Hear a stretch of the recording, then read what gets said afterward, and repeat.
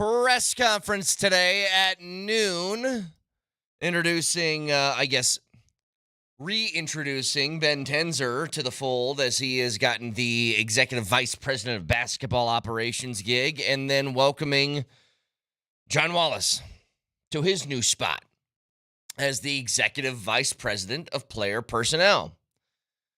And the more you think about those two being in the positions that they are, which is essentially, here's what you got. You got co-GMs. Am I bullish on the idea of having, a two or I guess three-headed monster in Josh Kroenke, if you want to involve him too, in charge? I would say for the moment I'm not. I think that there leaves a lot of possibility for this to work. I just like when there is sort of an organizational flow to things where you have, here's the boss, under him is this guy, under him is this, and you just keep going down the line. I'm not a huge fan of change either. I think that a lot of times things can get antiquated and you need to mix things up. But most of the time when things have been around for a while, it's because they work. The more I thought about it, though, the more I kind of see, like, other places have this. It's just not that in title. The Avs have it. Don't tell me that Joe Sakic isn't doing anything and Chris McFarland is running the show on his own. He's not. Now, the Broncos, they have George and Sean Payton, where it seems like it's a collaborative effort to put things together. But when you get, my concern is, when you get to there's Tenzer, and then there's Wallace, and then there's Kroenke, and then maybe there's Adelman giving his stuff. It's a lot of input. It's a lot of chefs. So, I'm very curious today to see the answers of some of these guys between Ben Tenzer and John Wallace when they sit up there at the press conference. And that will be at noon, and it will be live right here on Altitude Sports Radio 92.5. This has got to be a new record, by the way, for appearances of Josh Kroenke in press conferences during like a 2-month span. It's number 3, right? Well, here's the thing, man. Like, we've been over this so many times. They don't fire people all that much. And when you don't fire people, that means you don't hire people. That means you don't have that many press conferences. You just kind of go into the offseason. Like, if you notice this, the Avs, pretty silent, right? The Avs have most of their things still together. They fired their special teams coach, and that's it. But when you don't fire people all that much, first of all, it means you're pretty successful. Second of all, it doesn't leave the opportunity to speak about anything, because what are you updating people on? But this is why I'm really curious about this. Like, this is a sort of unorthodox approach that I think very well could work. I have skepticism, like many, about how that is all going to flow together, especially because it felt like the last time, or the reason why you fired the previous people, were because they couldn't get their heads together on something. Calvin Booth's path to success was wildly different than Michael Malone's, and it showed in the way the team was constructed as opposed to the way that the team was used. So with that,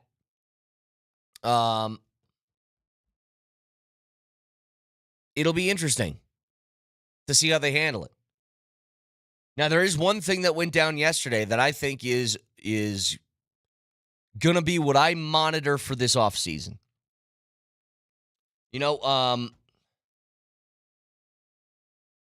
These two are going to be responsible for shepherding what is left of the prime of Nikola Jokic. You don't hire somebody to fire them within a year unless it is incredibly bad, like Nate Hackett bad.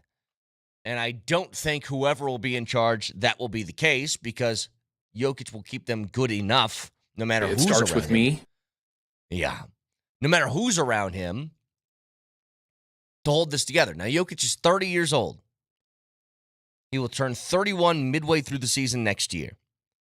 Jokic has a game that I think will age very well. But as far as the 30-point triple-double seasons on 58% from the field and 42% from three, I don't know how many more of those you have left, because I don't know how many of those people have ever in their careers. Because the answer to last year's performance was nobody's ever done that ever. Now, again, I think his game will age well, but you need to take advantage of these years that you're in his prime. And that's what these guys' responsibility is. My guess is even if things go really poorly, Jokic is going to be 33 or 34 by the time that these guys' tenure ends if it's bad. Because they're going to give them a couple years to try and get this thing turned around. One thing I can't hear from this group, they are not allowed to say this, because they knew the situation when they took the job. You are not allowed to tell me that your hands are tied due to CBA stuff. And I'll tell you exactly why. There is someone that was given a contract under a different level of play that he brought to the table. He's in the middle of that deal, and it looks bad. His game has dropped off, and he is not nearly the player that he was when he first signed the contract. Who am I talking about? Drew Holiday, last year, had the least points per game of his career outside of his rookie season. He only shot 44% from the floor, which was the worst that he's had outside of a couple of years of his career. He only shot 35% from three, which is one of the worst of his career. His assist numbers are down. Everything about him was down. You can see at 35 years old, it looks like Father Time got a hold of him and is going to keep him on the decline. Well, guess what? Drew Holiday had 2 years left on a 3 years left on a 4-year, $134.5 million contract with a player option in the final year. He's set to make $33 million this year, $35 next year, and $37 the year after that. Not only did they find a trade partner, like Brad Stevens went out, made a phone call, found somebody to take the contract. That's one. He also got a better player in Anthony Simons in the trade and received 2 second-round picks. Here's why this is important. You can always find a dummy. I'm not going to buy any contracts untradeable.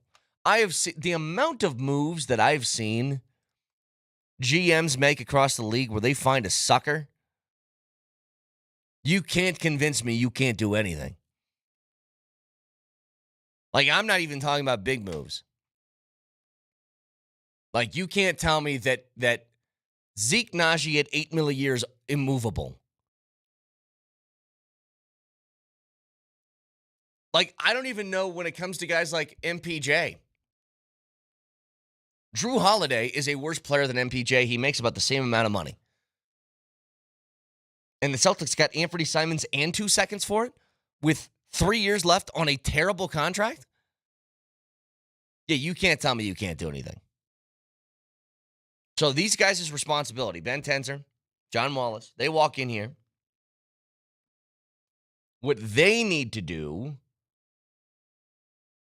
is have a clear vision on how to get the Nuggets more depth. And they absolutely could. This is what you're fit with the responsibility for. It's what would have been, or I assume was, question number one for both of these guys when Josh Kroenke's going through this process. Question number one is, how do we fix this? And if their answer was, I don't know, bro, seems like you got your hands tied, well, that guy's not getting the job. So there is a clear vision with them. Now, when put into practice, does it work? And again, we'll get full answers at noon today when they sit down for their press conference and get introduced to the public. Did you ever see the, I want to say 2009 Western cinematic classic, G.I. Joe: The Rise of Cobra, starring Channing Tatum and Ludacris? I intentionally skipped out on that one, I think. Well, unlike you, I saw that in theaters, and the movie was great until it wasn't. Dropped off pretty steeply. But the point is, I think Dennis Quaid plays the leader of the G.I. Joes, and he has this line where the camera zooms in on his face, and he goes, "When all else fails, we don't." And that's what I need from this new co-parenting front office. I don't care if Calvin Booth tied this organization into a fair Renaissance Festival pretzel. I could care less. It's your job to untie that pretzel. And I don't want to hear, oh, CBA this, oh, excuses this. Guess what? Figure it out. Well, that's the thing, though, Nelly, is I think they know what they're up against. They're very aware of it. I mean, Ben Tenzer's been in the middle of it over the last couple of years. He might not have just had the keys or the say in getting things done. Like, I don't know.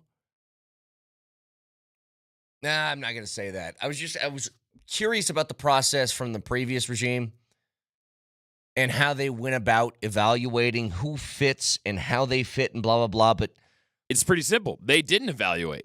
Well, at all. That's not. Here's the thing. It's hard for me, and I know it's easy. Everyone just wants to throw the double birds at Calvin Booth and be like, you suck.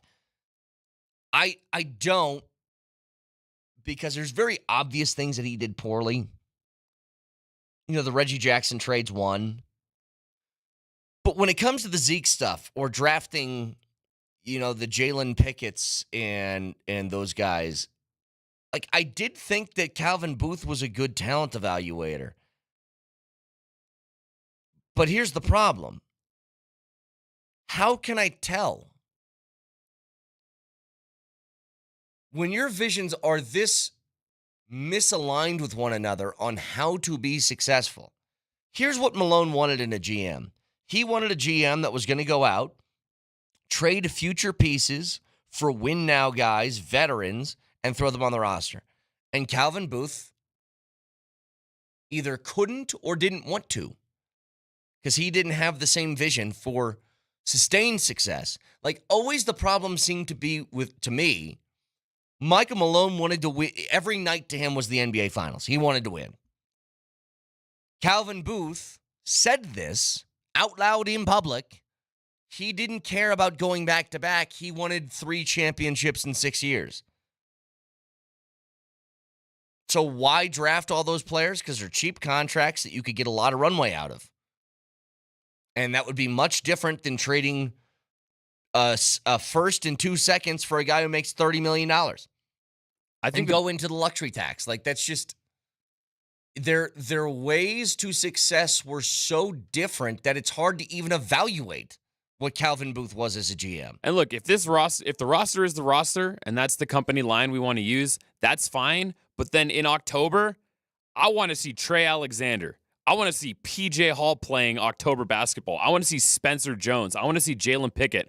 I want to see Hunter Tyson Hunter. Like, if you're going to tell me this is the group of guys we have, then play the group of guys we have. Yeah, and here's the thing. I want to see Dario Saric on the court in November, in the third quarter. Like, give me something, just anything. And here's the thing.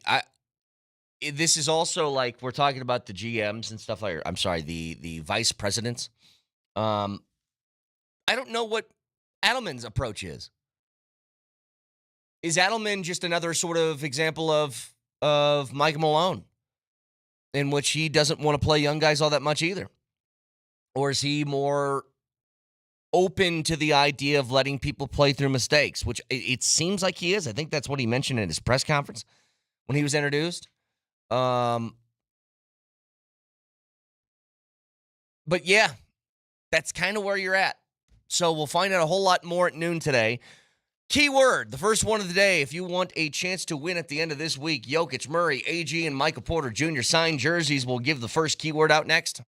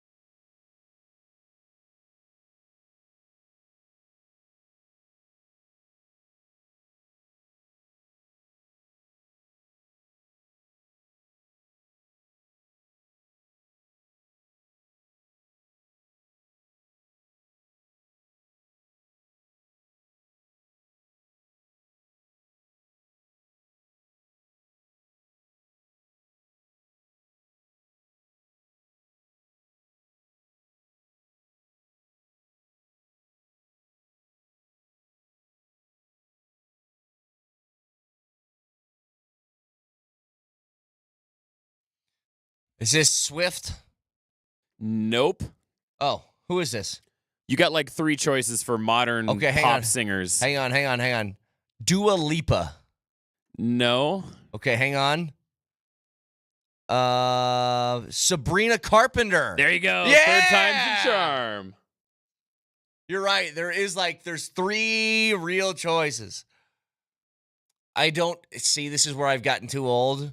I don't know any of these songs now. These women, when I heard Chappelle Roan and this lady, Sabrina Carpenter, were super popular, no idea who they were. Like, I was aware when Taylor Swift got big. Like, I knew it. I recognized it. Now I'm too old. What's that line that Al Pacino has? But now I'm too old. I'm too effing blind. Yeah, exactly. No, hey, this album, short and sweet, very good. I actually did enjoy it. And you're a fan of all music, aren't you? You don't shun anything away from you. well, and also sometimes I get what I like to call pop home syndrome, where Pop home. I like that. Like the first time I heard Espresso by Sabrina Carpenter, probably on our neighbors Mix 100 on their airwaves, I went, wow, this song sucks. Like, this is just poppy garbage. She's singing about coffee. What is this? Yeah. Then, maybe you hear it a third time, you hear it a fourth time, and you go, okay. All right. I was very happy. Starts to grow on you a little bit, and eventually I get Stockholm Syndrome with these pop songs, which is why I call it Pop Home Syndrome. Well, I got to tell you, see, I got some turmoil going on at the house right now. I just explained this to Nelly. For any ladies listening right now, or men, if you got a pregnant wife at home, you know what this is about. Oh, sorry. Yeah, my wife's pregnant. I never said that on the air yet. Yeah, she is. We're having to. There you go, truth bomb. But she can't eat anything right now. Nothing sounds good, and it's become this battle because I'm just trying to be nice, and I'm like, what do you want to eat? And she gets mad. She's like, I don't want anything. Don't ask me. So anything that I make, it's like the smells make her sick. So I got that going on, and now my daughter, all she wants to listen to is Pink Pony Club, which is driving me nuts. Really, you're not embracing it? Oh, guys, keyword. Sorry. We'll get to the keyword in a second. Texter, thank you very much. No, I'm not embracing Pink Pony Club. I can't do it. Not 15 times a day. Keyword for this hour. Sorry. Going on my personal troubles here. Keyword, the first of the hour, as we are giving away a autographed Jokic, Murray, Porter, and AG signed jersey to one lucky winner with our Core 4 score contest. The first word is yield. Yield. And your first and last name to 303-504-0925. That is yield to 303-504-0925. And your first and last name. It is the first keyword as they're on the 20s of every hour, unless I get sidetracked with pregnant wife stories and daughters listening to Chappelle Roan. So That's also on me as the producer. I should have kept you on track. But it's also my fault. I got you in the music zone, and then I know that it's like that's a blind spot for you. Basically, you and I both refused to yield, and we just blew past that sign, right past it. So, yield. What did we do? We jammed to Sabrina Carpenter. You said you're having a second kid. We did everything except give the keyword. Yield is the keyword. So that's your first one every hour on the 20s for each show all week. That's 12 keywords per day. And this is all special thanks to our friends at Revitalized Health, custom health solutions to revitalize your health today. Revitalize-health.com. Okay. So back to my turmoil. No, I'm just kidding.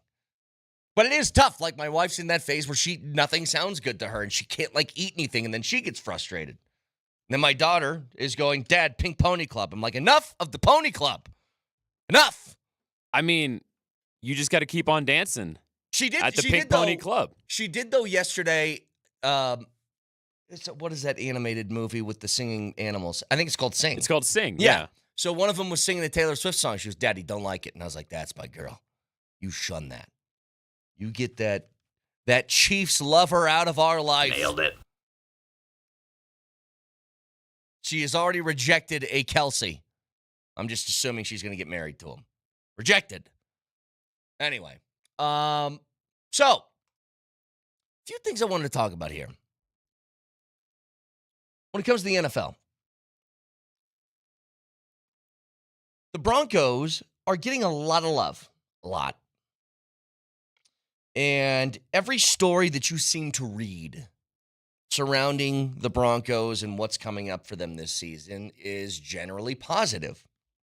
Take that back a year ago this time, it was the opposite. And I'm curious if anybody is a little nervy at the amount of love that you're getting.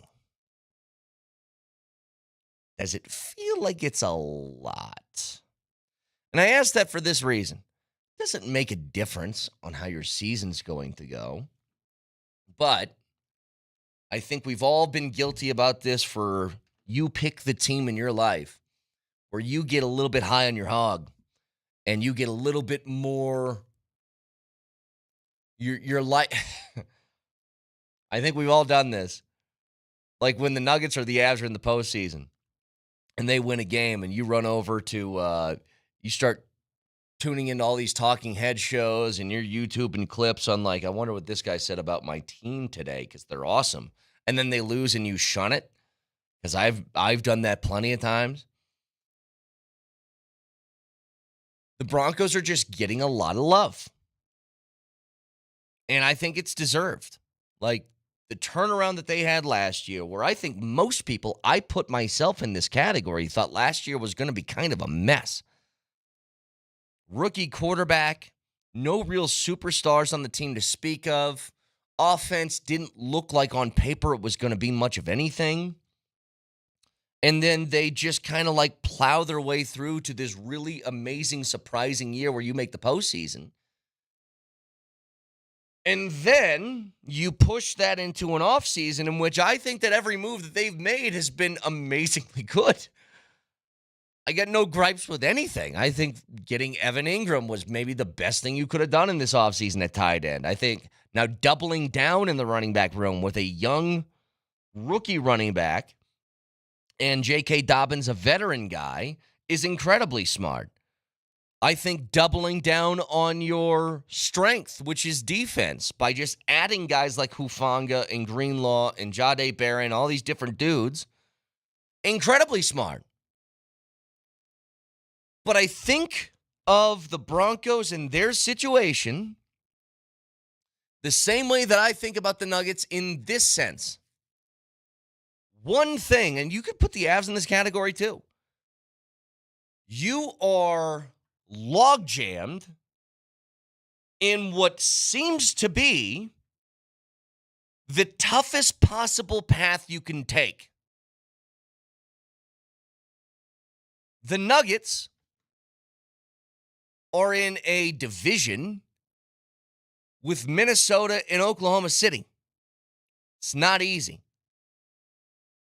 The Avs are thrown in this mix of a Dallas, of a Winnipeg, even the St. Louis's and Minnesotas and teams like that of the world are like very difficult.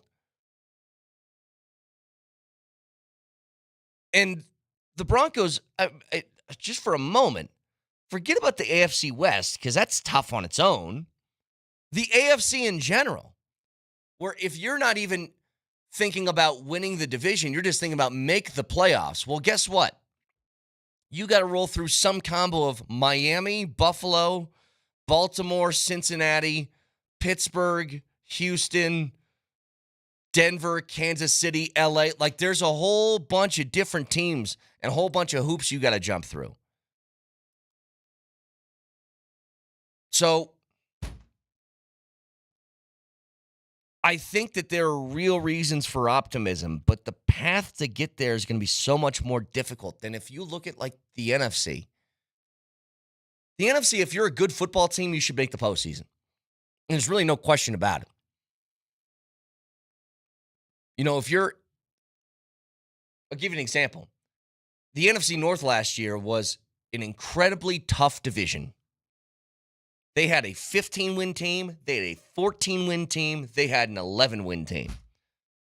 That was all battling against each other on the year.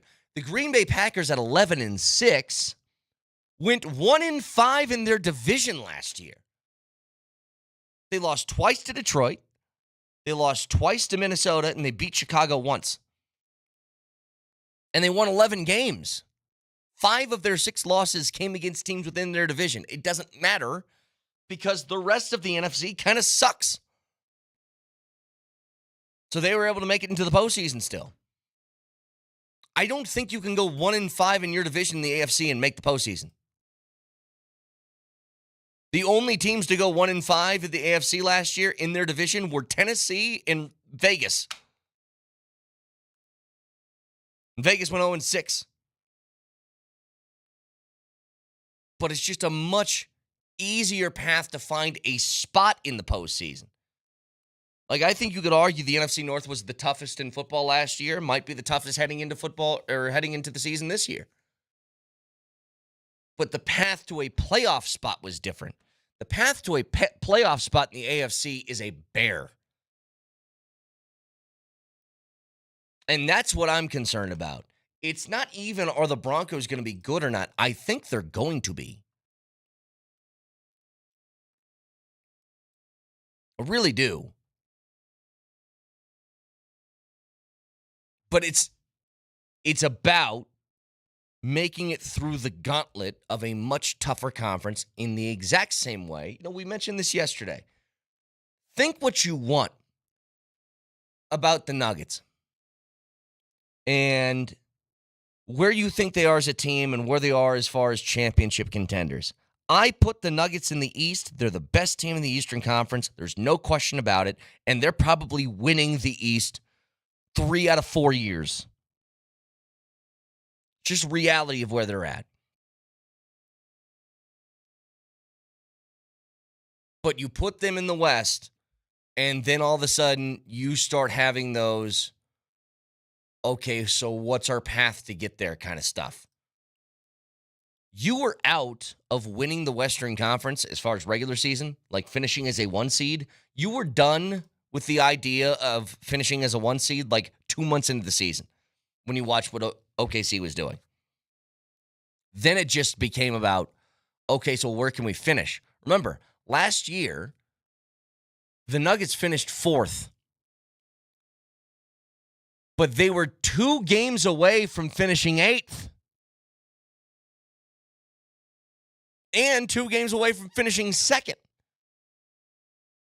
That's how log-jammed the teams were last year. And I see a similar sort of path when you talk about the Broncos and where they're going to be. And it really it's not about are you good?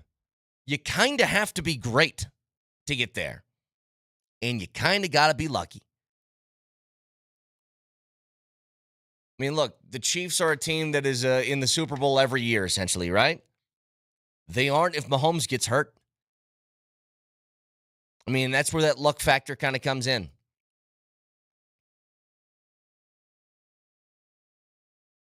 So it's luck, but it's also just you're kind of scrunched together with a billion other teams in the AFC that you wouldn't have to deal with if you were on the opposite side of the ledger. But it's the luck of the draw right now. And each one of these teams in town, even the Rockies suck, but the Rockies are even in that situation. Like you got the Dodgers, which are an all-star team built with a payroll that could choke a hippo. To quote a Moserism. Reminder on the keyword for this hour, it is yield. So text that in your first and last name to 303-504-0925. It gets you entered the Core 4 Score contest. It's a chance for one person to win autographed jerseys from Jokic, Murray, AG, and MPJ as they were the Core 4 for the championship run just a couple of years ago. Again, that's thanks to our friends at Revitalized Health, but that is every hour on the 20s will be a new keyword. So your next one is coming up at 7:20. Stay tuned for that. Couple texts coming through here. I think this guy is listening on delay. It's from earlier in the show, but he said, whoa, Brett, you fell off the wagon. MPJ is not a better player than Drew Holiday. Maybe Justin Holiday. He's a great defender, can shoot, and plays hard. Drew Holiday is not good anymore. I don't know how else to put this. He can play a little bit of defense. That's fine. Is he talking about Nuggets legend Justin Holiday? I loved Justin Holiday, by the way. I was actually kind of pissed when he wasn't back. I thought he actually helped. Drew Holiday has fallen off. He is 35 years old, and it shows. If Drew Holiday was as good as you say, then the Boston Celtics would not be, itching to trade him away a year into that contract. Porter right now is better than Drew Holiday is. If you traded Michael Porter Jr. for Drew Holiday, the Denver Nuggets are worse. They're worse. But that's kind of the point I'm getting at. If you were able to trade that contract with 3 years left on it at about $35 million a year, you cannot tell me that the Porter contract is untradeable. They traded Drew Holiday for a player who I think is better in Anthony Simons at this point in his career, is better, and got second-round picks out of it. So again, the responsibility of that is going to be up to the people at the press conference today at noon. And Ben Tenzer and John Wallace that will carry right here, Altitude Sports Radio 92.5. Back after this.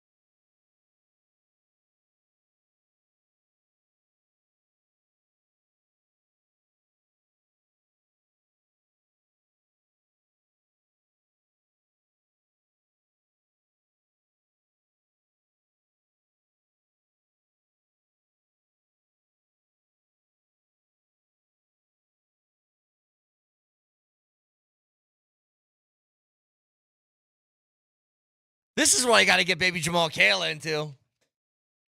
DMX. How good is baby like Jamal Kale's barking? Can she bark? Well, that's what I'm saying. I just like a guy who growls in his songs.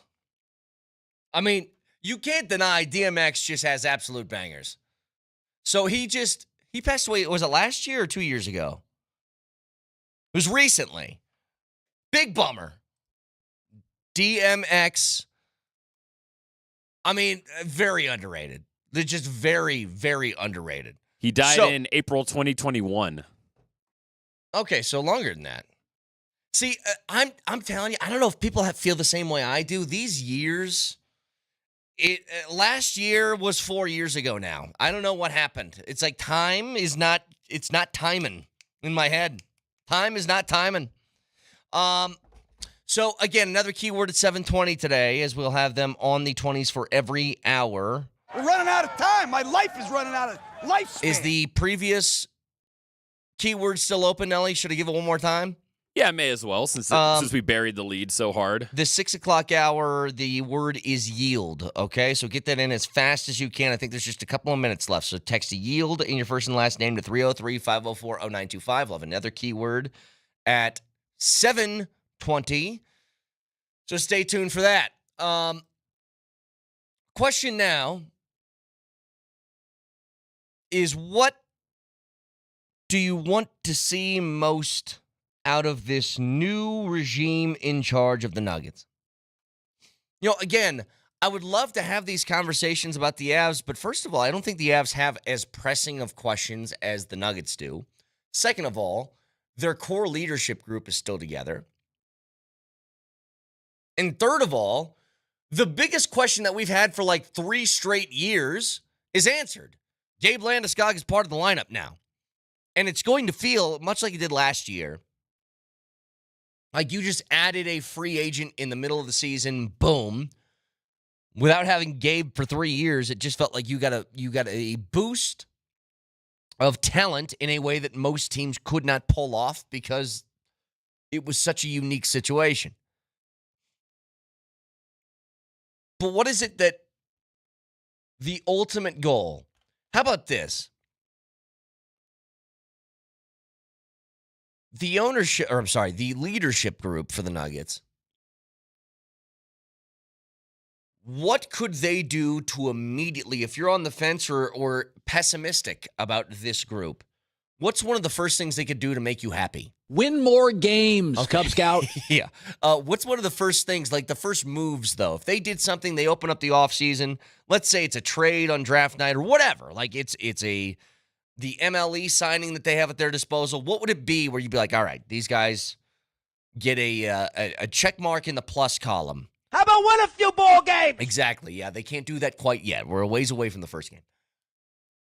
I think the easy thing that they could do, and I don't even know if I want this, but this would be the easiest pat on the back they can get if they somehow got Bruce Brown on the MLE. He very obviously wants to be here. Now, I don't know what the money is, like what he could make on the open market. I guess we'll see. I don't think it's going to be that much. And it's just because you've bounced around to 3 different teams in 2 years, and nobody really was that keen on keeping you on the roster. I can't imagine that you're going for another $20 million contract. So maybe he can price himself out of the MLE that the Nuggets are available to give, which is, I think, that smaller one, that Dario Saric, kind of $5-point-something million as opposed to 12 or 13. So maybe he's priced out of it. But if they got him, I think that would be the easiest pat on the back they could get out of the gates. Now, part of me thinks when something is that easy and convenient, maybe there's a reason for it. All I'm saying is I'd be open to other things and just keeping an open mind. Just going under the assumption that Bruce Brown is going to be the exact same guy as he was a couple years ago here, I think could get you in a little bit of trouble. Look, I'm not going to be mad if it happens. I'm just saying sometimes I'm just wondering, why is he available?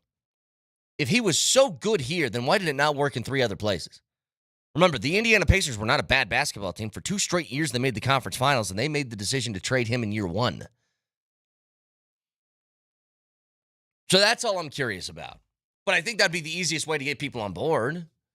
But I got to give kind of a cop-out answer in the sense that any personnel decisions that they make in the offseason, I'm still not going to be satisfied until we see those guys on the court. Because we spent all last summer, and by we, I mean Vic spent all last summer telling us that Dario Saric was the second coming of the backup big position.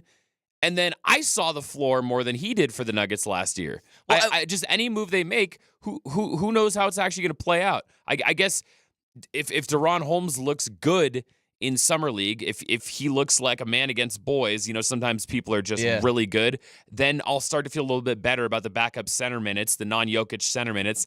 That will give me some pause, but that's not necessarily an ownership move like you're talking about. Well, I think that like a texture says this, I would love this. Alexander Walker, Nikhil Alexander Walker from Minnesota. I think a guy like that would be amazing on the Nuggets. He's a tall, lanky guard that can do a few different things, can handle the basketball a little bit, can make some shots, but he's also like 6'5", but it looks like his wingspan is massive, plays tough defense. Like, he's somebody I'd love to have here. Shoots the 3 really well, around 38 to 39% over the last few years. I'm totally open to that. But and a texter says most guys play their best ball with Jokic, talking about Bruce Brown. Totally. But that's what's appealing to me at looking at somebody that you might think has more potential than what they've shown so far and put him with Jokic. Find another type of Bruce Brown. But I think making a move like that, where it's just somebody that immediately, that guy's a fit, let's do it, would instill some confidence. Because I see a lot of skepticism, and again, I think that's totally fair. When you're presented with an opportunity like this, and here's what I mean.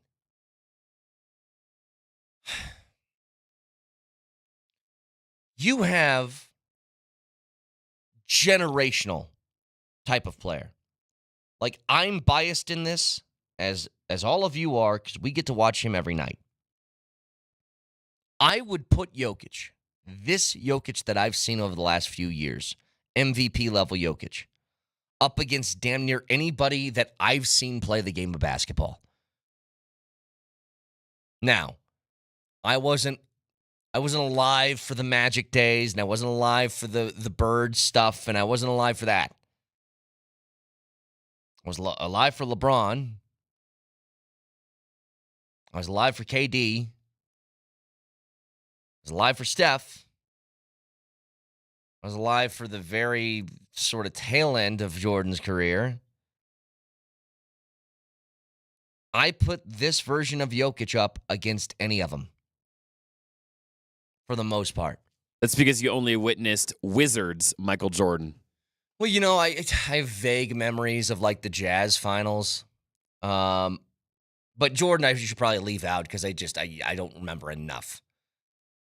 But as far as anybody, I would say in this newer generation of NBA superstars, your LeBron, Durant, Steph, that group, I put Jokic up against any of them. And with that comes a massive responsibility to get things right. And this current group that was just hired and will be announced at the press conference today at noon, which you can hear right here out Altitude Sports Radio 92.5, are now responsible to taking him, that's what I mentioned earlier, even if it's bad, through like his age 33, 34 season. It's the amount of time they're probably going to get because this ownership group does not do the revolving door of guys in and out at positions of power like that. They have a massive responsibility. Tesher says Jokic versus Tim Duncan, 1,000%. Yes. I put him up against Tim Duncan. Put Jokic at power forward on those Spurs teams. Do you think they're worse? And I think Tim Duncan is one of the greatest players who's ever lived. But this is what I'm saying about Joker. And this responsibility that this new group has. So again, we'll hear them at noon today. You can always watch the show live on Twitch, twitch.tv, search Altitude SR in the search bar, the Altitude TV simulcast, and that is the Safeway Twitch feed. Order online and Safeway does the rest. Get easy delivery or free pickup with the same great deals. Get started at Safeway.com or in the Safeway app. Safeway, fresh foods, local flavors. You can also watch on YouTube. Search Altitude Sports Radio on YouTube and subscribe to the channel today. Don't miss anything, including that Altitude Sports Daily, the daily recap of all your favorite shows on Denver's #1 sports station, Altitude Sports Radio 92.5. Moser, Lombardi, and Kane starts next.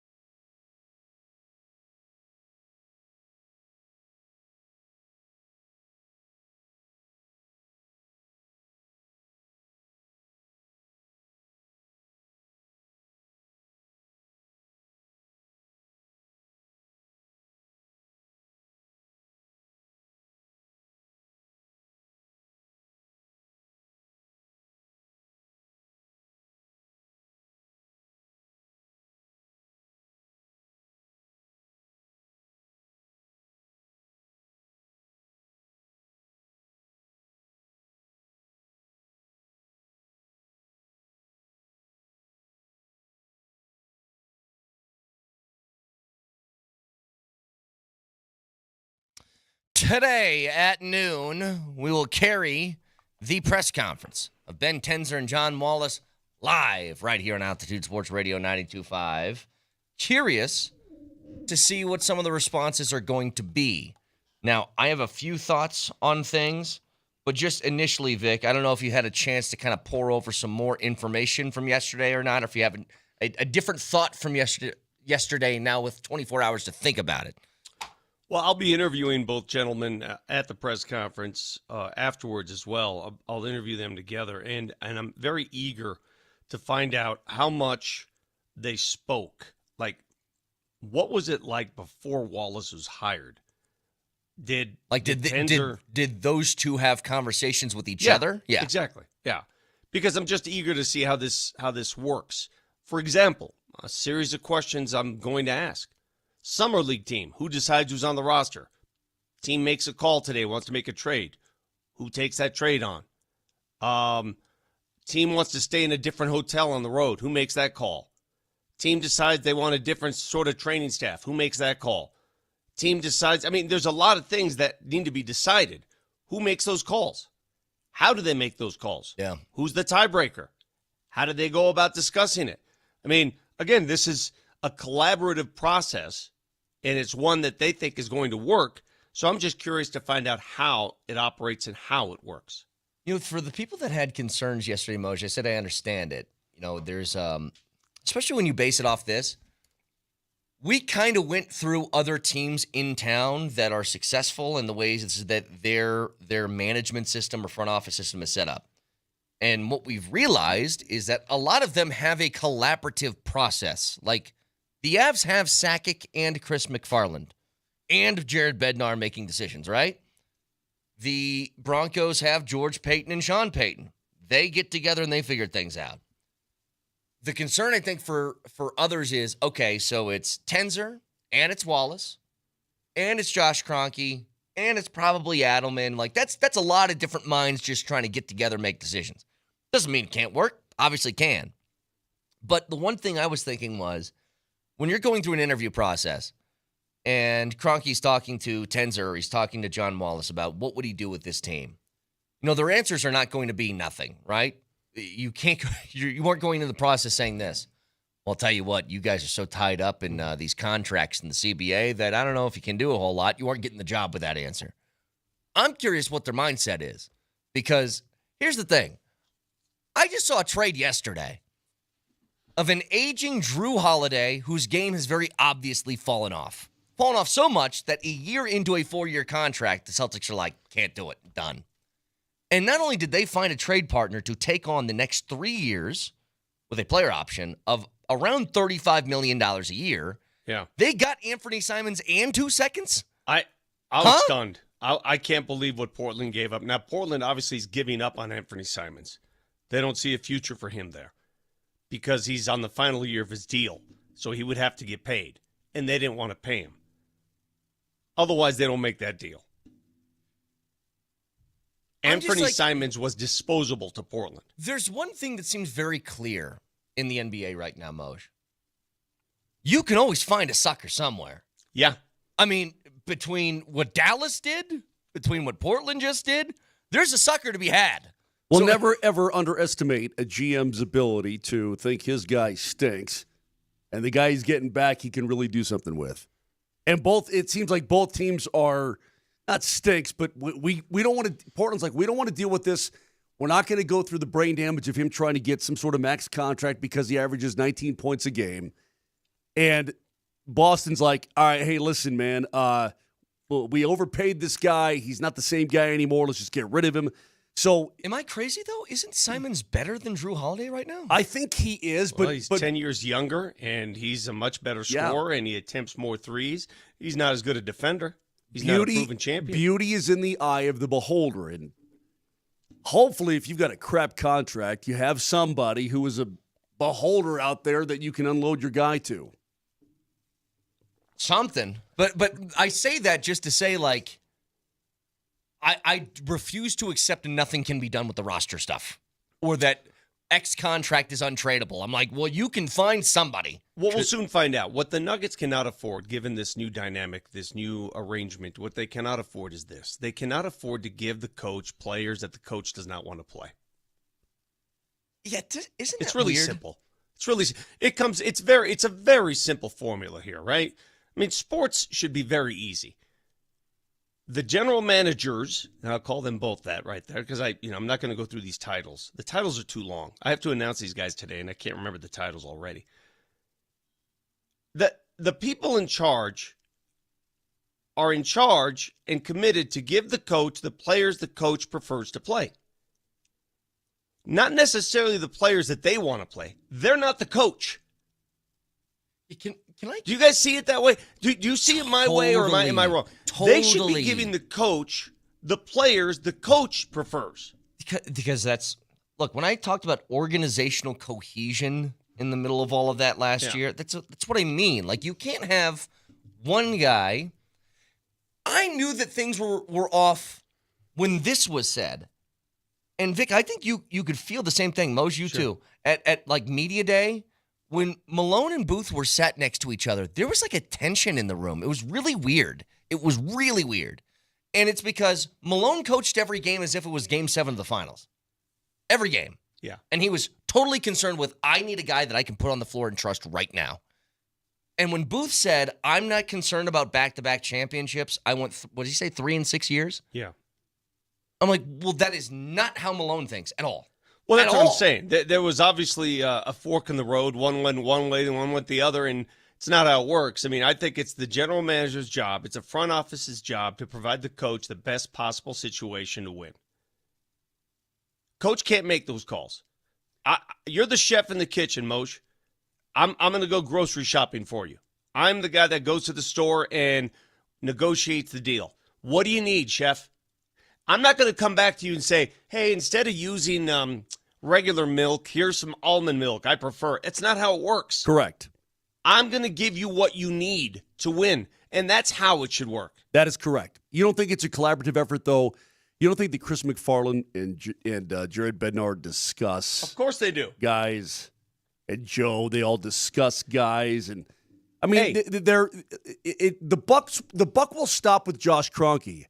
But it doesn't mean that buck doesn't get passed around a lot and decide on how to spend that buck and so on and so forth before it gets there. I mean, this is where if the collaborative effort works, if it can work very well because you have seemingly good minds discussing things, hashing things out, making the best decisions for the franchise. Where it goes bad, and this is the curse, some GMs in the league have so much power that they make moves that they think will work because they think they're coaching. But you're not coaching. Correct. You're not there every day. You're not in the locker room. You don't know the dynamic. You don't have that background or that feel. You're not the coach. This is what's, I mentioned this earlier, and you guys tell me if this is fair or unfair. I know that the common thing for your typical Nugget fan to do is just throw double birds at Calvin Booth and say he sucks. I'm like, okay, I get it. Like, there are very obvious things that he did that were wrong. You know, the Reggie Jackson trade was wrong. But as far as... He also put the finishing touches on the only championship season in NBA franchise history. But even beyond that, Vic, what I'm getting at is I almost find it hard to evaluate Booth as a GM overall because his vision for what would make the team successful was not implemented in a way that Michael Malone wanted, so I couldn't get a read on anything, really. No, they had different visions, and that alone... You know, the more I think about it, the more it sort of angers me. Yes. Because I'm like, how can you guys have two entirely different visions here? How can you not come to terms? How can you not go inside a room, sit on a table, and figure this thing out, hash it out, man? How do you have two visions about your bench, about your rookies? That's just not going to work. And you're right. Like, it's frustrating on two ends. It's frustrating because, hey, GM, why didn't you get on the same page as your head coach and give him the tools that he wanted? And at the same time, I think we can all agree, Moj, what do you think about this? Malone did things that might have hurt the team out of spite, which is like intentionally not playing guys as a bleep you is what it felt like. Call out some of these people? Hold on. But I don't know if he did it out of spite. I think there could have been some of that in there. or he just didn't think the guys could play. But I can see him going, you know what? This is not my guy. I'm not going to play him. I don't care if he can play. Go ahead, Vic. I'm going to call out some of these people on Twitch. Quit being so dramatic. Let this thing play out a little bit. Bunch of drama queens this morning. Calm down. You know what I noticed last night? Jesus. The world has really Jesus. become... Jesus. I mean, seriously. The world has really become drama queen central. Everybody's a drama queen. Everybody has a conclusion before they even see anything. You haven't even met these guys. You haven't talked to them. I haven't even talked to them. Oh, my God. Well, what are they doing? Shut up. Well, I'll tell you, this goes back to like an age-old thing, okay? And again, we'll get a better read on this at noon today when they're introduced at the press conference. I've seen a lot of this from media members, by the way, that the Nuggets went on the cheap for their GM, and it's like, I always get confused when people talk about this stuff. Would I have been happy with a Bob Myers? Yeah, I would have. I think that Bob Myers is a really good mind, and I'll tell you what Bob Myers did in Golden State that I really liked. He found the unicorn in Steph Curry. How do I surround him with the proper pieces to make this thing really work? And that's where you find your Draymonds and guys like that, and I give him full credit for like trying to do that. At the same time, you've mentioned this before, Vic, the unknown commodity that has been hired by the Nuggets, and probably at the time that they were hired, they were accused of going on the cheap. Yeah. Ended up being Tim Conley, which was reportedly offered like an ownership stake until they And found out that Masai was Ujiri. illegal. Listen, man, you cannot like the system that's in place. You can call them cheap. You can say whatever you want, but it's a proven process that's produced championship. It's produced good teams. It's produced you're in contention. Yeah. It's not like this isn't the Rockies. This isn't historically bad. What do you want? You said it yesterday, that Moj. drives me insane. Yeah, you said it yesterday. What are your expectations here? Yeah, if anybody even remotely wants to equate the Nugget situation with the Rockies, just stop immediately. Are you dumb? Check yourself, put your head in the freezer for about 4 hours, and then get back to me. I'm so mad now. No, I mean, I just can't. I don't suffer fools today. I'm not going to suffer fools. Do I think a co-GM, whatever this thing, is ideal? I would prefer one person in charge. That's me. Me too. That's me. Okay. We're going to find out today how they come off. I'm going to find out. I'm going to ask questions. I'm going to let it play out. I ain't got time to be distracted by your worthless chime in. It's gone. You know, when they, I'm going to tell you something. When they hired Tim Conley, I go, who the hell's this guy? No idea who this guy is. Proved to be a pretty damn good, talented GM, right? Yeah. Then they promoted Calvin Booth. And Well, at the hold time, on. I was like, Even before that, Masai Ujiri yeah, kind I of know. came in from out of nowhere and did a great. And obviously, Toronto goes, hey, by the way, we want you. We'll give you the world. I don't want to get stuck in initial reaction and what you think is initial reaction.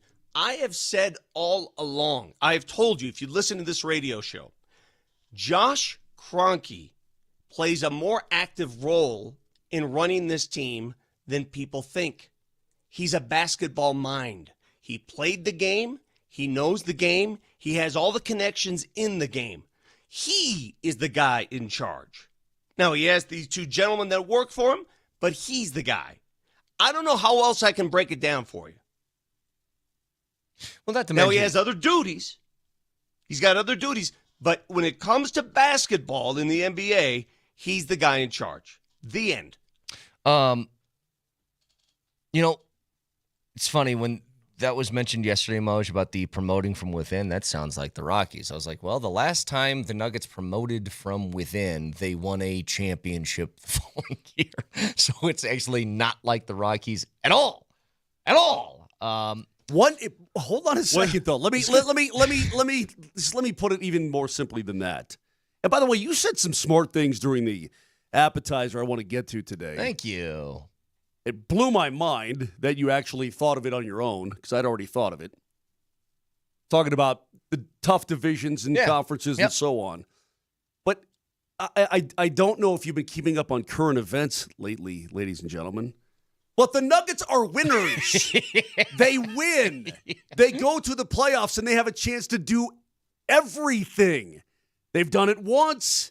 They can do it again, and probably will do it again. Yeah, I mean, they win. They are winners. Say what you will about the Avs getting bounced by Dallas in the first round. You know what that team is?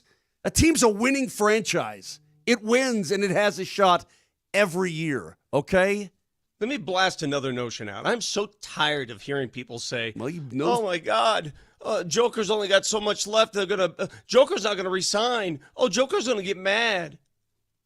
You guys have no clue what the relationship is between Joker, this city, and this team. No clue. You think you do. You have no idea. Shut up. He's fine. He's not going anywhere. Stop talking about it. Shut up. I think this is a record for shut-ups from Vic in the I mean, first I'm segment just of a show. so tired of the drama. Oh, my God. One championship under Joker. He's going to leave. Yeah, Nikola Jokic comes off as the guy who's going to just set up shop in Miami with his shades. All right.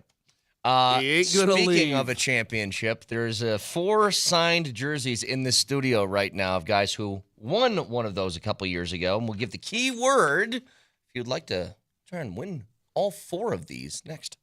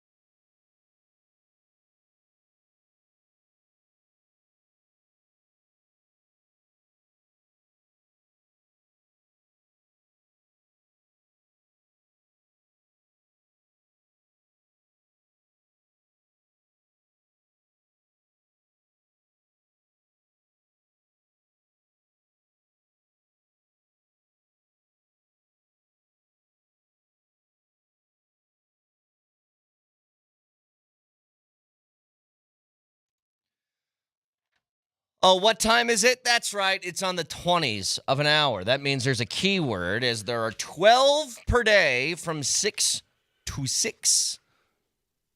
Each hour on the 20s will give you a keyword, a chance for you to win autographed jerseys from Jokic, Murray, Porter, and AG, all part of our Core 4 Score contest. Do it like FM DJ guy from Des Moines, please.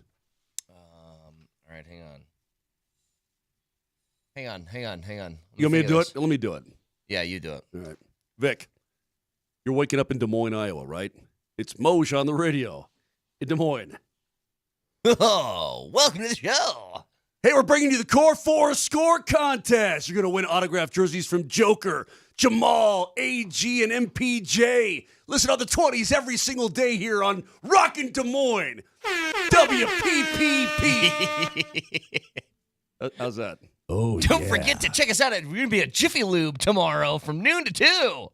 You know, now that you're mentioning the Core 4, and we've mentioned this every damn Hey, we day. need to keyword Hold on, first. we got to give the word first, dude. We're just having a little The fun. keyword is ocean, by the way. Text ocean in your first and last name to 303-504-0925. That is ocean in your first and last name to 303-504-0925. All of this with a special thanks to our friends at Revitalized Health. Custom health solutions to revitalize your health today. Revitalize-health.com. Oh, that explains Billy Ocean, the song coming in, right?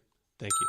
Hey, I will say this about I've never had a conversation with John Wallace. I remember him here when he was here, but today I'll get a chance to talk to him and Ben Tenzer. And here's what I want. I hope they hired a guy who's not afraid to speak his mind. I hope they hired a guy who's not just a yes man. I hope they hired a guy who, if for some reason he has an idea, you know, this Core 4 that we speak of it as this, it's interminable, right? It's not going to. What if he has an idea to trade somebody? Will he be able to execute that deal? That's what I'm looking for. That's the kind of guy I'm not looking for someone who's just going to say, sure, I'll do that. I want someone who's going to come in and say, I have an idea. Let's do this. Well, there has to be ideas thrown out there, Vic, because they're in a pickle. They're in a tight spot. I've been saying this for a long time. Whoever comes in is going to have to be, in terms of, oh, look, they're both going to have to be creative and idealistic in terms of coming up with different scenarios that maybe we didn't think were possible. Being the third team in, like Brett did yesterday, kind of just reaching into the pile a little bit, grabbing something and getting out, but little things that are going to make your team better. What Brett said earlier today, Vic, is I think that because the Nuggets play in this division, you've got OKC and Minnesota right in front of you in this dang division, and in the Western Conference in particular, I think it casts a cloud on how good the Nuggets really are as we speak at this particular moment. Now, championship, clearly not. They need depth. But I don't think, again, they're that far away. If this team is in the East, in my opinion, even with a hurt MPJ, they're probably going to, they're going to be in the East final and maybe win the friggin' East. The point is that it clouds your judgment on how good you think they truly are. But you're going to have to be creative to get over the other powers in the West. Can I make an analogy? And I think this applies to not just the Nuggets. It applies to the Avalanche. It applies to the Broncos. Sometimes you got friends who are uglier than you, and it makes you, in turn, look better. You're the hot one of the group, the more desirable. Mm-hmm. And then you got a group of friends where they're all good looking, and then you're like bottom of the barrel is what it feels like. You might be a good-looking guy, but not as good-looking as the other ones. I think all three of these major teams that we talk about, you can even throw the Rockies in there, but the Rockies suck, so who cares? You're surrounded by so much talent because you're born on the wrong side of the ledger.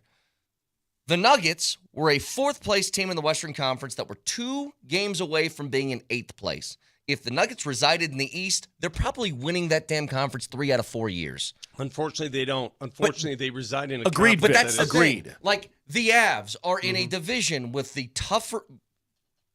most of the toughest teams in the West.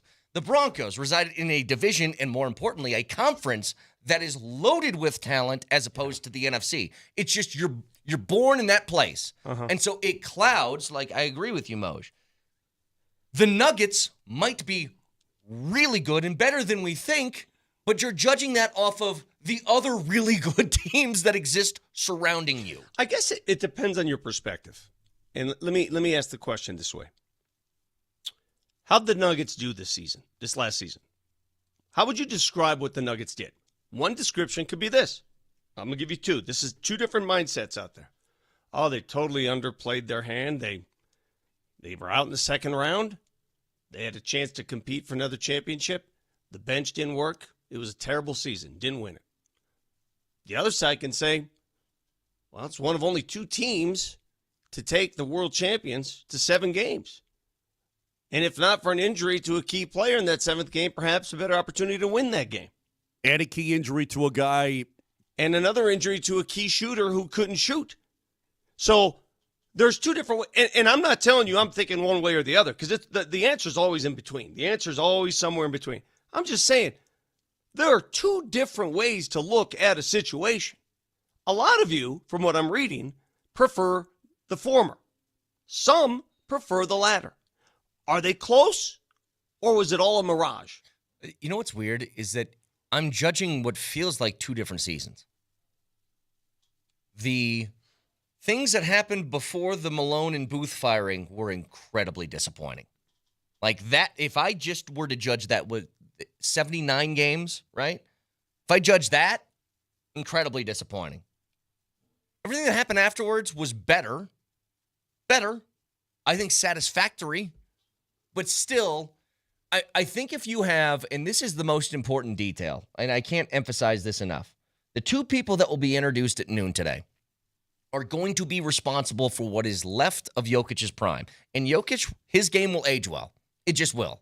He doesn't rely on athleticism all that much. It's all about intelligence and finding the right spots and blah, blah, blah. We know that. But this isn't an ownership group that has a revolving door of people in charge, right? They don't rifle through guys every 2 years and find somebody else. You know, I have a hard time believing that the two people in charge now are going to be as bad as like a Hackett, right?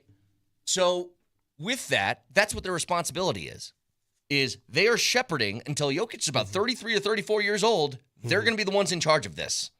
And that's going to be their responsibility. All right, we're going to segue a little bit here.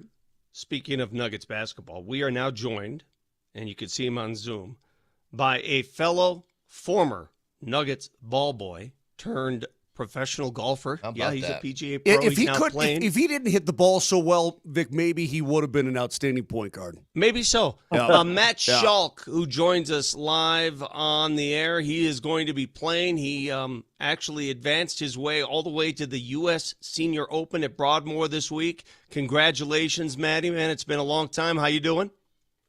I'm doing great, Vic. Gentlemen, thanks for having me on. Looking forward to it. Can you, before we talk golf, can you talk about your glory days as a Nuggets ball boy? What era were you there?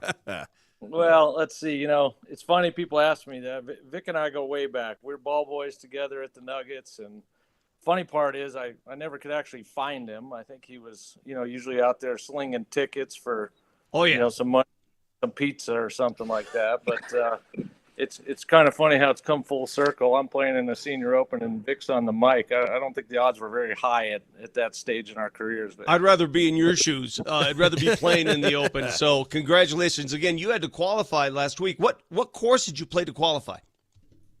So they just went to 2 stages this year for the first time for the Senior Open. So the regular U.S. Open is 2 stages, and first stage was at Cheyenne's Shadows, which is down on Fort Carson's Army base. And then the second stage was at Country Club Colorado down in Colorado Springs. Is this the biggest tournament you've ever played in?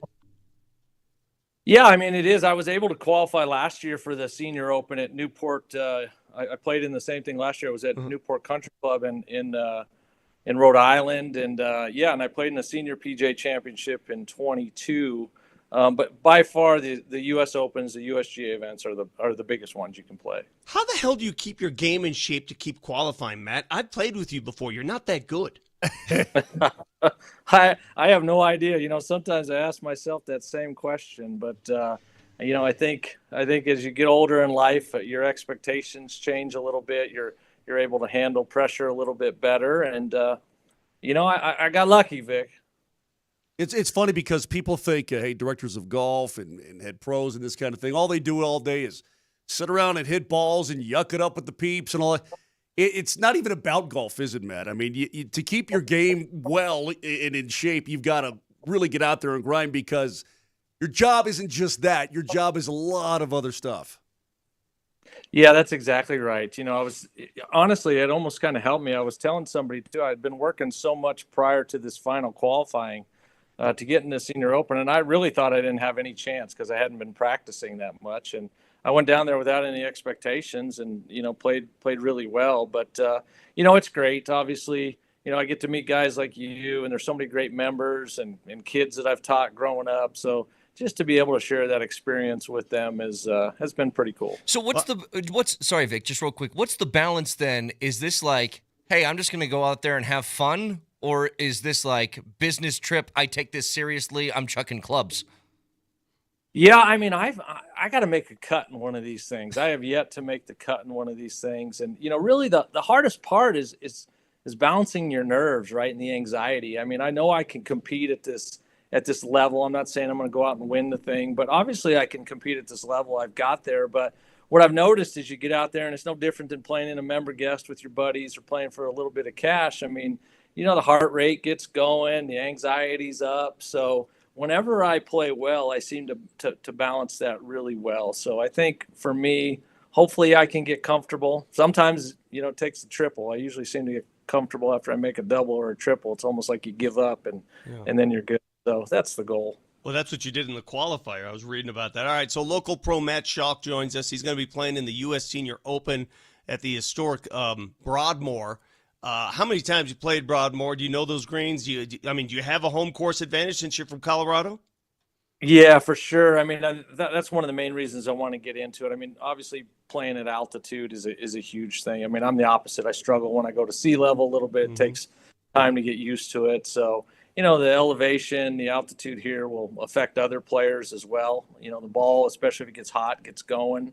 I'm used to the grass, but the Broadmoor is really tough. I played a couple practice rounds down there already. The rough's about 5 inches. The greens are 12.5. So it is going to be a test. Kane, you ever played Broadmoor? I know Mark has. Not. The Broadmoor greens are, my goodness. Yeah. If you can read those greens, you can read anything. And I know that Matty's played it a few times. He'll have that advantage. Hey, I need to ask you, though, you've played in this before. Do you ever you sidle up next to a longtime pro, a hero? You ever get like goosebumps? Like, I can't believe I'm playing next to this dude. Have you had that moment yet? Yeah, for sure. I mean, God, it was probably 20 years ago when I was a club pro, and somehow I got in a TaylorMade commercial with Ernie Els. Oh, wow. And wow. that was pretty cool. But, when I was at Newport last year and I was hitting balls on the range next to him, it was just like, man, I cannot believe I'm standing here hitting next to Ernie Els. And I actually saw him yesterday when I was down there. So, the guys have been really great. I've gotten pretty close with Jerry Kelly, and he's given me some great advice. That's a great dude. He's a great dude. He's a great dude. And they're trying to help. These guys like the stories. They like seeing guys out there. And, hopefully I can get comfortable and make the cut.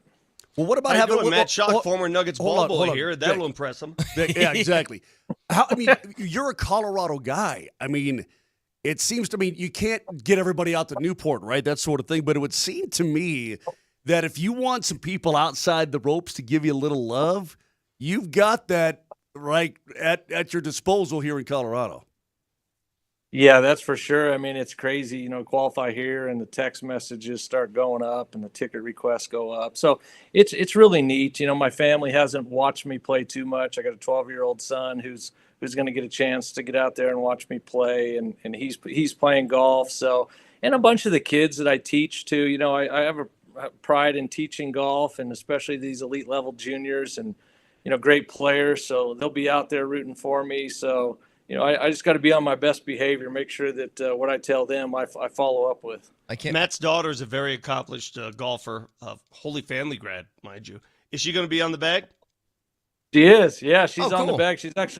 She's working at Castle Pines Golf Club now, so she's been working this week, but she'll be on there starting Thursday for me. So that's something neat too to be with your daughter. on awesome. the bag out there and sharing those times. It's really cool. Well, before we get out of here, Matt, and appreciate the time, I can only imagine you're playing in your hometown, and you said Home it like state. home state, and ticket requests are going up. I would imagine that's the case. It's got to be really annoying. Can I have a ticket? I got you guys. No problem. No, listen, hey, Maddie, I'm not joking. I'm all about deals. You remember me being a deal maker with the Nuggets as a ball boy, selling shoes and tickets. For having you on for the last 7 minutes, I demand a 1-hour putting lesson when you're done with the Open. 1 hour. I'll be up at your place. I got it. That's no problem. You come up to my place. You're a Rolling Hills guy. So that's like the Broadmoor almost, right? I believe in payola. I have no problem with it. Thank you very much, Matt Schultz. Best of luck to you, buddy. Hey, man, we're all hit 'em coming up. straight. We're all coming up for the. We'll be quiet. I promise. We'll just listen to what you have to say. I appreciate it, Mose. Hey, thanks for having me on, fellas. Good to see Take you, care, Matt. Matt. See you, Matt. Matty Schulk, who, again, if you a longtime golfer here in the Denver area, you've probably run across him up at Colorado National. He's been working with local golfers a long time. I just think it's the coolest story when a pro at a club, right? Because you got pros and then you got club pros. They're different. Yeah. Moj, can you explain the difference between a pro and a club pro? Yeah, club pro. They really don't golf. They teach. There's a lot of business side of things they have to deal with. Dude, it's everything but actually you out there hitting the golf ball, right? Right. And when he does get a chance to do it, he's doing it at this level. He qualifies for the Senior Open. That's pretty impressive. That's And crazy. he's had great results. Wait, is that the dude? Who's the guy's name over the last couple of years? Everybody was going crazy over on the PGA tour. side? Yeah. Michael Block. Yeah, Is that Block. his Yeah. name? Same, That's another. Same thing? Yeah, exactly. Yeah, that's a guy. That's another just PGA pro, right? This is Colorado's version of Michael Block. Yeah, it's really cool. So yeah, by the way, go out and check it out. It's in the state. Go check it out at the Broadmoor. Oh, dude, it's going to be huge down there. You kidding me?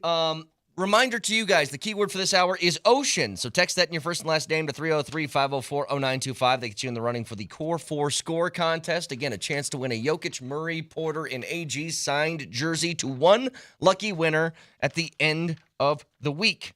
We'll announce the winner on Monday, but you got all the keyword opportunities throughout the rest of the week. Special thanks to our friends at Revitalized Health. Back after this.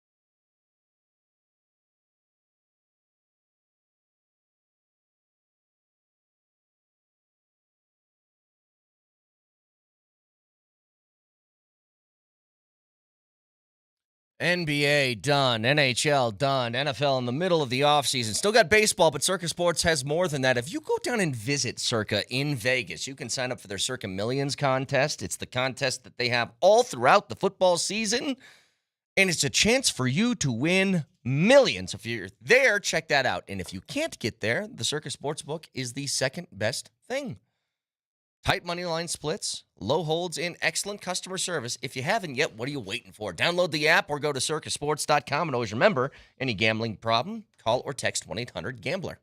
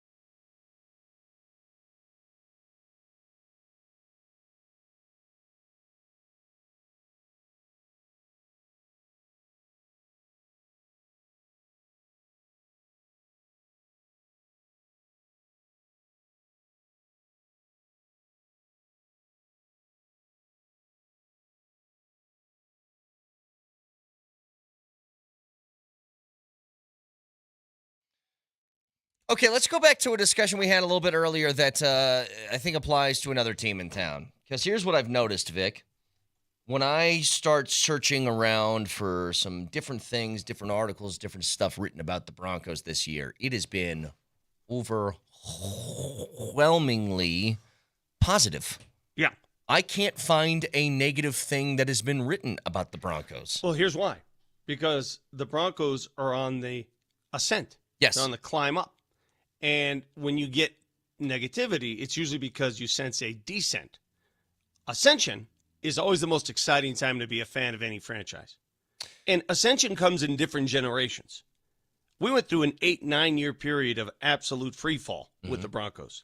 So any sense of, okay, I'm going to put my backpack on and start climbing this 14er again, that's where they are. And that's why positivity prevails. I would also argue, Brett, that of all the teams in town, it feels like, and it always seems to have felt like, people want to believe in the Broncos more than anybody else. I mean, they want to believe that they can be good. It has to be real. And it's real with them. Like, No, real. agreed. But, I mean, people want it so bad. They're also, God, are they in a sweet spot? This is such a good place to be for a franchise, which is you are, as Vic said, you're on the ascent, and the real tangible goal that you must reach or else there's disappointment. You know, like the Nuggets and Avs, you're disappointed because they didn't win at all. That's a tough place to be. Anything falling short of a championship feels like the world is ending. That's a tough place. I think that's the toughest place to be. The Broncos are in this nice spot. Guys, they made the playoffs last year, got their asses kicked in the playoffs, and everybody's like, who cares, man? That was fun. Yes. That's a cool place to be, and they're still kind of in that. But I bring this up to say this. Does it make you a little bit nervous that all you're seeing is nice things being said? I'm not talking about locally. I'm saying even national articles about, hey, who's the team to watch this year? Watch out for the Broncos. They could make a giant leap. And okay. I'm not nervous. Let me tell you why I'm not nervous. Because it's true. I'd be nervous if I was optimistic about the Broncos and they did nothing to get better. But they did a lot to get better. And that's why the optimism continues. It prevails. This defense is legit, bro. I mean, knock on wood, injury, health. This defense is legit. They added a tight end. We needed to say, hey, they need a tight end. They got one. Need a running back. They got two of them. Are we to assume, though, because it never works this way, are we to assume, Vic, that every move they've made is going to work out exactly the way they intended? This is the beauty of the offseason, Mark. Right. Mark, in the offseason, everything they do imagination is perfect. goes to work. Everything they do is great. Everything is ideal. There are no Fungus injuries. is stud. Barron's going to be the best nickel stud on the planet. Hardy's going to come in with his big old thick legs, and he's going to thick leg all over those thick linebackers in the AFC. Guess what? Yeah. It works. It works for every team. You know, somewhere in August, we'll look at the Nuggets and say, "Oh my God, look at all this is going to be." This is how the offseason works. If you are optimistic about your team, then optimism prevails. Nobody's injured yet. Everybody's fine. See, I mentioned this just to say, does it make me a little bit nervous? And it does for this reason. It's what we were talking about earlier. The Broncos don't just have a tough division. You know, you have goals of like, maybe this is the year that you can compete against Kansas City for winning the AFC West. Like, maybe they can. I think most people would probably say that, look, it's a straight numbers game, man. Kansas City has won this division. They're going on their 10th year this year of winning the AFC West.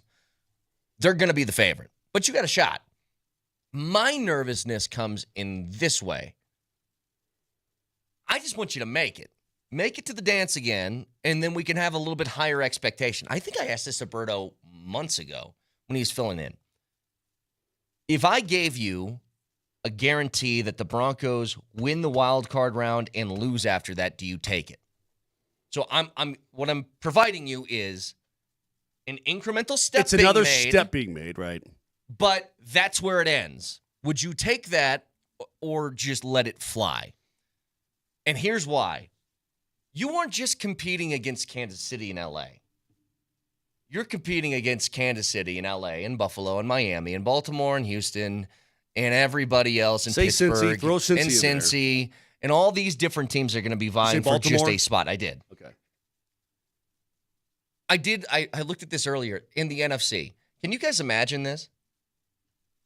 The Green Bay Packers last year made the playoffs. They were 11-6. Do you know what they were in their division? 1-5. Jeez. How many 1-5 football teams within their division make the postseason? Very few, You if know, I any, used to- ever. Speaking of the division, They lost 6 games. 5 were in their division. Yeah, it's insane. I'm not going to name who this player is because I wouldn't do that to him.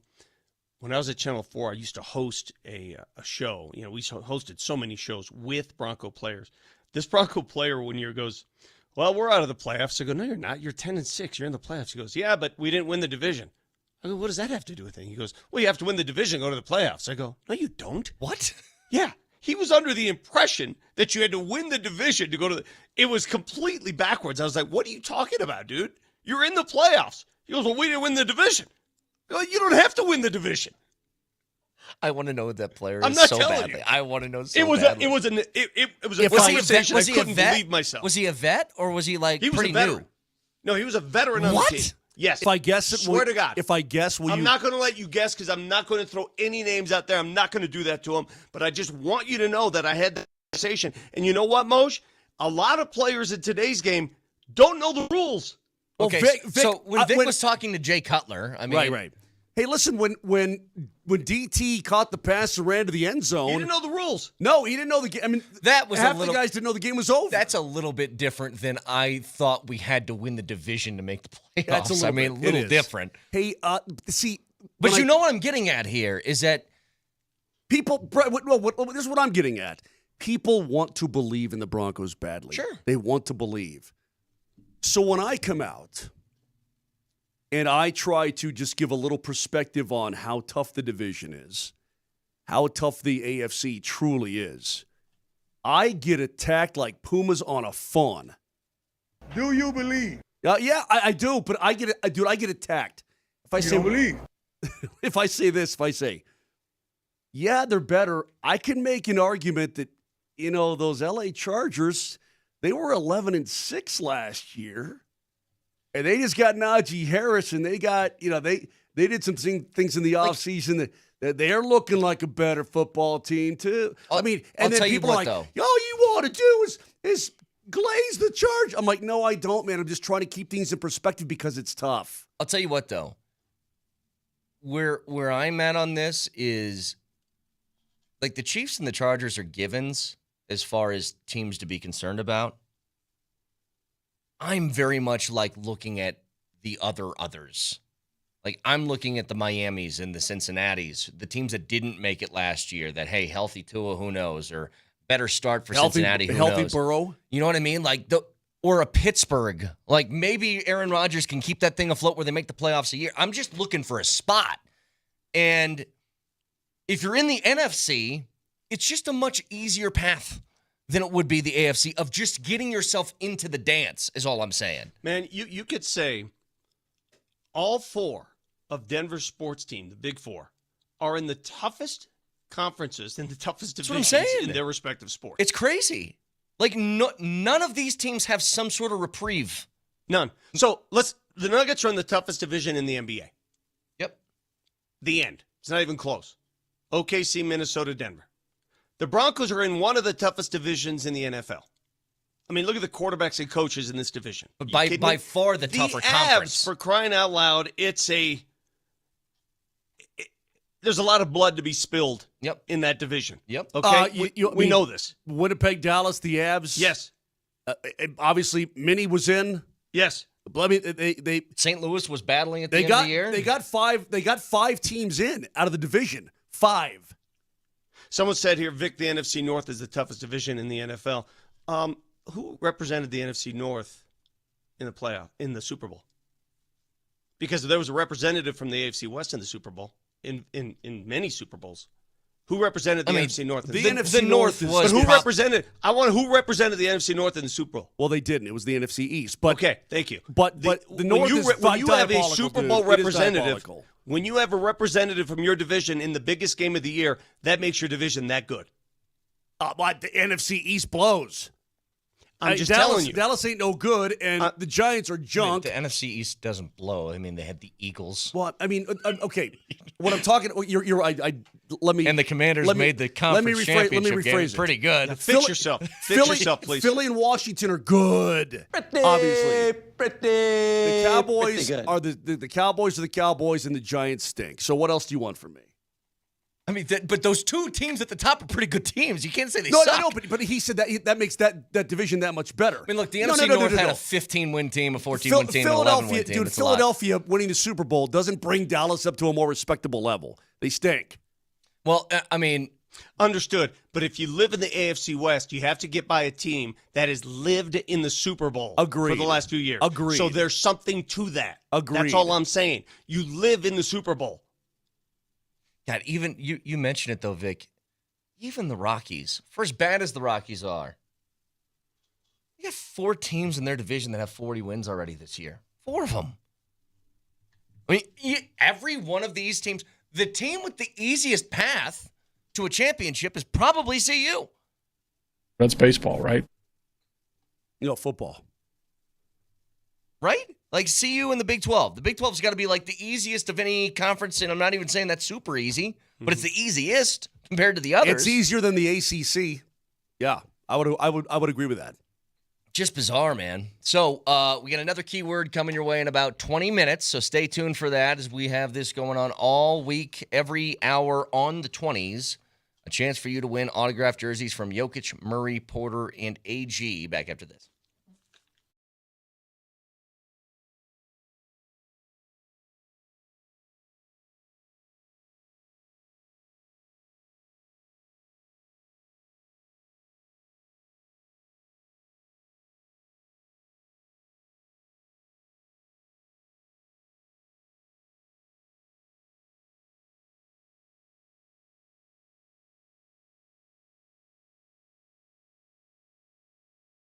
Summertime is here. Vacations, barbecues, beach days, long nights with the people you love.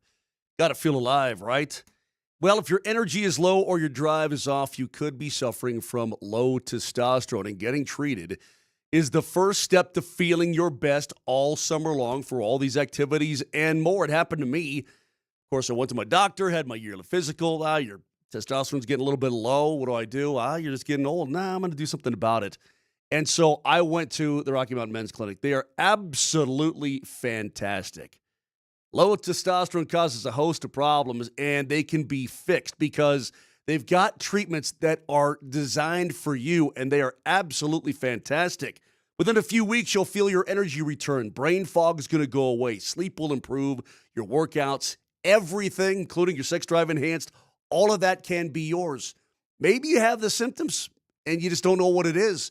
Well, go to their website, RockyMountainMen'sClinic.com. Take the low T quiz, 10 simple questions, yes, no answers, and schedule a consult. Call them today, 720-440-7900. That's 720-440-7900. Or again, go to RockyMountainMen'sClinic.com.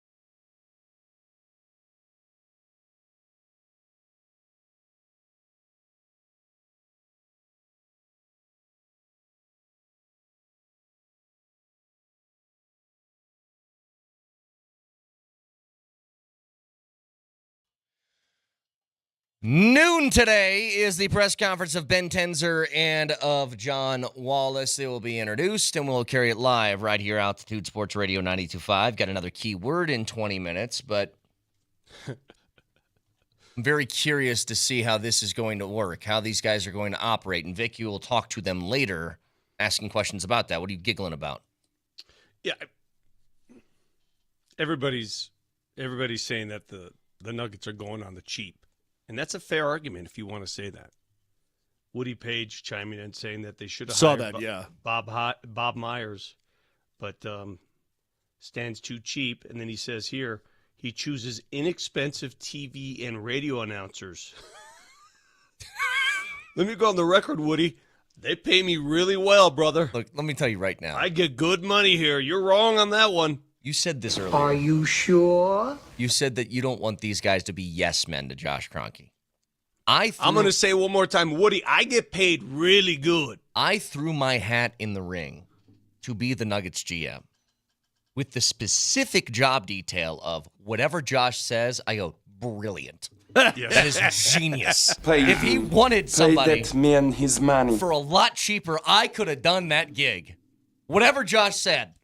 I think we should trade Jokic. I think that's an awesome call. It's just funny when you hear you know what? His perception game's done. versus reality. It's going to age like milk. If that's what you wanted, I could have done it. Perception versus reality is hilarious to me, but that's fine. Whatever. I don't care. Everybody's right. You have a right to your opinion, unless it's wrong, and that opinion's wrong. But here's what I don't get. Because I think Moser's overpaid. Okay, there's a very annoying thing that I have in my life. Because all I use is Twitter. That's all I have. And here's what I've noticed. I had no idea, by the way, up until about a year ago, that everybody was an expert on everything. I had no idea. Like a war breaks out, and there's all of a sudden these war strategists that just pop out of the woodwork. And I was like, dude, I've been following you for like 5 years. I had no idea you had this breadth of knowledge on the subject. And then the economy pops up, and it's like they know everything about that too. And I'm like, wow, that's amazing. And I had no idea that everybody knew how to hire a GM. I didn't realize that everybody has all these cards, and I was sitting here like a moron thinking, maybe this guy that I've never heard of could work because it's worked in the past before. Well, this is I didn't know that Bob show. Myers was the only answer. And but hang on, Vic. I said it before. I thought Bob Myers would be great for this gig because he's done something similar, which is had the unicorn player, found the guys who fit around him. Yeah. I would have loved it. I also think, and pardon me for saying this out loud, that the team that's won the championship and has been in really good position over the last few years with this franchise has earned the benefit of the doubt on a trade that we know nothing about these two people on. Or, no, sorry, not a trade, signing. Again, I prefer to react on results, not on speculation. And it's easy to speculate and say this can't work. First timers, it's easy to do that. But the results are proven. I'm going to ask you a question. Over the last 10 years, and I'm going to reference the ownership group, what ownership group has won more championships, won more games, contended for more titles, and basically dominated the sports scene in Denver, Colorado? Which one? I know that's a rhetorical question, Vic, but it's I'm just curious. If everybody knows what they're doing, how does one dominate? Easy answer. Yeah, how does one been so dominant in every sport? Not just winning, dominating. Yeah. Dominant. Championships. Parades. Dominant. I want to stay on parade. It's a matter of having a judgment like this. This happens a lot with coaching hires. Have you guys noticed this too? The easy thing to do with a coaching hire is hire somebody that, like Sean Payton's never going to be panned by somebody because he's had a track record of success. Hiring, I don't know who to be in the NHL. Moser, you gas your head coach and you hire, Torts? Yeah, John Tortorella or... Yeah, you hire Torts. Like, nobody's going to be like... Peter Laviolette, who's won, yeah. What idiot would make this hire? Be like, right. Oh, okay, I got to get it. Guy's had success. He's coached for a long time. Makes sense. When you hire somebody that nobody's heard of, that's where it gets screwy. Because people feel like, Well, why not go with the guy that I've heard of before? When they hired Jared Bednar with the Avalanche, what do you think the reaction from the fan base was? Who is this guy? Who the hell is that? Who is this guy? Let me give you another example. How's it going? Pretty damn sometimes chemistry matters too, not just who you hire, but who they work with. I'll give you an example right now. How was George Payton cast about 3 years ago? How was he cast in this town? Some Minnesota dude that, who the hell knows? Yeah, as soon as Sean Payton arrives, they'll get rid of him, right? I thought How's he doing now? Pretty damn good. He's good at his They job. seem to work together. How's he doing? They seem to work together incredibly well. It's a really good point, by the way. The last 4 people they hired for this include 2 executives of the year, the guy who got Jokic and the guy who put the finishing touches on the first championship. That's what I'm saying. What are we doing here? Who are That's we a great to point. argue who they hire when their hiring practices have proven to be not only bountiful, but for crying out loud, award-winning? This is what I said yesterday and have said ad nauseum for a while. What don't you trust about this ownership group? And the Woody Page crap aside, because he has no idea. He has no idea about any of that. It's good to see Woody took a break from saying Monfort sell the team every Right. week. Yeah, thank God. Thank you, Woodrow. I appreciate that. You took a break You'd out like of your that, wouldn't destroying Dick in order to bash us, or theoretically trying to bash us. That's great. But what He says you don't get paid well enough is what he's saying. He's saying that you're a cheap hire. I think everybody could get a little. I mean, I would like more. Everybody would like more, dude. It's fun. I mean, I'm teasing. I It's go funny. against the grain on that. It's funny. I am well compensated here. So am I. I'm doing just fine. Thank you. And I'm going to say something else. Here's what But everybody hey, wants. hold on, Vic. Let me finish that thought real quick, though. What gives you the impression that you can't trust what they've done? That's what I don't understand. They go for it. They invest. They spend. They're in the friggin' apron. They're up against the caps. They spend good money on coaching staff and training. I mean, I don't get what makes people motivated to say that. I think that text was perfect. Can I read it one more time? Sure. One more time. So this is from Travis on the text line. The last 4 people they hired for this include 2 executives of the year, the guy who got Jokic and the guy who put the finishing touches on the first championship. What are we doing here?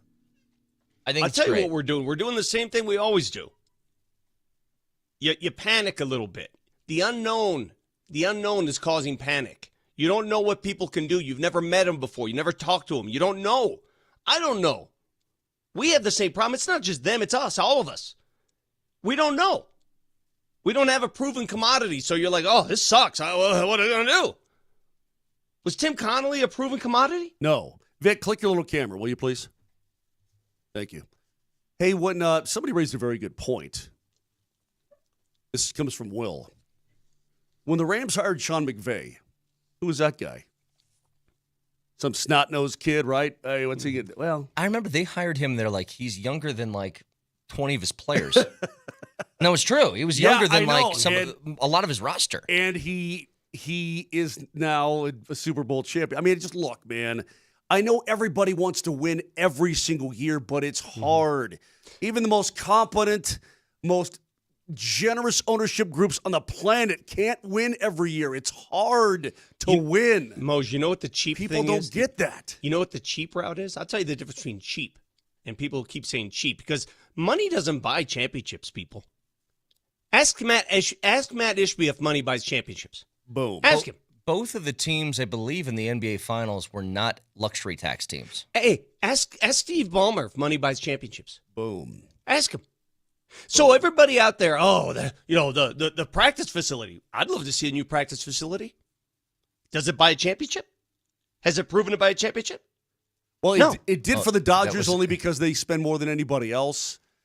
Yankees. Well, that was my favorite thing, though, before the There's Avs no salary won. cap in baseball. I You understood. can buy a championship in baseball. I remember in the middle of the playoffs that eventually led to the Cup, there was somebody, God, who was it? Somebody said the Avs will never win because they have a practice facility that is at the family sports arena, right? And I will say it's a little bit weird to walk in and there's like a merry-go-round on the way, on the way to the rink. Hey. But I said, You think just because that's the practice facility that the team isn't good enough or something? What's the translation here? And they eventually went on to win the cup. They've won 3 cups in that amusement park.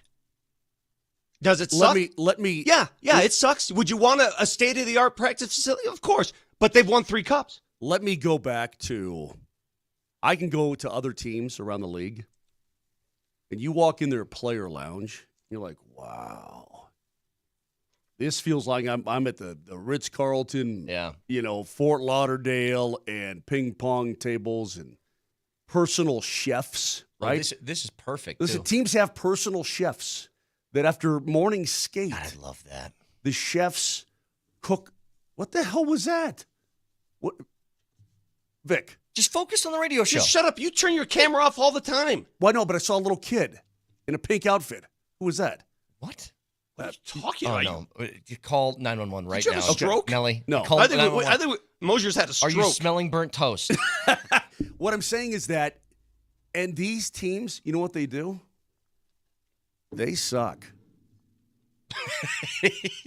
With all that fun stuff. They've got doctors who monitor their biorhythms at night and collect biorhythm data and feed it into computers and whatnot on the road. Let me tell you, hang on. And you know what? And you know what they do? They lose and they blow. Yeah. Hang on. And I'm just saying, it doesn't always equate. Who is the most dominant team in sports over the last decade? The Patriots. Not the last decade. Before that. I'm sorry. The Chiefs. Okay. Chiefs.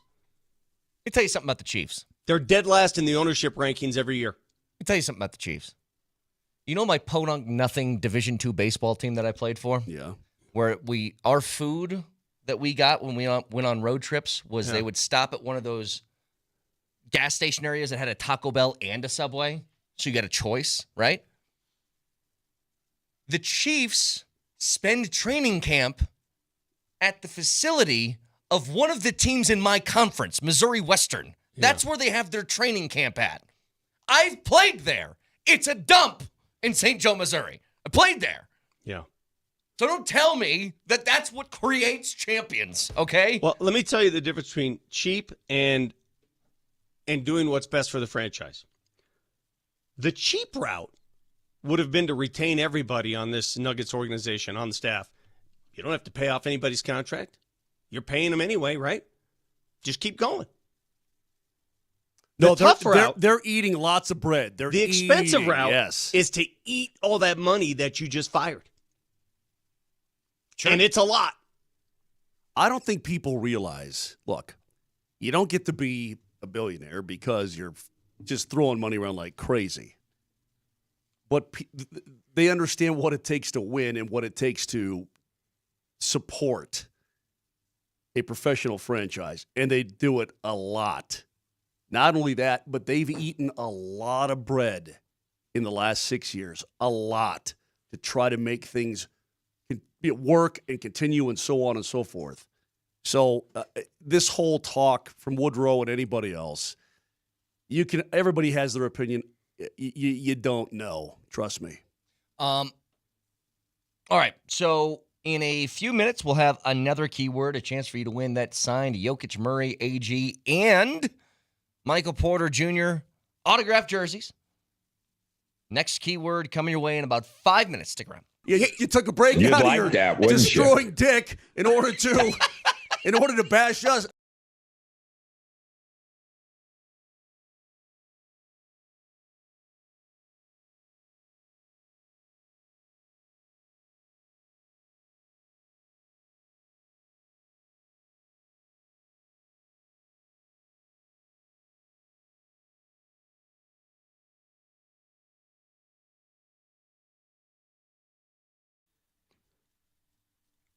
I would hope you call us out if we don't speak the truth on this show. The truth. The truth wins. And in high-stakes personal injury cases, it takes a lot of skill, experience, resources, determination to find and prove the truth. Dan Capless Law has proven it is very good at finding and proving truth, which is why it's won so much. Take a look at Dan's track record, please. Dan has a record-setting result resume. Unheard of 5 straight multi-million-dollar jury verdicts in Colorado crash cases. That only happens when your cause is true. a serious firm for serious cases. Dan Capitalist Law, accepting righteous injury cases on a percentage fee basis. If you need Dan's help, call him today, 303-770-5551. That's 303-770-5551. Or hit him up at dancapitalistlaw.com.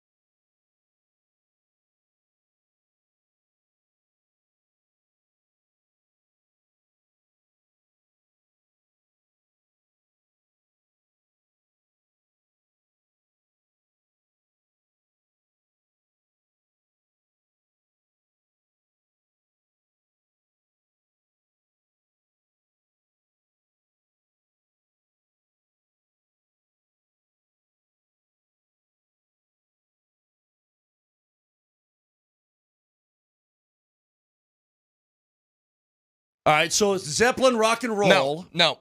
Keyword. I know, but I'm saying keyword. It's got to be associated with this song, otherwise Nelly wouldn't play it. I don't think this one is. It's been a long time since a rock and roll. Okay, hang on a second. Try to go through my Rolodex, look at Vic's face, look at his hair. Vic, I'm trying to get my hair ready to go in 3 weeks. I don't think I can make it. Just letting you know that. Ready to go for Italy? Yeah. Keyword. I have to do the keyword. I know, but it has to do with this song. I don't think it does. Okay. If you find a way to have mango, which is your keyword for this hour, somehow in this, good luck. Yeah, that's no correlation whatsoever. Nah, I'm just spinning some Zeppelin on a Tuesday morning. I got nothing for mango. So, mango. I know this. Mango is the key word for the Core 4 jerseys? The Core 4 score contest where one person's going to win an autographed jersey from Jokic, Murray, Gordon, and Porter. And it's every hour on the 20s all week for every show. This keyword for this hour is Mango, and your first and last name to 303-504-0925. Special thanks to our friends at Revitalized Health, custom health solutions to revitalize your health today. Revitalize-health.com. Moser, leave your hair long. I know this barber in Naples, right off the main road there in Naples, where we're going to buy our suits.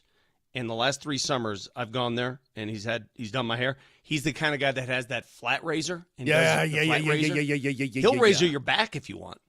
He'll go all over. Vic, it's the best. I know yesterday was the birthday of your little baby brother, Adelio, and I know he's hairy as a Sasquatch. Hey, for his birthday, I'll get him a golf ball with no nipples. But you tell Adelio, I don't need no straight razor on my back. I ain't got no hair back there. I'm like a dolphin, okay? Oh, we good? All right, we're good. No, I've been trying, Vic. I have not cut my hair since before the postseason. How about that? Since before the Avs playoffs. All right. The last week of the regular season, I think, is when I did cut it. And I haven't since, and I've been holding out. Mm-hmm. It's just that every day I wake up and I can't do it anymore. I look old, I look stupid, look ugly.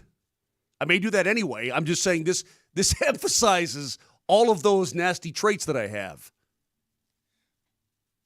Right. Are you going to disagree with me, Kane?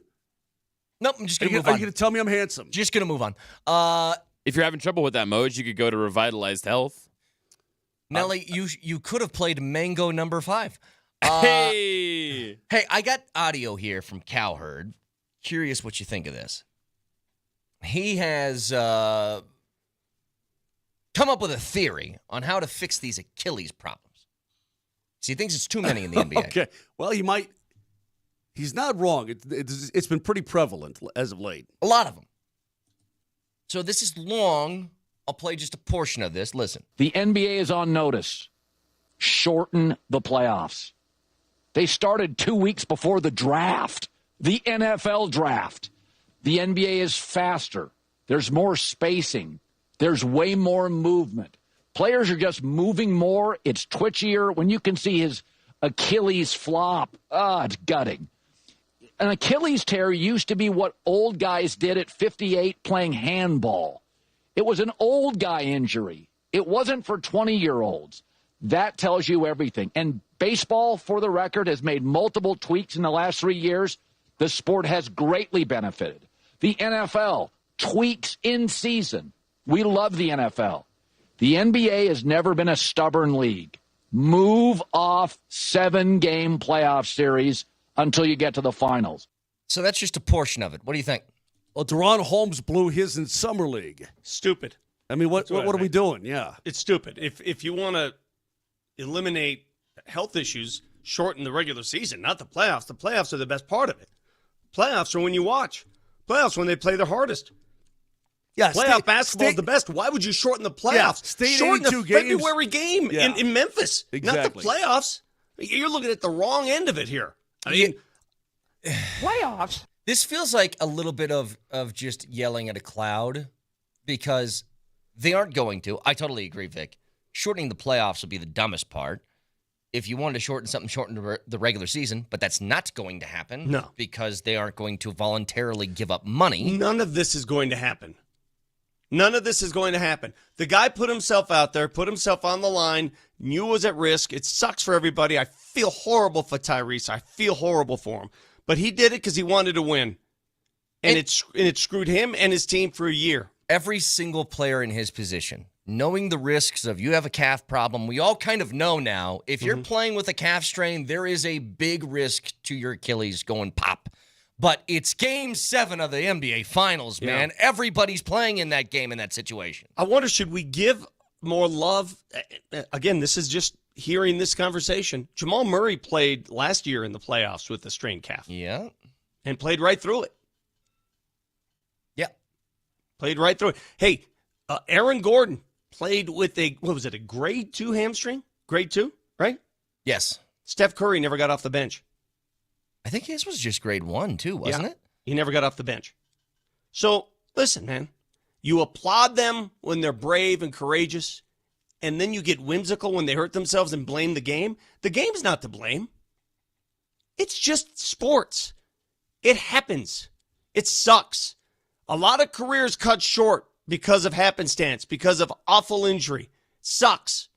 Bo Jackson would have been one of the greatest of all time if his hip didn't come out of socket. Thank God Terrell Davis made it to the Hall of Fame because he was so prolific when he could play, but his injury cut his career short. Tell you what, he did mention something that's crazy to think about. The NBA playoffs started 2 weeks before the NFL draft? It takes a long time. Crazy. Well, they drag it out on purpose, though. Well, I know, but still, that's wild. I mean, the rest and recovery in between games, you'd think in the postseason would be sufficient. Perhaps it's not. I mean, I don't know, but we've been doing this forever. What's the difference between 1989 or let's say 1999 and today? That is, you know what? I've wondered stuff like that. Pitchers used to be able to throw 200 innings, no problem. I mean, somebody threw up a photo of, it was Jordan when he was with North Carolina. Mm-hmm. And they go, why were Achilles injuries not nearly as prominent when they were wearing these flimsy Converses? And it's actually like, I was like, if you've slipped your feet into a pair of Converses, yeah, it's not like there's stability around the ankle. You know what I mean? Like they were pretty floppy. It's weird. It is weird to think about. I don't know the physiological issues today. I think advanced training, perhaps. I mean, people can now take a muscle in the body where in our era, Moj, you just worked out. The whole body, You didn't specify, we're going to take this one little muscle and work. Man, there's things you can do for that one little muscle. Who knows? Maybe that has impact. We were all there that day. Did Tim Patrick do anything that you could see to cause the Achilles to explode? I watched him on the line of scrimmage. I watched him take off, and I watched him fall down, and it just blew up. Do you Aaron remember? Rodgers, 2 years ago, he just tried to push off on his foot, and it exploded. I don't know what the issue is, Vic. I don't know if it's overtried. I don't know what it is. Do you remember when Von Miller, in the last week of practice before the regular season, yes, it was the last week, tore a ligament in his foot? Well, no. What happened was the ligament switched over to the other side of the foot. But whatever. It did something ligament issue, cost him his entire season. That is correct. Something bizarre. And all he was doing is coming around the corner like he does every single snap. Yep. Coming around the corner. So, man, every time I hear, the NBA's got to shorten. I've heard shorten the regular season. Sure, I can be on board for that. Not going to happen, but I can be on board. Why would you shorten the playoffs, which is the best thing going? That's stupid. There's another thing. I heard LeBron talk about this. Obviously, Adam Silver's talked about it too. That said something about making it 10-minute quarters instead of 12. I'm just like, what does that accomplish? Like, what does that do? Can somebody explain that one to me? Like, LeBron was like, yeah, that's pretty neat. Like, why? It doesn't fix anything. You know, how about this? I was just at Coors Field over the weekend, Sunday. And the game was like 2.5 hours. It was really quick. And you could tell that the game, we all can see this now, right? Baseball games are much faster now than they were 3-4 years ago. It doesn't change the fact that it's 162 games. Mm-hmm. You know what I mean? It doesn't take away from that. Okay, so it's a half hour shorter than it usually is. Great. It does make the product better when you're there, when you're watching on TV. I get it. But it doesn't make the season shorter because the season's still 162 games. Yeah. What's the difference if you're it's still 12-minute quarters or 10-minute quarters? Yeah, it's an excellent point. I just think it's something that he's throwing at the wall to try to get people like us maybe to talk about it, whatever. Does he truly believe that? If he does, it's silly. Vic is completely correct. You shorten up the front end, you don't dilute the back end. Speaking of Coors. Just one real quick reminder to you guys that the key word for this hour is mango. So text that in your first and last name to be part of our Core 4 score contest where it's an autographed jersey from Jokic, Murray, Porter, and AG. Why is it every time I have a mango, I go, damn, that's pretty good? literally can't think of a time I've had a mango. I don't know like I've mangoes. had I think they're mango. disgusting. I think you're pretty good. I go, why don't I have more mangoes? Anyway, that being said, you see, Vic does not seem like a mango guy just by looking at you. No, he's not. He's not at all. He's probably not a pomegranate guy either. You probably consider like mangoes the cartoons of fruit. They're too slimy. What is this crap? Well, pineapple's slimy, but it's delicious. I like pineapple. I'm a strict melon guy. What watermelon? Kind of melon? Okay, watermelon. Watermelon's my I can literally subsist on watermelon for the rest of my life. Literally you can't because it's mostly water. Here's the thing. Well, I can. Cantaloupe, good. No. Honeydew, filler. You ever get those fruit platters and it's filled with honeydew because they know it's garbage and they're just trying to get rid of it. And it's green, man. Whatever. The Dodgers are in town tonight. And Coors Field is going to be packed. Have you seen the Dodgers' favored status for this evening? What? They're minus 255 tonight. Who's going on the hill? They don't know. It says undecided as of right now. Marquez, my boy, is going for the Rocks. Do whatever it takes to win. It's the Johnson Auto Plaza keys to the game. Johnson Auto Plaza. Experience the power of the plaza, where they have the keys to performance and style with Ram, Jeep, Chevy, Buick, and GMC, and a huge selection of used all in one place. Johnson Auto Plaza. Here's Moser, Lombardi, and Kane. Keys to the game for the Rocks tonight as they take on the Dodgers in Game 1 of this series. Yeah, it's been a while, but I'm breaking out a key. You want the key? Airman Marquez on the bump. The last 2 starts has given up only 1 run in those 2. Keep that streak going. Give me a quality start. 6 innings, 3 or less runs. Rockies will be in this because the bats have turned around. That's your key to the game. Brought to you by Johnson Auto Plaza. Experience the power of the Plaza. The keys to performance and style with Ram, Jeep, Chevy, Buick, and GMC, and a huge selection of used all in one place. That's the first time you've ever done keys to the game. There's your key. I don't think you were supposed to do that for the Rockies. I'm allowed to do whatever I want. What are you, the arbiter of this radio show? No, I mean, I thought that was just strictly an in-season thing, but that's fine. I'm the eldest boy! I'm the eldest boy. I get to do what I want. They've got 48 wins. It's 7-3 in their last 10. I don't even know what to say, man. It's going to be just remember the last, I was thinking in the shower this morning, too. Thinking about the Dodgers in town. We've got to go back as a group. We've got to go back to Coors Field at some point. Now, you can pick when. We've seen multiple teams come into this town, including the Braves and Dodgers and, so on and so forth. But you guys pick, but we'll do it. But I can't go for this series because I'm not sure I could stomach all the flippin' blue that's going to be in that stadium. I'm going to tell you something right now. What? When I went on Sunday, I had a wonderful time. I missed it. I know. I went to that field and I had such a blast. When you walk in, when you walk in with little baby Jamal Kale's first game, she loved it too. She didn't watch you. She liked Dinger. She said purple dinosaur over and over again. He's super cute, right? You walk in, you see it. It's a cathedral, man. It's gorgeous, yeah. And the ball's going to be flying tonight. Flying.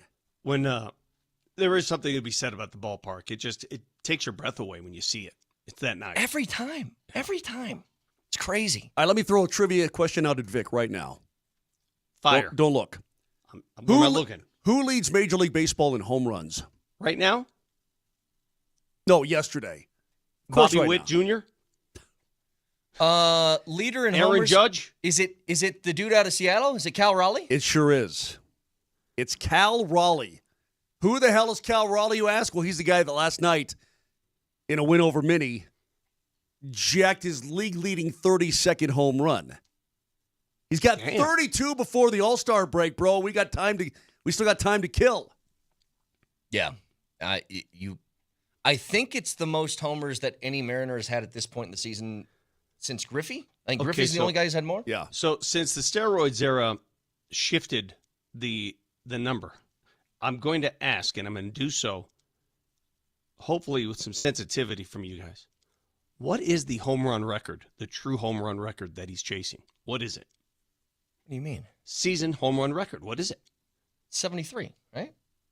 Is that what you're going to acknowledge, or I'm just wondering because some do not acknowledge that. Well, You're trying to rope me into it, dude. I'm not trying to rope you into it. I'm trying to figure out when we're talking Len baseball Dawson. and we're chasing numbers, right? Because that's what baseball does. Baseball is the best sport at chasing numbers. What's the number we're chasing here? 61. I'll tell you what, Moj.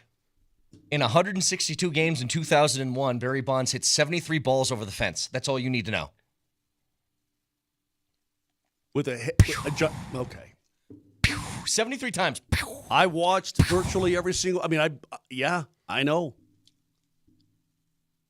So if fully that's aware the of that. number that's being chased, this Seattle guy ain't catching that.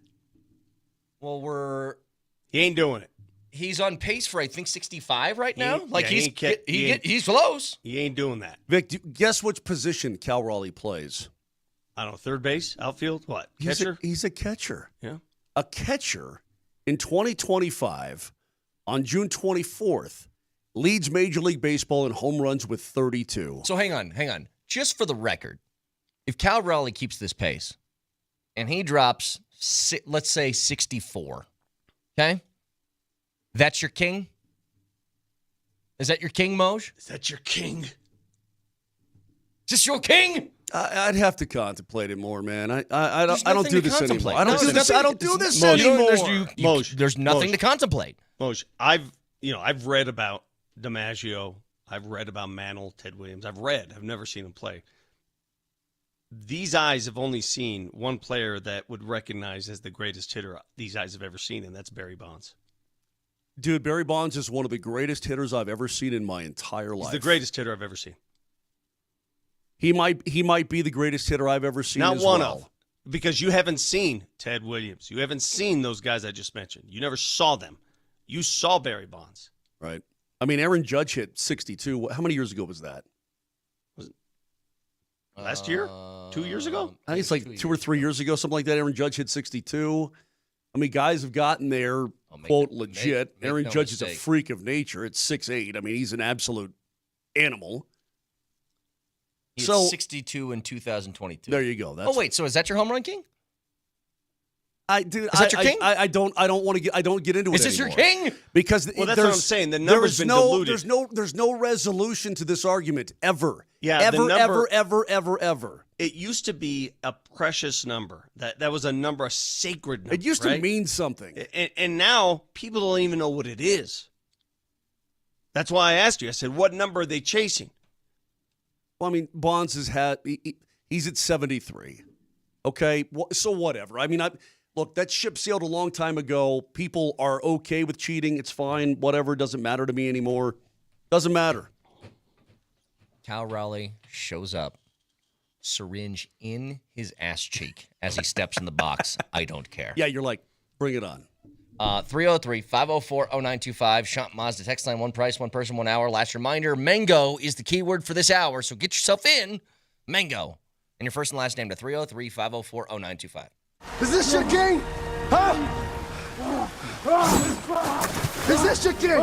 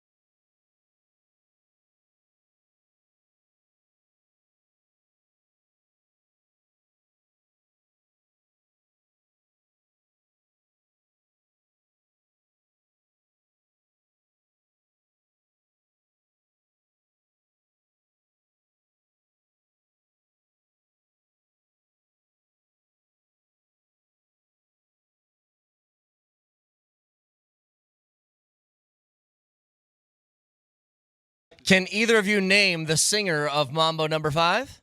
I know this. Oh, God. Oh, what's this guy's name? It's a great name. Oh, I wish it was my name. Yeah, let me think of it. Hang on. I can't remember the name. It's been a long time. It's a funny name. It's a fun name. Yeah. It's a Lou fun Bega. name. Lou Bega. Yes. That's right. Lou Bega. Lou Bega. Hey, Lou. Imagine Lou that. Bega. Imagine if you guys were listening to the Lou Bega show instead of Moser, Lombardi, and Kane. It just sounds like it's more interesting. I don't know. Hey, I got a trivia question fresh out of the Denver Post. I'm reading this right now in the baseball section. Name the 5 current Major League franchises that have won the World Series in multiple cities, so more than one city. That would be The Dodgers. The Dodgers. Yep. Dodgers did it in Brooklyn and L.A. That would be, let's see here. Do you know there's a Brooklyn Dodger pitcher by the name of Vic Lombardi? He's a lefty. Smaller I like it. lefty. The Giants as well. The Giants have done The Giants did it. it. Yeah. New York and San Francisco. I would say, hang on a second now. Don't. I'm not you're pushing not, you. You're not throwing the A's out there, are you? Yeah, the A's, Philadelphia and Oakland. Okay. So Philadelphia A's. Okay, I got that. 2 left. I would say the Braves. Braves. They did it in 3 cities: Boston, Milwaukee, and Atlanta. Wait, different cities? Yeah, same That's what I franchise, said. different cities. Franchises, different cities. Okay, we're down to 1 now. Let me. 1 franchise left that won in multiple cities. This is a tough one. I would not have gotten this one. This is the one that stumped me. Okay, let me think. Hold on a second. You can here. think all you want. Just hang Kiss on. my butt. I'm hanging. Kiss my tail. That would have to be. I'm going to tell you, it's an American League team. Texas Rangers. No. Is it the Hold on. Indians / something else? No. No? Hold on. It's an American League team. I'll leave it at that. Hang on. And they last won, I think, 30-something years ago. It's been a long time. The Twins. Yes. Twins did it in Washington and Minnesota. Yeah. I had no idea the Twins lived in Washington. They were the Senators then. I thought think. that was the Texas Rangers that left Washington. Maybe you're right. Wait.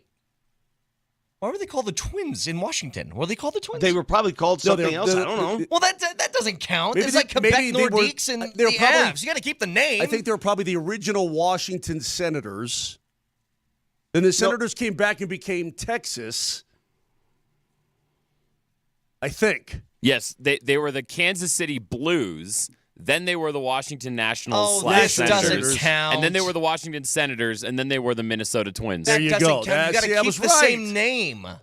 Well, I didn't draw up this question. It's like if you said Seattle Supersonics and OKC Thunder, like it's like 2 different things. They aren't even the same name. Anyway. Did you see that the Adam Silver is coming around now to expansion, and the 2 expansion cities would be Vegas and Seattle? And if that's the case, you got to put them in the Western Conference, and we go back to what we discussed last week. You got to make some moves and move some teams to the Eastern Conference, and those 2 teams would probably be Memphis and Minnesota. what about Nuggets? Nuggets stay in West. You kidding me? I would like them to be in the East because it's an easy path to the hang on. NBA Finals. One more thing, just real quick on baseball, and it's something you need to know. This is must-know information. There's a reliever that you might not have heard of because he's not all that great. But his name is Richard Lovelady. Oh, Yes, I saw this. this yes. yesterday. He now has requested, Hold on. Tell people who he pitches for in the whole 9 yards.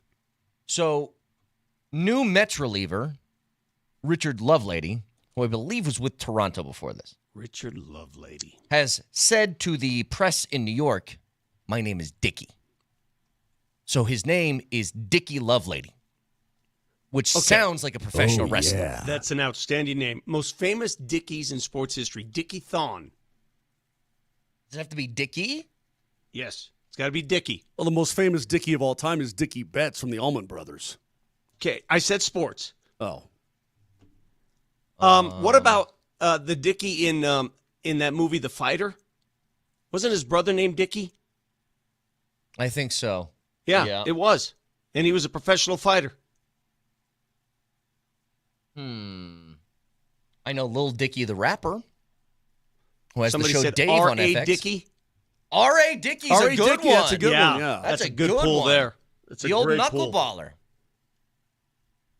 Dickie Vitale, because he goes as Dickie. Dickie V. Dickie V. How about Dickie Eklund was the character played by Christian Bale. There you go. Yes. How about Dickie Simpkins?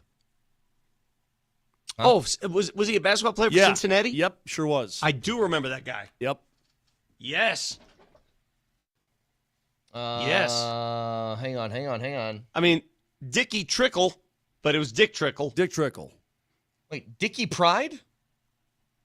Yeah, how do I know that name? That was an American professional golfer. Yeah, Yes, Dickie Pride was yes, a golfer. I That's do right, remember that yes. name. I do. Dickie Yeah, he's Pride. 55. He's still around. He's around. Dickie He's Pride's a younger than I great am. name. So Lynn Dickey? Lynn Dickey was a quarterback for the Green Bay Packers. Yep. Are you telling me that the world needs more Dickies? I think so. Okay. So he wants to go by Dickie Lovelady. Yeah, I like it. Dickie Lovelady. The more you know. Okay, so press conference is at noon today. Vic, you're going to speak to both of these gentlemen. Is this going to be a tandem, or are you speaking to them one-on-one? I believe I'm doing both of them. After the press conference, we'll set both of them down and interview both of them together. And I prefer it that way because I want to see that synergy. I want to hear it. I want to feel it. I'm going to do like a sociology sort of experiment. The first question you ask, Vic, don't address it to one of them. Ask it and see who responds first, and then we'll see who's got the power. Yeah. Do that. Or what if I put my hand in the middle to shake hands? Who grabs it first? No, really you go to the closest one first and the furthest one second. I think just sit down, ask a question, do not address anybody by name, and just see who jumps at it first. You remember, Moj, when, I don't know if you recall this, this was way before all the new rules were put in place at Broncos training camp. When Kyle Keefe and I did a radio show that first year, we went out to training camp, and we did some of the dumbest stuff possible. I do recall that. Very dumb things. So I said, I'm going to do an interview where I don't talk. So I sat down with an interview subject, and we're sitting next to each other, chair, seat by seat, cameras rolling, and I never said a word. And he's just looking around and just staring, saying, and I just kept looking around. I mean, it was the amount of time that went by not trying to speak, and it was so awkward and unsettling. I'll never try that again. But it felt like an eternity, and it was only like 60 seconds. Yeah. 60 seconds is a long That's time. a long time. It's a long You're sitting you're next saying- to someone, cameras rolling, you don't say a word. All right, we're all going to say nothing for Nelly, It count doesn't this out. work on No, radio. hang on. I just want to do this for 5 seconds, and I want to see how long this feels, okay? 3, 2, 1.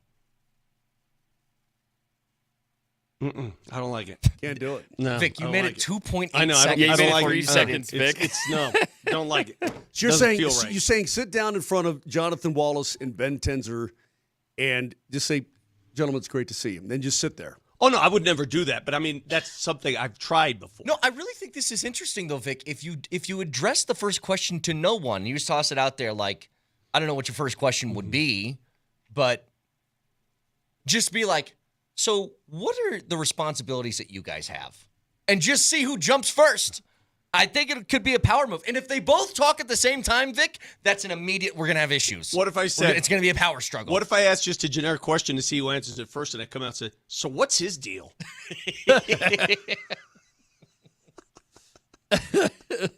Hey, man, you're going to do it professionally like you always do. You're going to address each guy. No. No. You'll be like, Jonathan, let me start with you. What brought you back from Minnesota? It'll be no. Easy. I think you go out there, Vic, you say arm wrestle. I am Whoever eager to wins talk that. to John Wallace. One thing that I was thinking through with these questions, I want to ask John Wallace, I said, what is the recipe that you guys found in Minnesota to beat the Nuggets? Because you guys found it. What is it? How do we get that recipe back? I want that recipe.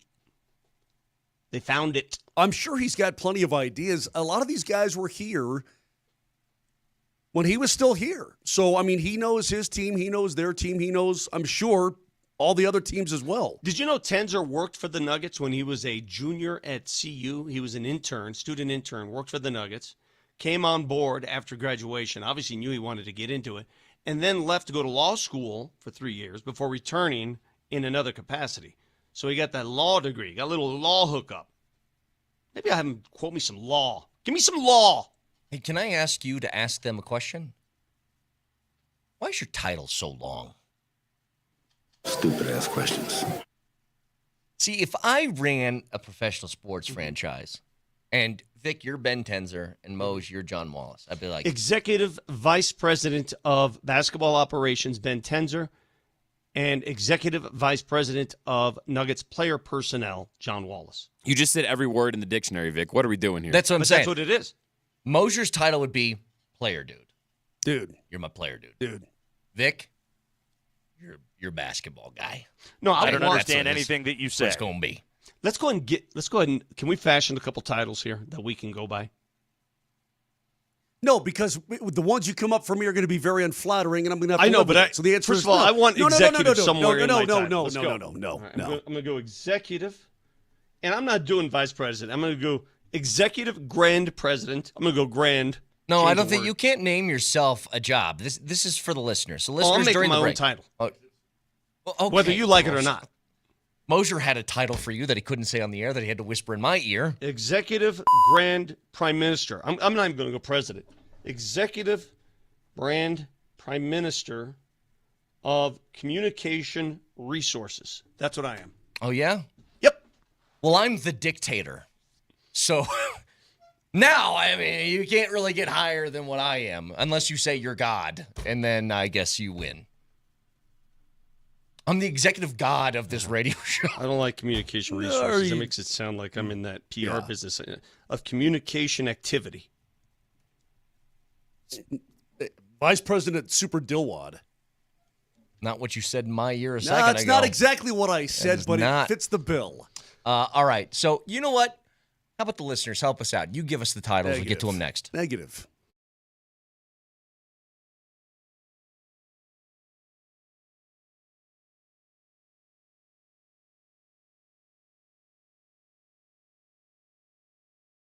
Summertime is here. Vacations, barbecues, beach days, long nights with the people you love.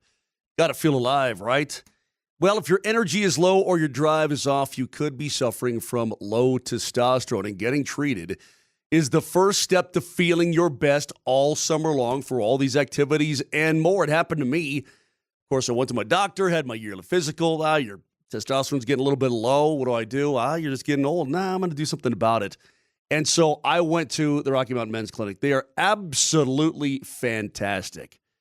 Low testosterone causes a host of problems, and they can be fixed because they've got treatments that are designed for you, and they are absolutely fantastic. Within a few weeks, you'll feel your energy return. Brain fog is going to go away. Sleep will improve. Your workouts, everything, including your sex drive enhanced, all of that can be yours. Maybe you have the symptoms, and you just don't know what it is. Well, go to their website, RockyMountainMen'sClinic.com. Take the low T quiz, 10 simple questions, yes, no answers, and schedule a consult. Call them today, 720-440-7900. That's 720-440-7900. Or again, go to RockyMountainMen'sClinic.com.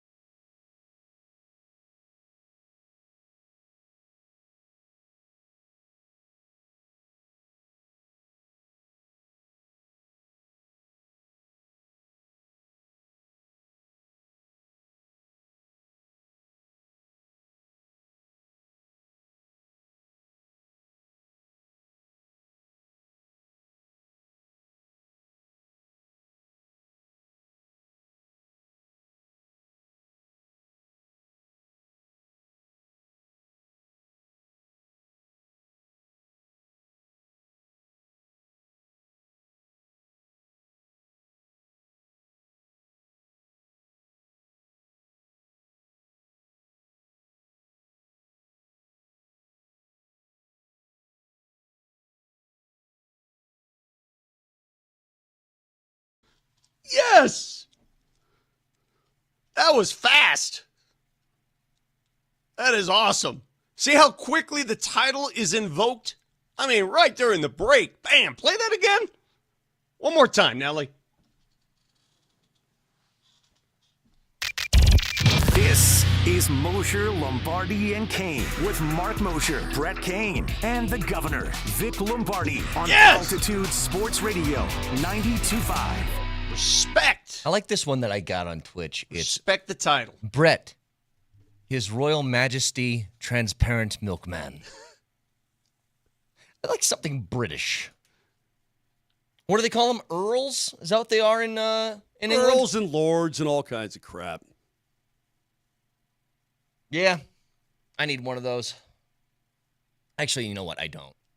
I reject it. Any of that royal stuff, don't like that at all. Royalty Yeah, on the show. Whatever you say, Markle. Come on, dude.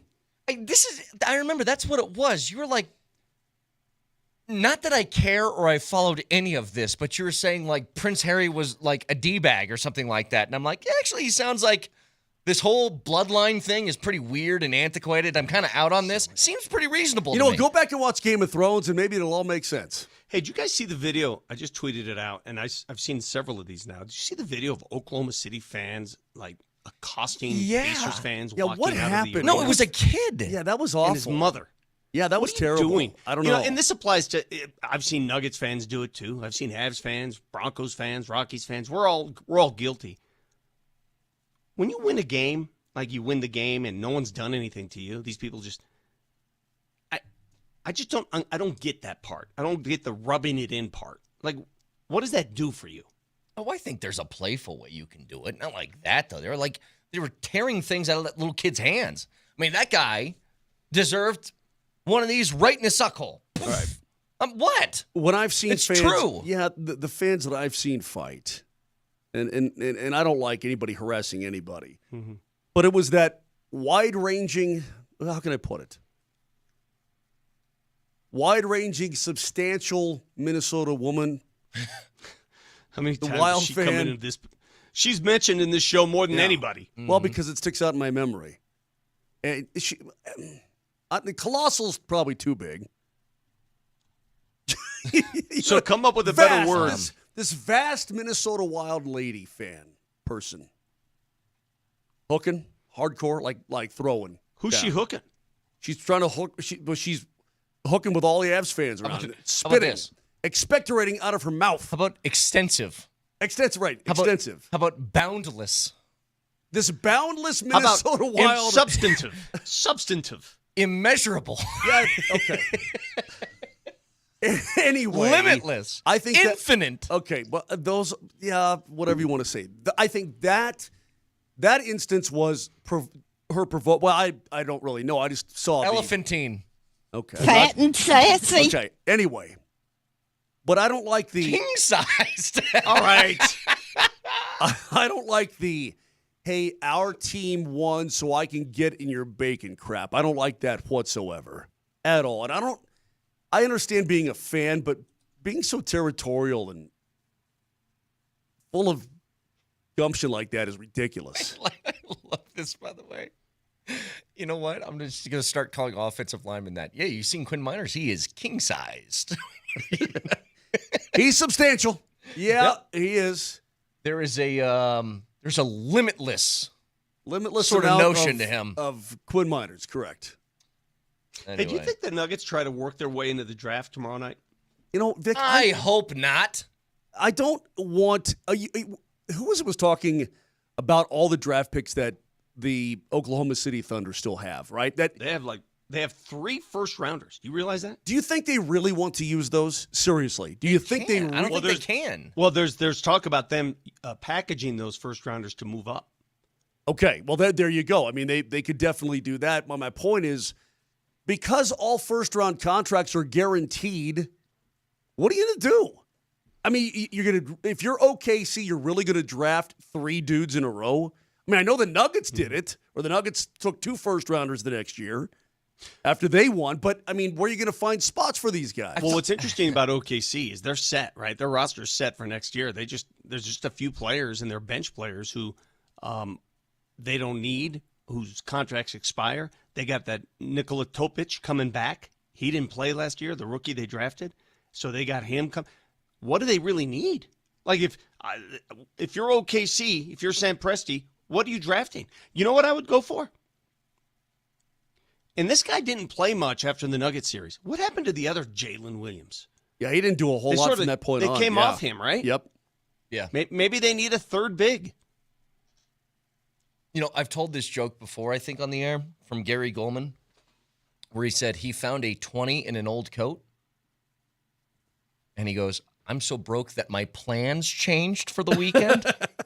And then he goes, Bill Gates will never have the feeling that I had of finding a 20 in an old coat. And that's kind of what the Thunder are with their first-round picks. Like, if you gave the Nuggets a first-round pick, it would be like, oh, my God, the things that we can do. Yeah, but... And they're like, get rid of this. But Get it out what of could here. they do? I mean, if... I'll Trade. push back on that. Yeah, but I'll push back Trade. on a Nuggets first-round pick would mean... They basically have a first-round pick. His name is Deron Holmes. He didn't play last year. He is their draft pick this year. Yeah, Vic, I look at it like this. This is the way I envisioned the Nuggets roster. Hang on. Yeah. If the Nuggets came across a first-round pick from an old coat and they just found it for the draft, they don't use that on a player to draft. They use that as a chip to trade for something. Perfect. And I agree with that because what they don't need is another baby bird mouth to feed at the end of the bench. Exactly. They don't need that. You've got all these baby birds at the end of the bench or on the bench, Vic, and you got to find worms for all of them. And you don't even want to give them the worm. You want to kick them out of the nest, but you have no choice, right? You don't need to put another baby bird at the end of your bench. And so again, that sounds like a pejorative, but that's the reality of where the Nuggets roster makeup is at this point. And that's a question reserved at noon today for Ben Tenzer and John Wallace. Who would be in charge of the draft? Who assembles the people in the room in the draft? Who directly scouts the players for the draft? There's so many things that now, who does what? And they'll figure that out clearly. But like if you were to ask a draft question, is John Wallace, I would assume he handles that since he's player personnel. But then the operation of drafting, that whole operation, that's a Ben Tenzer move. He's basketball operations. Can I tell you something else, by the way, it's been bothering me, and it's something I just need to get over. Whenever you say John Wallace, I just hear John Wall. And whenever I hear the S at the end of it, you get John Walls. Yes. I can't not hear John Wall. I can't. Anyway, it's a personal problem I have. Yeah, I'll get over it is because I have absolutely zero issue with that. Okay. Zero. But that press conference will be live today at noon, and you can hear it right here, Altitude Sports Radio 92.5. So it's, I'm assuming PhD are going to open up their show with the press conference and react to it on the spot. Oh, I got one great question for John Wallace. I got something good here. What is it? This is good. Good stuff. What is it? I'm just going through his resume. Do you know that in 2015 he was a model for Lululemon? What? Really? I'm going to wear my best Lulu slacks at this press conference today. Oh, my God. Because I've got an array of Lulu. Oh, jeez. Half my closet is Lulu. We have something in common. So then your first question to him better be, hey, what that thing do? What that Lulu thing do? Listen, I may be out of it because half my closet's like fishing shirts. Yeah, and yes, yeah, and like some golf pants or just nothing. And Uncle Baby Billy for president. Yeah, have you heard a dude say, half my closet is Lulu? I've heard my daughter say that. Well, Lulu makes great men's clothes. I'm sure they do great. Dude, Viore and Lulu pants are the only thing I wear. I have graphic tees. Soft. And I think that's it. I think that's all I own outside of the occasional golf polo. Let me be on record as saying I err on the side error on the side of Brett Kane far more than Vic Lombardi. Because when it comes to wearing stuff, yeah, because if I you come take home, half of my clothes and wear it as your own. If I see you at training camp, yeah, and I walk in with a scarf and those glasses on my head, I give you full permission to beat me down hard. Well, trust me, I am not going to ask you guys for any fashion advice anytime soon. Anyway, you're following me to the streets of Naples. You will follow my advice. You're right, I will. That sounds like a great question, though. Hey, so you did some Lulu modeling, huh? Not. Hey, how are you going to fix the bench? You know, how are you going to find guys? What are you looking for with the MLE? Nothing like that. Mm-mm. Yeah. Okay. My favorite part about the here we go. The resume. So you ask that, and then you turn to Tenzer. You say, "What you got? You a Tommy Hilfiger guy? Like in that Abercrombie? Is Abercrombie still a store? I don't know. Mose, did you what was ever? That? Abercrombie, Aeropostale, I don't know, Tommy that's Hilfiger. your era. Is that still a thing that exists? That's your era. Moser. Remember Benetton? Oh, dude, Benetton. Wait, what's Moser. the thing with the polo, the horse one? What's Polo. that? Oh, it's polo. It's called Polo. Okay. Yeah. All right, Moser, in the 80s, Nailed it. where you lived in Sacramento, did you ever have possibly the greatest store ever for young men, teenagers? Did you ever have a Chess King in Sacramento? There was a Chess King, in the mall. Yep. Dude, in the 80s? Yeah. Here's Yeah. my routine. Yep. Here's how it went. Oh, here we go. Splash on a little Paco Rabanne or Drakkar Noir. Run over to Chess King, grab a silk shirt, belt that loops over in the front. Get all dressed up. Oh, ready you mean to the go. old? You're talking about the leather belt that looped over? That looped over. Yeah, Oh you loop it God, over. I never got into that ever. You get ever, that loop ever. over. You get the hair slicked back, and you go to Thirsties that night. You splash on a little bit more Drakkar Noir. Then go back to Chess King the day late. I mean, that was the life. Texture has a question for you, Vic. Yeah. So half your closet you said is Lulu? What's the other half? Baby Gap? Yeah, I knew got that him. was coming. Got him.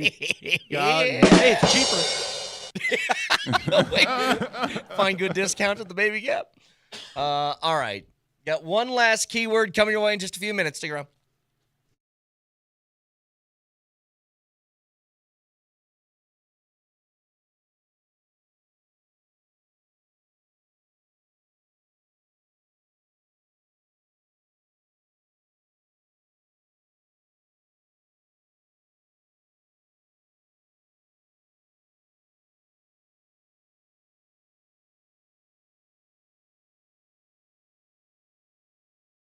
Employee pricing in the automotive world means you're going to get thousands and thousands of dollars off. And it's happening right now with Silterhar Motors of Broomfield until July 7th. Why not get up there and see what Greg Larson and his staff can do for you? It's summertime. You're going to be road tripping. Do it in a new ride.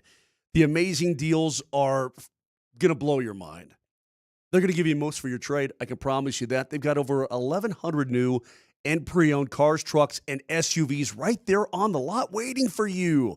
Get to where you're going this summer in style, whether it's a big old road trip, off to grandma's house, whatever it may be. Go see them at Highway 36 in Wadsworth and Broomfield, or just go shop online and pick it out ahead of time at sthmotors.com. That's sthmotors.com at Silterhar. Everything you want out of a dealership.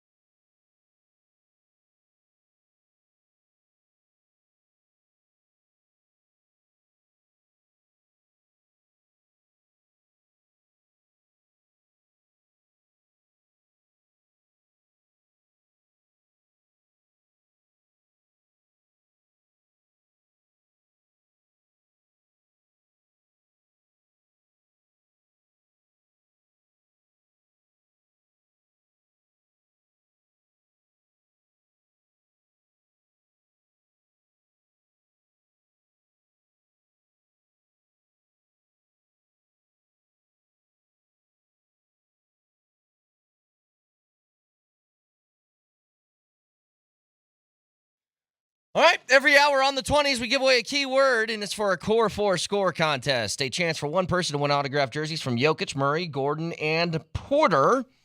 This is every hour, all day, for all shows on the 20s. Your final from us is Apple. So text Apple and your first and last name to 303-504-0925. Oh, did you get it? Yeah, I now? got it. This is why the Zeppelin thing totally threw me off. Brett came in clutch by saying I should have played Mango number 5. But yeah, this time I had Fiona Apple. Yeah, that was a little bit more easy than Mango. Is there any more in stuff? As I finish this, it's Apple is your final keyword from us today. 303-504-0925. Text that in your first and last name. And it's all a special thanks to our friends at Revitalized Health, custom health solutions to revitalize your health today. Revitalize-health.com. So I got a question, because this happens after any team wins the title. It happened after the Nuggets won the title. The next thing that people go to is, well, are we seeing the makings of a dynasty? And I think there's a strong argument to be made that Oklahoma City is going nowhere, that they are not they have all of their core pieces in place. They have still money to spend. They have draft capital. They have ways to even improve on top of what they've already done. But it's the 7th year in a row that a different champion's been crowned. There's been no dynasty as of late because it feels like it's really hard to do that. I think they have another 2-year window before the cap stuff starts affecting them, right? They got a 2-year window before they have to make tough decisions based on the CBA. So, they're more equipped. Certainly more equipped than the Nuggets were at the time. The Nuggets had to part with Bruce Brown. That's a huge void, right? Mm-hmm. And KCP, that's huge. Mm-hmm. Look at some of the other teams.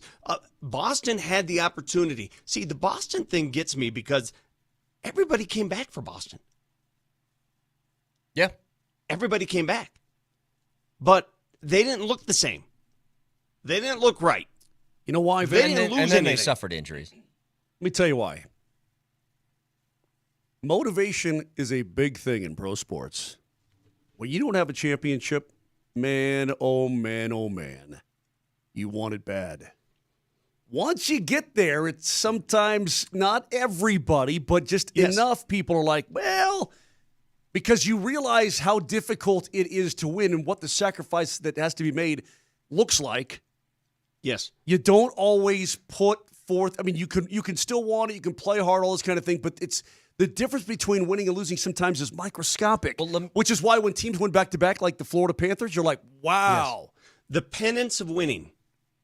That's what the Oklahoma City Thunder are going to have to go through. The penance of celebration. Everything of that comes with success. it is great. And you think, man, it's easy, no problem. I mean, I don't think they're not going to have 68 wins next year. I can promise you that.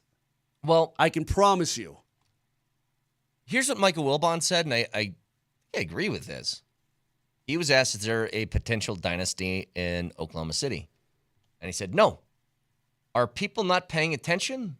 Every team is one contract dispute, one locker room dispute, one snapped Achilles away from a 4th-place finish in a second-round exit. Mm-hmm. Absolutely. That's very true. It's very true. You know, listen, I don't want to take away from OKC's title, but I will. They were healthy all the way through. Yeah. Healthy. Just like the Nuggets were. Listen, and I've said this before. When the Denver Nuggets won their title, the greatest thing to happen to the Nuggets was health. Yeah. Do you remember any instance during that run, that playoff run, where we were talking about Nuggets injury news? Ever? Not really, no. Ever? Maybe a couple little bangs. Nothing big, no, right? Nothing major. Everybody was healthy. Knock on wood, healthy. Everybody was healthy. They played healthy. They looked healthy. They won healthy. OKC, every round, an opposing team had something come up. John Morant, gone. Who they beat in the second round? Us. Who was hurt in the second round? MPJ to start out, then AG. Gone. Now, they beat Minnesota. Minnesota didn't have an injury, though, right? I don't think Minnesota did, no. Tyrese Halliburton played 1 game on a bad calf, 2 games on a bad calf, and then was gone. So they benefited by being healthy. It happens, man. Happens. Yeah, part of sports. There's a really interesting number that a former coworker of ours, Dan Fellman, gave to us yesterday. I'll just rip it. In 12 years as commissioner, there have been 9 different champions under Adam Silver. What do you think that number is in 30 years under David Stern? Not nearly as many because... So 9 in 12 under Adam Silver. How many in 30 years under David Stern? I'll say 5. 7 or 8. 8. 8 different champions in 30 years. See, Boston, L.A., Rockets, Spurs, Bulls. Pistons, Bulls. Who's the last one? Who's the last one? Wait. Heat? What are we doing now? You doing It's a 80s? Heat. That's 7. Oh, okay. The 8 champions when David Stern was the commissioner. We got 7. Did you do Pistons? Yes. You did Lakers. You did Celtics. When did Stern come in? 83? I don't remember the year. Sixers? Did he get the Sixers in there? Probably the Sixers. Okay, Sixers, Celtics, Bulls, Pistons, Rockets, Spurs, Heat. Did you say Lakers? Lakers. There you go. Well, yeah, there you go. Yeah, we get the 8. Yeah, that was it. And now there's been 9 different teams in 12 years under Adam Silver now. It didn't start that way with Silver, though. It started with the Golden State dynasty. It did. Yeah, it did. And then one and CBA then adjustment. the rules changed. Yeah. One CBA adjustment changed everything. Gosh, that's pretty wild. I wonder how long the NBA will stick to that, by the way. You don't think that's good for the sport? Well, is it good for the Nuggets? I'm just saying. Let me ask you this.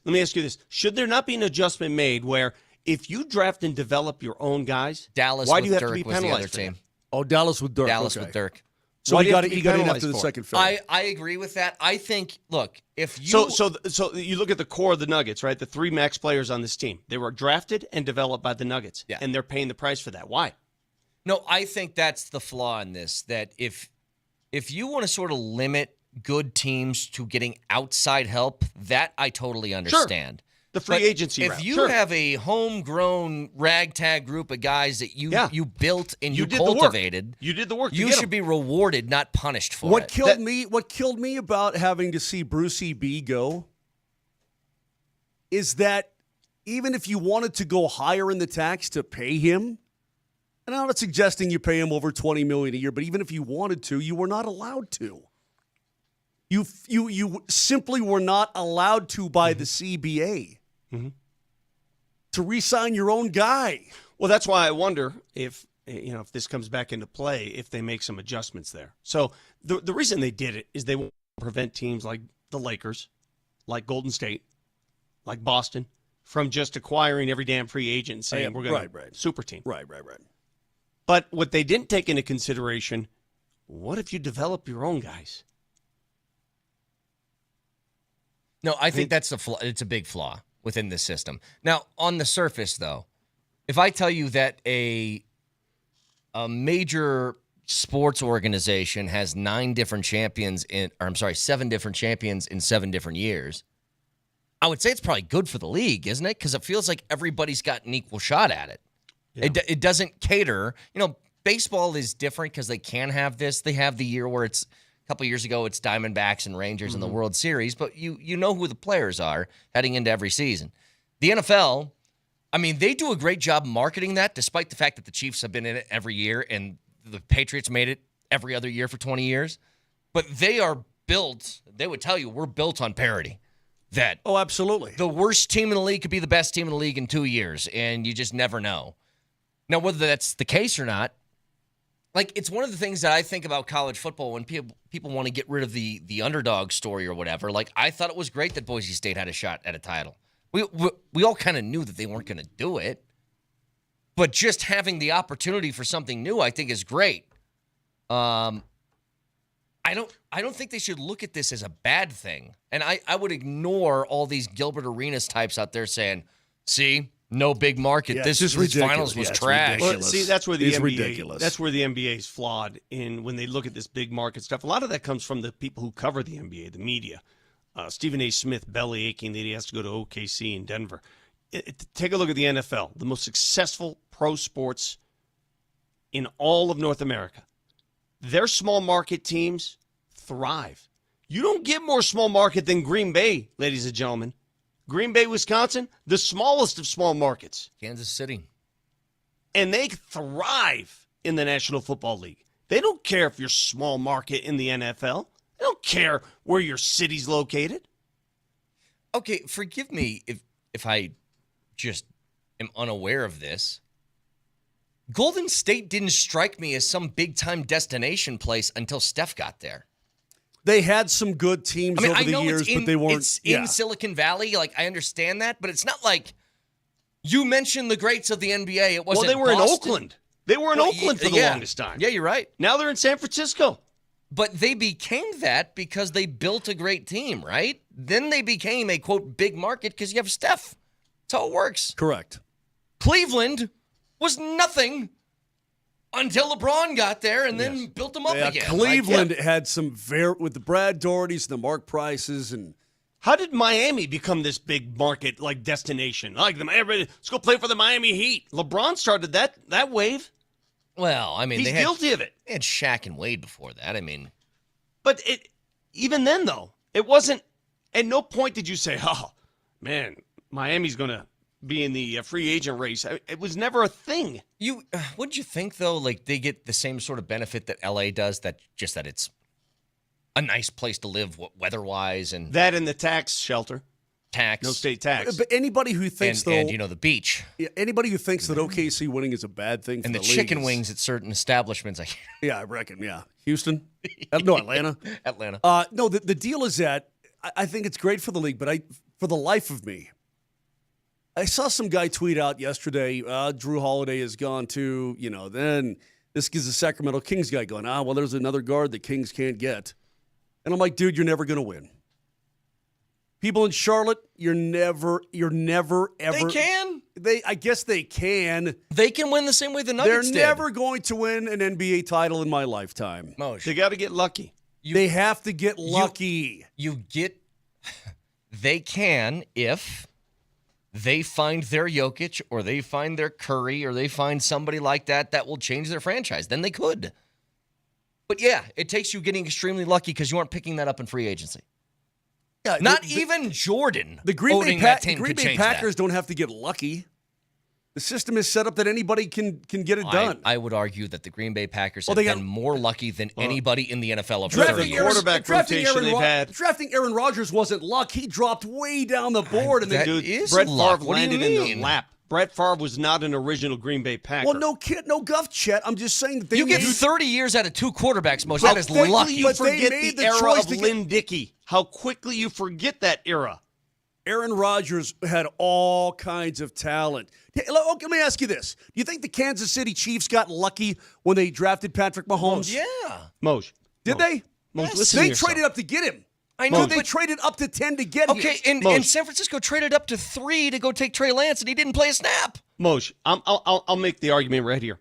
Between the era, the Vince Lombardi era, championship era, and the Brett Favre era, okay, how many years went by of that team being miserable where you couldn't name players? Plenty. In fact, one guy that we talked about was one of their quarterbacks, Lynn Dickey. Yeah, we just said it. Yeah. So you're looking at Don Majkowski, the Magic Man. You're looking at over 2 decades, 25 years of pure misery for that franchise. That's lucky. You land Brett Favre. You land Aaron Rodgers. You traded for Brett Favre with Atlanta. You traded for him. It's still lucky, though, Moj. Like, how many first-round quarterbacks fizzle out? Plenty. That's what I'm saying. Like, there's a it wasn't lot of luck that's involved in this. I would say the New England Patriots got lucky with Tom Brady as a 6th-round pick. Very lucky. Okay? When you draft a guy in the first round, it's not lucky. When you go and you actively trade for a guy that you think can be the guy, that's not luck. Who did Atlanta have instead of Why did Chandler, wasn't it? Was it Chris Chandler that they had? Are you sure? Or was I don't Chandler remember. after that? Because I think obviously Chandler's the Broncos beat old. the snot out of Yeah. Chandler in the Super Bowl. I think But they had somebody else at the time when Favre was just sitting bench. And well, wanted I out don't of think drafting when you have a first-round pick, and even though the guy slides down in the first round, but you draft him, that's not luck. Did Miami get lucky when they drafted Dan Marino? I don't think so. He was a damn good quarterback anyway. They drop a Chris Miller on you. Oh, Chris Miller. Remember that guy? You know who his backup was? Yeah. Billy Joe Tolliver. Billy Dude, Joe. I was in Denver when Steve Maybe DeBerg, Billy. who by the way, Steve DeBerg had a record that was broken by. Who broke the record? I think it was the Cincinnati quarterback, that dude with the mustache. But Steve DeBerg had the Ken record. Anderson? Yeah, Steve DeBerg had the record for consecutive completions in a game, and early '80s Broncos after the Morton era, it was the DeBerg era, and you're like, okay, all right. And Steve DeBerg's, if you look at his career, is a pretty damn good quarterback, but he's all right. And then Elway showed up, and it changed everything for 2 decades. Changed everything. You know who else played on that Atlanta team? Dion. Dion was on that team. Yeah, he was. Andre Rison. Total. He was a stud at the time. Then he got his house burned down. Most just Remember that, Vic? We'll save it. Yeah, TLC. Yeah, well, it was Lisa. Lisa Left Eye Lopez. She burned his Was house she on down. Was she on TLC? Yeah, she was in TLC. Yeah. Don't go chasing waterfalls. I mean, listen. Don't do it. Well, you should be chasing fire hoses. Tell you what, TLC had some bangers. They did. Play No Scrubs and see how everybody reacts when you play that song. That should be our theme If song. I say something, I just bring it out to my wife and I go, "Don't go chase." I'm telling you right now, dude. If there's a knife close, she will stab me in the throat. I promise. Why? You. She hates that song. Why? I don't know. It's a good song. She hates it. Are there songs that you hate that if I sang to you, you'd want to stab me in the throat? Yeah, Pretty much basically everything all you of them sing. that you play during breaks. Yeah, all of them. The answer is all of them. Yeah. Okay, all right. One final time. Our final keyword is Apple.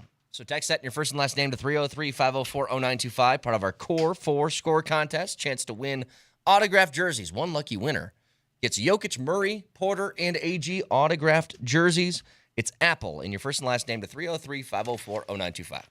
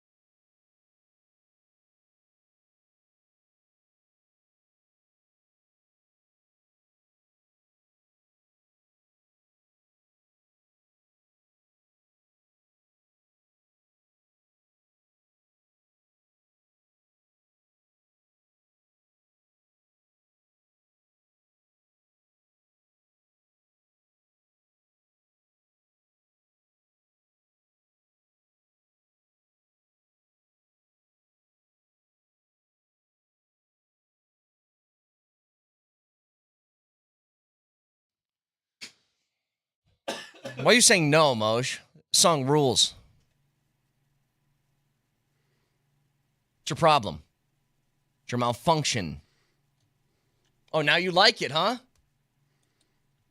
Hey, Moj, trade in the NHL yesterday. Zegras, what do you think? I have some people that I respect who like Trevor Zegras or think that he is going to get there. I am not so sure. What does get there mean?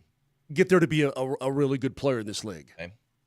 He's a former 9th overall pick of the Anaheim Ducks back in 2019. He's just, when you watch him play the game, you're like, wow, guy's got skill. Guy's got talent. Why can't he put it together? I don't know. You think he's going to put it together in Philly under Tocchet? Maybe. He wouldn't have under Torts because he's the one that scored the Michigan goal and Torts had the freak out. You remember that? Yeah. Torts like, we don't have this crap in this league and all. Remember? And they're like, Yes. oh, the kid's making it fun out there in SoCal and blah, blah, blah, blah, blah. And he wasn't having it. There's been a lot of expectation on Trevor Zegras in his career, and he just has not lived up to it. He's just not that guy. Now he's still young. What is he, 24? How old is he? 24, I think. Yeah, I think so. He's still a very young guy. He's got a lot of runway ahead of him, but he's never developed into that guy. I think back to some guys here. Vic, you remember when Tyson Jost was drafted? Oh, yeah. He's a 10th overall pick in the draft, right? But his skill level, nothing like this kid has. And I love Tice as a dude for sure. But it's never a guy's fault where he's drafted. It's the team's fault for drafting him at that spot. Where is Tyson? I don't know where Tice is now, to be honest with you. I really don't know. End up?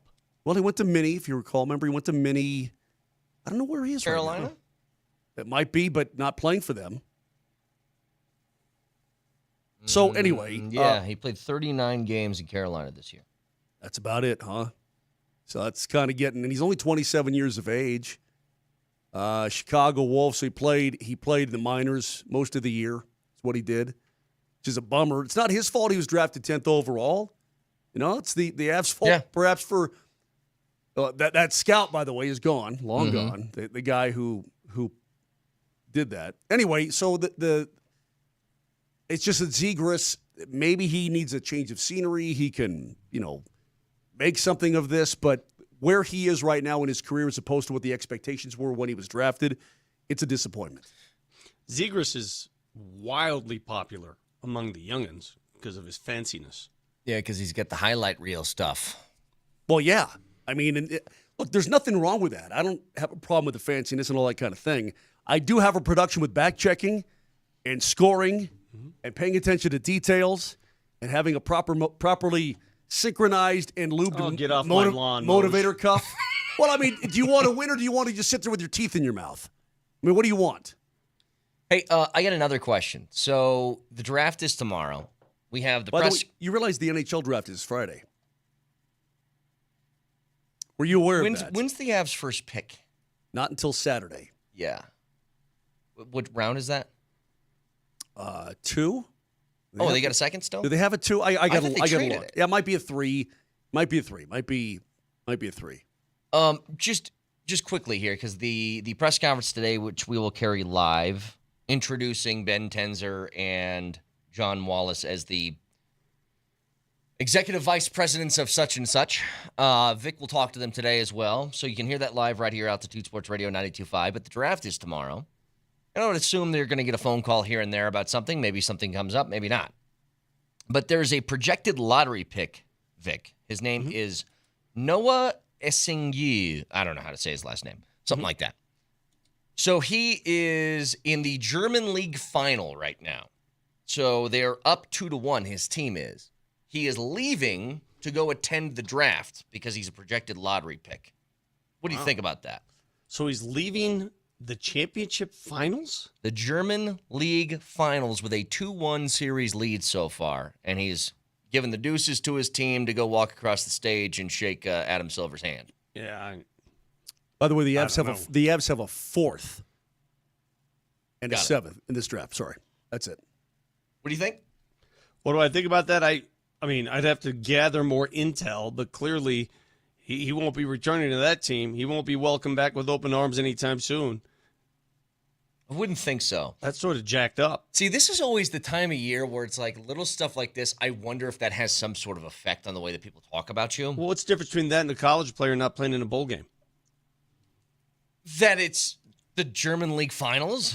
I mean, this would, from what I understand, Vic, this would be the equivalent of a college player not playing in the college football playoff. Yeah. Not like What's his name?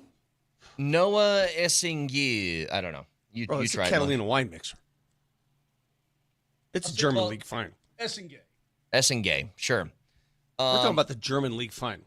Well, I'm just saying, Vic. I think NFL teams, if there was a prospect who was like a top 10 pick, and he goes, "Yeah, I don't want to risk injury in the college football playoff. I'm sitting out," would be a much different discussion than, "Hey, we're playing in the Music City Bowl. I think I'll bow out." So I guess today is today the Oklahoma City parade? I have no idea.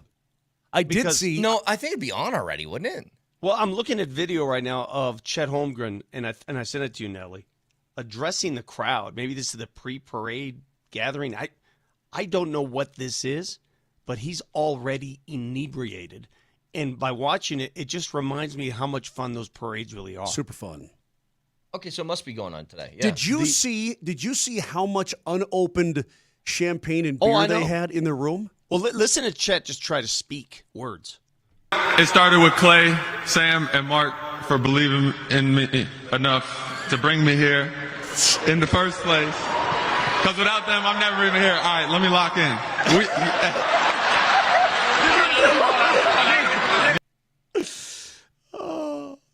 Remember who was it with the Avs that was obliterated? Oh, was God. it EJ? Bowen Byram was. Bo Byram couldn't He almost stand. fell off. You remember Sam Girard? Oh, that's saved right. him from falling off the He almost stage. fell off the stage. Correct. I remember that. They were Bo all Byram hammered. almost got arrested. Well, and you remember Moser's boy was so hammered that he said he couldn't speak Finnish anymore, so he was only going to talk to Lecky because he forgot. Couldn't speak English. Oh, yeah, he could only speak in Finnish because he forgot how to speak English. And let's be honest, Bednar kept getting emotional because that's part of the I am so obliterated, I can only cry. Yeah, it's great. I mean, Landy's was got gone. he's got no tarp on except for the Swedish flag. Yeah. EJ's up there. There's nothing. I mean, that's what you do. Brett, did you have a good time? I had a great time. I could. His name's Nathan McKinnon. Heard of him? That Here's day, EJ. I still remember the amount that Bednar cried. Yeah. And I would have thought, like, if you're crying like that, you probably just want to keep it short. And he just kept going and kept going. Yeah. They kept going. They had to grab him. Hey, Malone was pretty wiped. Yeah, he certainly was. And, listen, I'm not advocating everybody go out and get hammered or whatever else. I mean, do whatever it is you're going to do. Well, on the parade platform, it's pretty much expected. But if you do drink and you're celebrating a championship, then go for it, man. I mean, the Florida Panthers just spent literally 96 hours at the friggin' Elbow Room. Well, I don't know what to tell you. I don't know what to tell you. I like seeing the difference in the types of drunken people that Malone and Bednar were, because Malone was total bro, where he was going, "Hey, we go run it back, Denver on top," and Bedsy was the drunk guy who hugs you and he goes, "I'm so happy that we're friends. I'm so happy to have you in my life." It's so true. It's so true. They couldn't be more different types of drunks. What is it about this though? Like Chet, I'm endeared to Chet just by listening to him stumble through. I don't know what it is. Why is that endearing to me? No, not Chet. I love nothing from me. One more time from Chet. This is Chet just moments ago. No. The OKC. It started with Clay, Sam, and Mark for believing in me enough to bring me here in the first place. Because without them, I'm never even here. All right, let me lock in. I think it's hilarious. I'm with Moj. No. It might be funny for anybody else, not him. Dude, I'm up on the platform with the late great Peter McNabb. And Hammering beers. And Trujillo, who is just quintessential professional.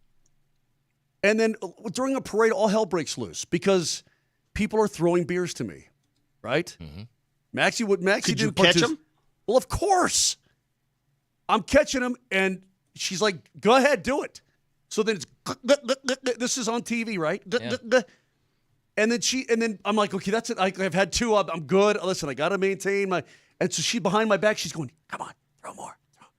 Dude, it's just a total party. It's total fun.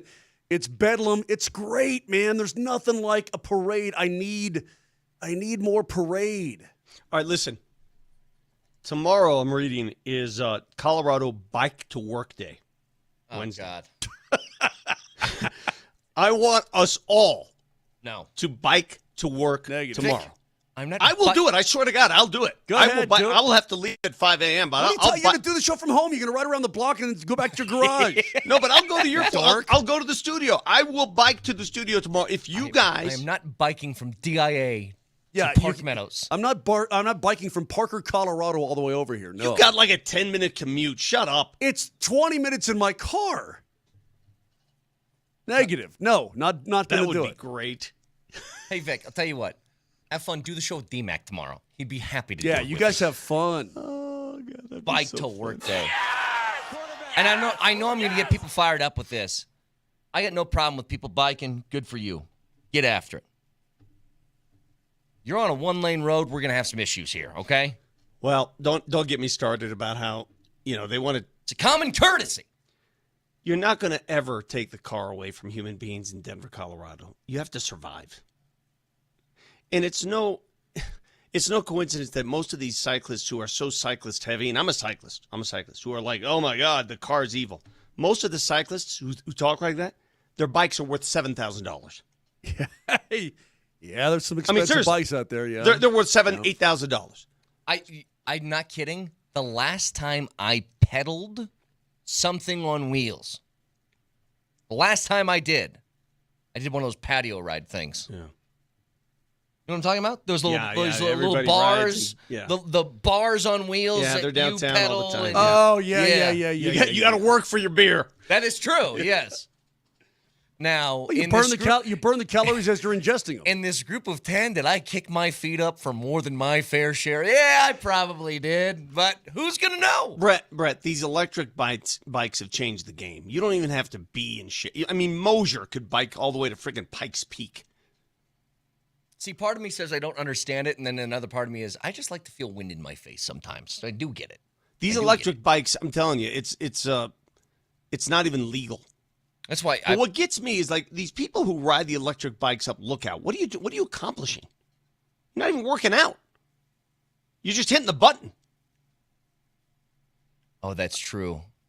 I did ride a bike recently. It was a one of those you bike to different bars things. There's always something about a bar. If you want to get me on a bike, I mean, you got. Oh, when your baby wants to bike, you're gonna get a bike. Baby Jamal Kale will not bike. No bikes for baby Jamal Kale. We're going to the baseball game. All right. Quick fact checker, please, 9. Nelly monitors the mistakes in today's Fact Checker. Presented by Rock Plumbing, Heating, and Air Conditioning. Your local home comfort specialists. RockHeating.com. Rock, bringing comfort home and simplifying your life. This morning, Vic went after the, quote, drama queens that he saw in the Twitch chat, and he probably set a record for most uses of shut up before 7:15 a.m. Yeah. Here's a little sampler. Bunch of drama queens this morning. Calm down. Everybody's a drama queen. Everybody has a conclusion before they even see anything. You haven't even met these guys. You haven't talked to them. I haven't even talked to them. Oh, my God. What are they doing? Shut up. No clue. You think you do. You have no idea. Shut up. He's fine. He's not going anywhere. Stop talking about it. Shut up. I think this is a record for shut-ups from Vic in the I mean, first that's segment just of a show. so tired of the drama. Oh, my God. I think it is a record. We should keep track. All right, again. Shut up, Brett. You can hear those guys not shut up. Ben Tenzer, John Wallace, noon today, live, Altitude Sports Radio 92.5. I'm on it. I'll be listening. Talk to you guys tomorrow. Love you. Bye.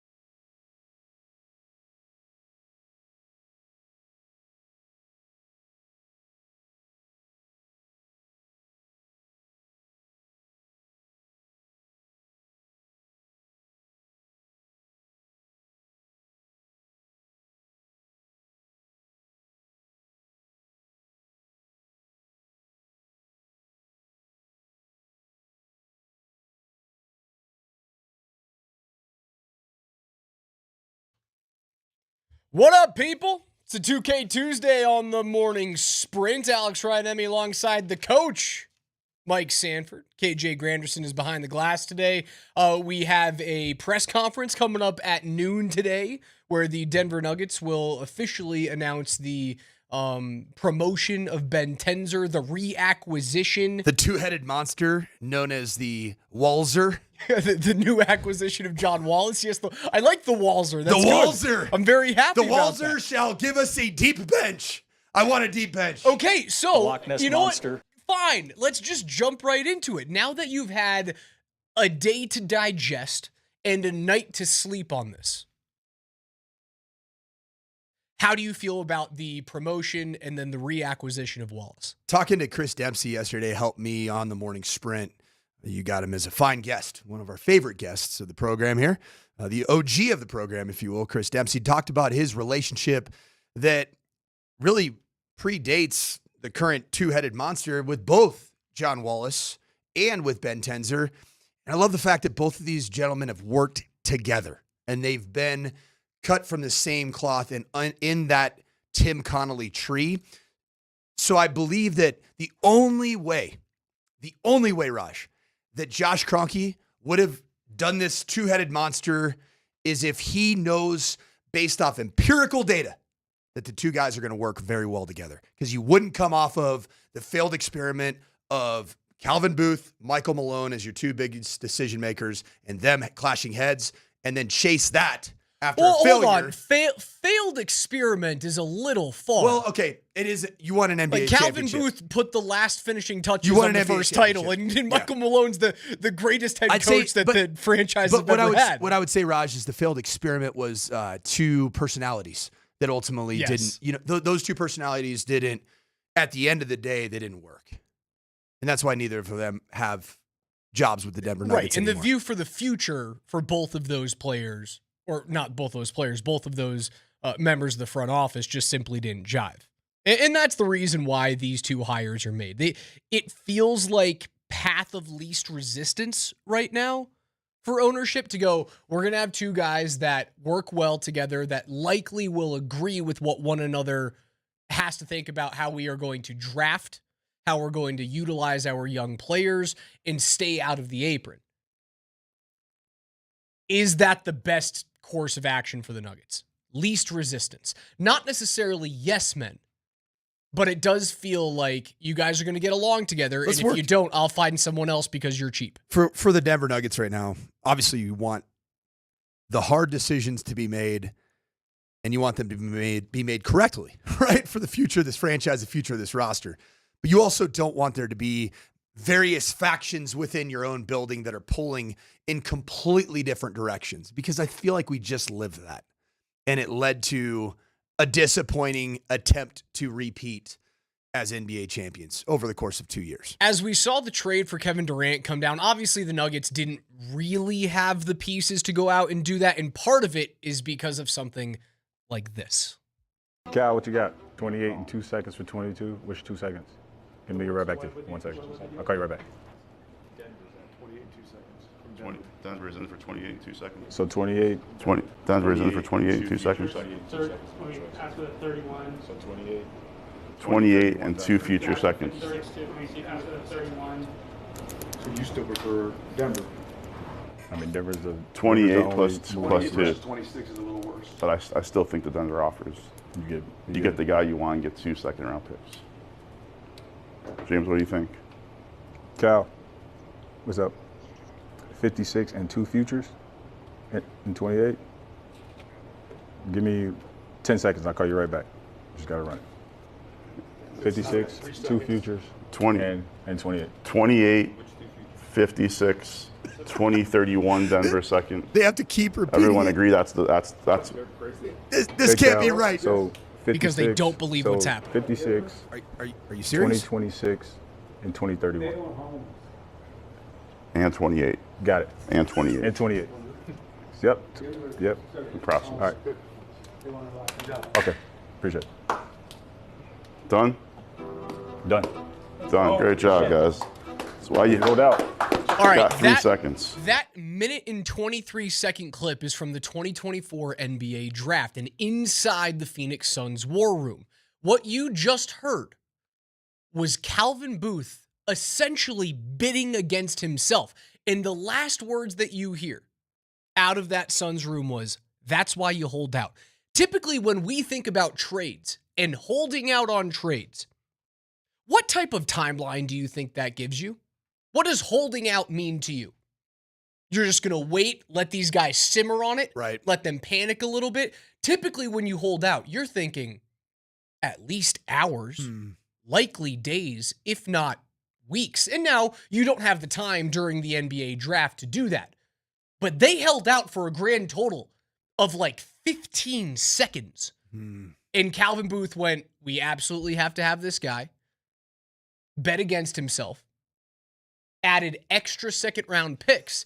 And now when you look back at this Kevin Durant thing, you go, well, the Nuggets couldn't have made that trade. There's no way that they had those. They did, right? If you look back at those two moves, the Deron Holmes trade in the 2024 draft, and obviously if Deron Holmes doesn't blow his Achilles and he plays last year, this whole conversation return might be on moot. investment. Yeah, then you would have proof of concept. You don't. But you add in those 3 second-round picks to the 2 second-round picks that you had to trade away to get rid of the Reggie Jackson contract. And you know what? I could ask you right now, would you have rather had Reggie Jackson or Russell Westbrook on this team? I would have had Reggie Jackson. The answer for you would have been In Reggie. hindsight, yes, because every once in a while, he could shoot from anywhere on the basketball court. There's your 5 second-round picks. You know what Calvin Booth was? When you listen to that clip from inside the war room of the Phoenix Suns, he was the Oprah Winfrey of NBA front offers. You get a pick, and you get a pick. But it was for future seconds. You get a future second. You get a future second. You want a future first? You got it. 28 for 56. I'm in. Oh, it was sorry. Apologize, KJ. Yeah, 3 second-round picks there for Reggie, not 2. 3 second-round picks. Woo! There's your picks. There's your trade package that if you wanted to go out and find a way to get Kevin Durant What here. did Reggie do this year? I didn't even know. I didn't even watch it. Where'd he end up? Reggie Jackson Philly. this year was he was a 76er. He played 31 games this year. Wouldn't have gotten probably Russ as much run. Russ was far more effective, available and productive. You don't like how the Russ experiment ended. I didn't. And I hope it's ended. It was a large success, and it needs for what he was paid. It was a it large was a massive success for what he was paid. For sure. Then I think we should just run it back, Raj. Let's just run it back. That's Give me not true. all No, the Russell Westbrook. that's not true. Give me That's all. not true because give why me is, all of his no, minus, his plus or you minus stop net. right there. Give You me his stop right minus there. 90 against Oklahoma City. Come on, man. Okay, so then take him out of the LA Clippers series. You don't win that series without replace him with somebody that can You shoot don't a win the basketball series. and distribute the basketball, and you play cleaner basketball from the jump. Oh, who can shoot the? Reggie Jackson shot like 33% from 3 last year. I'm not talking about Reggie. Somebody else. For the money, Russ was great. We've done this time in and time out, but for the money, he was great. Yes, there have always been times where he is going to shoot himself and therefore your team in the foot, but you don't get past the Clippers without him. Let me ask you a question, Raj. We talked, and there's a reason why he has opted out this year. It's because he's going to get paid more money. So if your answer is, it's because he outperformed his contract last year, then you should run it back. My answer to you is very clearly no. Because he opted out, he wants more money, therefore he, in my mind, and likely the franchise's mind, he will not live up to the next contract.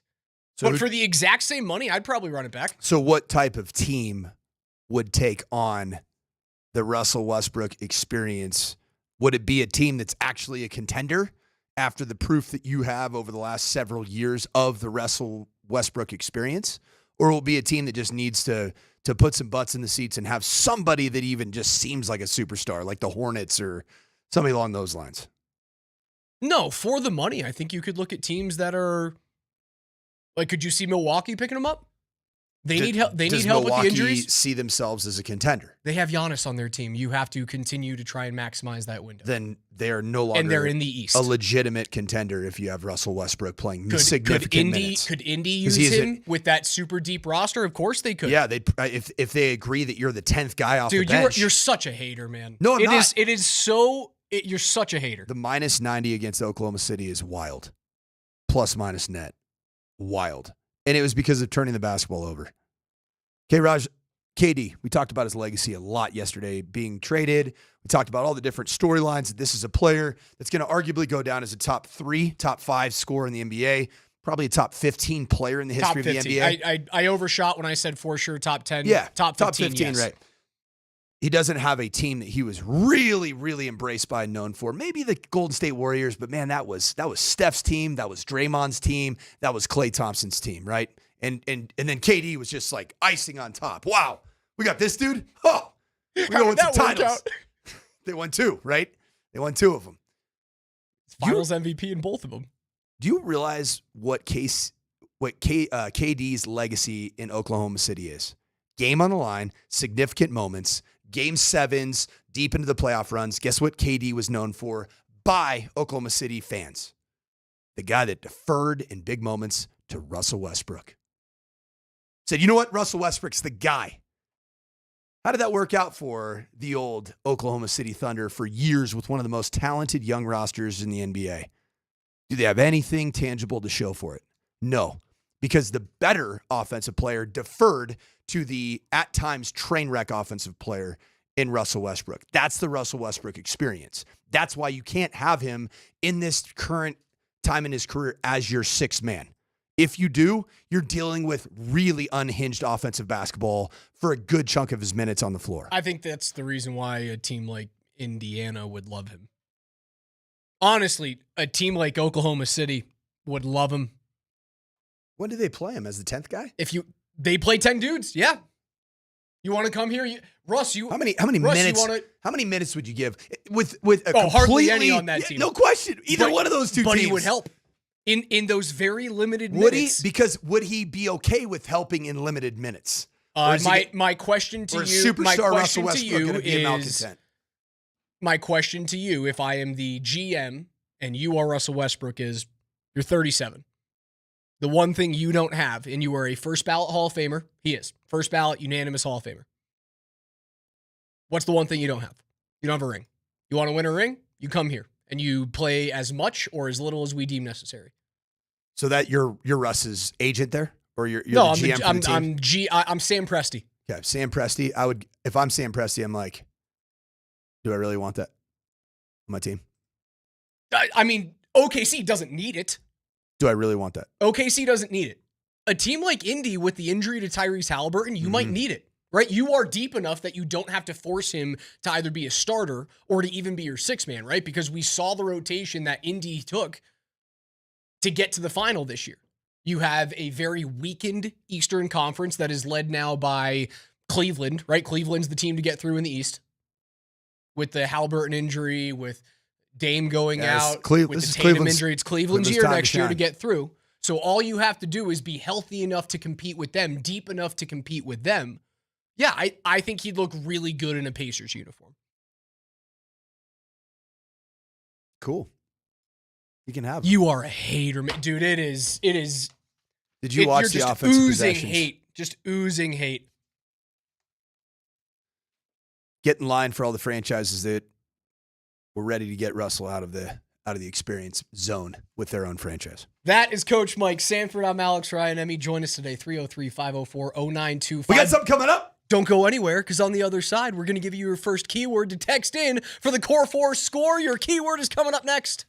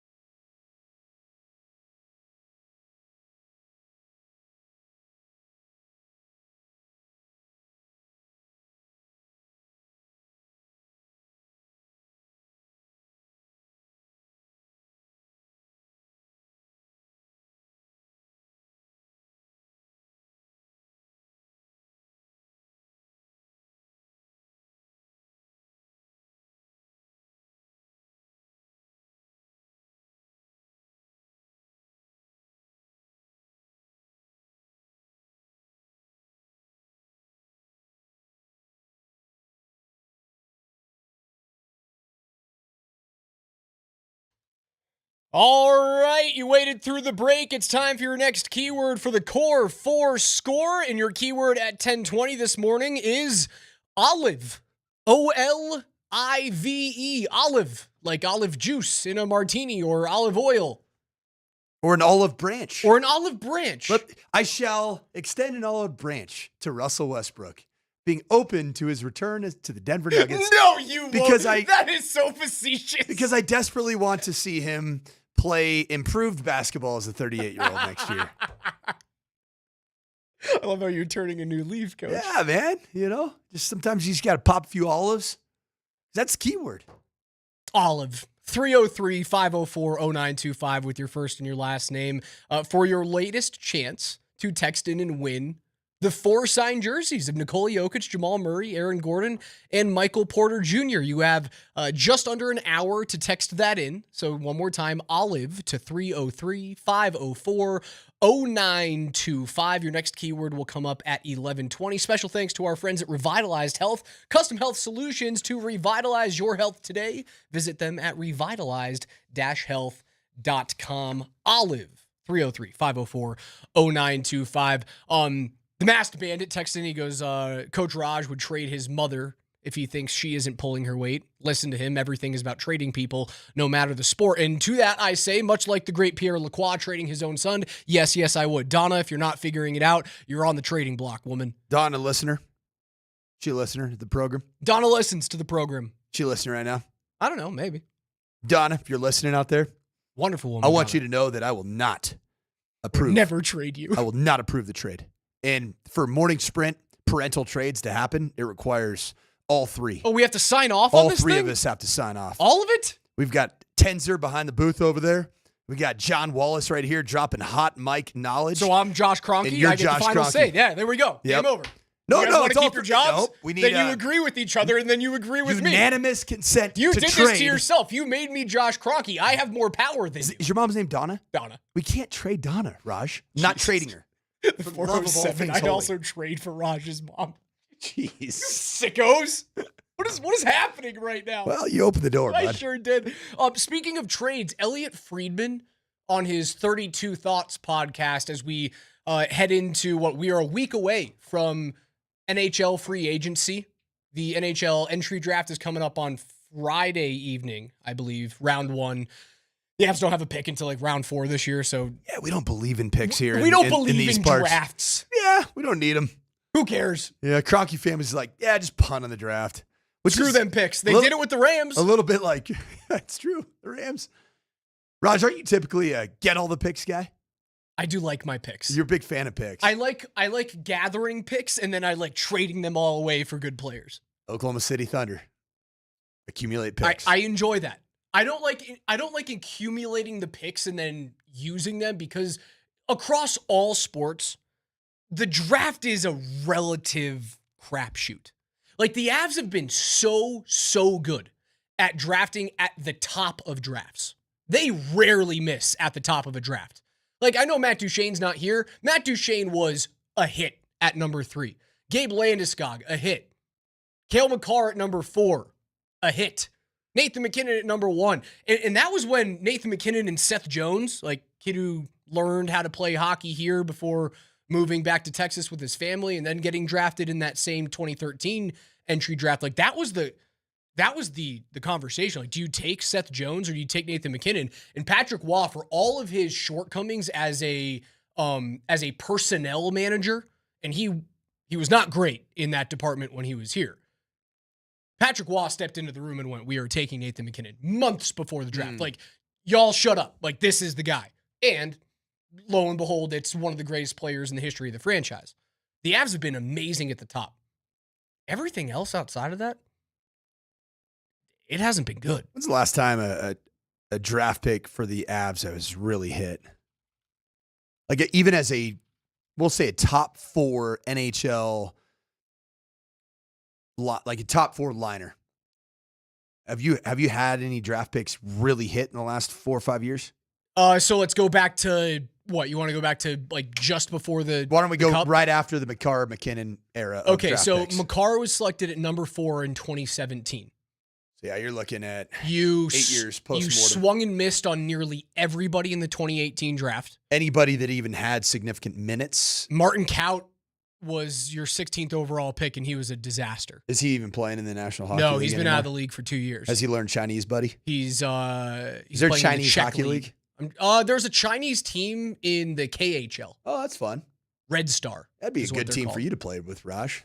Nikolai Kovalenko. I would wish that upon you for was trying a to trade your mother. Was a 6th rounder. Bowen Byram, 4th overall in 2019. Worked out, but he's not here. And now he's back on the trade market. And you used him to get a player that you ended up getting rid of shortly thereafter, So Casey Middlestat. You could say no. Yeah. Alex Newhook was 16th overall, but like both of those guys have Stanley Cup rings, not on your team. Justin Barron was selected at 25th overall the following year in 2020. You moved him for Arturi Lehkonen. All right. Oscar Alausen was your 28th overall pick in 2021. It's been a miss so far. Callum Ritchie, 27th overall in 2023. Right? Gone. You traded Callum Ritchie plus for Brock Nelson. Ritchie's supposed to be pretty good. Now, if you win a cup with Brock Nelson on the team over the next 3 years, who cares? And then last year, you didn't have a first rounder, but you took Ilya Nabokov in the second round, the goalie who's supposed to be very good for you. They don't hit at the top of the draft, which is why when I look at the Avs, I go, take a page out of the Florida Panthers book and continue to try and trade and get new blood in. Like, look at how the Panthers were created this year. Sam Bennett was traded for. Marchand was traded for. Sam Reinert was traded for. All of these guys, Seth Jones was traded for. All of these big-time impact players were acquired. Matthew Tkachuk was acquired in a trade. Just saw Seth Jones' pops. Saw his dad the last couple days.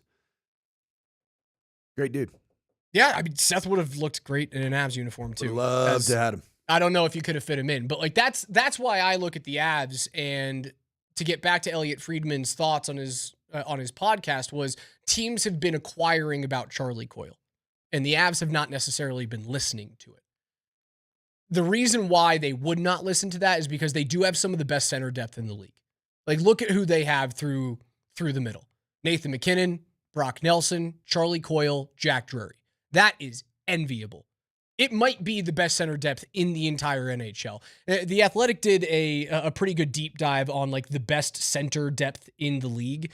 And Colorado right now is at 4th. They trail the New Jersey Devils, the Vegas Golden Knights, and the Edmonton Oilers.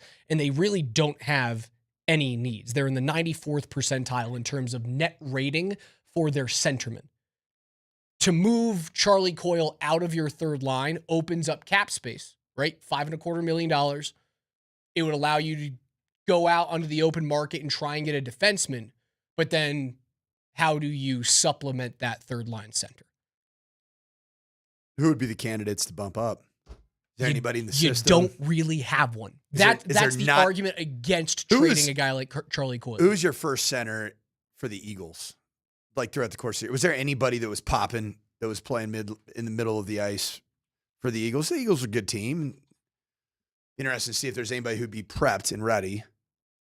Probably not. I mean, Jason Megna is a journeyman. He's not your guy. Like, if you're looking for younger players, is it Oscar Alausen? But he doesn't necessarily always play in the middle. He's a winger a lot of times. Chris Wagner has jumped up and played for the Avs, but that's another journeyman type of guy that doesn't get you going. Ivan might be that guy. Maybe it's Ivan. Does he still look a little bit smaller to you? A little bit. Just Yuri Enola, not quite but he's a NHL winger. ready. Yeah, there's a few guys, but no one that I would say I can move on from Charlie Coyle and I have a de facto third line center. Now Jack Drury could jump up and be your third line center, but then you break up and break fourth. But that'd be my best bet. And my gut right now tells me that Charlie Coyle is a player that you should look to move and clear up that cap space. I do think that. My gut's telling me that. I would have said yes had the Avs. You know what? I think the time to trade Charlie Coyle has come and gone because Jonathan Taves decided to sign in Winnipeg. If Taves signs here for a 1-year deal at $2 million with incentives like he did with his hometown Winnipeg Jets. That's the reason why he went to Winnipeg. He is from there. He grew up a Winnipeg fan wearing Teemu Selanne jerseys. And they're also a very good team. Like they're on the cusp of doing something great, but they always bow out early on. Kind of like the Avs, but the Avs have actually punched through and won a cup. If you get Taves, I think Coyle's gone. But you didn't get Taves. Now that you don't have that like cheap veteran option, what are you going to do? Just go out and get the on-ice equivalent of Russell Westbrook, Raj. That's what you do. Whoever that may be. Evander Kane? Yes! Give me Kane! It's too expensive. But he's also won a title, hasn't he? Evander Kane? That he is. I don't think Evander Kane has a cup. Does he? I'm almost positive Evander Kane has not won one. I know he's been around there. I could certainly be mistaken, but I do not think Evander Kane has a Stanley Cup championship. Nope. He's been with too many teams that have been close. Yep. Two consecutive ones for the he just hasn't been healthy enough, and he's losing foot speed.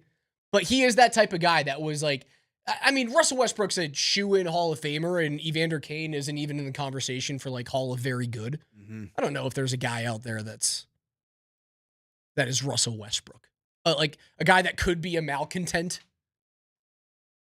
Yeah, in the Russell Westbrook malcontent conversation, to be fair, I've talked a lot about Russell Westbrook and created this image of you can't play him as the 8 or 9 or 10th option off your bench, a guy that's going to get 6 to 12 minutes. Oh, you can.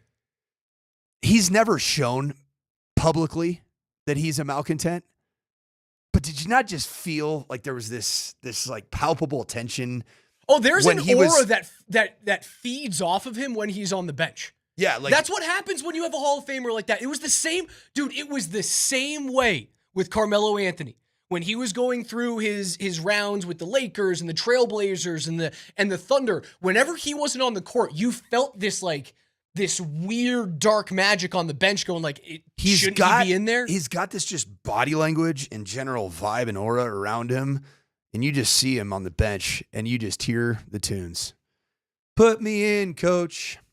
I'm ready to play. And he just wants to play. That's all he wants to do. Corey Perry is a comp that is being brought up on the Would you text take him? line. Oh, I would take Corey Perry in a heartbeat.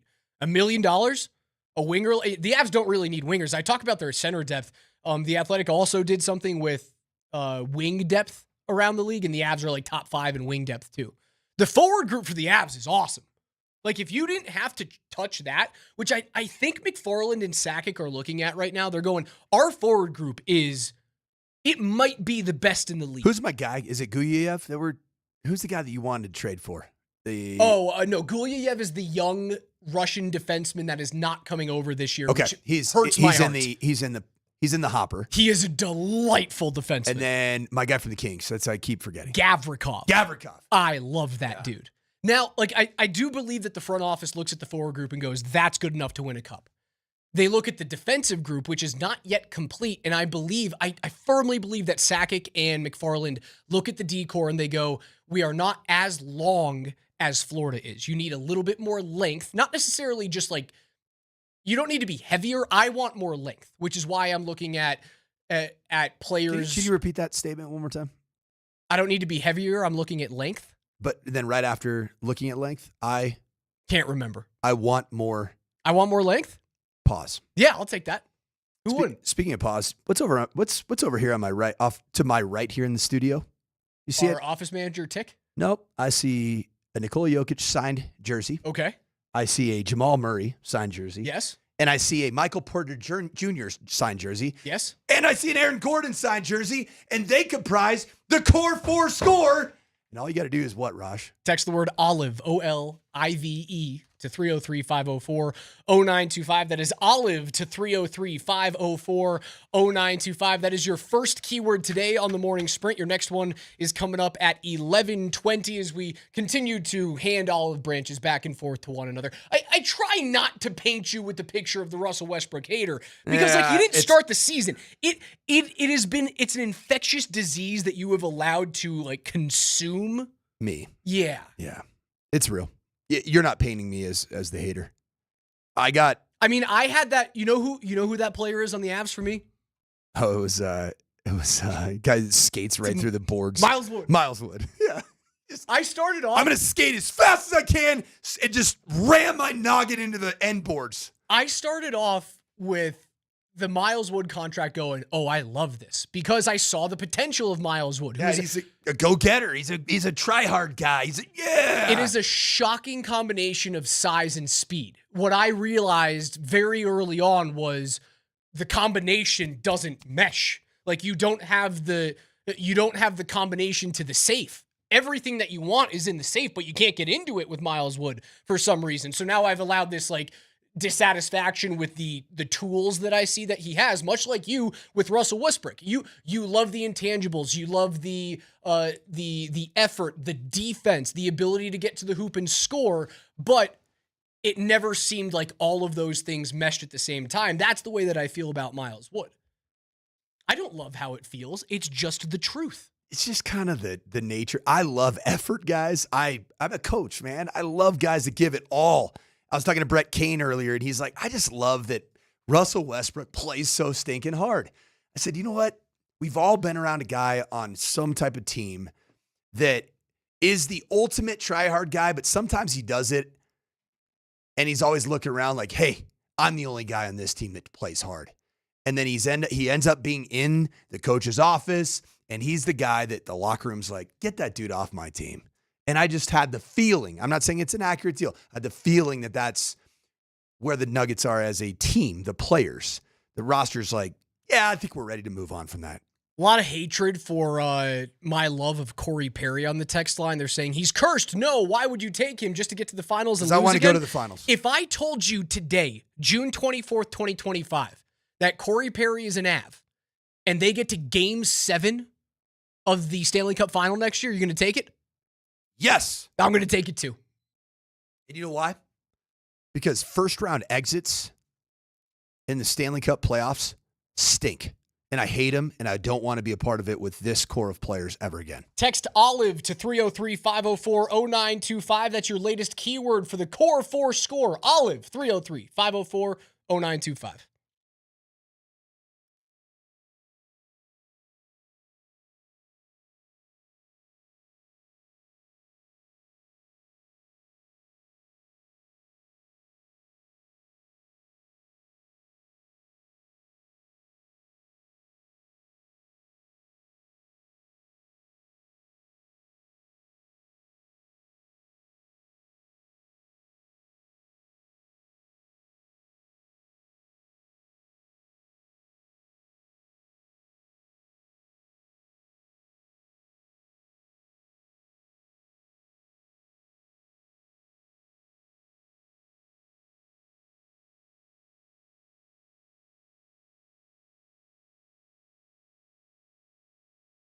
What is good, Colorado? Coach Mike Sanford here.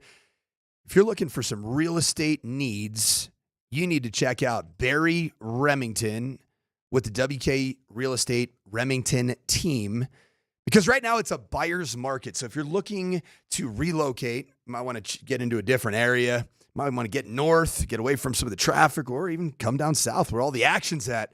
Either way, Barry Remington is your guy. And as a buyer's market, right now, Barry's got more inventory than he's had in over 10 years, which is so big for buyers.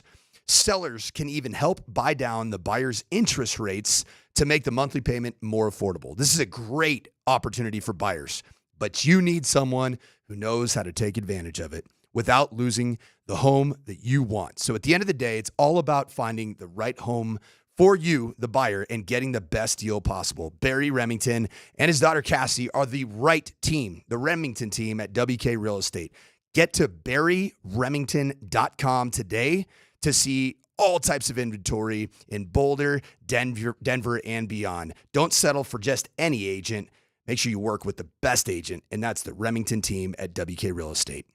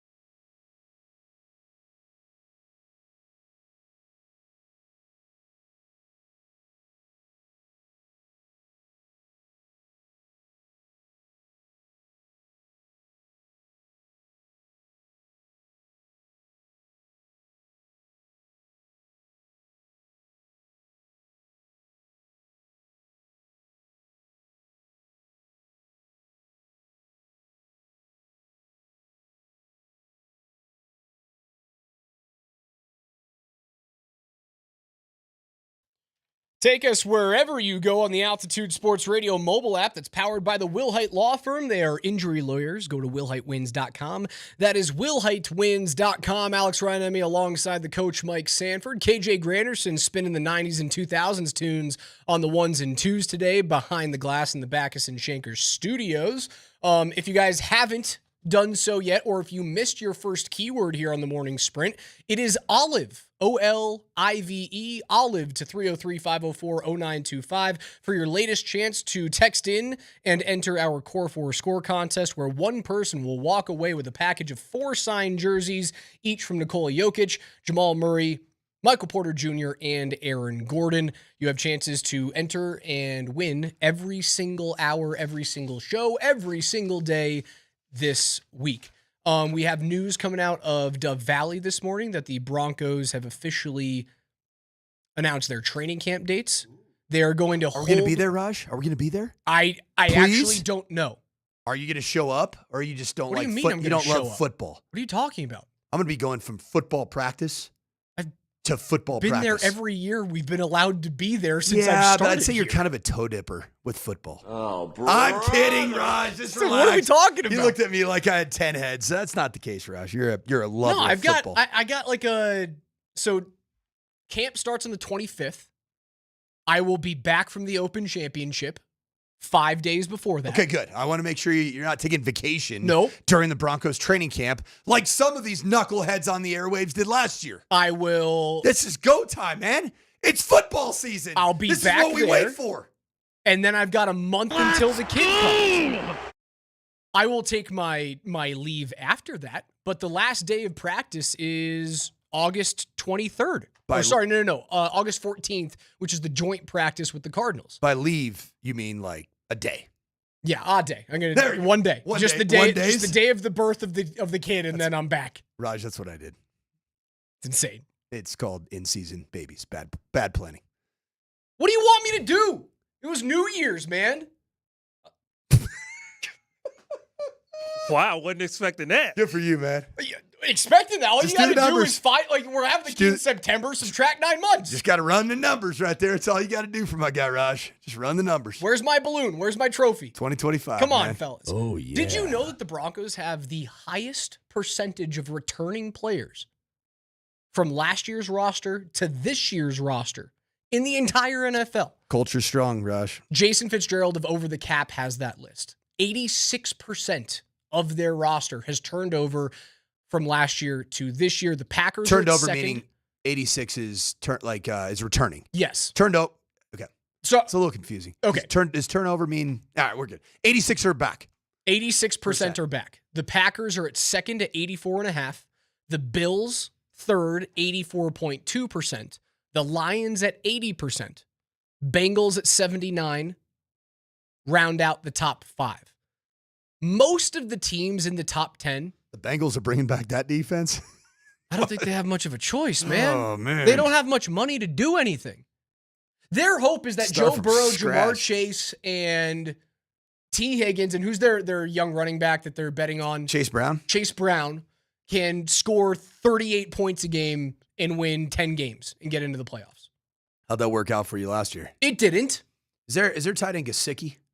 I think it's still Mike Does that sound Gesicki. right? That sounds right. But so the rest of the top 10, again, from top to bottom in terms of roster players from 2024 coming back in 2025.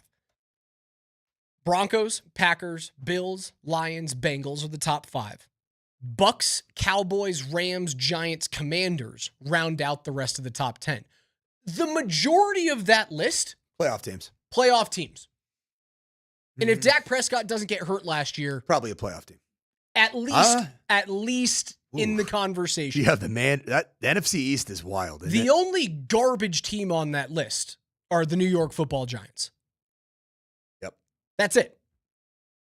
How bad is that going to go for Russell Wilson? Well, Russell did come out and say that the reason why he went to New York was Malik Neighbors. Okay. Now, I don't know how much. So dumb. Like, how much. Why does he even say that kind of stuff? Like, 'Cause really? he's a cheese ball. Really? Do you really believe that, Russ? That He's a cheese ball. you made a massive decision over just one young wide receiver? I know he's a good player. He's a very good player. like a life decision. You made it because you like the bright lights of New York. And you just love being in the spotlight. Ciara's probably pretty happy that she's in Manhattan. Yes. Still, what did you call her? Sierra. Sierra. Sierra. So, Okay, you're pulling a Scott Hastings. What do you want me to do? That's not my forte. Hey, KJ, we got to get this man cultured over That's here. not we gotta my get him caught forte. up to speed, baby. I don't know what's going on, man. You got your mind on other things. Still thinking about New Year's, man. Still thinking about New Year's. I'll play the hits. I don't want you to replay the hits. That's okay. Spicy. Jesus.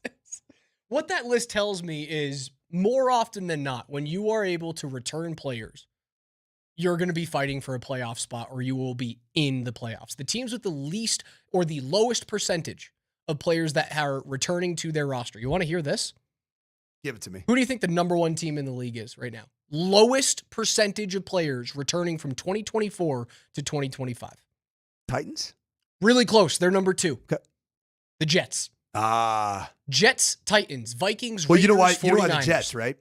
Because everywhere Aaron Rodgers goes, he just takes an exodus of players. Well, he brings in the 2014 Green Bay Packers roster and say, hey, you're coming with me, old guys. Let's go set up the AARP out here in the Meadowlands. And then all of a sudden, once he's gone, they're gone too. 2 playoff teams. Just 2 playoff teams are in the bottom 10. Buffalo? No, Buffalo's in the top 5. That's right. That's what you said. They're number 3 overall. I don't give it to me. The Chargers at number 9, 64%. Again, 9th lowest. Yeah. Ninth lowest returning players. And the Steelers at 67.2%. Makes sense. Where the Steelers at? 10th lowest at 67.2. So really, like you're just about on the south side of the middle of the pack. Right. At 9 and 10, lowest. But most of these teams that were garbage last year are getting rid of players and trying to find new blood. So the Denver Broncos are number 1. Number 1 in terms of highest roster return. Highest roster return. Let's have a fun little exercise. Over the course of the last 2 years, because the Broncos have they turned over their roster incredibly over, we'll say, between 22 to 24, correct? Going into 24, there was a lot of roster turnover.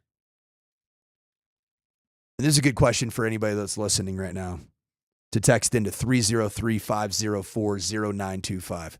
Are there any players that have departed this roster since, say, 2023 that you really miss? Like, gosh, I wish we had that guy right now. Gosh, I wish we could have re-signed him. I would have loved to have had the version of Jerry Jeudy that played against the Broncos last year. Just never worked. Okay, so let's look at the starters from 2023 then.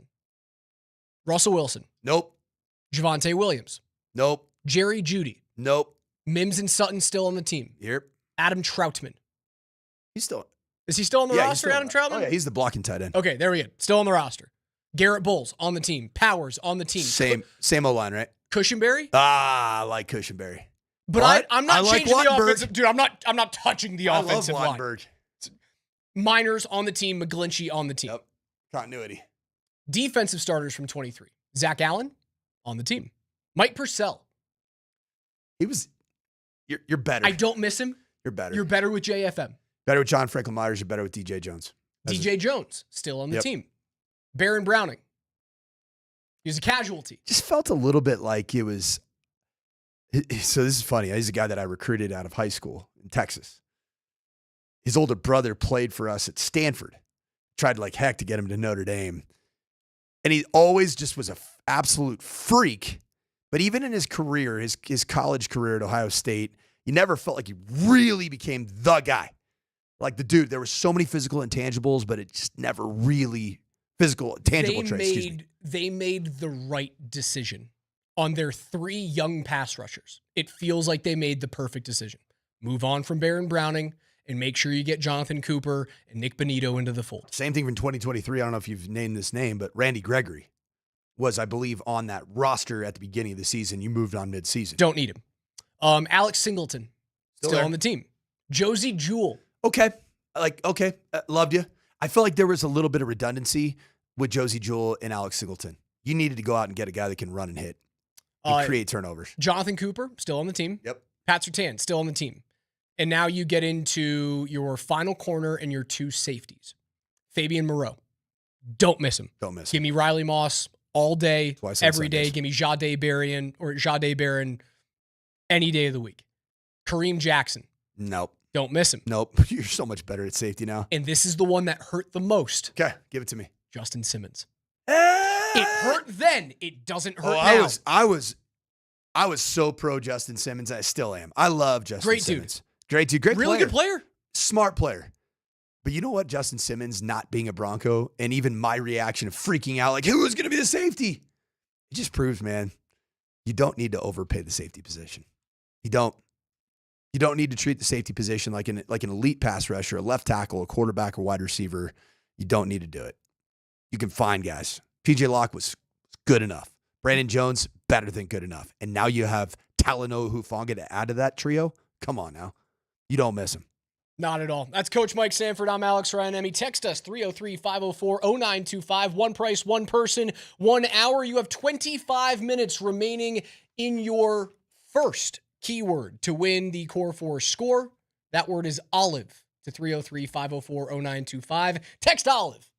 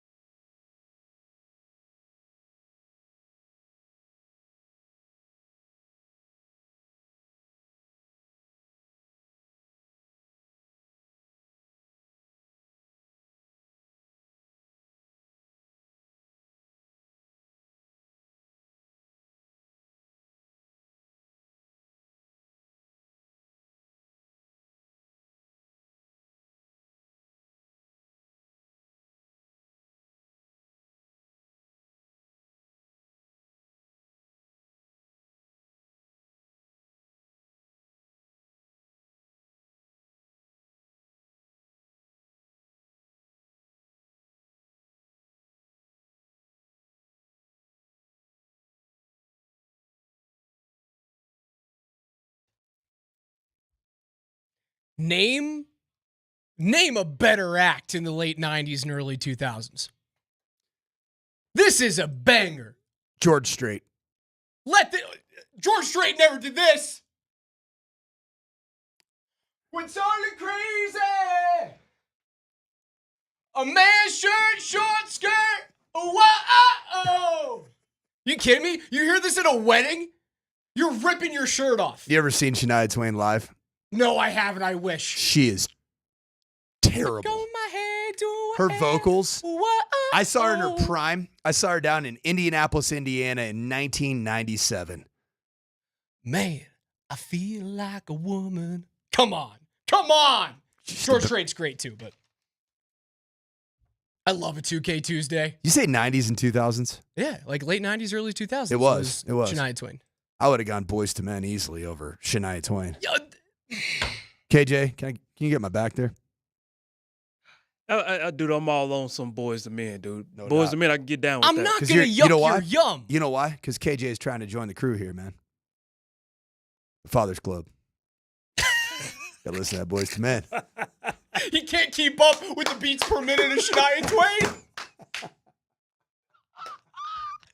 Oh, my God. Lance goes, Garth Brooks says hello. Isn't there that like theory that Garth Brooks is like a serial killer or something?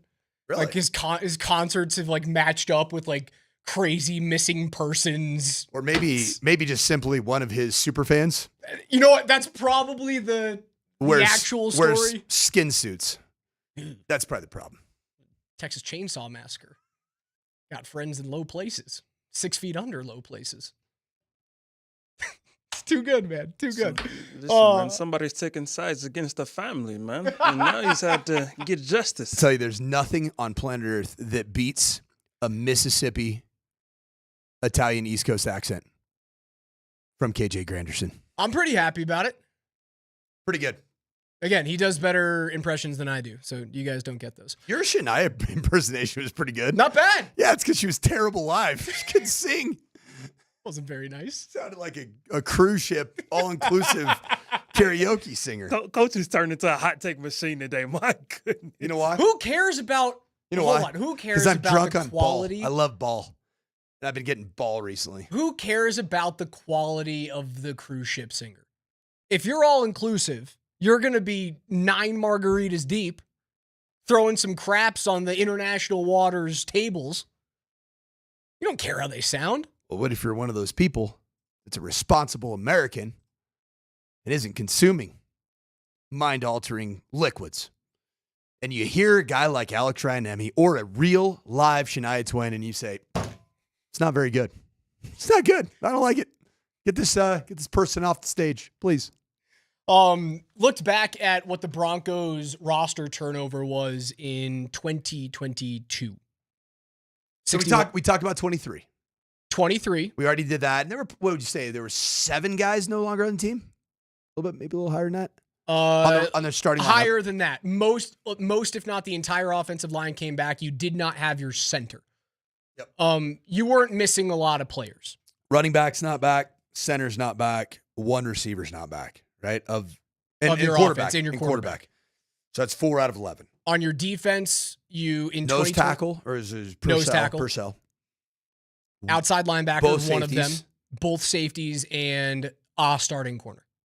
Yes. So that's like 6, right? No, a little more than that. 7. I think it was like 7 or 8.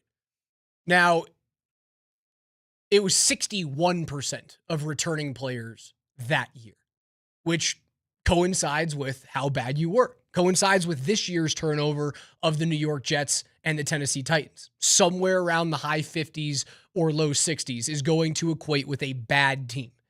Let's get weird and talk Nathaniel Hackett 2022 roster. All right, you want to go through the starters? Yeah. Russell Wilson. See ya. Latavius Murray. See ya. Tall. Very Jerry tall. Jeudy. Gone. Latavius Murray, last 100-yard rusher for the Broncos in a game. That's insane. Eric Saubert. Who's that? Tight end. I never heard that name before. I've been doing football for my last 40 years of life. 15 catches, 148 yards, and a touchdown. Cool. Eric Tomlinson, tight end. 9 catches, 79 yards, 2 scores. Left tackle, Cameron Fleming. Oh, I like Cam. Cam was at Stanford when I was playing there. Dalton Reisner, left guard. Wow. You missed him when he left. He's been on a milk carton ever since. Yes. Graham Glasgow, center. Okay. Don't miss him. Quinn Miners. Yep. Is he the only incumbent starter? He's the only incumbent starter. The only guy that's still here from the 22 roster. Billy Turner, right tackle. Oh my gosh.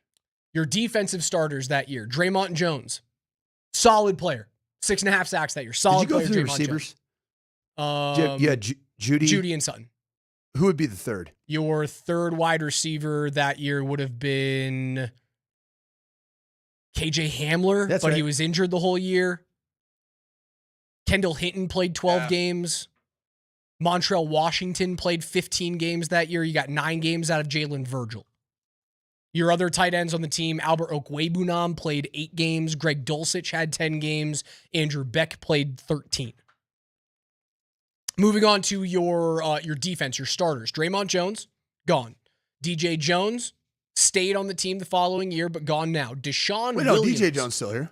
Oh, sorry. My apologies. DJ Jones still here. Deshaun Williams. Okay. Jonathan Cooper, Josie Jewell, Alex Singleton, Baron Browning, Pat Surtain, Damari Mathis. Oh, yeah. And then Kareem Jackson. Damari Mathis is still here. Is he still on the roster? Damari Mathis? He's a corner, right? Depth corner. Damari Mathis still on the roster. Yeah. Wow. I can't believe you hang on for 3 years after all that crap. That's what I'm saying. Like, how? How is right, man. That team was such a dumpster fire that year. 5-12. So that's just, you're going into the third season since that year. The turnover rate is close to 80%, probably. Maybe 90%. That you turned over nearly all of your starters from the 2022 Nathaniel Hackett disaster. That feels like it was 7 years ago. The wild thing is that how much the roster turned over even to 2024, last season, his regular season, massive.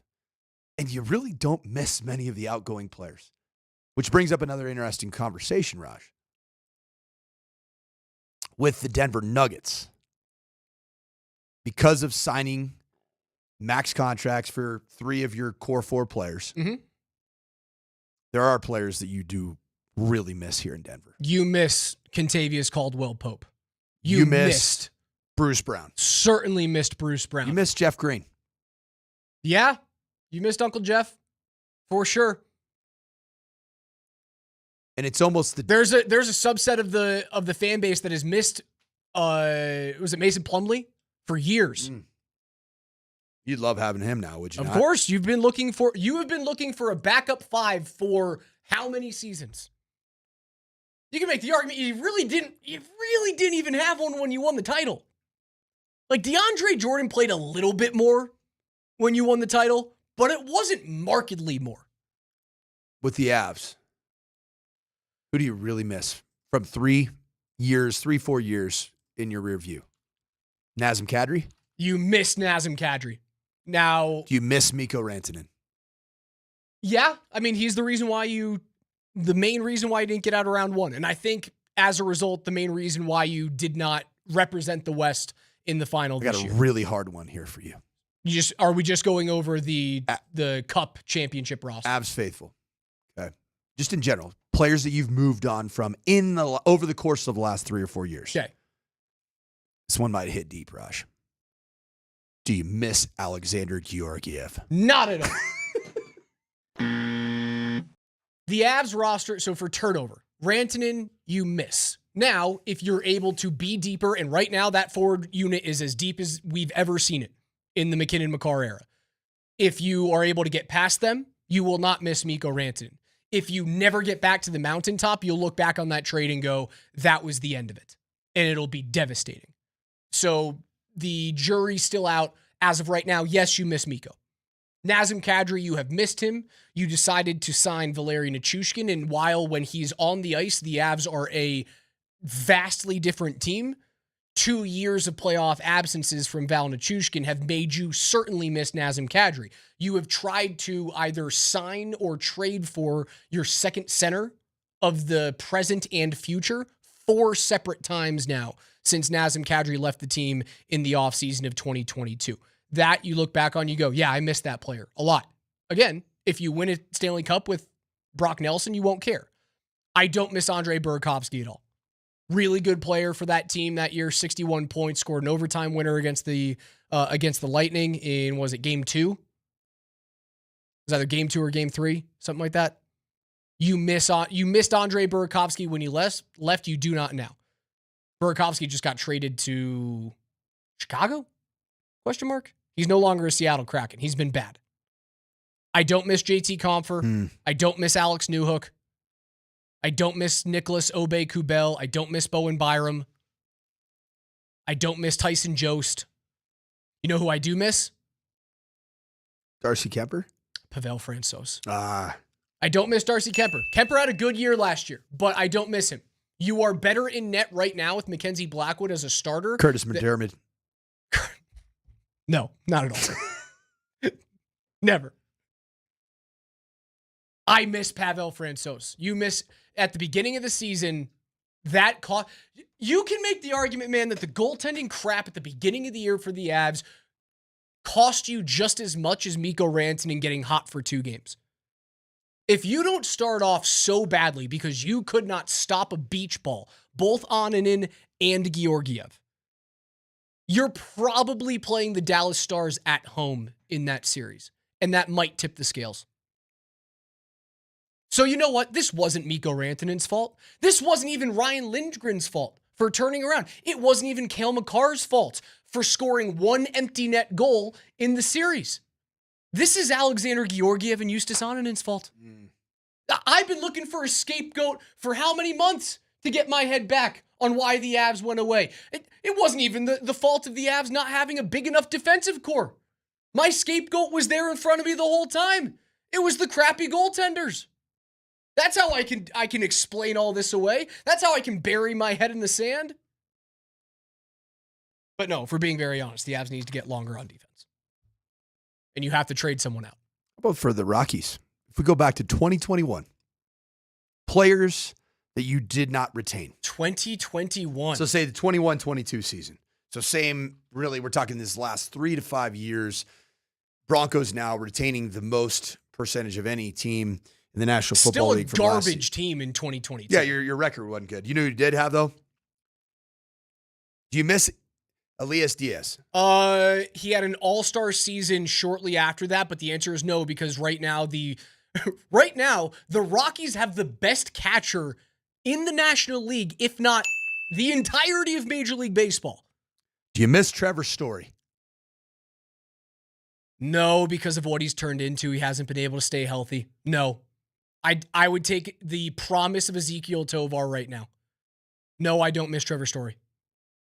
Hard to say because he was a really special player. Continue. Gosh, man. John Gray. John Gray's a World Series champion. Yeah. You miss John Gray. Mm-hmm. Yep. Gomber. Still on the roster, but middling. If he was gone, I wouldn't miss him. Gosh, man. Ryan McMahon still on the team. Raimel Tapia was very promising. Don't miss him. Garrett Hampson was once the fastest player in Major League Baseball. Don't miss him. When you look at this 21-22 roster, are you maybe even better right now? Just roster-wise? You can make the argument, sure. God, that's a bad-looking roster. The roster's been bad for half a decade. You haven't had a really exciting Rockies roster since 2018 when they made the playoffs, and that was Chris Iannetta, Ian Desmond, DJ LeMahieu, a healthy Trevor Story. Nolan Arenado was hitting 38 bombs that year and finishing top 3 in the MVP. Carlos Gonzalez was 32, but still a serviceable player. Charlie Blackmon had 119 runs that year as a 31-year-old. That's the last exciting team that you had. It's been half a decade since they were exciting. They've been really bad. CJ Cron. CJ Cron had one good season. You needed to flip him at the deadline. They didn't do it, which is that's the Achilles heel of the Colorado Rockies. Here, we got to take a quick break. On the other side, don't go anywhere. KJ's NFL notes, and we will have your 1120 keyword for the Core 4 score. Your first keyword of the day has come and gone. Your second one is coming up next. Don't miss it.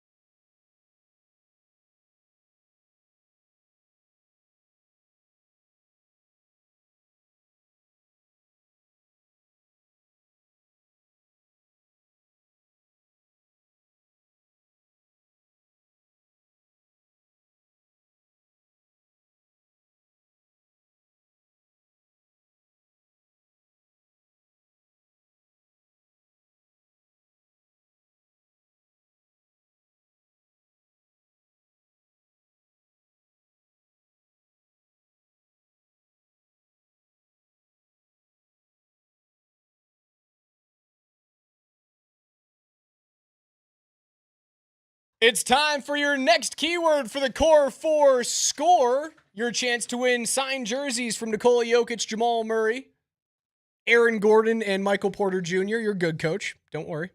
Your next keyword Almost got is NSFW'd.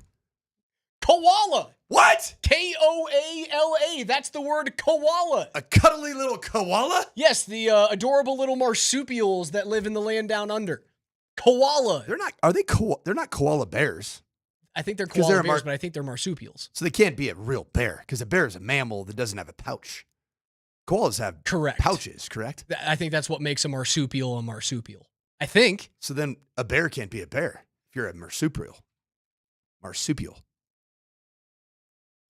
So do we just call them koala bears? No, they are called koala bears, but they are not bears. There's no chance they're a bear.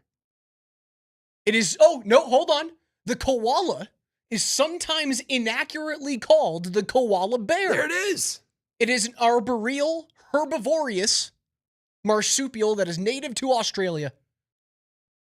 Its closest living relatives are the wombats. And right now? Koalas are adorable. They're supposed to be vicious jerks. Yeah, they can get you. Well, marsupials have those aren't their claws like nasty, man? I think the craziest thing for kangaroos are their claws on their bottom feet. Like, they can not only stop your heart by kicking you in the chest. Well, Alex, if you're looking right here. But can't they, like, disembowel you with their feet? While generally docile, koalas can become aggressive and attack if they feel threatened or stressed. They have sharp claws and teeth and can inflict painful wounds. And I'm sure if they bite you, their mouths aren't, clean. They're almost beakish. Their mouths are kind of beakish. I guess not. Just they have that big, they're supposed that big to nose. be jerks. Like, all they do is just, like, chomp on eucalyptus and look kind of cute. And then if you get close to them, they're going to be jerks. They climb bamboo a lot, too, don't they? I have no idea. I have no clue. I'm reading a Wikipedia You know what a page. koala? Let's be very honest. You want to know what a koala can do right now? What for can you? it do? A koala, if you type that into your phone and text it to 303-504-0925, a koala can get you the Core 4 score, all 4 jerseys.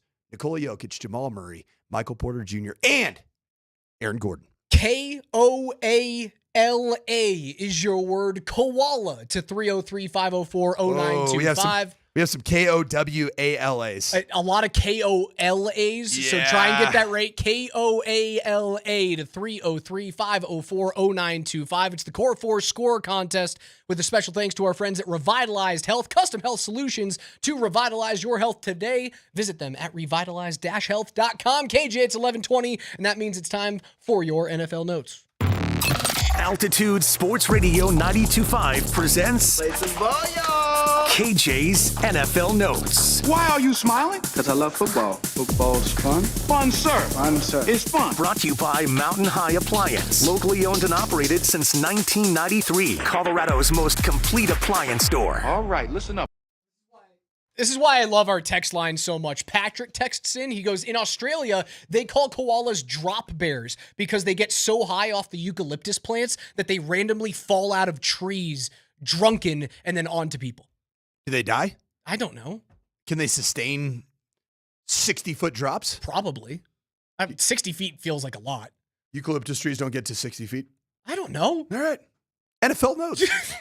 Football, KJ. Yeah, people get high off other plants here as well. Speaking of high, I know those don't get 60 feet tall. Oh, that is very true. Not in Snoop Dogg's world. Speaking of high, the number of people that will be allowed at Broncos training camp is not as high as it was in years past. It is down from 3,000 to 800 this year due to the fact that the Broncos are having construction right now as they are building a new practice facility. They released today that for the fans, you guys will be able to join them if you are one of the 800 starting Friday, July 25th, and your last day will be Thursday, August 14th during the joint practice with the Arizona Cardinals. Why is that important? Because you guys get to see Denver and Colorado, if we're being honest, favorite quarterback Bo Nix. And Bo Nix's 2025 stats projection from ESPN is 4,000 yards, 27 touchdowns, 12 interceptions.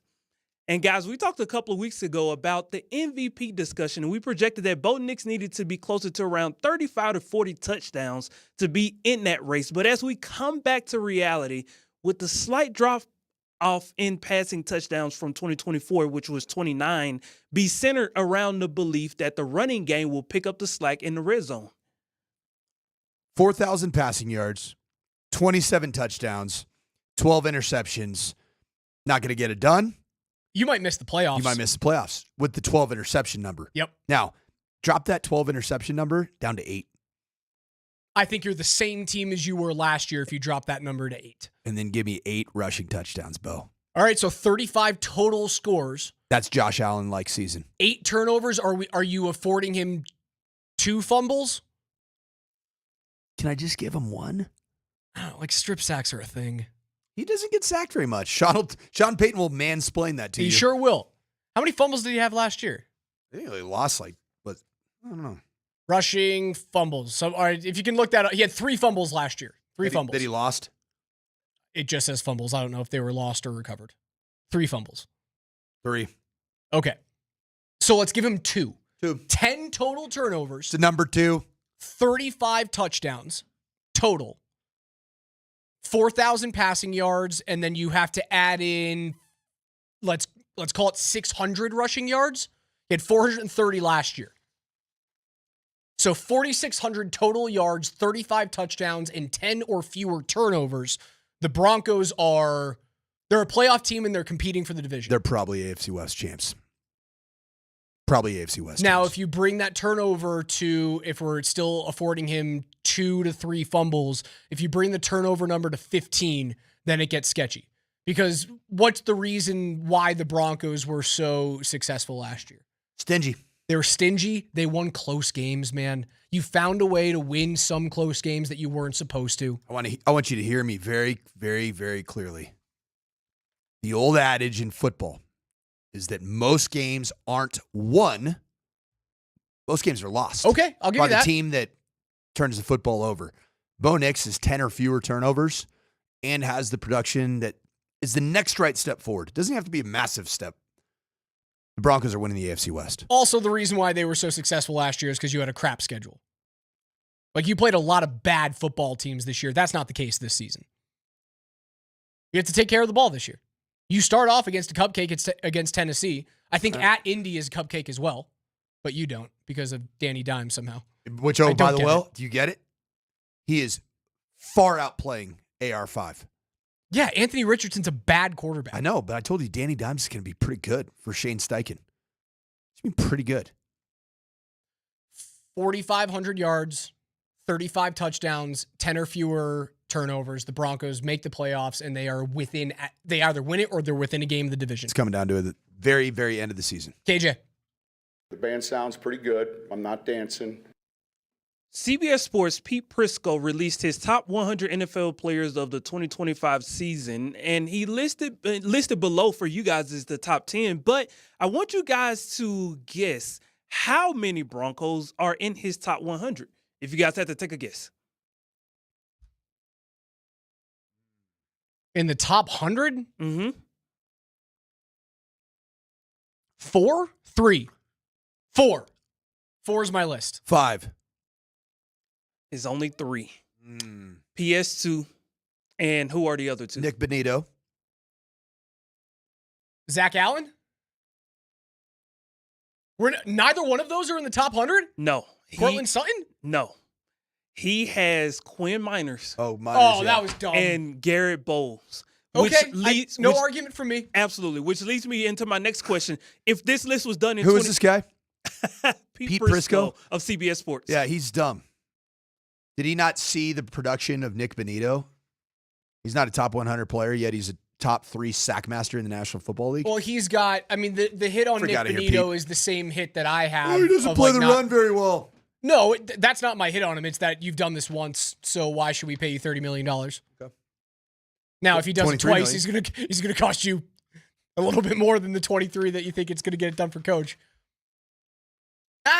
That's not enough Broncos in that top list. It should be around 4, maybe 5. I think they're missing Bonito. I agree. I think they're missing Zach Allen.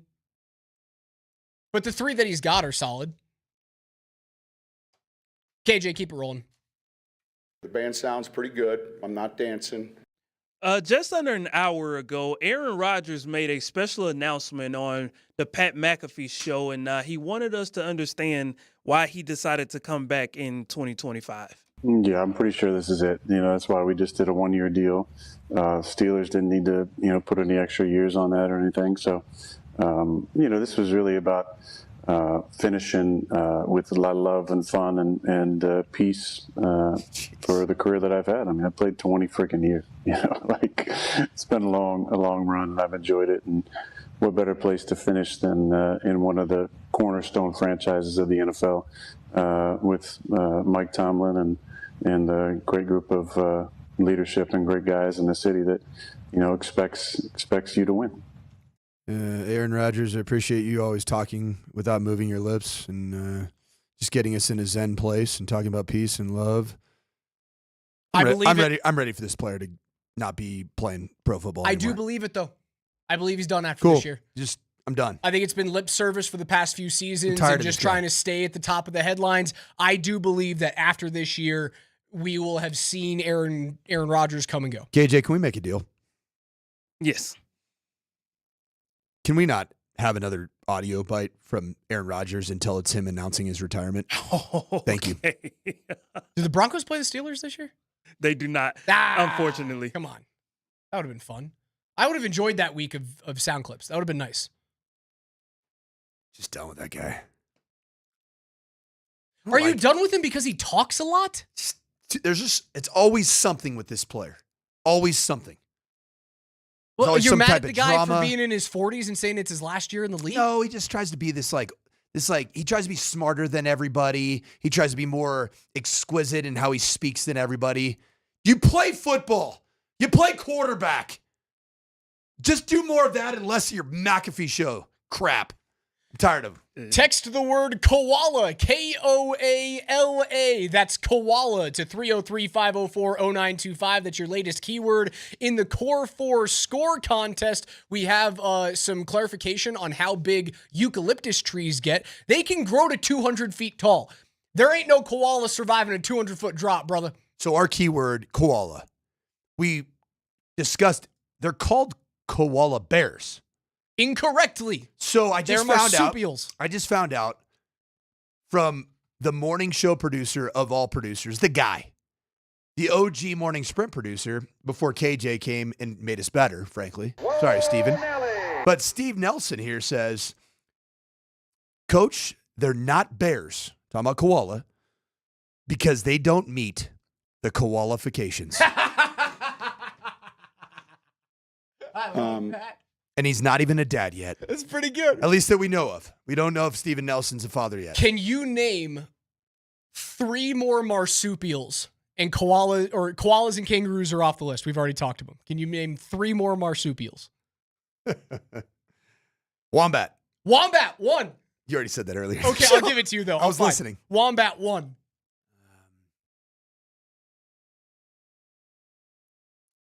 That's it? Yeah. Here's some other marsupials. Opossums. Oh. Tasmanian devils are marsupials. The wallaby is a famous Australian marsupial. Sugar gliders and those little adorable, I don't know how to pronounce it, but quokkas. Have you seen those little things? They look like little teeny tiny koala bears, but they just smile at you all the time. They're like the size of prairie dogs. Those are also marsupials. But the only marsupial like Animal that we Planet really care about right now, and especially if you want 4 signed autographed jerseys yourself, it's a koala.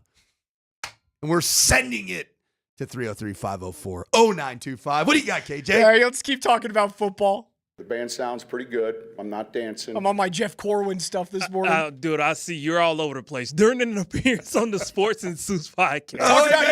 Come on down and join us for an hour in the Outback with Alex Roy and Emmy in the couch. Oh, yes! Newest Cleveland Brown wide receiver Deontay Johnson said, quote, I think they are going to roll with Kenny Pickett for right now. I've been seeing Kenny Pickett going like right now with the ones. Then Joe Flacco will come in.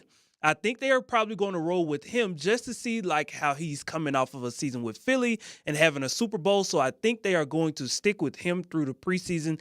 Then they can live with Joe and what he brings to the table, end quote.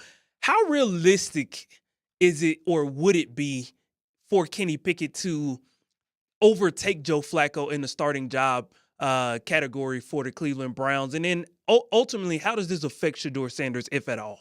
Yeah, I think Shedeur Sanders is going to be the starting quarterback at some point in the season for the Cleveland Browns. It's not going to be Dylan Gabriel.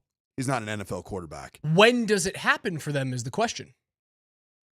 Kenny Smallhands Pickett as the Cleveland Browns quarterback. Let that just marinate as a visual for you. That's not happening. How ugly would that be? It'd be terrible. It'd be funny. They'd be a bad team. He's so bad. The bye week for Cleveland is in between road games at New England and at the Jets in week 9. Before that, they have this. They start the season home against Cincy, on the road at Baltimore, home against Green Bay, at Detroit, home against Minnesota. The Browns could be in a world of hurt by the time their bye week comes. There's one guaranteed win in there at New England week 8, at Pittsburgh week 6, home against Miami week 7. Yeah, they could be 1-7 at that time. Go into a bye week, Shedeur comes in, he starts at the Jets, and then he gets walloped by Baltimore at home. If Shedeur ends up starting games for the Cleveland Browns, what would be the best entry point for him to actually play decent football against a team that's beatable for the Browns? At New England, at New York. And then who's next? Ravens? Baltimore, but then you go to Las Vegas, which is a winnable game. And you could look at Las Vegas and go, you wish you had this? Uh-huh. Have fun. Home against San Francisco, don't know what they're going to be. They could. I don't know what they're going to be. They could. I think it's going to ride squarely on CMC's ability to be healthy. Dude, San Francisco could win 4 games and could represent the NFC in the Super Bowl, Correct. and I would accept both outcomes. Mm-hmm. I don't know what they're going to be. Home against Tennessee, win. At Chicago, toss up. Home against Buffalo, loss. Home against Pittsburgh, who knows? At Cincy. Browns are like a 5 or 6 win team, right? At the most. Yeah. There's too much turmoil going in. They do have some good young players. I think they're going to suck. All right. KJ's NFL Notes are brought to you every single day by our friends at Mountain High Appliance. They're Colorado's most complete local appliance store. They've got locations in Denver, Louisville, Littleton, Colorado Springs, and Glenwood Springs. They offer every major appliance line and brand. You can find them at mountainhighappliance.com. Again, if you're just joining us and you missed your most recent keyword to text in for the Core 4 Score giveaway, your 1120 keyword that ends at noon today is the word koala, Koala. That's koala to 303-504-0925. Get on it.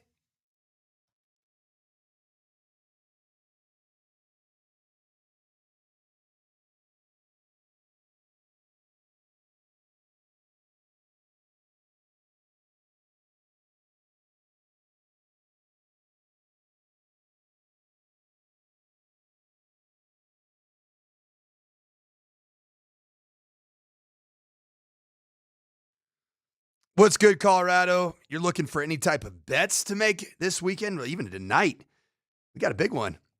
Los Doyers are coming to the Colorado Rockies to be at Coors Field. And right now, the Dodgers are just 2.5 run favorites on the run line at minus 125. That's pretty good odds right there. Germán Marquez on the slab. So if you're looking for any type of odds, you've got to go with Circus Sports Colorado. You can download the app right now. From baseball to golf to all the different action that you have coming up with futures and fantasy drafts and props for NFL players for the season. Circus Sports is sports betting the way that it should be. So you got to go out there, download the Circus Sports Colorado app or visit circusports.com today. Must be 21 years or older. Gambling problem? Call 1-800-GAMBLER.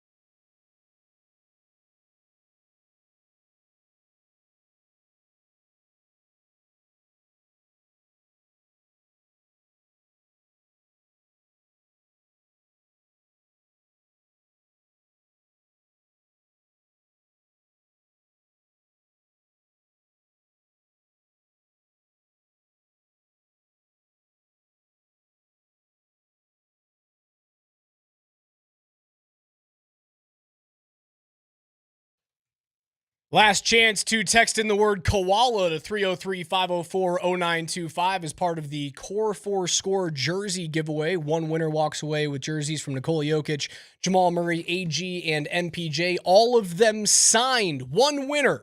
You have opportunities to text in keywords to qualify every hour, every day, on every show this week. Coming up in just about 15 minutes from right now, the Nuggets will have introductory press conferences for Ben Tenzer and John Wallace. We will carry that live right here on Altitude Sports Radio 92.5 as PhD takes over in the noon hour. And then after that, we will have exclusive interviews with both of those guys as well as Nuggets players. So this is your home for Nuggets news in the offseason. You won't want to miss Scotty's breakdown of what's going on with this front office change and how it affects the Nuggets' ability to maximize the Nikola Jokic window and also get back to the mountaintop as early as next year. One more time, Koala, Koala to 303-504-0925 to text in and have a chance to win those jerseys. It's a heck of a prize this week. I saw a trade in the NHL, Coach. You know the name Trevor Zegras? I saw this yesterday. Trevor Zegras was moved from the Anaheim Ducks. Are they still mighty, or are they not as mighty anymore? They have removed the mighty. They're no longer the Mighty Ducks of Anaheim. They're just the Anaheim Ducks. Is it because they're not very good that they lost their mightiness? They haven't been good in quite a while. Yeah. I remember a day in my childhood.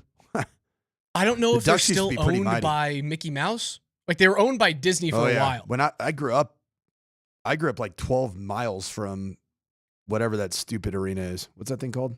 The Honda Center? Pond? They call it the Pond. I think Honda Center, Honda Arena, one of those two things. Not great. I mean, they have one sick practice facility, though. I bet it's cold as heck, but the practice facility that the Ducks have is sweet. It's a chilly place. But yeah, Trevor Zegras, American-born player, is on the cover of EA Sports NHL. He's been moved from Anaheim to Philadelphia in exchange for Ryan Poehling, another American-born player who was like non-qualified by the Pittsburgh Penguins. So a couple players that have struggled. A 2025 NHL entry draft pick in the second round, and the Flyers 2026 fourth round pick. So that's a player that had been kind of rumored to be of interest to the Avs. I'm pretty happy that he's not an Av man. Like, he is supremely skilled. I think he's a fake hockey player.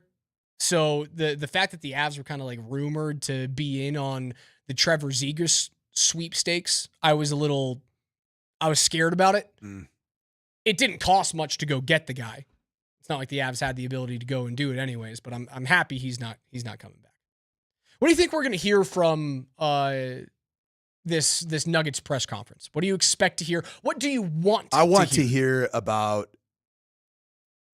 the responsibilities that will be divvied up between I want to say Ben Wallace now. Ben Tenzer and John Wallace. As I called him, the Walzer is the new general manager. I'm okay manager. with that. I want to know, is Ben Tenzer, is he the guy that's in charge of the transactions? And then is John Wallace the guy who's in charge of building the boards, if you will, for pro player personnel in the NBA and trade acquisitions, free agent acquisitions, and then also the draft board? And then I also want to know, what's their working relationship like to this point? Do they have history together? And is it obviously, I mean, if that's the case, it's got to obviously be really good, positive history that they've had together. That's what I want to know. I do want to know what the order of operations is for moving a pick, moving a player, drafting a player, and if you do draft a player or have a young guy on the roster, how is that communicated down to David Adelman? How do you ensure that the breakdown in communication that happened between Calvin Booth and Michael Malone does not happen again? That's the biggest thing. That's the reason why we're in the situation that we're in, right? Lack of communication. Breakdown in philosophy of how you think that the actual team on the court should play and how the players should be utilized. The other thing I want to know is what is Josh Kroenke's role going to be in decision-making immediately? How active is he?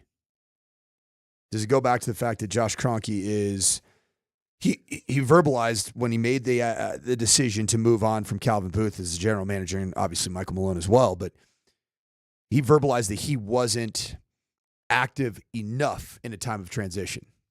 Well, this is a time of transition, and you got some young pups that are getting their first opportunity to really run the show. Are you going to guide them? Are you going to micromanage them? Or are you just going to support them and ultimately make the decisions, and those decisions are going to be reflected that if they work, hey, let's give credit to the young bucks. If they don't work, Josh Kroenke, I'm the guy who's taking the fall for that. Another thing I want to know is how committed to the current core are you? Do you believe that that this core, this group, can get back to the mountaintop over a team in OKC that is healthy, that has just gotten to the mountaintop, that is almost immune to the current CBA because of their glut of draft picks, right? Like, they're not forced to sign all of the guys that won them a championship this year. Might they do it? Sure. They might do that. It's probably the smart thing to retain those types of players that made you so good. But if they look at what happened to the Celtics this year, and I know it's a lot of what happened to the Celtics is the Jason Tatum injury, but after this year, the Celtics start to become apron in cap hell, just like the Nuggets have. Do you look at those type of situations and go, well, we don't want to turn into them, so we'll allow a couple of guys to leave, or we'll sign them to contracts and then trade them to other teams and try and build through the draft once more? They almost feel immune to what happened to the Nuggets. I want to know if you believe that this core that won 2 full seasons ago can compete against that. And if you don't, how do you change things? Will you get that today? Probably not. Or is it more about just introducing the people? Because even Ben Tenzer, while he did have the title of interim general manager, have we heard from Ben Tenzer publicly? Well, when we played the audio from Calvin Booth and the Phoenix Suns, he was in there. Ben Tenzer was the guy who called again and said, "We have the NBA on the line. We're ready to call this thing in." So when we make fun of Calvin Booth for making that trade, betting against himself last year to move up and get Deron Holmes, when they essentially just had to wait 10 seconds for the Suns to call them back and say yes to the deal, Booth just added another second-round pick in there, which, who knows, like maybe that happened in the Reggie Jackson trade as well. Like you could have gotten rid of Reggie for 2 second-rounders instead of 3, but you were too impatient. Ben Tenzer was part of that. Yes, he was. Part of it. His hands are not clean. Your hands are not going to be clean if you hire from within. That's what they've done. Like, at least David Adelman had the ability to coach himself out of having dirty hands, right? He was part of the situation that did not play those young players. Did he have the voice in that room to demand that the bench be expanded or that Russell Westbrook's role be changed a little bit? No, he probably didn't. That is an overwhelming personality of Michael Malone. Mm-hmm. But at least he had the ability to go, I can do something special here. Tenzer doesn't. Like, Tenzer doesn't even have the benefit of this draft to go, I know what I'm doing. Well, you know who does? Johnny Wallace does. Right? Because what's recent on his resume? A really solid Minnesota team that is, in terms of like the betting odds for next year, right there with the Nuggets of who can win a title next year. And then also it's OKC, and then it's like the Nuggets and Minnesota and Cleveland and the Knicks. And also the Nuggets acquisitions that came under Tim Connolly, who is his mentor, right? That's his guy. So I think that's a reason why you didn't just announce Ben Tenzer as the general manager. I think optics matter. All right, that's coming up next. The introductory press conferences for Ben Tenzer, VP of Basketball Operations, and John Wallace, the VP of Player Personnel. Don't miss that on 92.5. You'll have interviews with both those guys coming up after that, as well as Nuggets players. So don't go anywhere. This is your home for Denver Nuggets news. One more time, text the word koala, Koala, Just a cuddly little creature. 504-0925 for Coach. For KJ, I'm Raj. PhD is coming up next. Nuggets presser on the other side.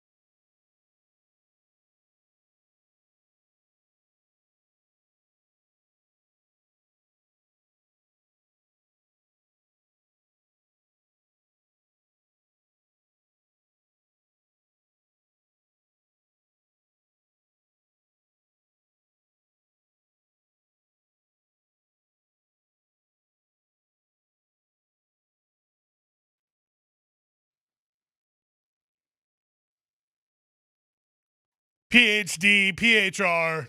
It's all the same. What's good? Rob Trujillo filling in for DMac, Scott Hastings, Tyler Polumbus, along with me. What's up, buddy? Tyler, I mean, I haven't really been on air with you. Yep. Since you have gone complete bro tank yoke. Yeah. You look. No, I don't have a tank on today. Not today. Today you look very professional. I got a polo on. And so I was going to ask you, because you have been, mostly bro tank so far. Well, showing off the guns. I mean, if you got it, you got to flaunt it. Is it because we might be interviewing the boss today that you went with the collared shirt? Oh, I don't know. Are we interviewing the boss? We might be interviewing the boss today. We could have Josh Kroenke with us. Of course, we're waiting for the press conference to introduce Ben Tenzer and John Wallace. Yeah. But I'm just wondering. No, usually I'm just coming straight from a workout. Today's an off day. So, okay. So, I actually got a shower in and put on some clothes. So happy coincidence that you got a shower in and, put on a collared shirt. I did it for you. Did it for you. For me? Yeah. Those are high expectations to live up to. Yeah. I don't know that I can fulfill something like that, but I say we just say you did it for the boss because, Sure. We don't have DMac here to brown nose today if we do talk to him. So we've got to, come up with something. Yeah. And you putting on a collared shirt, I feel like is a good start. Although I did see DMac, he cannot get away from social media. And on vacation, he is still tweeting out links to the show, which God bless the man. All I'm saying is when I'm on vacation, I'm going on vacation. I just had this fight with my boss. Like, stop looking at your email. Yeah. And she's getting half words and so on and so forth. But all right, press conference firing up here. We're going to take you to live press conference coverage of John Wallace and Ben Tenzer being announced. I'm excited to be here again for the third time in a few months, and really excited to introduce a couple people to you, one of which has been an integral part of us for a very long time now, but really showed me a lot of growth over the last couple of years, and then for sure in the last few months. And I want to commend him on the job that he did in the interim role, following a really rough stretch and then through the playoffs for us. And then I also want to reintroduce John Wallace. He was with us for 3 years, has been gone for the last 3 up in Minnesota. Really blew me away kind of to see his growth, both as an executive and as a person. And I'm really excited to pair these two guys together because I think they have really complementary skill sets. They're going to serve this organization incredibly well moving forward. So that being said, we'll open it up to questions.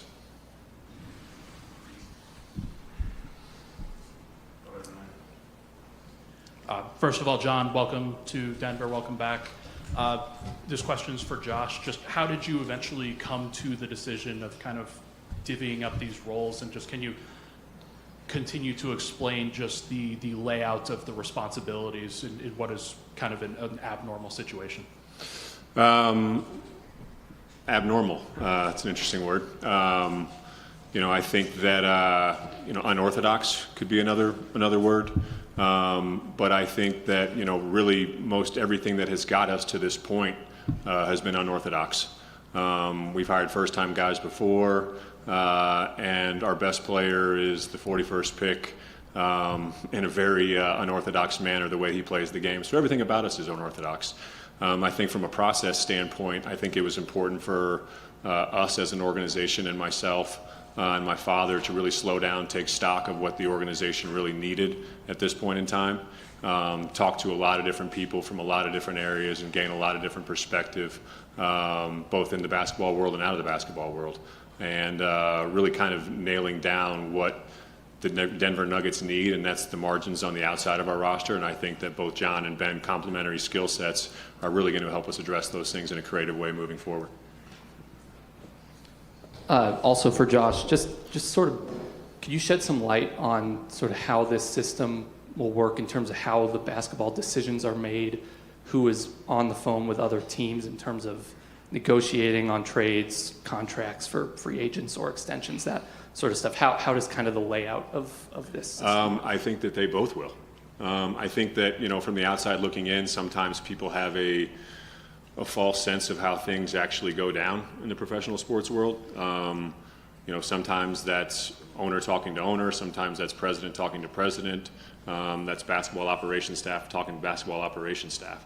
There's a lot of different ways that deals get done in the NBA, and a lot of that is through relationships. And I think that our organization has great relationships at all levels throughout the league, and we'll continue to have different conversations in different ways with different teams, with different people. For Ben and for John, what do you guys feel like your strengths are? What will you be bringing to these new roles? I'll start off. First of all, I want to say thank you to Mr. K, Josh, and Ben for trusting me with this position, and everyone else who's welcomed me back to start this off. But to answer your question, I think for me, just my relationships with the guys, relationships around the league, I think the collaboration that we'll bring as a group and kind of being able to galvanize that is going to help me, obviously add to my strengths here and to kind of empower the individuals that we already have in place. Yeah, first off, I just want to say thank you to Mr. Kroenke and Josh for believing in me. When I got this internship in 2005, I felt like I hit the jackpot, so you can imagine how I feel now.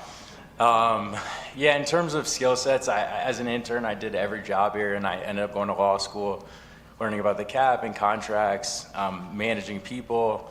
I was the GM at the Gold, so I feel like just us two together in terms of collaboration will be really healthy. This is for John. Welcome back. You were around the team for quite a bit. You've observed them even when you were in Minnesota. What is your roster philosophy building around Nikola Jokic? What things, if you can identify the most important things the team lacks now that they need to add? Well, I think Josh hit on it already, where we have to be really conscious of the margins. We've got to be very deliberate, and obviously the time is now. With Joker, it's obviously a generational talent, and how he helps out and how he... Hi, Mr. Wonderful here. I don't waste time, and I...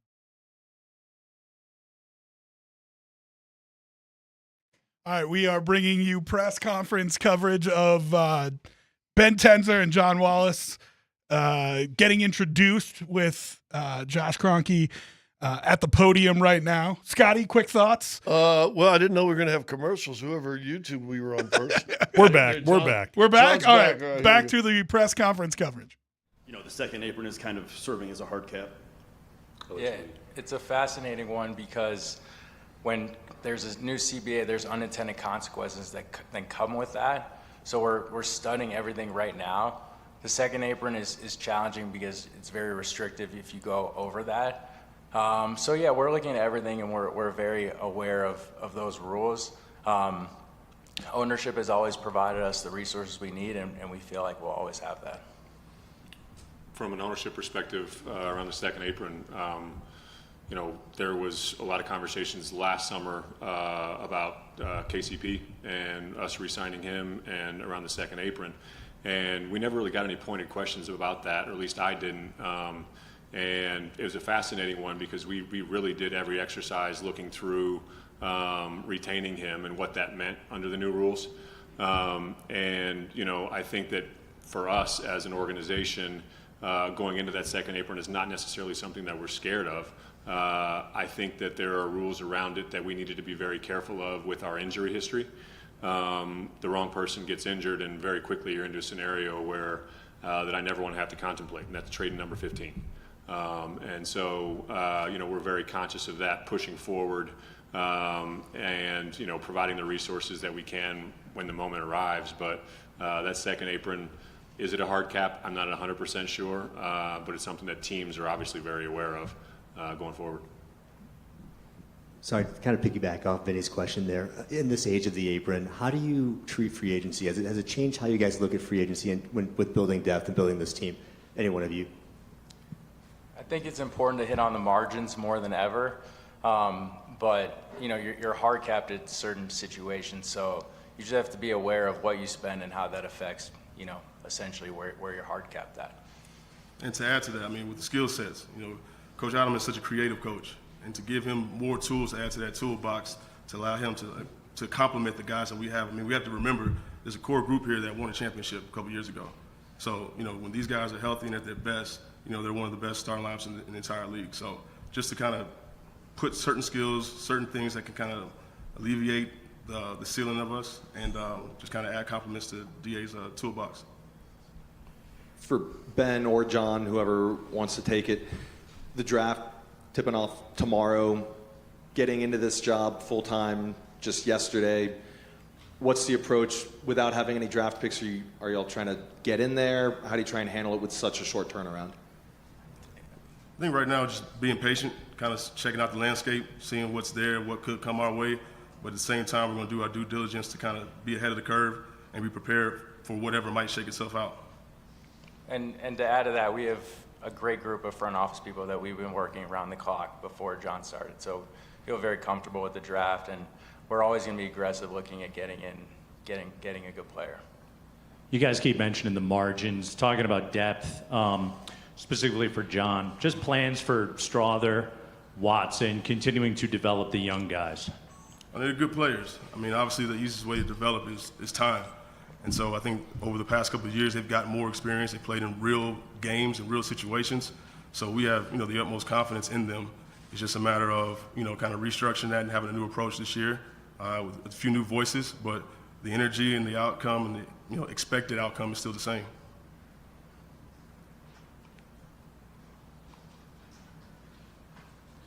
I've got a question.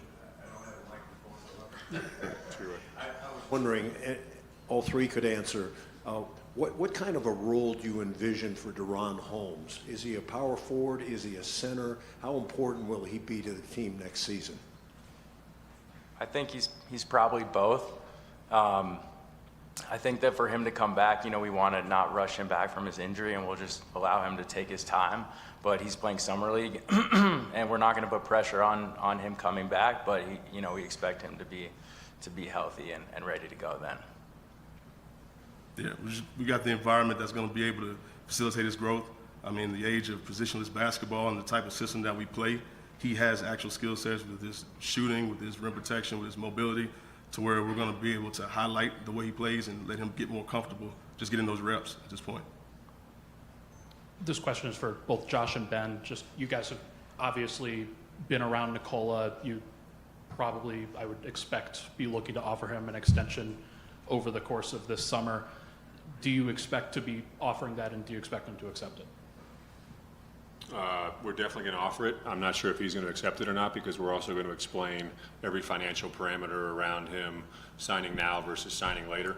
Be completely transparent. That's the way we always are, and then he makes the best decision for himself and his family, and we'll support him in it. Yeah. John, what made you want to come back to Denver? Familiarity is always key in the situation. I mean, being able to work with good people has always been on the top of my list. Knowing Ben prior, knowing the individuals that make up our office, front office, coaching staff, it just seemed, sort of a no-brainer. And obviously, having the ability to work with, Jamal, Nikola, AG, Mike, that's always, an added bonus as well. So it makes sense. This is for Josh, but also Ben, I'm curious what you think, since you've been around KSE, not just the Nuggets, but KSE for a while. What property team have you observed a front office structure and you said that really works? We need to learn the most from this team and how the front office was structured. And what are some of the key details that you think make for good front office structure? It's a great question, Adam. I think that, different front offices and different organizations require different things at different points in time. I think from a Nuggets perspective right now, we're not starting from scratch. We need to hit the ground running come game one next year. And so from an organizational standpoint, I would say, every team and every one of our teams in our umbrella is slightly different. The Rams are structured slightly different than Arsenal, and Arsenal is structured slightly different than the Avs, and the Avs are structured slightly different than the Nuggets. But I think that the best, to answer your question, I would say that the best traits involve constant communication, people challenging one another, going into a room and challenging different beliefs about themselves and the team, and then coming out unified as decision makers and all in together. Just thinking back to the last 12 months on the Avalanche side, I think that Joe and Chris did a phenomenal job navigating a difficult situation with Mikko Rantanen. Kevin, my dad, and I were involved on the periphery of all those discussions, and then eventually you make a decision together and you move forward.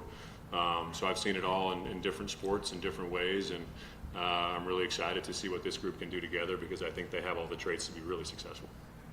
I would just add synergy and collaboration is always key for every organization I've seen with the Crunkies and what they own.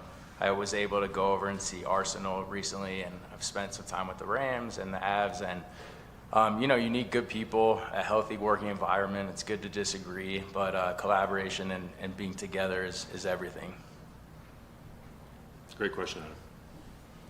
On that note, Ben, when you collaborate with John, if you guys disagree, how do you fix that? I honestly think it's really healthy to disagree, and we have a great group, some of the front offices over there, and we disagree constantly.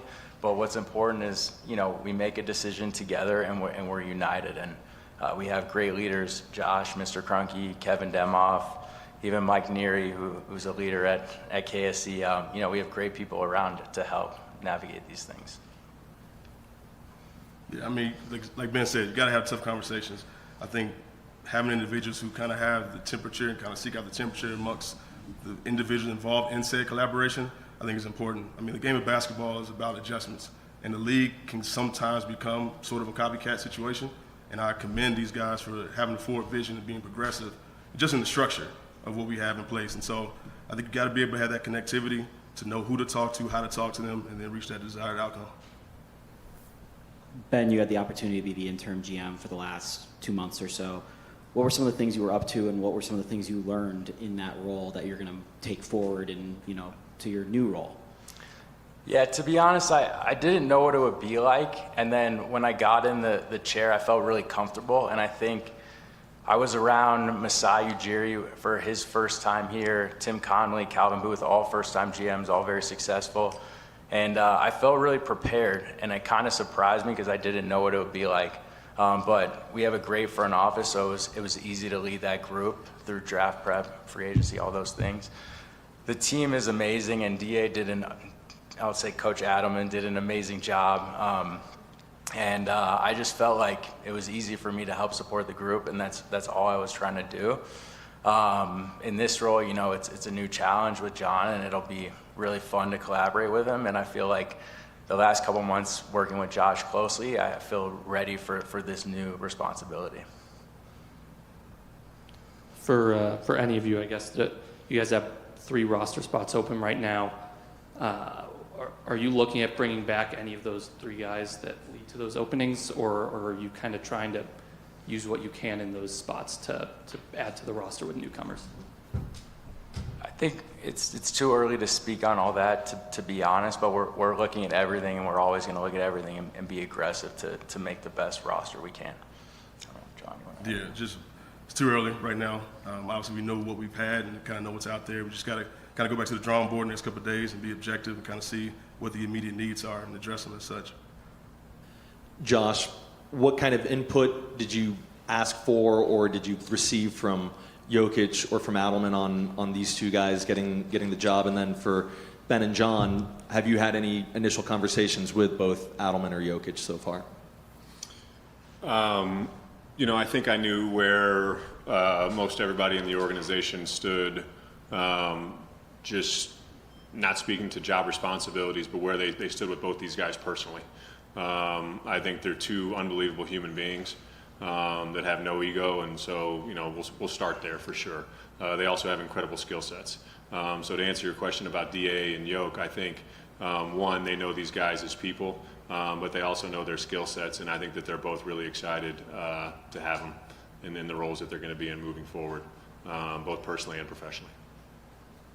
Josh, do you anticipate adding anybody else to the front office, or do you feel good about where you guys are at? I think this was the most important first step for us right now. Talked to a lot of people. We have a lot of ideas about how we can continue to strengthen the front office, but I think it's important for me and us to acknowledge how much talent we have in there right now.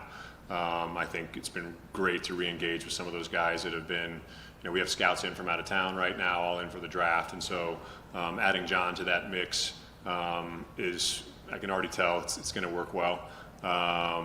And for myself, I think I trust both these guys, and I'm going to be in constant communication with them both. Matt Brooks, Nuggets.com. Nice to meet you both. This is for John and Ben. Culture and the family atmosphere has been a big part of this organization. How do each of you see yourselves adding to that and potentially influencing it? Again, it goes back to the familiarity aspect, just kind of knowing what these guys need and what they want in terms of resources and playing into that. We'll have conversations with each of the players, outside of here, one-on-one, just kind of, hey, reintroduce ourselves, kind of see what the outlook is and what their expectations are, as well as what do they need from us. And then that, I think, speaks back to the aspect of staffing and just, from the overall standpoint of where we want to go as a team, we'll take that into consideration. You're listening to coverage of the introductory press conference for Ben Tenzer and John Wallace. The Altitude Core 4 score contest is going on right now. If you're tuning in for the keyword to that, the keyword is Ghost. If you want to win a Jokic, Murray, Porter Jr., and Gordon signed jersey, you text Ghost to 303-504-0925. We now take you back to press conference coverage. Kind of viewpoint of being here and then leaving for a few years and returning and looking at the roster, is there one skill that you see the roster as a whole kind of lacking? Not necessarily lacking. You have to look, obviously, at what you've done, where you are now. The West specifically has gotten younger and has gotten deeper. So obviously, depth is one of those things that you have to address. I think the IQ is so high here. The positional size is so high here. I think you're further along than what you think you are. I think now it's just adding a few more pieces that can just give these guys, honestly, some rest.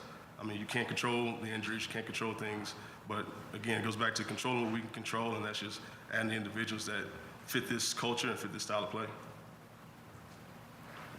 Josh, I know we've asked you a couple times sort of about your role and hands-on, hands-off, when to be those two things. Now that you have this sort of structure in place, is there anything different about your role with sort of these titles, these two executive VPs, as opposed to sort of the title system with the GM before, or do you see it as fairly similar? I think I can probably cite one of my answers from a previous day here with everyone was, I think in times of transition, I need to be a little bit more hands-on. And so I'm going to be around quite a little bit, as these guys are kind of assuming their roles, making sure things are moving smoothly. But at a certain point, I'm not saying I let go of the rope, but you have to let people do their jobs. And my role with the Nuggets is not a daily one. And so these guys, I'll be checking in with them, probably, every few days, weekly. And then as the season starts, the cadence of those conversations changes based on kind of what's going on. So, no, I'm just excited to get to work with these two guys. Like I said, I think they complement each other really well, and I'm excited to see them continue to grow. Last questions? Adam. This one's for John. Minnesota's kind of had Denver's number for the last year or so. Easy. So I'm just curious if you feel the team had identified something in Denver that you could exploit, and what those things maybe were and how you can address them. Who am I to speak to that? In this form, yes and no. I think Anthony Edwards is he's a generational talent. The type of pressure that he put and the way he played, you have to commend that. Sometimes it's just not your night. I say that's not a knock on Denver, it's not a knock on Minnesota, but again, it goes back to that depth thing. So we're going to reassess some things and try to get some more pieces in here to be prepared for whatever we may face on a nightly basis.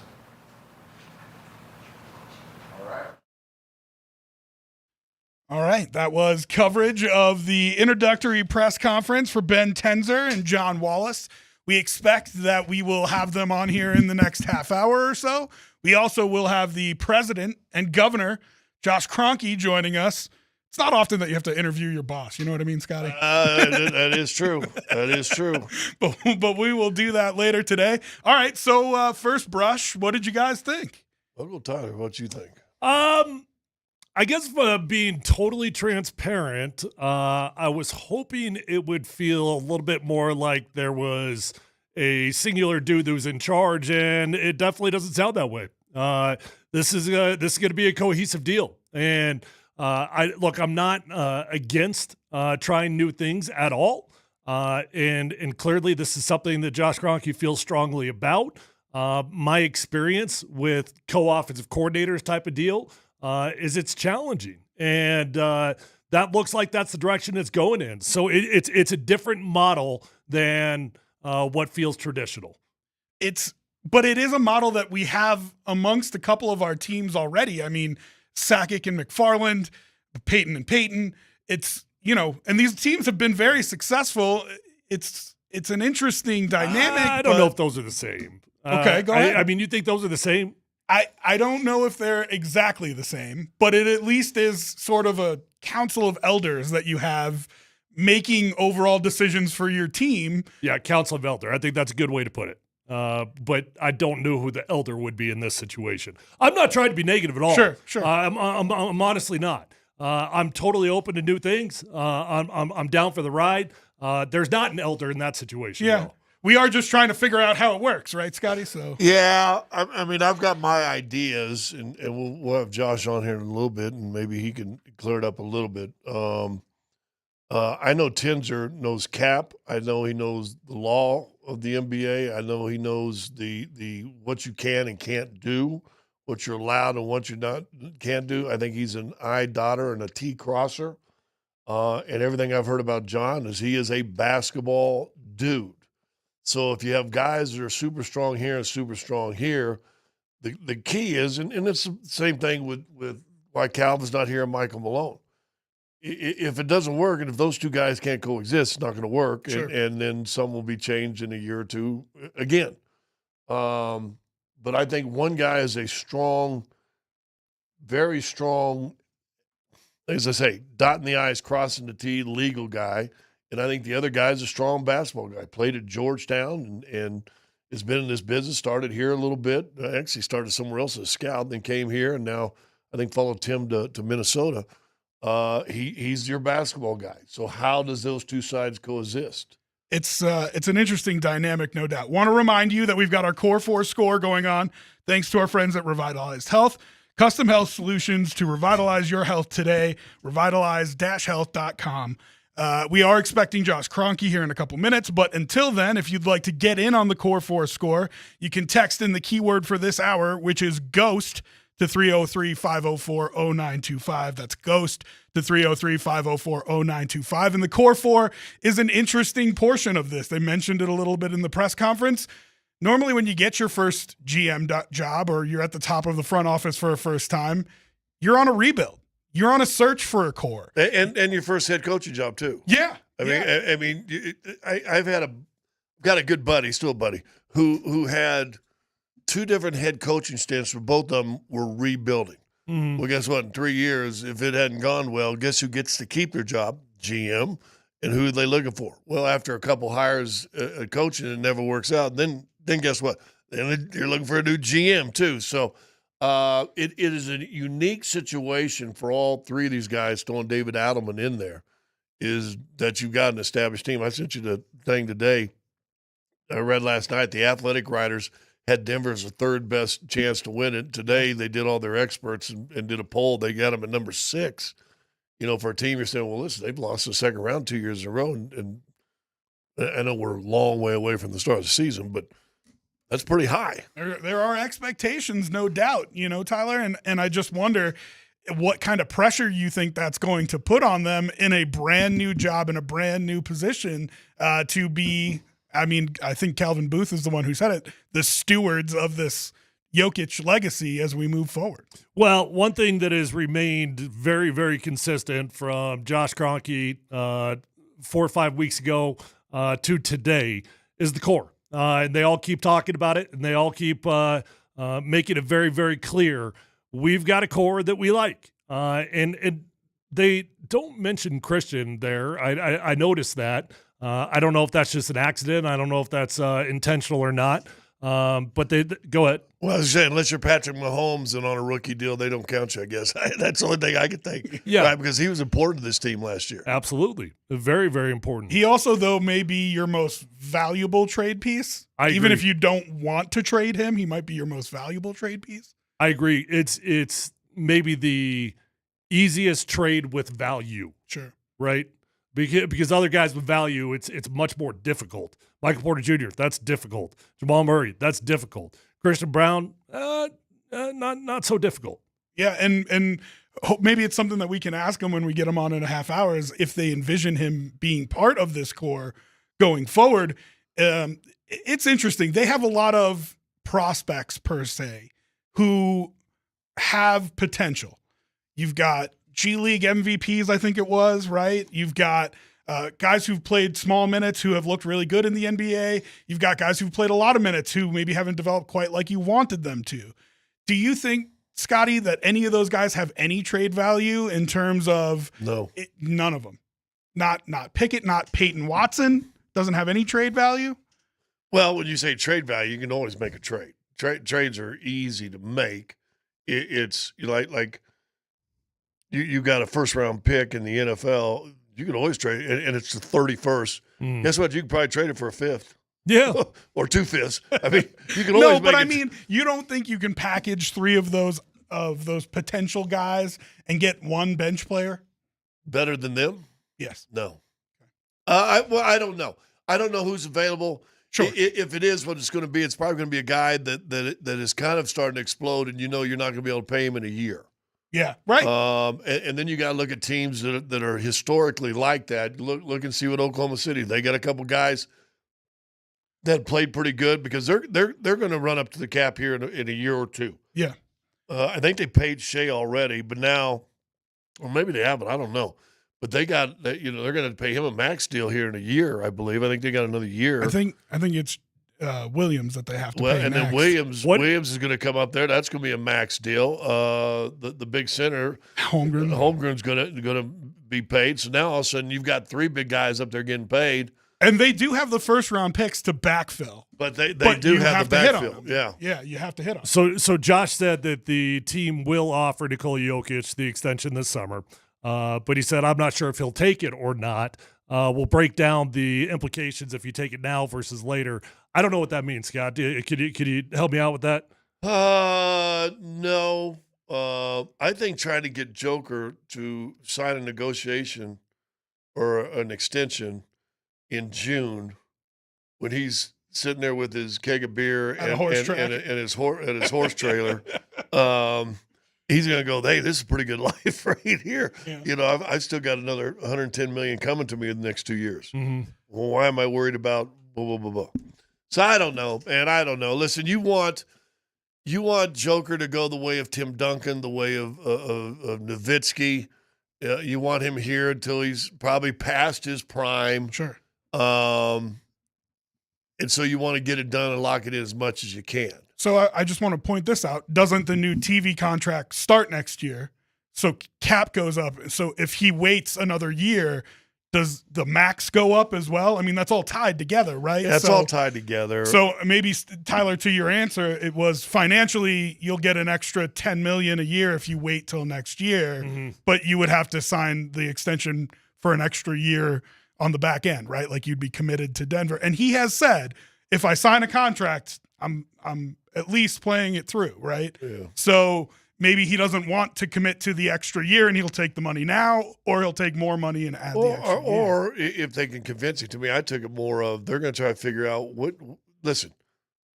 whatever contract he signs is going to be beneficial to Nikola Jokic. Yes. I mean, it's going to be $60-70 million a year. Yep. So it's going to be beneficial for Nikola Jokic. I mean, listen, it's not like anybody's concerned about it. It'll get done. Yeah. It's just a matter of when. Is there a way, though, that you can make sure and take care of your generational, and he is, dude. I mean, I'm telling you, I think he's already probably top 10 ever, and who knows how high he climbs over the next few years if he continues this elevation of his game. Is there a way to make sure he gets taken care of, but protect the club also? Yeah, that's interesting. Tom Brady, in all those years when they win 6 Super Bowls in New England, he never was paid more than $25 million. Yeah. And that was at the time when there was already guys making 30, 35, 37, 38, 40. But are you even allowed to do that in the NBA? Isn't it different? And that's always it. I think there's a minimum. But, yeah, I don't know.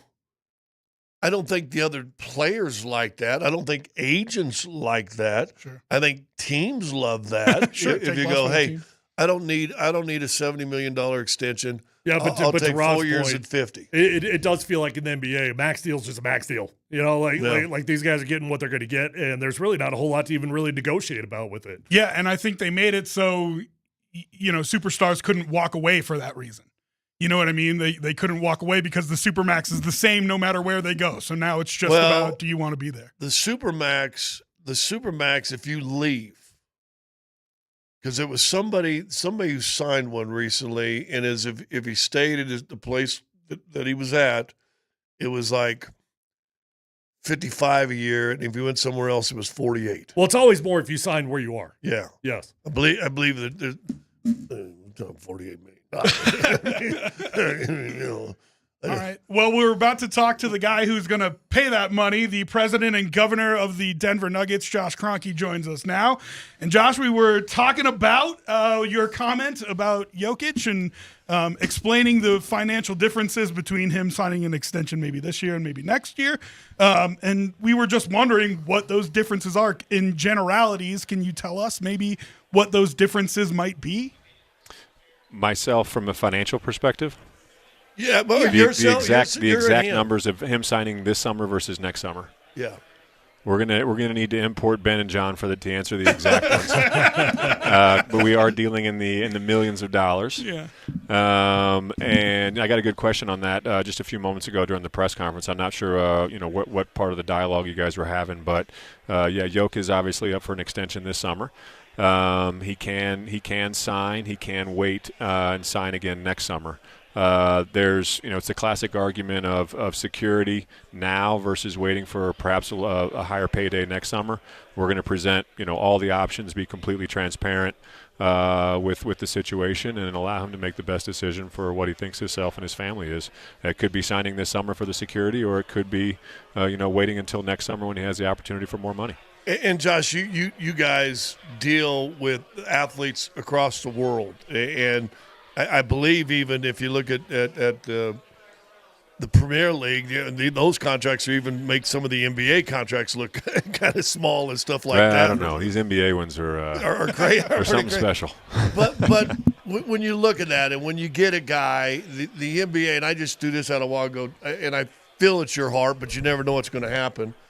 Did you want Joker to go the way of Tim Duncan or Dirk Nowitzki and finish his entire career here, get done, maybe hang another banner or so, and walk off into the sunset as a Denver Nugget for life? Yeah. No, absolutely. That is the organizational goal for sure. I mean, in addition to winning multiple more championships, I think with 15 on the roster, that's always the goal. But Yoke, it would be a very unique situation in today's modern NBA to have a superstar be able to stay at his same team his entire career, and that is something that we definitely want to do. I got a question a few moments ago in regards to salary cap in the first apron and the second apron, and my answer actually centered around some of that with involving the second apron and us going over the second apron from a team salary standpoint, and some of those rules around that second apron and with our injury history, they actually made us nervous to where you could all of a sudden have the wrong guy get hurt, and quickly you're backed into a scenario where you might have to think about trading 15, and that's something we never want to have to contemplate. Amen. Josh, you opted for a unique structure in which you now have co-executives, and Tenzer and John Wallace are both reporting to you. That, to me, feels like the big question of the day. Why that model? I think that, the word that I've kind of come into my own mind with is unorthodox. That was used a few moments ago as well. And, while I understand that it might be unorthodox to some, that's who we are as an organization. We've always been a little bit unorthodox in how we've gone about things. We've hired first-time executives. We've had some success there. And then we have a superstar that was drafted at number 41 that plays a game that's probably as unorthodox as any MVP ever. So we're always thinking outside the box and how we can get better. And, I think that Ben and John both, they've been general managers, just not at the NBA level. They're both at the G League. I think they both have skill sets that complement one another, and they both have a lot of room for growth, and they're both ready to get to work. And so I think that, for us and what we're dealing with from a roster standpoint, I think that they see the areas that we need to nail, and I'm excited to get to work with them going forward. All right, I'm sure you're annoyed by the question, but is there a final say? Is there a guy that's got the final say? Looking at him. I think that one rolls all the way up even further to my father. I think we're always an organization that's made decisions as a group, and I think that there's a lot of different ways that people perceive decision making at the professional level. We're always going to defer to people in those situations because they're living it and breathing it on a daily basis, and they have the lay of the land of their particular leagues that they're involved in. But I think Ben and John, they're actually, if they ever in a disagreement, they're going to go in a room, talk about it behind closed doors, and then eventually they're going to come back out with a probably unanimous recommendation before it even gets to me or my father. You're listening to Polumbus, Hastings, and DMac. I'm Rob Trujillo filling in, and we've got Josh Kroenke, president and governor of the Denver Nuggets, with us. So I think Ben and John crossed over when they were here before. Correct. I'm wondering what kind of relationship they have, and if that played into your decision-making to bring John back on as well, that they already had a relationship established. Yeah, I don't think that you're making the decision that we made to put two guys into a, as was just referenced, kind of an atypical situation if they're not incredibly, if they're not incredibly well connected already. I think that Ben and John, they've known each other for a period of years. They worked together for 3 of those years, and then John has gotten a chance to go outside our organization and spread his wings in a way that maybe he wouldn't have if he'd have stayed here. And so I think that they've both developed in their own ways, and now they, like I've said, I keep repeating, they have complementary skill sets that they're going to be able to grow into even more. And I think John actually has, coming from Minnesota, and that outside perspective is going to be very valuable for us and how we're looking at our roster and our group moving forward. Hey, Josh, you by the way, you've been killing all the press conferences. I think you've done more press conferences in the last 6 weeks. I think I'm done for a while. I was going to say, more than you've done maybe in the last 7 or 8 years. But the press conference you went back with David when you announced him as the head coach, and he talked about this and the importance this summer, maybe over any summer that we've seen, is development of players. What type of skill set will John bring towards that?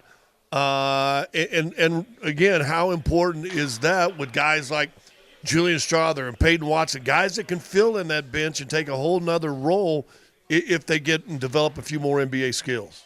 No, I think that, that's a big organizational focus for this summer for sure. I mean, whether you're talking about players as human beings or you're talking about players as assets, you need to be able to develop your players and to be able to use them either on the court or move them on for an asset in the future.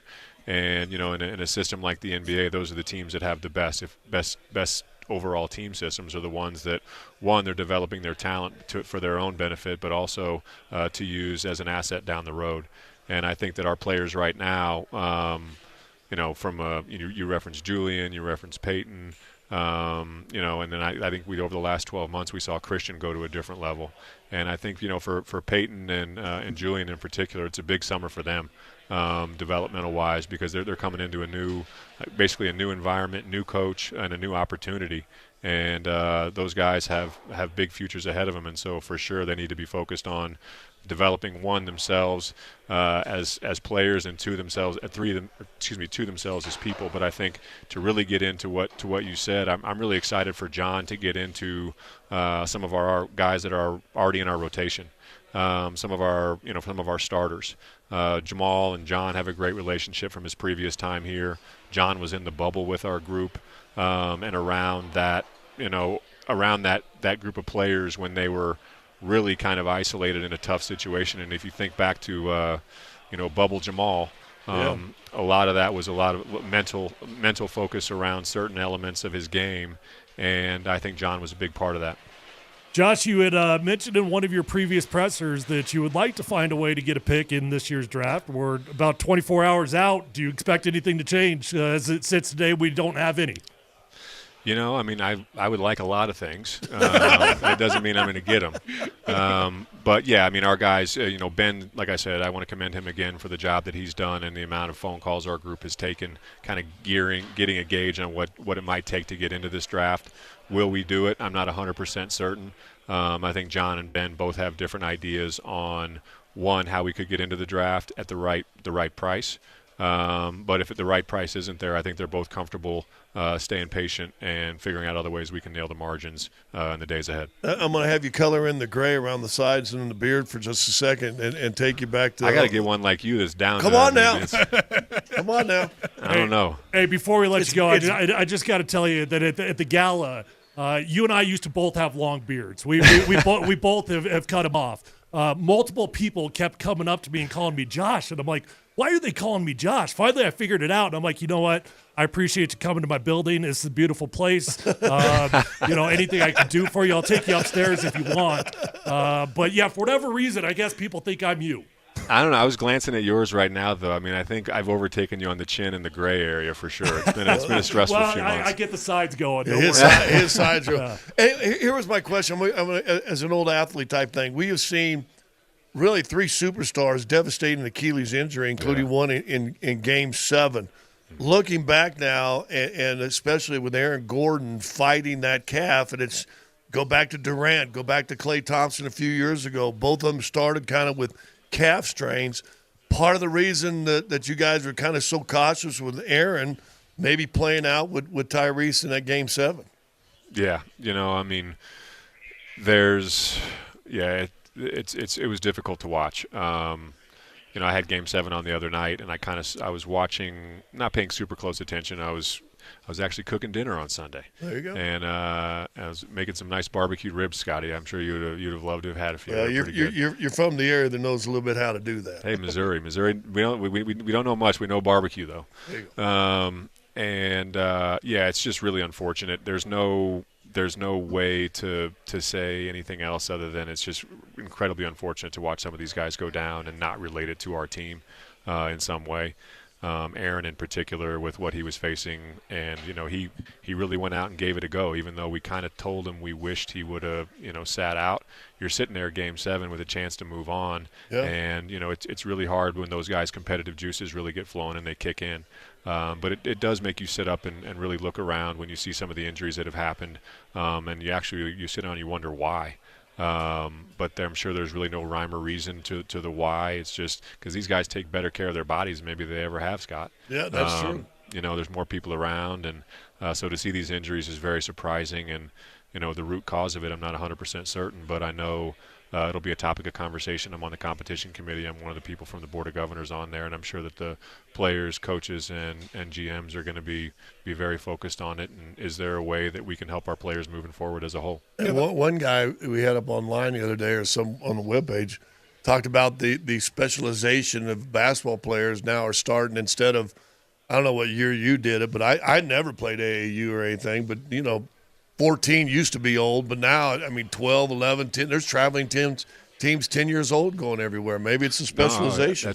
That's one of the fascinating things for me to discuss as part of this process with some of the interviews that we did was really understanding, one, the rule changes at the league level over the last few years and from a collective bargaining standpoint, and how different people were seeing those take effect in different teams, and then also from an NIL standpoint at the collegiate level, how is that affecting kids staying in school? Are they more inclined to stay in school now that they can get paid? How is that affecting the draft? How will that affect future drafts?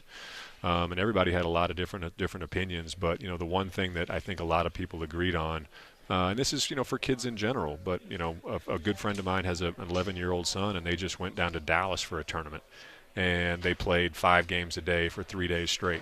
And, that's 11, 12 years old. And, you add that up to where these guys are coming into the league, and they've got a lot more wear and tear on their bodies from a very young age. Is that the reason that we're seeing some of the things that we're seeing? I'm not 100% sure, but it's definitely a fact that's out there and something that people should be paying attention to. Yeah. Wow. All right. Well, thanks so much for the time, Mr. Crockett. We appreciate it. Thank you, guys. We appreciate you making a little bit of time to sit and talk with us about all things basketball. Always a pleasure. Hey, I'm heading down to Grand Lake, Oklahoma next week. Kind of neck to your woods, a little bit. Scotty, Oklahoma. You're going to Oklahoma in June. Your clothes are going to stick to you. Well, and I won't tell you the that humidity. My daughter and her military husband are moving back to Leavenworth, and can't wait to get back to KU games. So I didn't tell her I would share that with you. Ooh, it's all right. I got to put up with Christian Brown on a daily basis, so it's okay. We'll see you, buddy. Thanks, guys. Thanks. That's Josh Kroenke, president and governor of your Denver Nuggets. Appreciate him for taking a little bit of time to join us. We will take a quick break here and come back, hopefully be joined by Ben Tenzer and John Wallace. But before we go, I just want to mention to you, if you would like to get in on the Core 4 score for this hour, that is a signed jersey by Nikola Jokic, Jamal Murray, Aaron Gordon, and Michael Porter Jr. The keyword for this hour is GHOST. Text GHOST to 303-504-0925. A special thanks to our friends at Revitalize Health, custom health solutions to revitalize your health today, revitalize-health.com. We'll be back and talk more Nuggets after this on Altitude Sports Radio 92.5.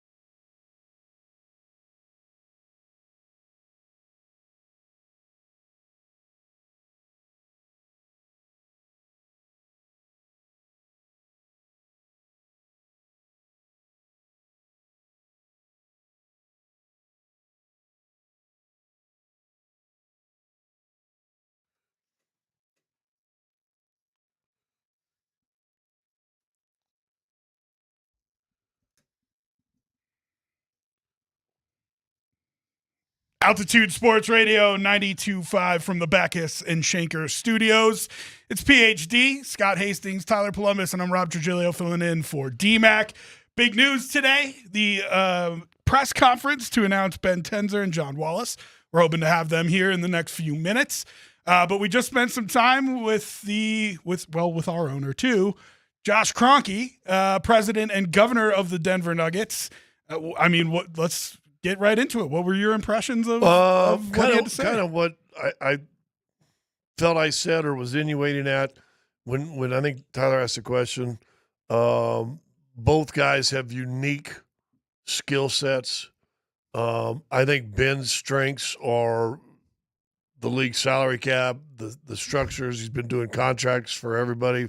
Whenever you see somebody sign a contract, Tenzer's usually right there explaining. He's kind of the legal side, understands the business side of things. You know, I think John's saying will be, listen, the more of the talent on the court side. Now, I do think that they're going to have a cooperation whenever, John goes, hey, I'd like to get Tyler Polumbus come here. He goes, well, now it's Benzer. Well, how we work that? Now it's going to be Benzer. How are we going to figure out how to work that? Is that his nickname, Benzer? Well, he got his birds waxed, but we all knew what he meant. No, but I kind of like that, though. Yeah, I think everybody calls him Tens or something like that. Yeah. You are probably correct. And I don't doubt that. I think that they've definitely got unique skill sets that could work together cohesively. But I don't know that I necessarily agree that there's as much separation of church and state there as you feel. It feels to me like these are two guys that legitimately have both got equal say in equal departments. Maybe I'm dead wrong on that. But that's how it feels to me. Well, I mean, how do you differentiate between executive vice president and executive vice president? Exactly. I mean, it's the same title. But again, I think Ben, I don't know John as well as I know Ben. I think Ben understands his role and what his strengths are, and I think he'll play in it. But I also know, listen, I go to Tenzer, oh gosh, it was 7, 8 years ago. 9 years ago, 3, 4, 5 years before the pandemic even. So I lose years, whatever it was. And he just got back from law school. He's back in the front office. He's doing stuff. He's in charge of contract stuff. And I noticed him on 2 or 3 home games. He was standing there in warm-ups watching the other team, like before the official warm-ups when guys were just out there. And I said, Ben, what are you doing? I've noticed you've been out here. And he goes, I'm trying to figure out what they're teaching, what they're doing, So I say that only because I think he's a student. I think he wants to learn and get better. But I also think he knows his strength. And I think John, and I'm assuming John knows his too. John's is going to be basketball, former college player. I think he got a cup of coffee in the league also, but I think he plays at Georgetown. Has been around the league. He's scouted in the league. His job has been at talent evaluation. And I think that's his strength. And usually those guys' strengths aren't, guess what? Figuring out contracts. Well, and so no doubt it's important to have both those guys, especially in today's NBA. But Tyler, you asked the question, and I thought it was a good one. You pressed him on it a little bit. Who is the tie-breaking vote between the two of them? And of course, they're going to say, "Oh, we all have to be in agreement before we move forward." But there are going to be disagreements from time to time, and you wonder if that tie-break vote is David Adelman. Then there's 2 basketball guys and 1 kind of contract head. If that tie-breaking vote is Josh Kroenke, there's 2 kind of contract guys and 1 basketball guy, right? So it makes for an interesting dynamic, I think, as to how that decision-making is going to go, like you asked. I got a theory on why he chose this model. And I don't know how to answer the tie-break question because I think that it's a fair, legitimate question that we won't know the answer on. I think inevitably somebody will become the default guy. But my theory on why he chose this model is because of what happened over the last couple of years with Calvin Booth and Michael Malone. And you have this dysfunction that's going on between those 2 guys, between basketball operations and, what do we call the rest of it? The scouting department. So between coaches and the scouting department. I think that Josh Kroenke is looking at this like, well, let's just avoid all that conflict before it ever gets to the head coach. Let's just have all the debates just get settled upstairs between these two guys. This is done, and now we can just allow David Adelman to just be a basketball coach. Yeah, I think this, and having had conversations with people in the hierarchy of the Casey family, their big thing is talking to me was the dysfunction of communication that was going on between the coaching staff and the front office last year was the reason for the dismissals. I think first of all, Ben's now got to work. He's been on the job as far as in a hierarchy type of position, same as David Adelman, and they got relationship and they were friends and they got to talk all during the break. Tenzer and John Wallace's job will be to say, okay, what do you want? What do we got? What are our strengths? I guarantee you they'll probably be sitting down, if they haven't already, leading up to the draft, going, here's what we think. Here's what, blah, blah, blah. Here's what I think we got. Here's what we need to develop, blah, blah, blah. But to your point, isn't it important that DA is a part of that? Well, he'll be in the discussion. And again, going back to the conversation I had, he said, if you got Sean Payton, if I were to ask you, Tyler, what type of player does Sean Payton want?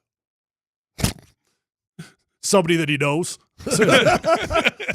Well, I'll just use it from the Rams model, McVay. He wants smart, fast players. And the guys thought, they said, so if Snead, who is the GM, we're not going to draft some dummy who runs a 5.4 40, right? Because already we're going to get – we know the type of player that our head coach wants. Mm-hmm. We understand his needs, and we go over positions and wants and stuff like that. That's what a healthy organization is, yeah. And then you go, the front office has to get that job done. That's what has to be here. The coach needs to say, this is my style and my system, and here's the type of players we need. And now he's got to okay, see you later. Because guess what coaches don't do? Same thing in the NFL, Tyler. Guess what coaches don't do in the regular season? They ain't watching college basketball. They ain't watching what recruits or draft picks are coming up. They ain't watching who's the college, who won the game between Colgate and Penn. They don't know that. Yeah. Well, with that, we welcome in Ben Tenzer, Executive Vice President of Basketball Operations for the Denver Nuggets, and John Wallace, Executive Vice President of Player Personnel for the Denver Nuggets. And fellas, welcome to Polumbus, Hastings, and Dover, DMac. I'm Rob Trujillo filling in. My first question is 2 desks, 1 office, or who gets to pick the office first? What are we doing here? Still working through some of those details, but it'll be equitable for sure. Sit across from one another. Yeah. Just stare at each other That's all day what I long. think, yeah. Best friends. But hey, guys, and I got to believe, the announcements today, you guys had the press conference. John, I'm assuming today wasn't the first time you were in the building, and I'm assuming this hasn't been the first time you've talked to either DA or Ben either. Work starts right now, doesn't it? Or has it already started before this presser? I mean, it's already started. Ben's been killing it here. Obviously I'm catching up to speed on some of the things just in-house. But, these guys have been great. They got everything set up and ready to go. Guys, I've got questions about the structure and all that, but actually my most immediate question is just about the draft that is tomorrow. And, you're sitting there without any picks as of now. How active are you guys going to try to be to get into the draft? We'll always be aggressive trying because that's the name of the game, and you identify targets in the draft and you want to figure out where you have to get to get your guy. If you know anything about Tim Conley's aggressiveness and Calvin and Masai, who was here before, we've learned from leaders who have always been aggressive and will continue to do so. Hey, when you look at this draft, either one of you who's been scouting it, how deep is it? And are there guys that may not get drafted tomorrow that are going to be able to help NBA teams? Yeah, I think you just hit the nail on the head. I think the front end of the draft will be pretty deep for teams who kind of need young talent to come in and have a big impact. But I think after that, it's kind of more so a fit. Some of these teams now are kind of handicapped when it comes to the financial restrictions, so they have to find guys that fit into a window that can give them, a level of play early on. But, there might be some pretty good players that slide to the undrafted space. And like Ben said, we're going to keep our eyes and ears to the street, do our intel, and kind of see what shakes our way. And if you remember last year, Trey Alexander's a guy that slipped through the draft, and we got him on a two-way. He ended up as G League Rookie of the Year. So there's always going to be guys that are good that are there. How big, and I asked Josh the same question, and DA talked about it at his presser, and Josh, John, by the way, gave you a lot of kudos working with Jamal. How big this summer is development for not only the core four? Listen, Larry Bird used to say the summertime was for him to get better, and he just won a NBA championship, the MVP, and all that type of stuff. But how big is this summer, in particular this summer for this team as far as development? It's huge. I think you mentioned Jamal, so we can speak on Jamal. I've spoken to Jamal before, and he has a self-awareness where he knows what he needs to do. And I think that's step one. And so from there, it's just, meet him, kind of tell him what our expectations are and challenge him a little bit. He's a really good player. When him and Jokic are together in that two-man game, it's pretty special to watch. So I think he knows what he needs to do. He'll come in being his natural self and be ready to go. When you look at some of the best teams around the league, they have an identity. The OKC defense, Boston jacking up threes. I'm interested in a simple question that maybe doesn't have a simple answer from the two of you. What is the Denver Nuggets' identity, in your opinion? The identity is – so good point. You said the other teams have defense. Denver's identity is that they can play to any style. Obviously, you have a main cog in Jokers where you can play through him in a pivot position, but you have defense, you have shooting with size, you have playmaking, you have guys that can come off the bench, you can be a spark plug, you have guys that can come off the bench and be defenders. So you have a mix-up of what you need. It's just a matter of fine-tuning that back together, and I think Coach Adelman is a very creative coach, and I think he'll be able to get some really good results out of these guys. Josh in his previous pressers has talked about the core four, and John, I think it was you today that mentioned it as well. Do you guys view keeping these core guys intact as the best plan, or are you guys open to a bold move trading one of them? Look, at this point, we really like those guys. We know what they can do, and they've won a championship before. So to answer your question, yes, we want to run that right now with those guys. Now, I can't speak to the future. I don't know what that holds, but we have a great core group, and we have trust in those individuals. And Ben, you've been working in contracts and the salary cap. You're probably the brainiac in the organization when it comes to all that stuff, because everybody else needs one of those Chinese abacus things to figure out what the salary cap is, and one apron and they two call aprons. those calculators now. Yeah, well, listen, the calculator doesn't even work with what the NBA's doing. How will that change in this offseason in your anticipation? And how, without giving any trade secrets away, how do you think you guys are going to be able to maneuver the salary cap, the first apron, the second, all that different stuff between now and opening night? Yeah, it's a great question. I mean, if you look at our roster, we feel like we're very comfortable bringing this group back. I think it's important to add depth and kind of hit on the margins. We do have roster spots. We'll be aggressive and look at everything. It's possible we'll have the tax mid-level to spend. If you spend that, your hard cap, there's different things with the aprons that get triggered. But we do feel really comfortable with the ability to add depth to the team and within the salary cap parameters. And it's not just me. We have a great group of people in the front office that do a great job with this stuff too. Yeah, but you got executive now in front of your name.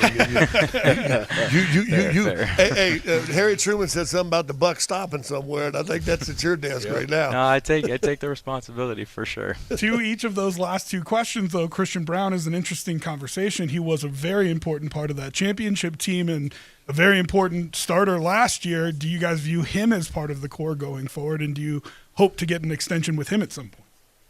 Absolutely. I mean, Christian brings a level of grit and toughness, transition ability, that every team would love to have. And so obviously we value that at a high level. So, our expectation is to get something done. Can I speak to the terms of that right now? No. But, that's the goal. Hey, I ain't going to say nothing because I don't think you can say it anyway, John. I think Nickeil Alexander-Walker is a free agent. I just throw that out there. That's when the lawyer in me comes and shuts it down. No. It's already working together. That's how it works. Teamwork. And let me ask you this. I read a great article today on Cooper Flagg And before we get into conspiracy theories on how Dallas actually won that pick, we'll leave that to the side.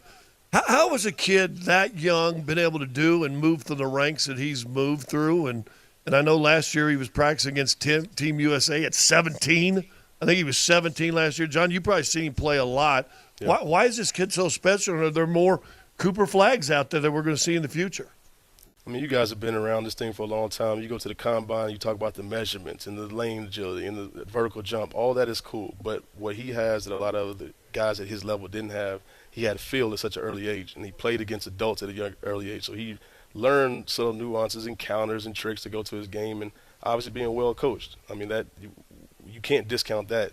And so many different avenues to play basketball now at the grassroots level. And so he's tested his skills against the best, and, that's led him to this point. Can you discount basketball knowledge at all when you're looking at building a team? You can't. I think that's got to be one of the things at the forefront, because you have so many players that are so multidimensional that you have to be able to think the game out if you want to play fast. And that's what a lot of people forget. And so I think you got to have that at the foundation, both on the sidelines as well as on the floor. You got the draft tomorrow. You got free agency June 30th, I believe. What would you guys define as your top priorities over the next week or two? I think, well, I said earlier, shooting. You need to get some shooting with some size, preferably off the bench to counteract those rotation changes. And then another defender. I think you got to have another defender, point of attacker defender that can help aid with some of the penetration and obviously help rebound to help out big fellas. So those people would be prioritized. Hey, that's the mantra. Help out big fella. Yeah. Absolutely. Tenzer and I was talking about that during the playoffs. Help out big fella. Yeah. That's all it is. Speaking of helping out big fellow, Russell Westbrook helped a lot last year. Do you guys anticipate talks with him, bringing him back, him being in the fold next year? Yeah, obviously Russell was awesome for us all year, and we love him as a person and a player, and we're open to everything. And when the time comes, we'll get into all that. We'll see where it goes from there. Hey, and now I'm gonna ask John real fast. So now, because you're back in Nuggets, dog. Yeah. Kind of where you started. I know you had a little gig somewhere, but I mean, let's be honest, dog. You got more Nugget blood in you than Wolfie. Tim Connolly, and I've told him this. He was dead to me after he left here. I told him, and so that goes for Tenzer too. As much as I love you and known you forever, if you go somewhere else, you'll be dead to me. But hey, he went down to Minnesota, and this is a compliment. I've always taken this as a compliment for the Nuggets. He went to Minnesota and said, we got to be able to beat that team. And I thought his strategy was to beat the Denver Nuggets. Would that statement be far off? I wouldn't go as far as say that was said verbatim. Right. To be competitive in the West, to be competitive overall, yes. But I think he knew, and at the time when I was there, you had to come in with a defensive strategy that could negate so much penetration, so much creativity that these new age players have. And you got to remember, at the time, it was frowned upon to have two bigs when he had Rudy and Cat. Right. But Tim had the ability to project, as he taught us when we came up through the ranks, be able to project and not be so rigid in your viewpoints. You guys are young, but I actually played against Samson and Elijah when they played together. So two bigs. I always thought everybody's supposed to have two bigs that can play like that. Well, again, I always said that. I thought Tim came in there and said, we got to beat the Nuggets. And the whole West, I understand. But listen, the Nuggets were the creme de la creme when Tim left. He helped build that team up to this level. And then when he brought Rudy, I went, okay. He needs to find a big fella to help Cat to help stop as you called number 15, the big fella a while ago. Yeah. And the problem with that, John, I'll be honest with you. Y'all can beat Denver, but you couldn't beat nobody else. He's on fire today. He's really dishing them out today. All right, fellas. Well, thank you so much for joining us. Next time you'll be on, DMac will be here, and he'll be a Syracuse guy. So, John, I'm sure he's going to give you a little bit. All right. Here we go. Hey, thank you guys so much. Hey, how come Patrick didn't work out in Georgetown? That's my guy right there. I wasn't in that room. I love Patrick. I think he's a great coach. He's going to get a shot somewhere else. Yeah, that's my guy right there. All right. Yes, well, sir. Thank you, fellas. We appreciate you taking some time to join us.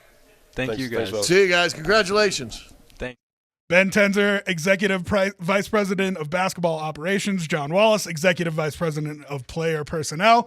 Nice enough to join us. We're going to take. So you asked before we went break, you think they got a sense of humor? We joked with him a little bit. Yeah, absolutely. I mean, I opened with the 2 desks, 1 office And you question. got a giggle. I got a laugh out of him. Although, So. was it an uncomfortable giggle, or was that a... I will say you brought the humor in that interview. I'm not sure they brought much humor. Oh, well, yeah, come on. Hey, but Tim Connolly's dead to me. I told Tim that. You've said it right to his face, so you can I say said it right on the to air. his face. Yeah, I try not to say nothing I wouldn't say to their face, but he left. And we just got verification. They came in and said, we got to beat Denver. That's what he set that roster He up said to he do. wasn't going to say it. Yeah, but he said it without saying it. Plausible deniability. Yeah.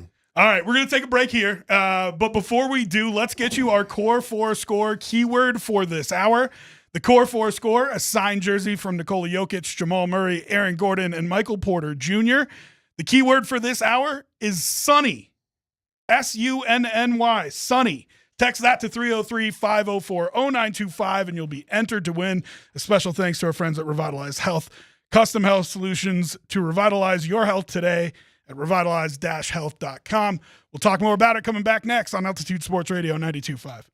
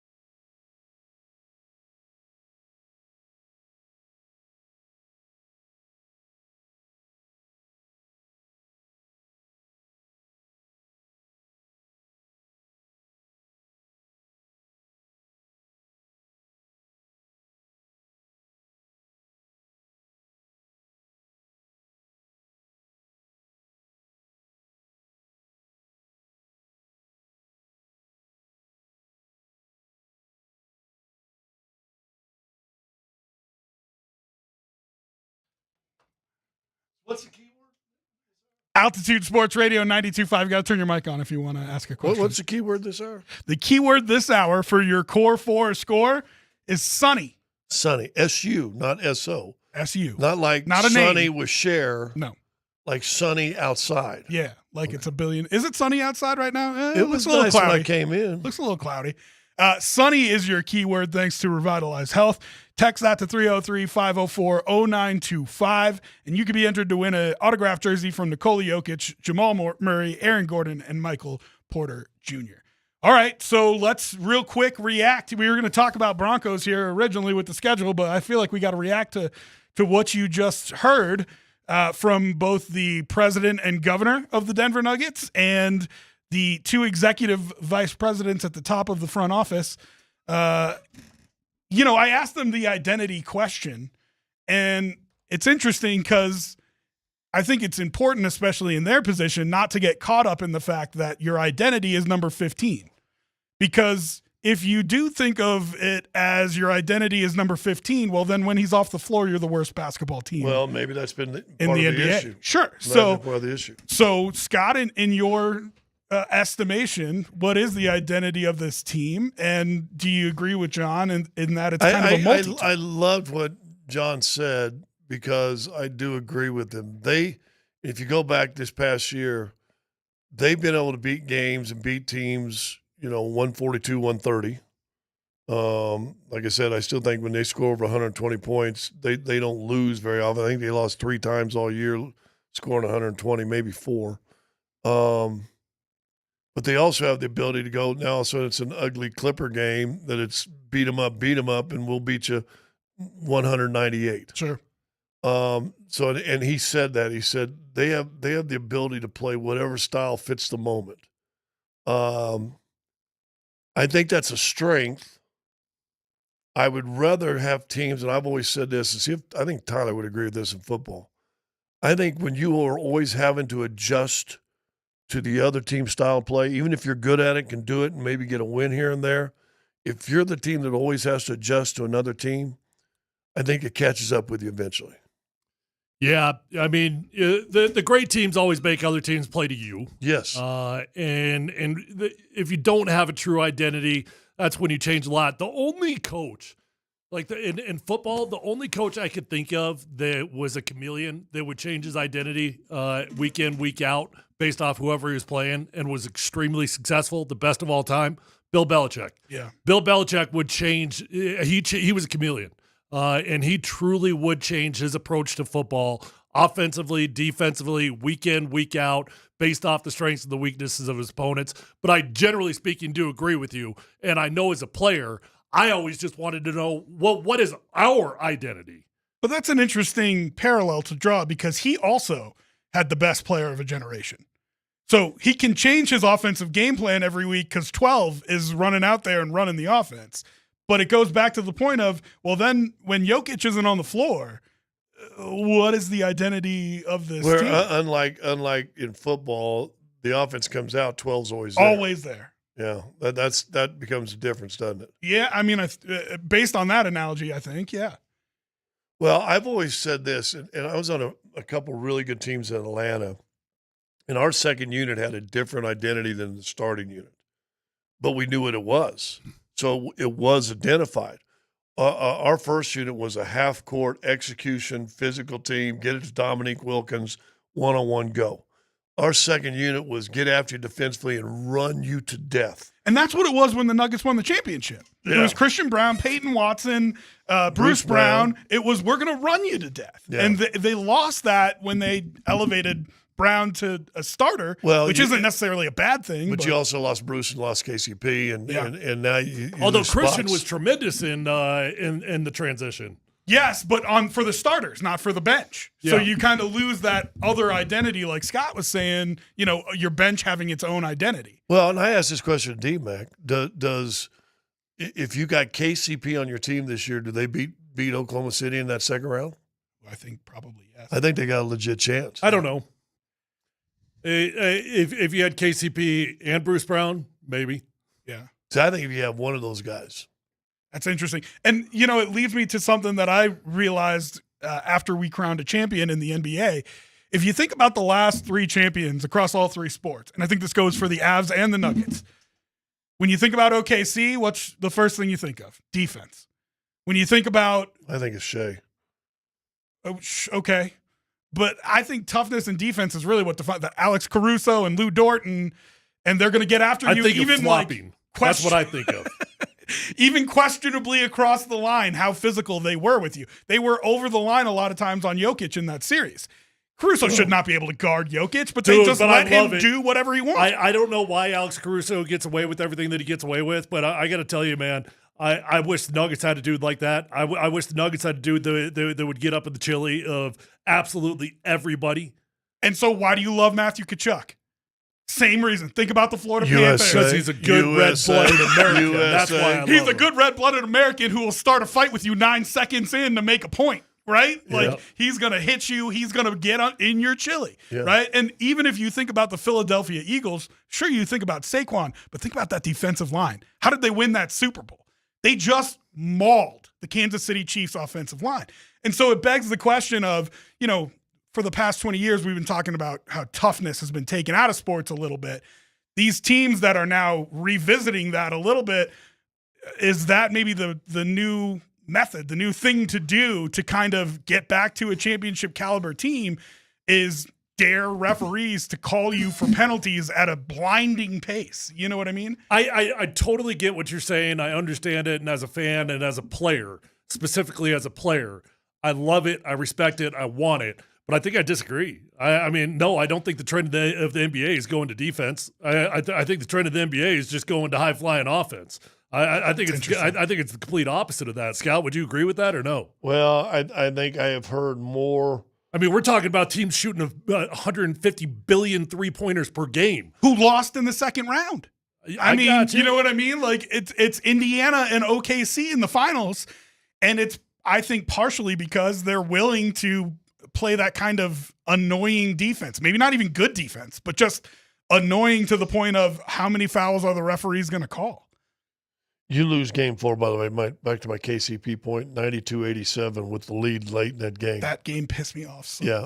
So you win that game, you win the series. That's my thing. 4 and 5, I think, too, right? 5, I'm remembering I felt the same way about. 5, you had a lead. You lost game 4 by 5, game 5 by 7.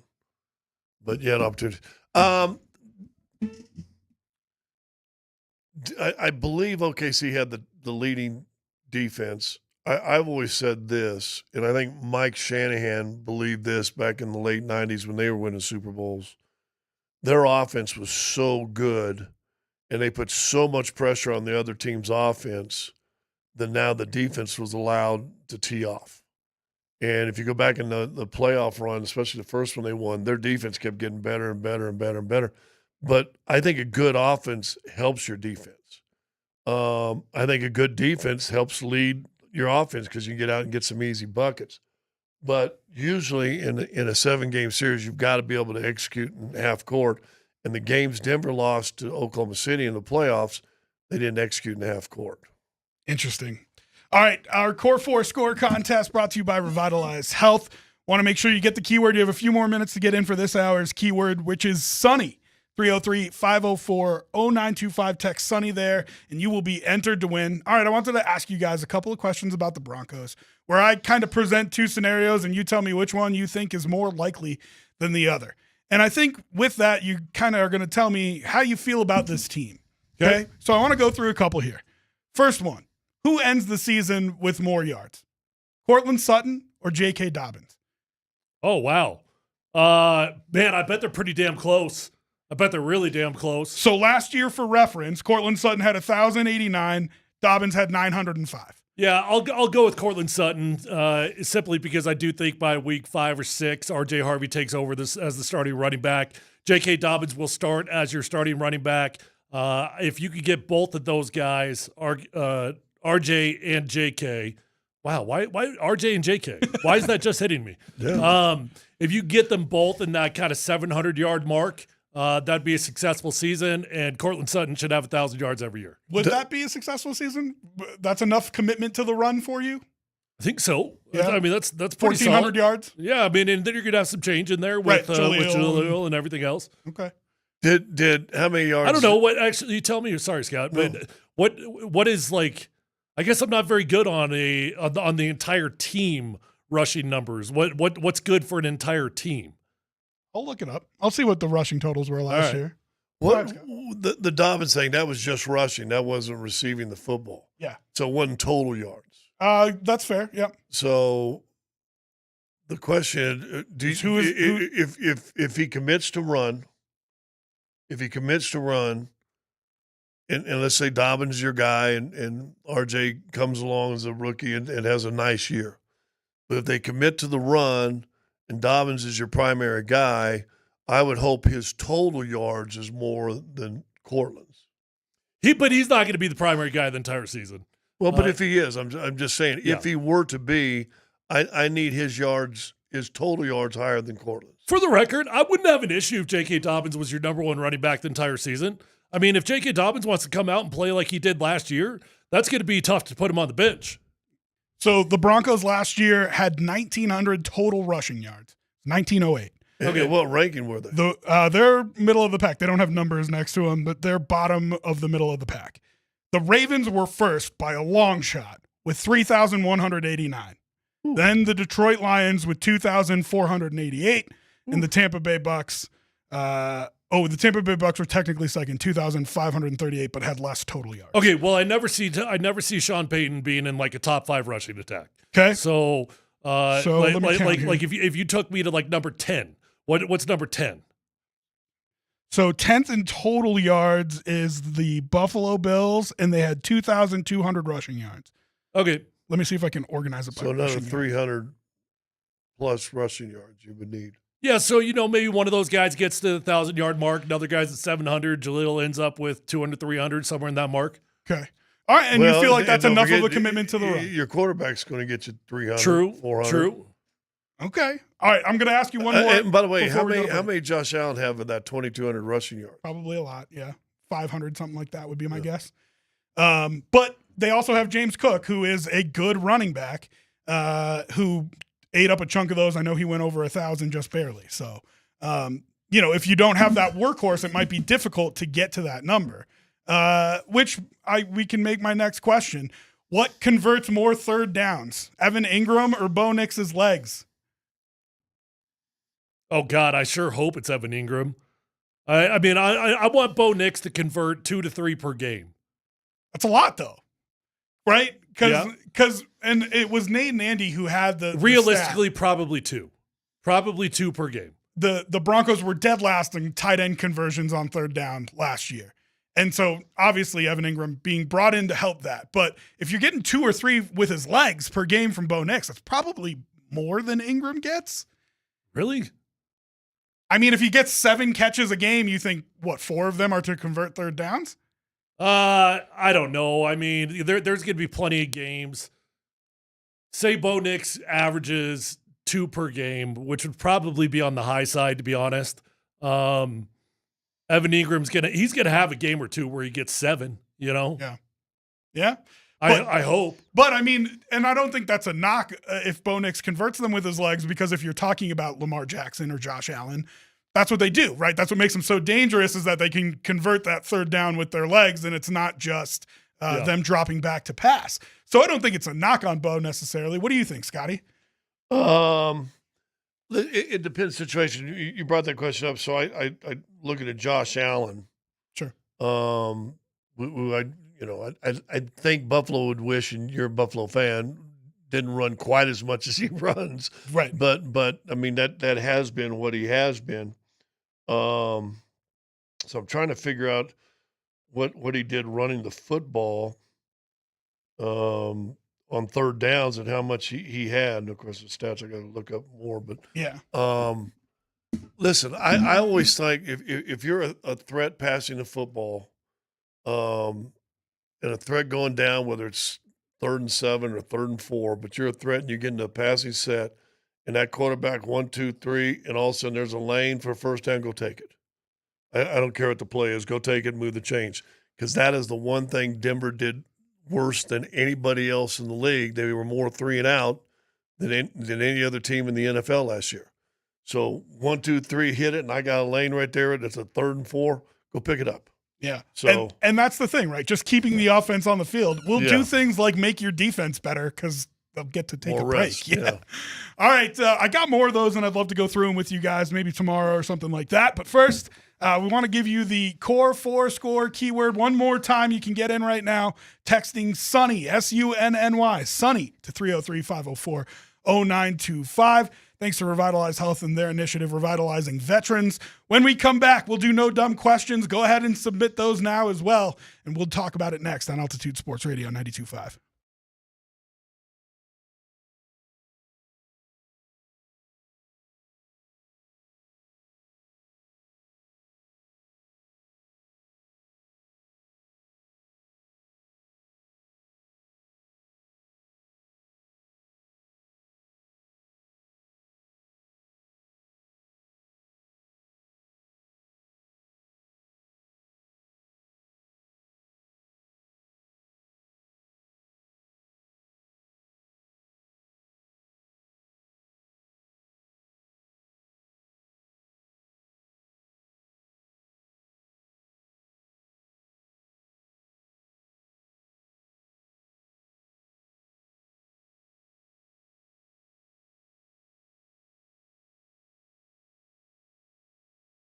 Hey, it's DMac for the Rocky Mountain Men's Clinic. All right, man. Summer's here, longer days, warm nights, vacations, date nights. But erectile dysfunction can ruin all of that. Look, if intimacy feels stressful because of performance issues, you're not alone. And more importantly, there's help. It's the Rocky Mountain Men's Clinic. Think about what summer should be. Relaxed, romantic, unforgettable. Don't let ED get in the way. The Rocky Mountain Men's Clinic treatments, they work when the pills or herbals fail, with success rates well over 90%, serving the Front Range of Colorado for nearly a decade. This is amazing. Your initial visit's only $99. You get a T and a PSA test. If advised, a test dose. If it doesn't work in the office, that visit is free. But I want you to call and get yourself set up for success. 720-440-7900 or visit RockyMountainMen'sClinic.com.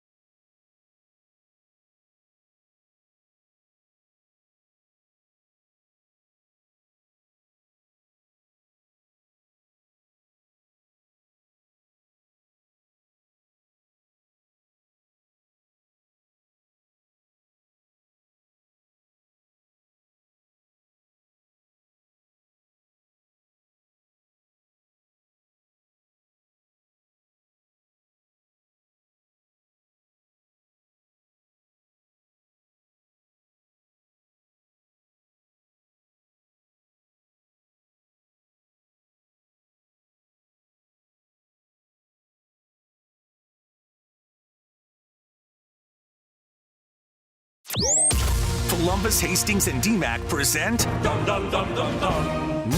Dumb Questions. This is your safe space. Send us your not dumb question now. You're a smart guy. Tweet it, text it, or Twitch it. It's No Dumb Questions. Hey, I know this segment is called No Dumb Questions, but sometimes there are. On Altitude Sports Radio 92.5. Altitude Sports Radio 92.5. Polumbus, Hastings, and DMac. I'm Rob Trujillo filling in. I have a couple more seconds to get in with that keyword Sunny, 303-504-0925. That'll close here in a minute, so if you want to get in, make sure you text that in for our Core 4 score to win a Nikola Jokic, Jamal Murray, Aaron Gordon, and Michael Porter Jr. signed jersey. All right, so no dumb questions. I'm getting some hate on the Twitch chat, and so I just want your guys' opinion. Man bun or no man bun? Well, we said last time you were here looked stupid. I couldn't say it much better. Yeah. I went through a phase where I thought I was going to go for a man bun one time. I tried it. I couldn't get all the way there. I was happy I did not get all the way there. I'm not sure what your end goal. What's the end goal? There's no end goal. Okay. The end goal was it was hot, and I wanted my hair off. Listen. I'm just going to get a little bit transparent here, okay? Get a little bit transparent here. We'll see if this reveals anything about yourself or not. Okay. When my hair got that long, I'd given up on life. Oh, okay? I mean, listen. I was definitely in a phase that I did not get a haircut. I didn't groom myself. I was not taking care of myself. I was done. I was in a dark, dark spot in my life, and that's why my hair got to that point. Sure. Is there? Yeah, 100%. Okay. There's no question about it. Okay. Because I don't have to go get my hair cut when I do this, right? Yeah. But so we're how long is it? Long, like Jason Momoa long. Wow. Yeah. Dude, does he have any trouble with the ladies? No, but I do. No, but he. Now listen, there's a lot of lets it issues flow. there, right? The hair, mean, that's different. If you got to flow and you're going to let it flow, then let it flow. The hair, but it's so hot. What is it so? I'm already fat. Like I don't need to be sweating all the time. Well, here's another thing. No dumb question. We had a big discussion yesterday. Jim Bro over here. Yeah. He's looking for workout partners. We're starting a new website called Swipe Right. Uh-huh. Yeah. So would you like to be his first client? Listen, respectfully, Tyler. Yeah. I love you. But if you think I'm getting into the gym with a 6'7" ripped. First off, it's 6'8". 6'8". But it wasn't 6'8". Former ripped. pro athlete. It you're wasn't 6'8". You're out of your mind. It wasn't 6'8" ripped just 3-4 months ago, though. Well, it was 6'8". It just wasn't ripped. Yeah. Yeah. And so, I mean, I don't think there's any way for me to look worse around women than going out and hanging out with Tyler Polumbus. But all you're going to hang out with him is an hour a day at the gym. That's it. That's all it takes. I'm just saying. I will say this. Long hair or man bun looks better when you're built like Jason Momoa. Sure. Well, like if you're gonna do it, like do it cool. Like shave the sides, go Viking, grow the beard out. You know, like if you're gonna do it, you got to like make it a look. Well, that's what I was gonna ask. Right now, you just don't have a look. A dude on Vikings had that. So look. that's what I was doing when I was growing Maybe a mine out. tattoo I on the went forehead? bald on the side, like bald on the side, and I grew it out on top, and I thought it looked kind of decent. I'm not gonna but lie. yours was more as a comb over on top. That's what's that supposed to mean? Well, I mean, you brought the long hair from all the way back here this way. Yeah. His is all right. So if you picture a hairstyle for me, then listen. what? Am I buzzing it? Am I going with the blue from the front like Andy? What? Have either one of you seen the original movie Roadhouse? I have not. With Patrick Swayze. Yeah, I mean, I saw it once. Like I did see the new one 15 years ago. The new one's not bad. But Patrick Swayze, what was the old dude, his buddy? But anyway, older dude, grain on the sides, gray, had the greatest long hair and man bun. And I always said, when I get older and retire, that's what I want. So that's where I'm, so I, on one hand, really appreciate it. Well, but your hair's got to be way below your shoulders. It is. Well, then let it flow, bro. You think I should just let it down, let it go? No, I think if you've got the hair, you need to have the hair for a purpose. So if you're going to flow it, flow it. If you want to go Viking, go Viking. But do something with Dan, it. and what's the thing called where you let the hair, it's long, but then you just have another like ponytail from up here back. So you still kind of got the tail, but you still let it flow. Are you talking about a mullet? What are you talking about? No. So he's got his hair long, But then he just takes it and just puts this up in a bunch. So he's almost got like a little ponytail, but the hair's still flowing. Like there you go. Like an elf? Like Legolas? Like Legolas. Is that what you're talking about? Yeah, we could do that. Yeah, I don't know if I could do that. All right. Well, I don't know what else to do. You know what I mean? So I just with your hair in the bun doesn't look like your hair's that long. It's pretty long. What does your dad say about it? Oh, he hates it. He's hated my long hair. I put my long hair in. We'll see. A little bun back there. A little hair's bun in the long, back. Yeah, still I keep it don't- a little long. Yeah, I couldn't pull that off. I think you could. And again, all right. Well, if you've got hairstyles for me, go ahead and look at the tell me. look at the mohawk ponytail, top right. Click on that one. Yeah. Oh, that's close to Viking. Yeah, that's not bad. See, right yeah, there. that is what I picture when you say what you're saying. Yeah. Yeah. That's a little more than the dude on Viking, but that's pretty close. See, and that's what I feel like I would look like is a mullet with no sides. And just, Yeah, but mullets I look are like I'm cool. in ZZ Top, but the sides are shaved. Mullets are cool. Like if I'm being honest, there's not a whole lot cool about what get you it. got All going right, on. look at this there. guy right here on the bottom, right here, long hair under right there. I do. I like that right there. I have been thinking about because the man bun has not been successful with the ladies either. Let's be totally honest. So, and there are no doubt other reasons for that as well. But I've been contemplating what I need to do to change that and other things. But I'm telling you, the gym with Tyler and his new workout We're- called the Swipe Right we're working workout. on it. Swipe Right workout might be up your road. You know, have you seen those Instagram ads from that dude that's like, you have to make over $150,000 a year if you want to be a part of my gym plan. Have you seen this? Oh, I haven't. Oh yeah. He gets a lot of hate. I think he's a former NFL guy, but he charges people like $10,000 a month to be a part of it. Maybe that's what we should do for Swipe That's Right. how you make over $150,000 a year. Yeah. Somebody said I should get a perm and go Seth Rogen, which everybody says I laugh like him. Someone brought up Meatloaf, and now I can't get it out of my head. Meatloaf from me Fight being Club. like Meatloaf is what you're saying. They're just asking if you're Meatloaf. That's fine. I don't think I well, don't listen, deserve it, so that's 2 out of whatever. 3 ain't bad. We do have a no dumb question of Tyler. What's your bench? My bench. Well, I don't PR first off, so I don't. What are you know, repping? I don't know the actual answer to that. I know yesterday I did 5 sets of 5 at 325. And you think I'm going to go to the gym with him? Dude, you got to We'll start. we'll have to be swapping plates constantly. No.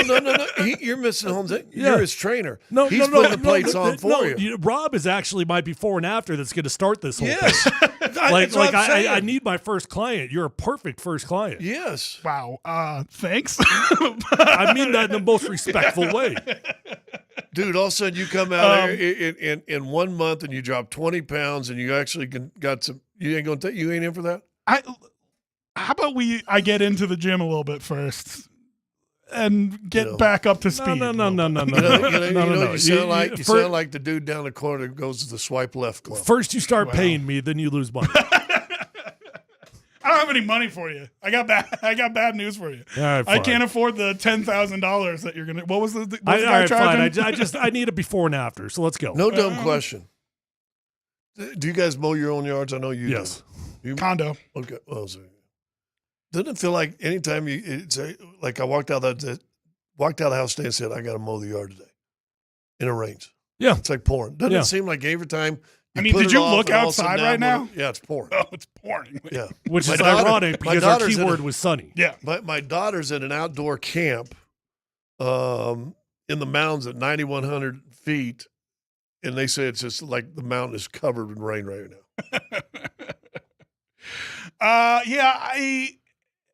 Listen, I wish I could afford a home because I used to mow when I was a kid. Yeah. And I loved it. Well, listen, $20.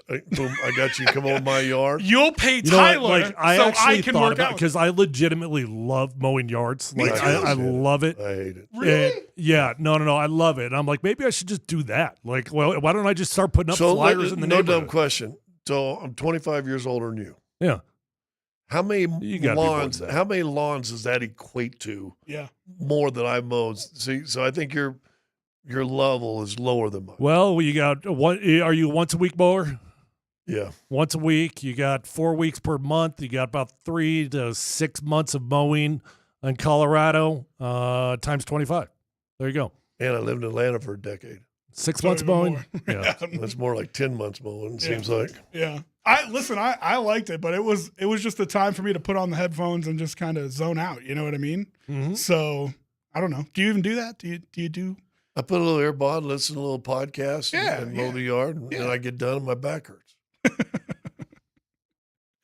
Here's right. another thing, too. At 6'10", you probably get a 6'8". Mowers ain't built for 6'8", 6'10". No, guys. they are not. That's true. Can we get you in a sit down mower though? There's nothing in front of it. I don't have that big of a yard. Okay. I But there's wish I nothing in did. front. Like you guys could fit in a sit down mower, right? Yeah, I love that. Oh, I used to have a sit down, and it was my favorite thing. I'd go out and mow the native. I'd mow everything just to be out there doing things. Yeah. Have you seen the one now you can kind of stand on and you Oh, you talking about the zero turns? Zero turns? Yeah, those are badass. And they're expensive, too. You Yeah. see how much those cost? Yeah. Oh, my goodness. The most dad conversation we've ever had on the show. I like it. All right. Well, we were gracious enough to be joined by Josh Kroenke, Ben Tenzer, John Wallace. That is, of course, the big story of the day, and we will recap it next on Altitude Sports Radio 92.5.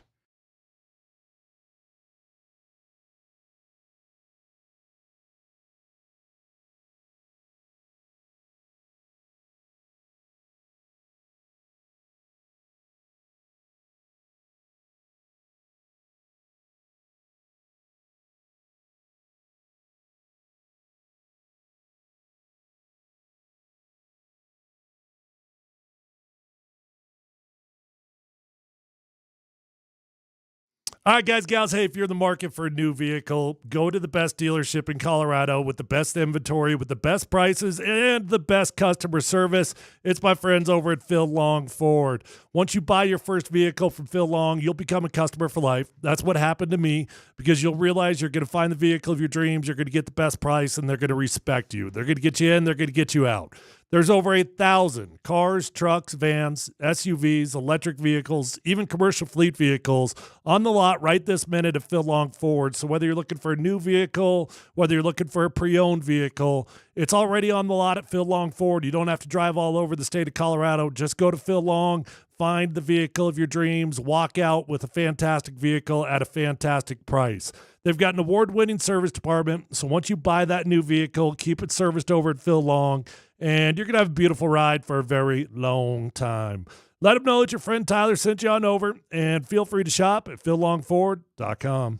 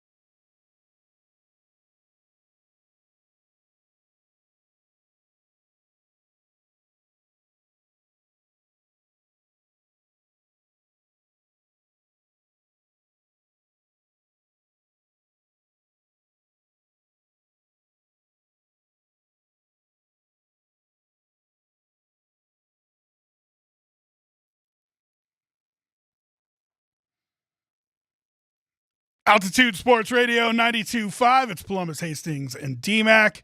I'm Rob Trujillo filling in for DMac with the two fellas here today. And the big story of the day, no doubt, Ben Tenzer, John Wallace announced in a press conference. They were nice enough to join us earlier. We also had Josh Kroenke on.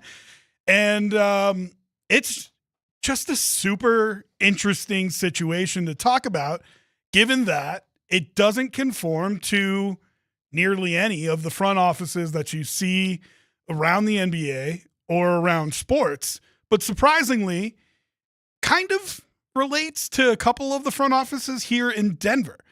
And so, Tyler, you and I were talking about that before, where it was maybe something a little bit different than the NBA had seen, and not quite exactly the same as the ones in Denver, but you do have kind of a council of elders. Do you think that that's good for these teams to have a room full of smart people, or is it a detriment that they don't have one person who is the final say? Well, listen, I think it's always good to be challenged, and you never want to be in a situation where you've got a bunch of yes men. So not anti being challenged. I respectfully would disagree. I don't get the comparison to either the Avalanche or the Denver Broncos. I don't think there is a comparison there between those two teams with their current setups. Joe Sakic, that's an elder. Yeah, for sure.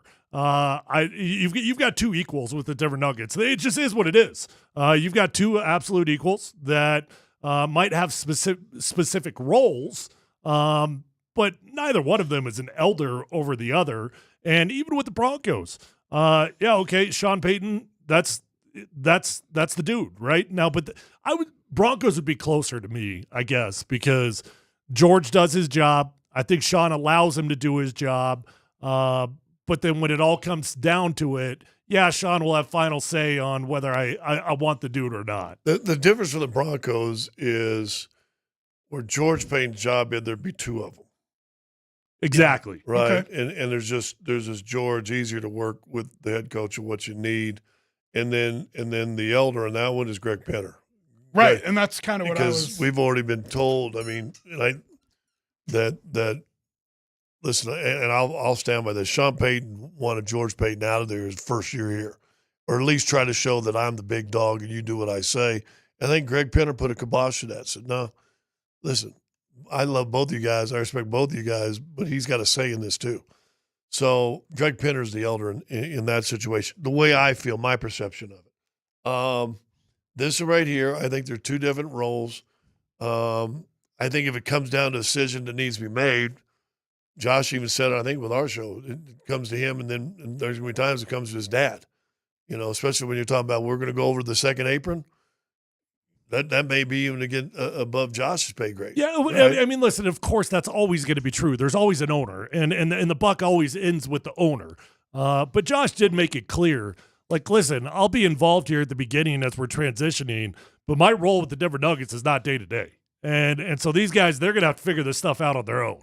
Now, but I guarantee you, anything they get, if they say, hey, we got to trade, Jordan Poole's traded to New Orleans just now, the rumor, but McCallum's going to go to Washington, but he's happy. That's not just going to be one of the two executives that make that decision. That's going to be passed. So here's what we got. Boom, boom, boom.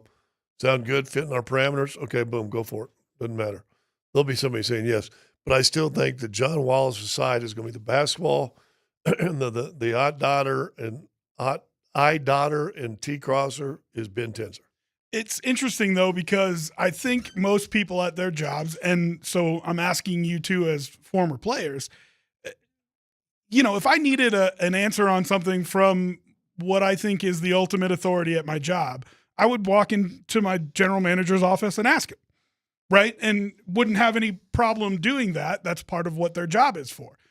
I don't know if you guys did that as pro athletes, but whose office are you walking into? And is it? I'm damn sure not walking into the GM's office. No. And you're damn sure not walking into the offensive coordinator's office. And you're damn sure not walking into the head coach's office. I'm walking into my offensive line coach's office. Okay. You go above that O-line coach, get ready to pack your bags. And it's seen as a backhanded. Hell yes. Okay. Hell yes, it is. Alfred Williams used to always tell me that in football, the job of the head coach is to coach coaches. And in football, and other places, you got position coaches. Sure. And for Tyler as an offensive lineman, they're going to go to the offensive coordinator first or even the head coach first with an issue. Yeah. Who do you think you are, buddy? Now, you're going to get your butt chewed out. Now, if it's a legit big enough issue, he may still deal with it, but no. You fall. It's kind of like a private don't go to the colonel's office when he's got a problem with the sergeant. The only time I was ever in a GM's office or a head coach's office was when I got cut or traded. I'm dead serious. Yeah, okay. In my 8-year career, I never once stepped into one of those offices unless I got cut or traded. So then part of what our conversation with John Wallace was that he helped Jamal Murray in the bubble, that he might be able to light a fire under Jamal Murray coming into this year and get him, back to a more consistent championship level, which we saw at times last year, but maybe not enough. How does that happen if he doesn't have direct contact with the players, Scotty? Who says he's not going to have direct contact with the players? Well, that's what I was just asking you. Oh, no, I think he'll have more direct contact with the players than Ben will. I mean, I think Ben will be around. He'll make some trips and travel here and there and blah, blah, blah, as will John. But I think one is player development, one is operations. Mm-hmm. They're both executive vice president. We're getting caught off with, two of us, two different titles. Operations, which include travel, hotels, appearances, events, you name it. That's operations. Assistant coaches, who gets hired, all their contracts, that's operations. Player development is what's Julian Strother going to be next year? What's what can Joker add to his game this year? How do we get Jamal? You and I, the three of us talked about this during the break a while ago. Listen, to me, the difference between 50 wins this year and 55 or 57 wins was Jamal was out of shape coming in the camp. That's on John Wallace now. That ain't going to be Ben Tenzer going up to Canada and saying what you're going to do. And I meant to ask him that question. I was going to say, how soon are you going to fly to Sombor? Because I'll bet you in the next 3 weeks that John Wallace makes a trip to Serbia. Okay, so there is communication directly between player and player EVP. Yeah, well, but again, everybody's getting caught on the EVP stuff. It's kind of like, remember, Dan, we talked about this yesterday. It's kind of like the old Cheers episode. Woody, we really don't have enough money to pay you anymore, but we'll give you a title instead. You're now executive bartender. And then Sam gets in and complains, oh, Sam's senior executive bartender. Hold on, is that what you're saying, what these two guys are? That's interesting. I don't think I like that analogy. Yeah, I think it's a great, I don't know, whatever the now. We're caught up on EVP. That doesn't matter. That's a title for a program. What the real thing is after the EVP, what does it say?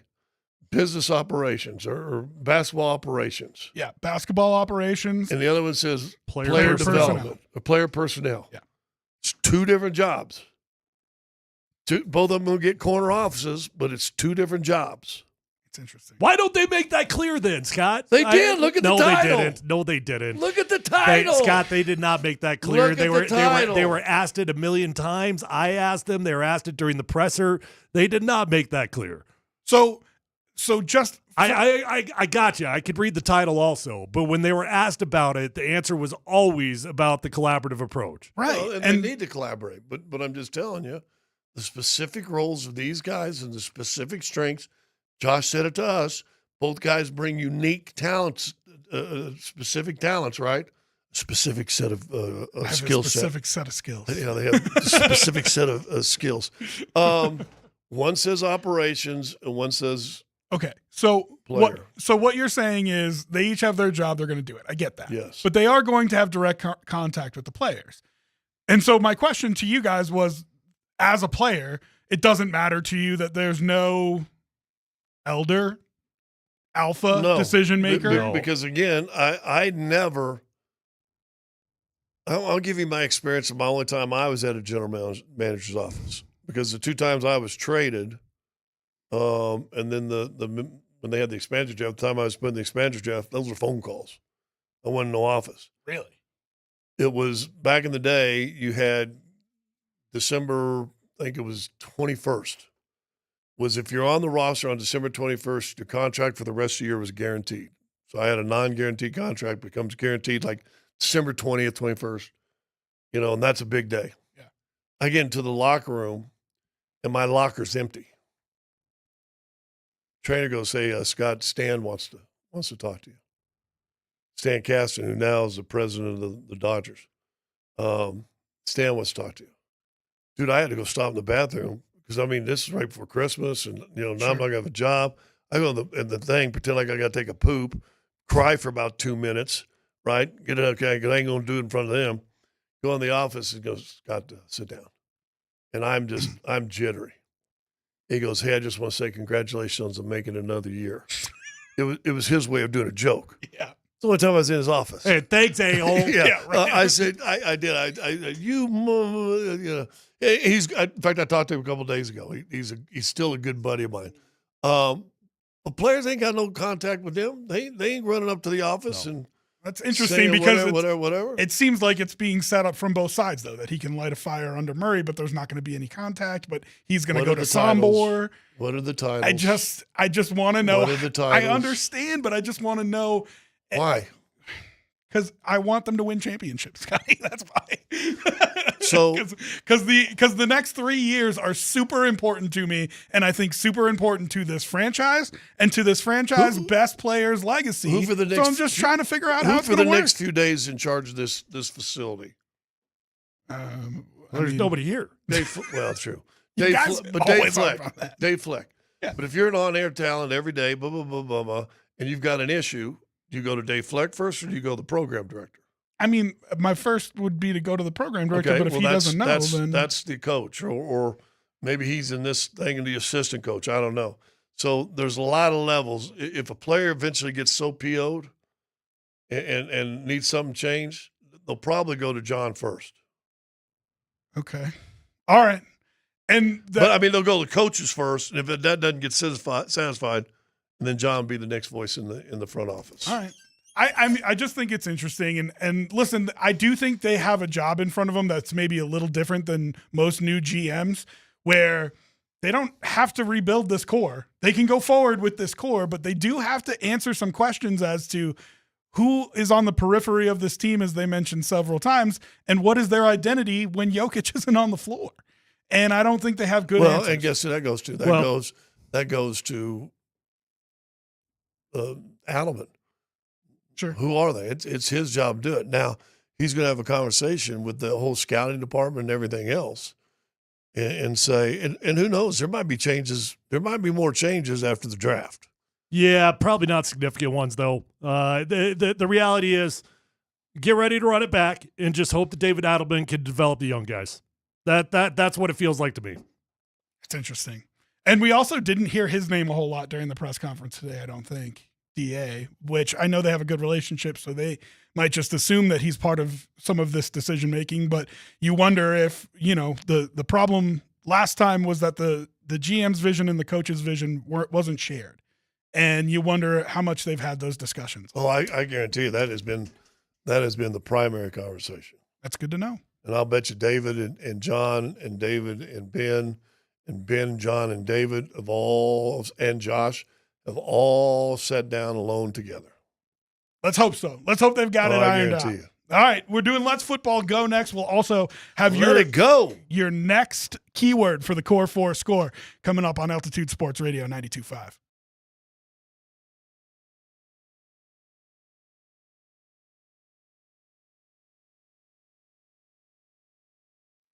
Okay, if you're out there struggling with hair loss, maybe you got a bald spot, receding hairline, or thinning hair, call my friends over at Advanced Hair Restoration. Just make the commitment to make the phone call, and you're going to get your hair back. It's as simple as that.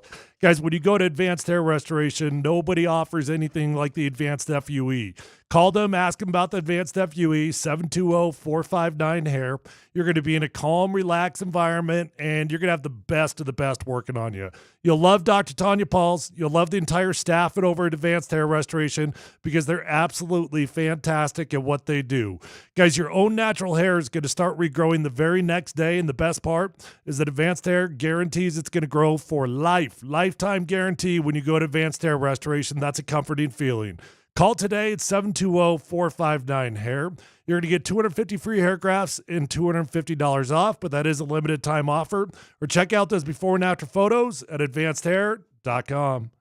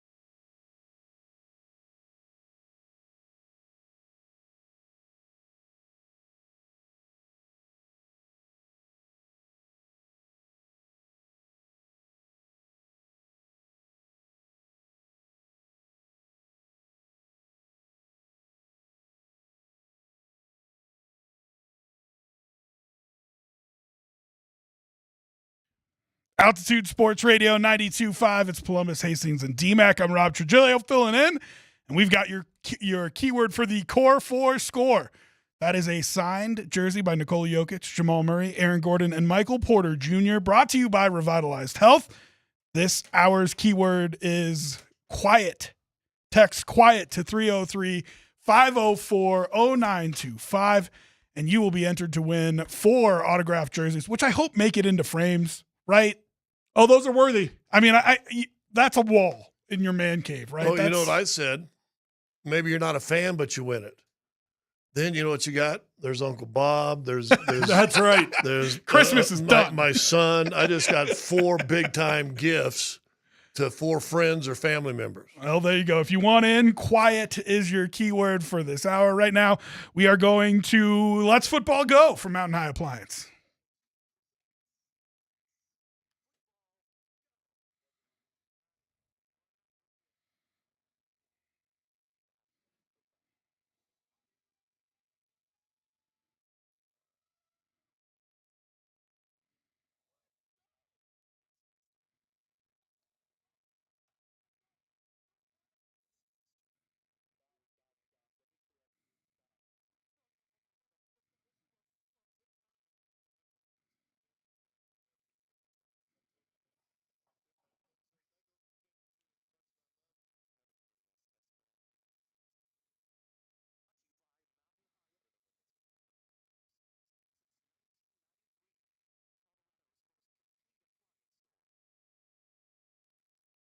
Let's Football Go, brought to you by Mountain High Appliance. We do have word that there might be a tornado out east of Parker, so make sure you are in a safe spot. And if we get interrupted by an EAS test, that's why. But let's get it fired up. Dan, what do you got? All right, Leggy's got a piece out on ESPN.com. They did all the first-round picks in this year's NFL draft, kind of a mini camp update. Obviously, the Broncos' first-round pick was Jahdae Barron, the corner out of Texas. Leggy writes, the Broncos have been hard at work scheming up ways to integrate Jahdae Barron, who played outside corner, nickel, safety, and dime linebacker while at Texas, into their defense. Right now, they are primarily working Barron out at cornerback, both outside and in the slot. So my question for you guys is, how do you think Vance Joseph will deploy Jahdae Barron, specifically the first half of the season? How much will he be in the Riley Moss, CB2 spot? How much will we see him lined up in the nickel? And will we see him play at safety at various points throughout the year? How do you think VJ deploys him early on this season? I mean, first off, let's make one thing clear. He's got tough sledding in front of him just to take Riley Moss's job. It's not just as simple as that, but I do think if you draft a corner in the first round, you draft him to be more than a nickel. I know everybody makes the case in today's NFL, a nickel's a starter because you play more in nickel.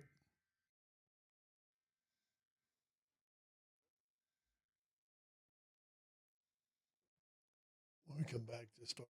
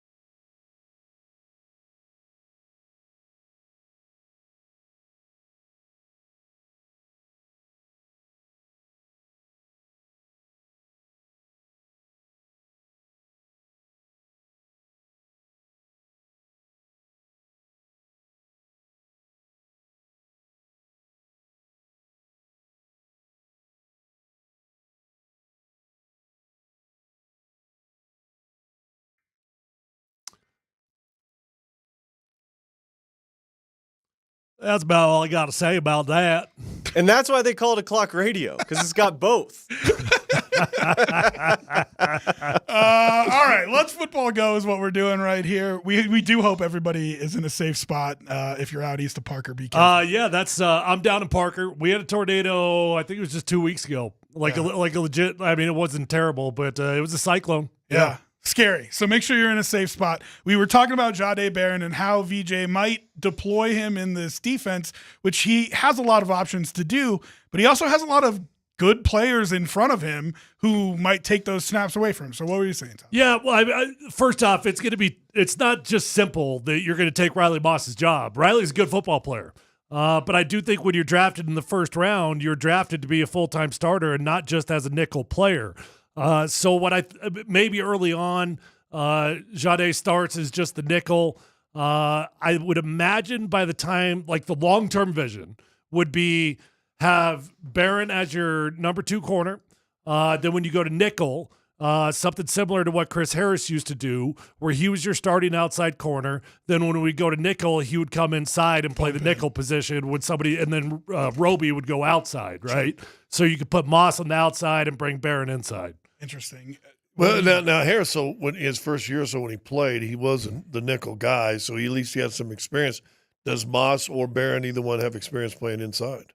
Barron's got a ton of it. Yeah, and it was interesting when Coach broke it down for me. He made the point that even sometimes they would flip 2 corners to one side and make him the nickel corner, but on that other side where he was covering a tight end, but really more of like a linebacker position. I wonder if that's something that they consider doing, and flipping corners.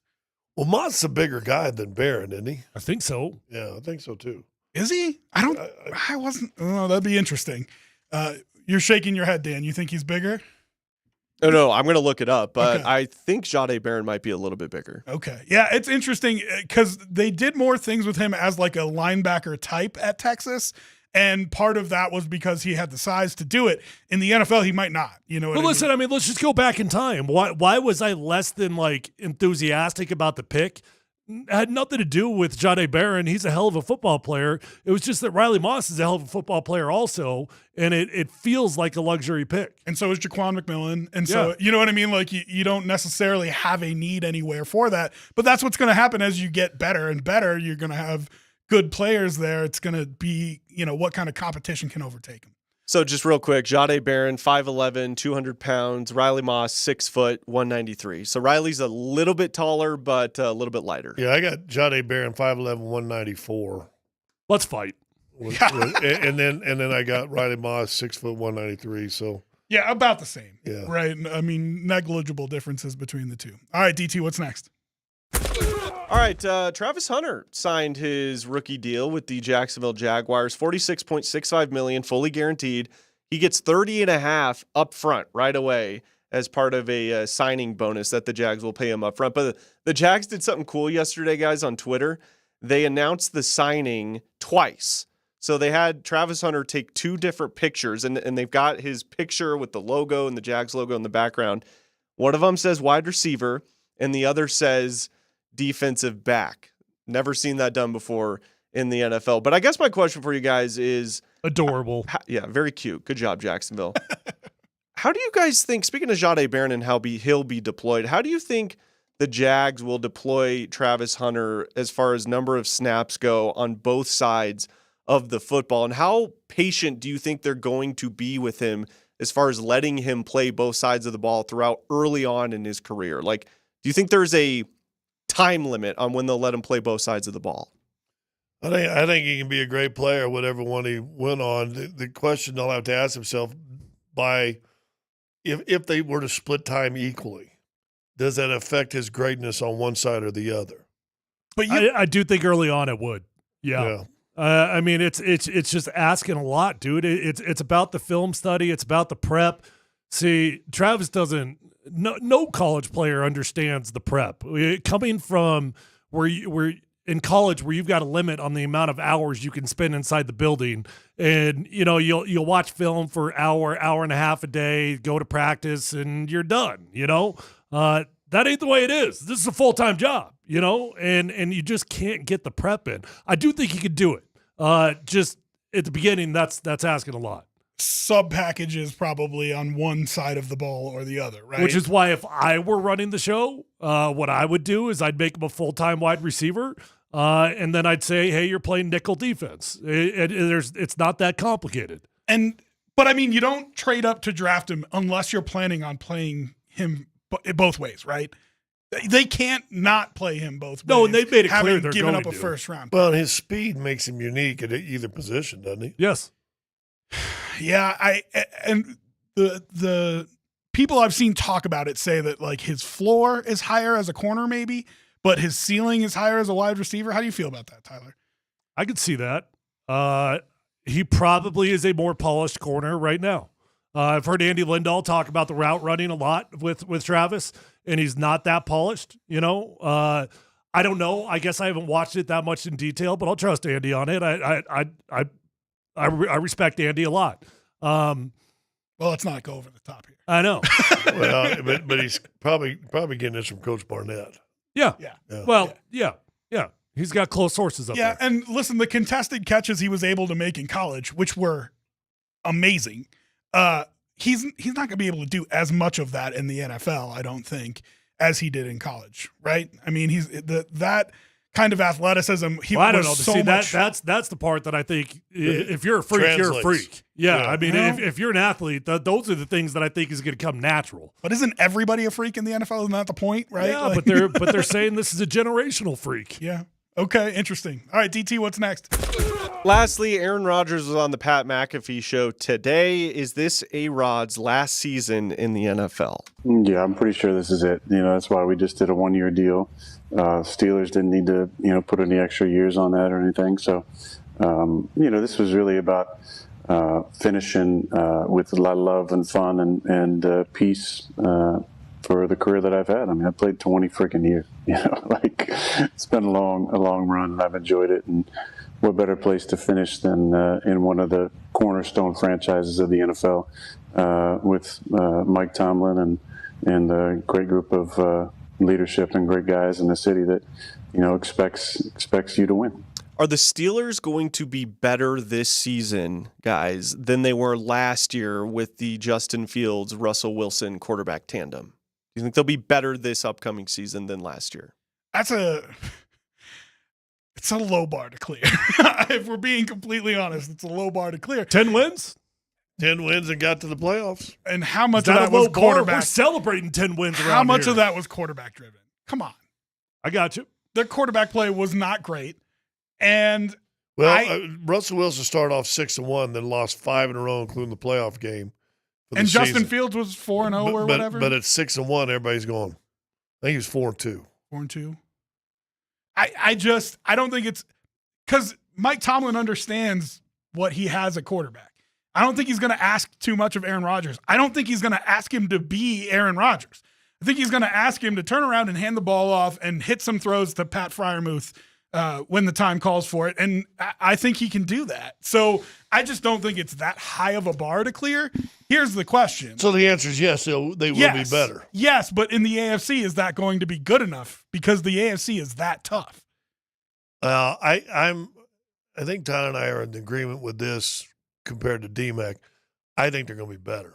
And I think they're going to be a threat if you're just a wild card team. If you're not Buffalo winning your division and you're just a wild card team, I think Pittsburgh's going to be one of those teams you're going to be battling with. Look, the question was simple. Are they going to be better than they were last year with Russell Wilson and Justin Fields?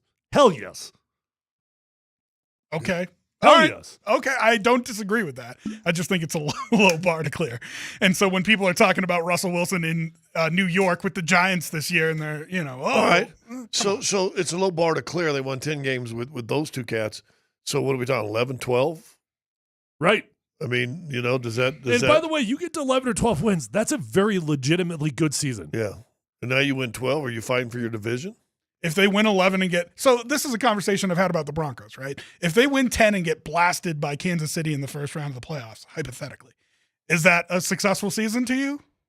Last year, yes. This year, no. Okay. Agreed. So same thing with Pittsburgh, right? If they win 11 games and they go back to Baltimore again and get blasted again, okay, I'd is agree. that a successful season? I'd say no. No, I'd agree with you on that. Yes, I do agree. So what if they get 12 wins? They go to Baltimore and it's a field goal game.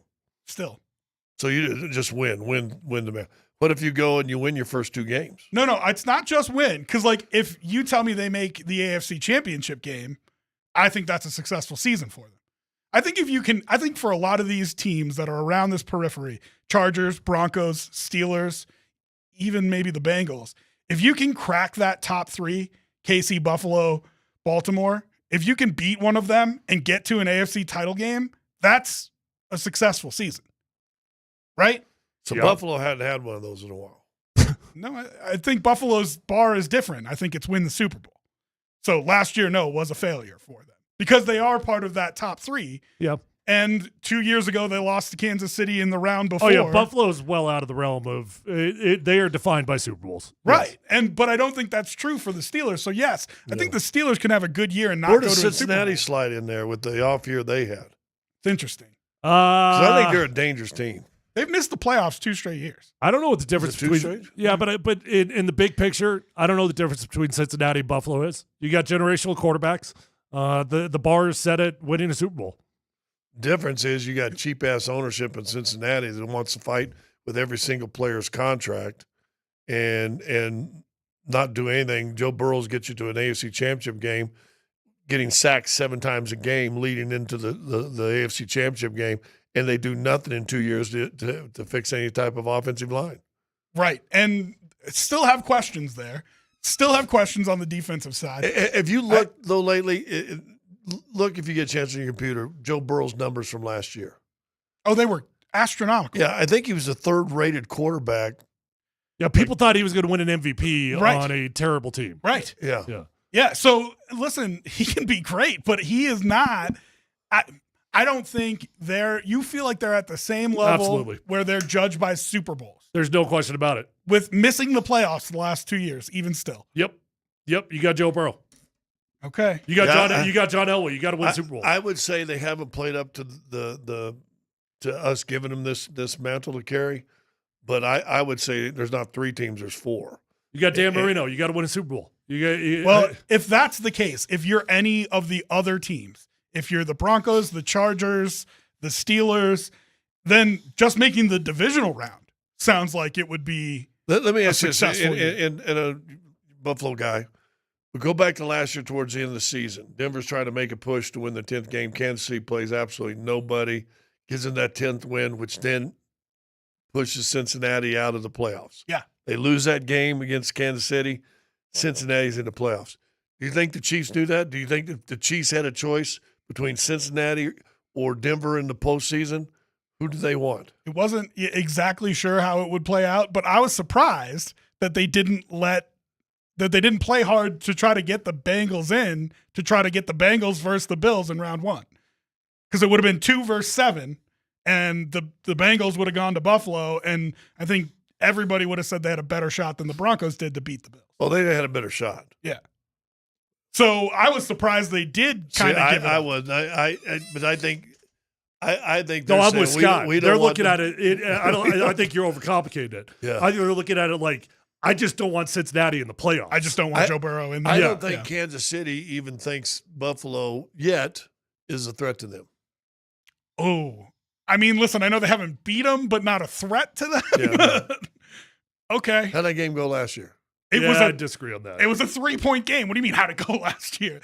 Kansas City played their best game of the year in the AFC Championship. With maybe one of their worst teams they've brought to the field in the last 7. Maybe. But I just don't think that they're not a threat. That's interesting. I think Kansas City looks at them. I think Kansas City would rather play Buffalo than Cincinnati. Well, that's an interesting question. That is a really interesting question. Tyler? I don't know. You're damned if you do, damned if you don't. Yeah. I don't think they want either one of those 2 teams. Well, they're what, 3-0 against Buffalo in the playoffs, and they're 1-1 with Cincinnati. Yeah. Well, interesting. All right, the Core 4 score is a signed jersey from Nikola Jokic, Jamal Murray, Aaron Gordon, and Michael Porter Jr. It's brought to you by our friends at Revitalize Health, custom health solutions to revitalize your health today. Revitalize-health.com. The keyword for this hour is quiet. Quiet is your keyword. Text that to 303-504-0925 to get entered. From Altitude Sports Radio 92.5.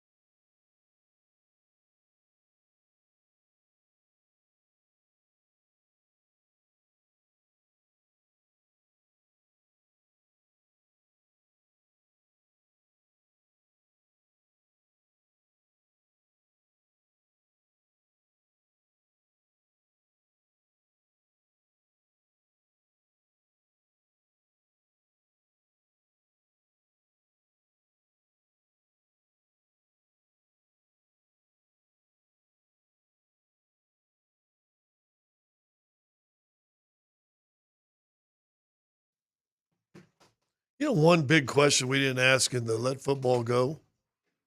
What do you guys think J.J. McCarthy's going to be this year? It's a good question. That was a tough decision they made. Letting Sam walk, that was a real tough decision. Was it that tough, though? I mean, I say that, and it wasn't that tough. I mean, you knew what your ceiling was with Sam, so it was pretty good. I mean, the floor is pretty good. You also have a protected cap hit there, though, right? Like, he's not going to go into the DMac. $60 million range. Well, and Darnold. Oh, you talking about Darnold? Or you talking yeah, about Darnold. Oh, okay. Darnold signed for what, 31? Yeah, I thought it was like closer to 40. Was it that much? But it's an interesting question. The rest of the roster, as proved last year, is so good. Pretty good. Right, that do you just keep a guy like Darnold at a conservative cap hit, maybe not a low cap hit, but a conservative one, or do you hope that you have something on a rookie contract? I think he's going to be pretty damn good. I don't know. Maybe he needs a year to get his feet wet. But I know that Kevin O'Connell, that dude can coach up a QB. Yeah. You know, I was teammates with that guy in the East-West Shrine game, and I was teammates with Kevin, the head coach of the Vikings. I'm sitting here talking to you two slappies in the middle of summer. You're doing radio, so you're doing 3. And yeah, that's right. And he's the head coach of the Vikings. So you're going to go from freshman offensive lineman coach to offensive line coach of the Vikings? No. Is what you're saying? No. I'm going to bypass all that. I'm just going straight to head coach. I thought that forever too. And look, guess what? Yeah, I'm still sitting here noon to 3 too. Yeah. I mean, let's be honest. I'm not doing the grinded out thing. I'm just going straight to head coach. But you're at the age, if you're going to, you got about 2 more years you need to get in that window. Yeah. Well, you know what? You know what it really is?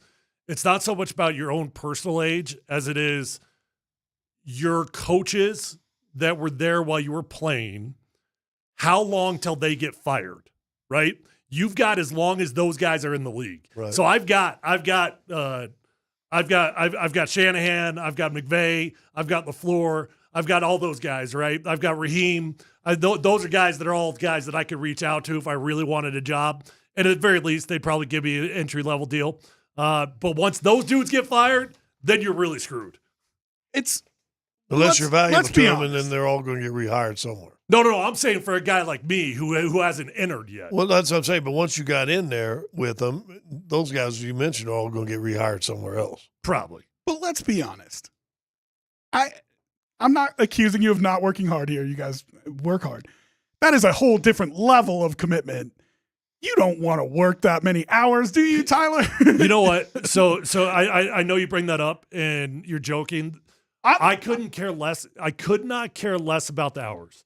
Because when you're doing, and I know this is cliche, you're doing something that you love, you don't feel the hours. I would not feel the hours if I was in that building. Okay. What I would feel is the time away from my kids. Well, and that's what I when you were saying, depending on what age, that's what I thought you were going to say. Yeah. Is it doesn't matter what age you are, it matters what age your kids are. Yeah. Because what I would feel is your kids having to move every 3 years. Yeah. That's the part that sucks. And being away from them in their high school years, Yep. Some of the most important of their And lives. that's why when I had the opportunity, I didn't take a job. Yep. Because I had chances right out of playing to go do that a couple times. And I was like, man, my kids are, middle Same with school me, man. now. And You regret it? yeah. I don't know if you know what they pay radio show hosts, but head coaches now making $8, $10, $12 million a year. All you got to do is get fired once as a head coach. Yeah. And all you got to do is get a head coaching job once, and you're probably going to get a second. And if not a second, you're going to get a TV gig. That's right. So you have a TV gig, though. So not like that. It doesn't say TNT on it. All right. Although I had one of those, too. I'm just saying. You could call Chuck. I mean, you and him are super tight, right? Yep. Oh, that's sad. See, and that's the NBA not being on TNT anymore. Yeah, Man. here's the funny thing. They say they're going to bring the whole show, keep the production in Atlanta, and they're going to let them do the show inside the NBA or whatever it's called. It's going to stay the same. But will it? Because I just have a feeling like for ESPN, we've talked about it before in here. I hate that after a game you go straight to Scott Van Pelt. Now, I like Scott Van Pelt, and I think he's very talented. Give me Shaq and Kenny and Chuck talking about the game we just watched before I go to Scott Van Pelt. I hope they do that. Again, and I think you've said this, I like Scott too. You really believe that show is going to be the same? They said it's going to. We'll see. Well, I mean, they kept the producers, they kept everybody. I mean, it's. I think it is going to be the same show. It's supposed to be. Yeah, but we'll see how fast. Everybody brings up this like, oh man, the NBA not on TNT. Who cares?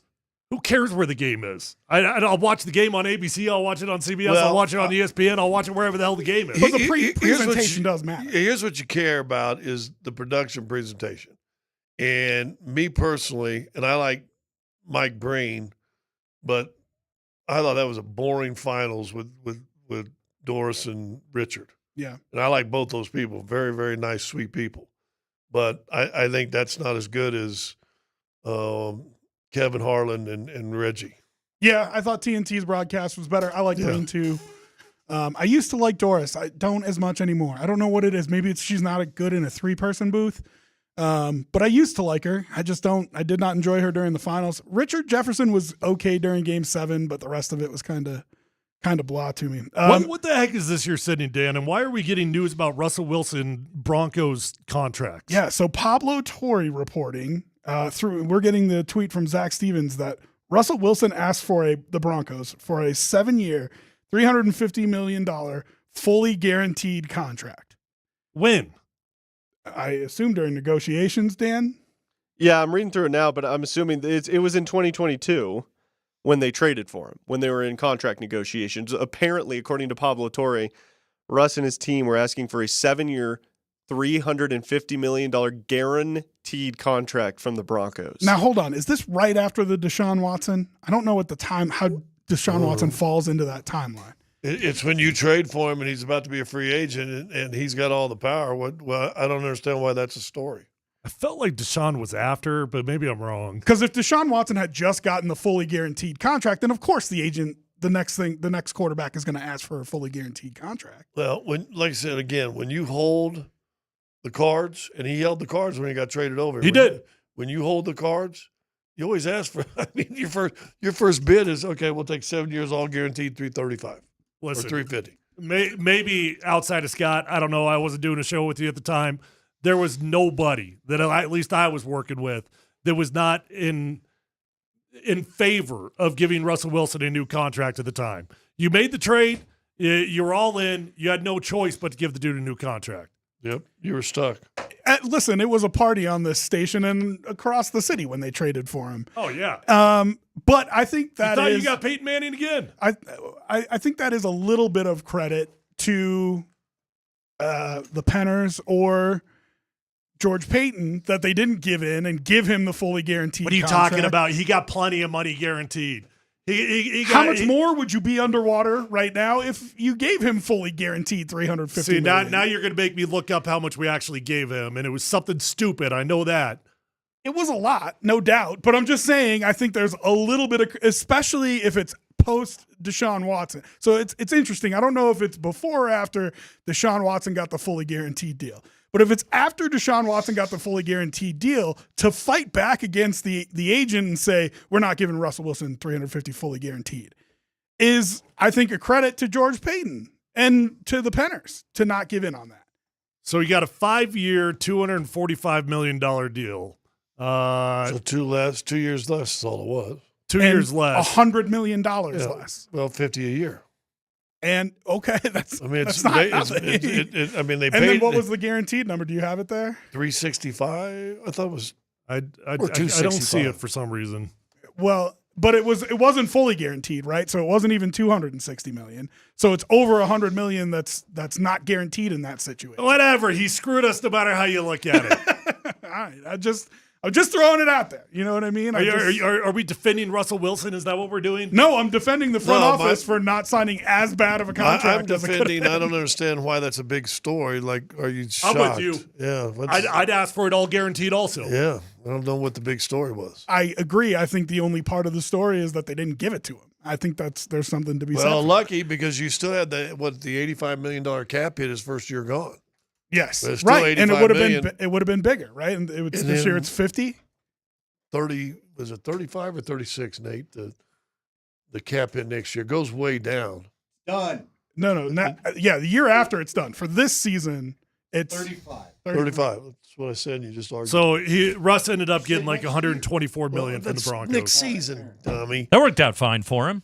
So are we trading Nikola Jokic or what? No. No? Should I be the one to answer that? No. Come on. We're not No. doing that? No? That was it. Twitter freaked out about that. No. Because he said they don't want to be backed into a corner. Why were we even talking about it? I got lost in that whole conversation. What was the situation he was bringing up that you might be in danger of having to trade him? In the context of it was a question about do you view the second apron as a hard salary cap? We're all aware of the apron world now, right? Like you got your first apron, which is, you're paying a luxury tax and it's restrictive.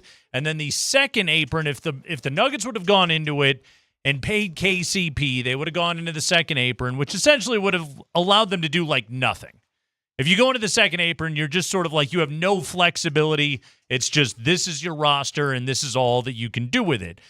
Josh Kroenke basically talked about weighing the pros and cons of going into the second apron and said, look, knowing our team's injury history, and I think specifically when he says that, I took that to mean he's talking about Jamal Murray and Michael Porter, two guys with significant injury histories. I took that as, given their situations, we would have had absolutely no flexibility to be able to adjust anything with our roster. If into the second apron. If we're in the second apron, this side of, trading the best player on the planet. That was what I took that to mean. But, of course, Twitter had to do its thing. Twitter had to do its thing and clip it and say, oh, well, see, Josh Kroenke wants to trade Nikola Jokic. That's why I stay off Twitter. don't really care about what they say. He just was saying, I don't want to be backed into a corner where I feel like that's my only option. Exactly. It was not saying that, like, even if that hypothetically happened, that's what they would do. There's also that. Yes. It was in the context of the conversation. It was, I don't want to get stuck in that world where I have no other out. I mean, look at what Boston's doing right now. Yep. They lose Tatum, and it's like, well, Drew Holiday, you got to go. Everybody, they're trying to shop. They're trying to shop Porzingis now, but they got to get rid of Drew Holiday. Which, by the way, Scotty, what do you think of that move from Portland's perspective? Adding 35-year-old Drew Holiday at 3 years and $100 million. They had him cheaper last year or the year before, or 2 years ago when they made the trade, right? Well, yeah, he was on the team for like a week. And got moved over. And apparently Chauncey really liked him. I think Chauncey does like him, and had in conversations with him this past season. He loves his young talent, but he also knows he needs a alpha leader dog. Yes. And Drew Holiday is an alpha leader dog. So I'm thinking, I'm betting he's looking at it going, okay, now I got a guy who's going to head the dog sled, lead this young group of puppies, and let's see if we can get something going. The word they're going to try to get the playoffs this year. Yeah. Another team in the West wants to make the playoffs. And Kamara that dude's a really good defender. You pair him with Drew Holiday, like you give your team a little bit of identity. They want to develop Scoot. Like I get what Chauncey's trying to do right there. 3 years. Simon's a good scorer. Yeah. Simon's a good scorer, but he's not a great defensive guy at all. He's non-existent defensively. Yeah. And what's the other guy that they got from Washington, Vallejo or something like that? It's a funny name. Had a big Denny Avdija? Avdija, yeah. This guy can play. Right. He can play. There's talent on that roster. I don't know if it's a playoff roster yet. But they're thinking if they get Drew Holiday, they're going to be. That's I get what Chauncey's thinking right there. 3 years, $100 million, but hey, you're Portland. What else were you going to do with it? Why don't they just trade for Nikola Jokic? That might get him to the playoffs. Apparently, he's available. No, he can be had out there. Well, the other comment though that threw people off was him talking about, I will offer him the contract this summer. Will he sign it? I don't know. You and I had already talked about this ahead of time. Naturally, you can't speak for his representatives.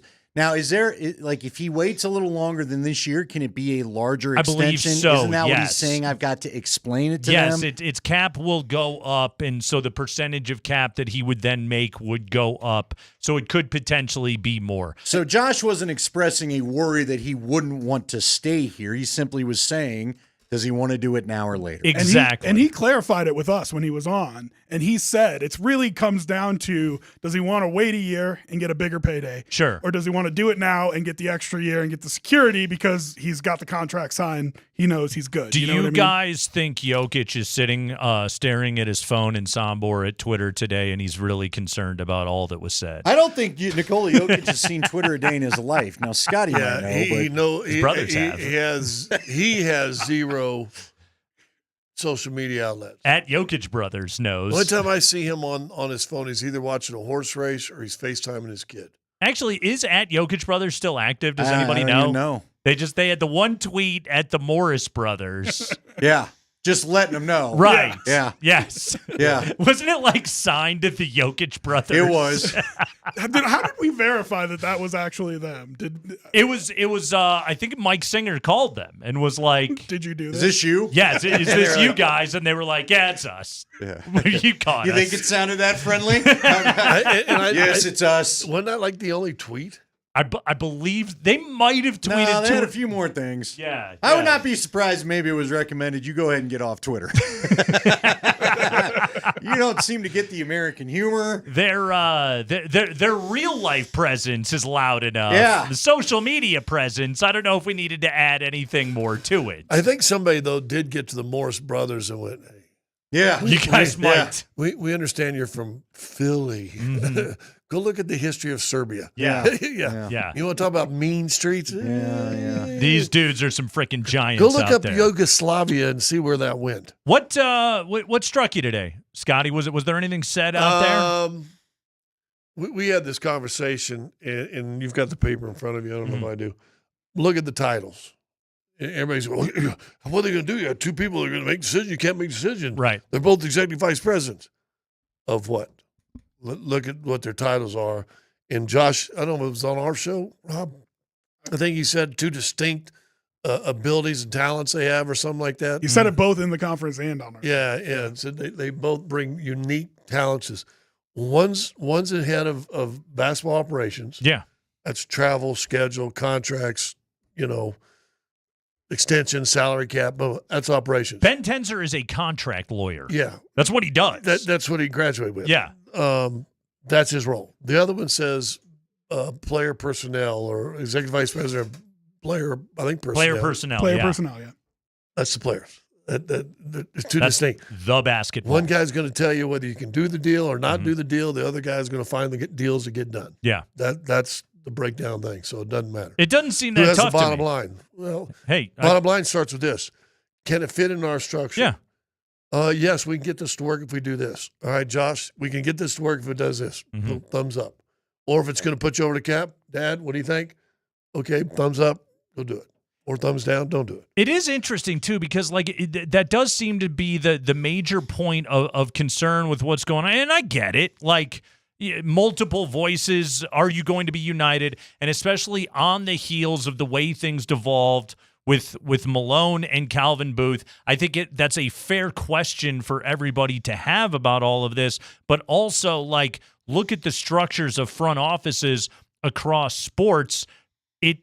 There should be those kind of conversations that are taking place, and hopefully it doesn't, like with the last group, devolve into a weird power struggle or anything like that. But that was straight from the front office to the coach. Yeah.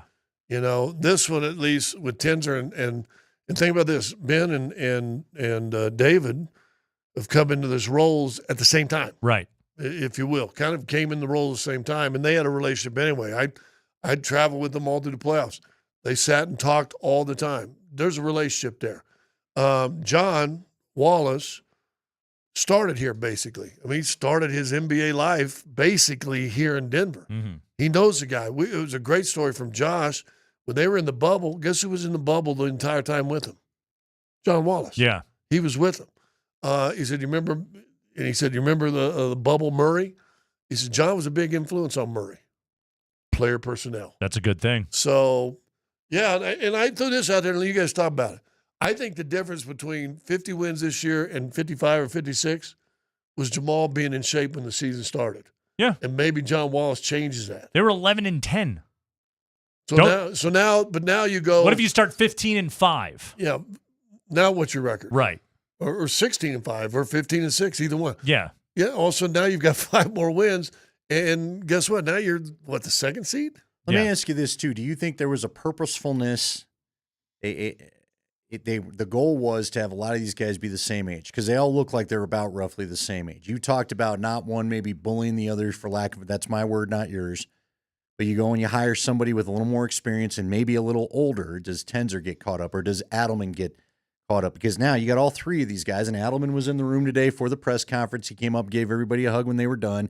I saw that on Altitude TV where I was watching the thing, but do you think it was meant to be these guys are all roughly the same age? Oh, I don't know. Or do you think that's just coincidence? I think that's a good coincidence. I think they all maybe have came into basketball at the same age. I would say basketball years. I mean, David Adelman grew up under an NBA head coach, a Hall of Fame NBA head coach. Yeah. So he's kind of been in this for a long, long time. Ben's a contract lawyer. He knows the business side of things.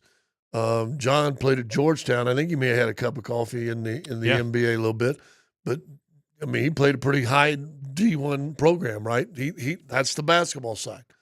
So I think being the same year is similar. I think that's more a coincidence.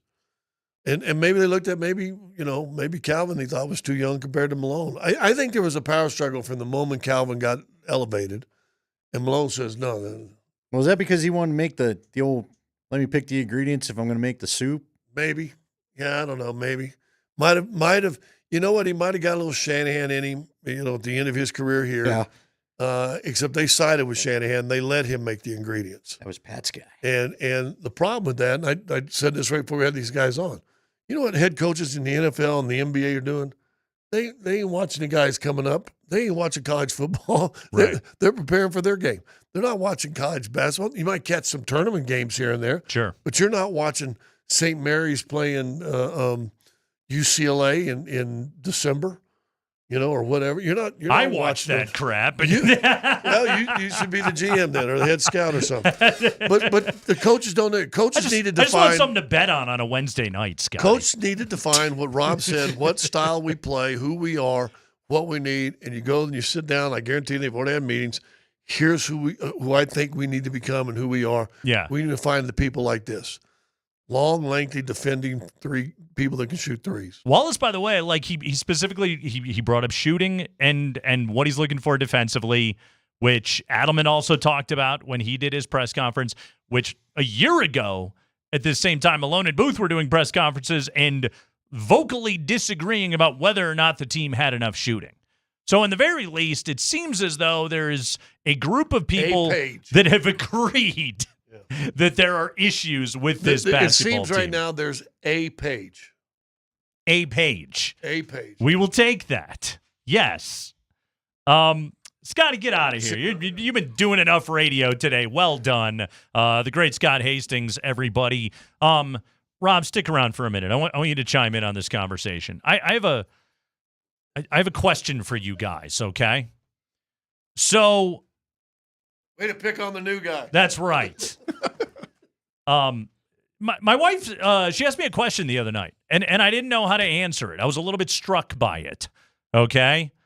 And the question was this. She said to me, "Are you a Dodgers fan?" The reason why she asked me that is because I always watch the Dodgers. And the reason why is because, well, first off, they're always on late. And so I like to fall asleep to late West Coast baseball. MLB Network almost always picks up the Dodgers game. Otherwise, I'll end up watching like a freaking Angels game or something like that. Get a lot of Jenny Kavnar in the West Sacramento A's late at night. But the Dodgers are on a lot of the time. I do watch the Dodgers all the time. I don't care if they win or lose. I just like watching the Dodgers because they're, the best at baseball. I like Shohei Ohtani. I like Will Smith. The team is loaded. They're the freaking Dodgers. You know what they are. What do you call that if you like watching a team but you don't have any investment in their success? Is there a word for that? Do you guys have any similar circumstances as sports viewers? Doesn't that just make you a ring chaser? I mean, if we're really being honest, right? But all you're doing is you're saying, I want to watch the best team play baseball. Yes. And the best team right now is the Dodgers. Is the Dodgers. I mean, listen, I used to do it. I weirdly like the best teams, and I think they're good viewing. I used to do it because Vin Scully would be calling the games. Also a good reason. Yeah, late night, you turn on Vin Scully and just like, sit there and listen to him. So you're called a microphone chaser. Right, yeah, I guess I'm a microphone We don't chaser. get enough of those in our business, by the way. Yeah, I'd take a few if you want it out there. Follow us on YouTube. Look, for me, I'll give you my greatest experience with this. I get a little... It's interesting to talk about now. When Brian Griese first got here, and I had to deal with him as a media member, it wasn't always easy. Griese was kind of like Plummer, didn't enjoy the media stuff, you know what I mean? But it was a tough go for him in a tough town. Sure. He's fantastic to me now. Sure. Matter of fact, he's a guy that's championed my cause a couple of times, so it couldn't be more different than it was at the beginning. But look, I'm a young guy. We both were starting our jobs at the same time. How about I put that? I'm producer for Dave and Scott. He's trying to be the starting quarterback for the Broncos. Yeah. My job is to get, we've all done it. Your job is to get players in there. They don't really give it. I don't care he's in a bad mood. You better figure out a way to get him in here. And ultimately, he would come and do it. But anyway, a little bad taste in my mouth the first couple of years of the experience. So I started watching the Packers. Because I had roommates, I've told you in the past, that, watch Green Bay. But B, Favre was a fun quarterback during that Favre time. and Aaron Rodgers were They awesome. were winning games. Yeah. You know what? They had a passing game. What I find has me looking at other teams is when your team sucks at something like scoring. Right. And look, last year, the Broncos finally weren't a tough watch. More but you and I entertaining. talked about it. Yeah. I went years where I had friends get up and leave my house being like, I'm sorry you got to watch the end of this. I'm not getting paid. I'm out of here. This game sucks. Yeah. They can't do more than score 16 points. So I think it's when it gets to that point. I went through it even when the Broncos are having a rough time with Wade Phillips. I kind of got into the White House Cowboys, if you will, with Deion Sanders and Leon Lett and, the triplets that were so much. They were a fun team to watch. Were you emotionally invested in them, I though? found out weirdly I was. Yeah. When I figured that out, and I'm sorry, I'm not trying to poke at you. When they were playing the Bills, they had that tight Super Bowl against the Bills, and I'm like, am I actually rooting for the I think I'm rooting for the Cowboys. How am I rooting for the Cowboys? But you really were in danger of this with football fans who are of a certain age, 12, 14, with 10 years of futility, that they picked up a Patrick Mahomes jersey, right? They're all over my neighborhood. That's what I'm saying. And I think it's the same thing with baseball. I think part of the reason that you want to do it is just because the Rockies are so bad. You know what I mean? There's no doubt that that's an aspect of it. But like last week, that Dodgers-Padres series. You and I both were watching those games. I couldn't look away. I told you, it's phenomenal. Elias Diaz comes up. Right. And I'm like, wow, there's a former Rocky getting hit in a critical situation. Tatis He knows what that feels like. It was absolutely fantastic. I went through the Golden State's dynasty. Again, I didn't care if they won or lost. I just wanted to watch Steph and Clay. Yeah, but there was something about that because they changed the way basketball was played. You know what I mean? Those three-pointers, the excitement, the speed at which they played the game, the athleticism. I mean, it was just totally different than you had seen on an NBA floor before. I don't know that the Dodgers are doing that. No, they're just awesome. Right. They're just awesome. Again, Shohei's doing it. Shohei's doing something we've never seen before. He's pitching again. It was just good to see a good baseball game. I don't know. With like good... There was emotion in the broadcast. There was stakes to it. Yeah, there was it a mattered. good atmosphere in the stadium. Wow, mattered. people are into this game. Yeah. Then they had a good broadcast. To your point, I guess I might chase. I think TBS has got a good crew to do the game. I don't remember who it was. Are you an appreciator at that point? I appreciate those great teams. Yeah, you know what, though? I found myself, like, if I were to ever leave Colorado, and that seems unlikely, I couldn't afford it anyway, although getting here is a little tough, too. I'd go to San Diego. I'd live in San Diego. That's a good move. If I were to win the lottery, I'd retire in San Diego. It's easy weather, all that. I like the city, so I was rooting for the Padres. Wait, you like Why perfect not? weather? You're weird like that? I know. Right? Exactly. Not having to. But the Padres are fun. I like watching the Padres as well. You want but what do you ultimately want for the Padres? You want them to win one?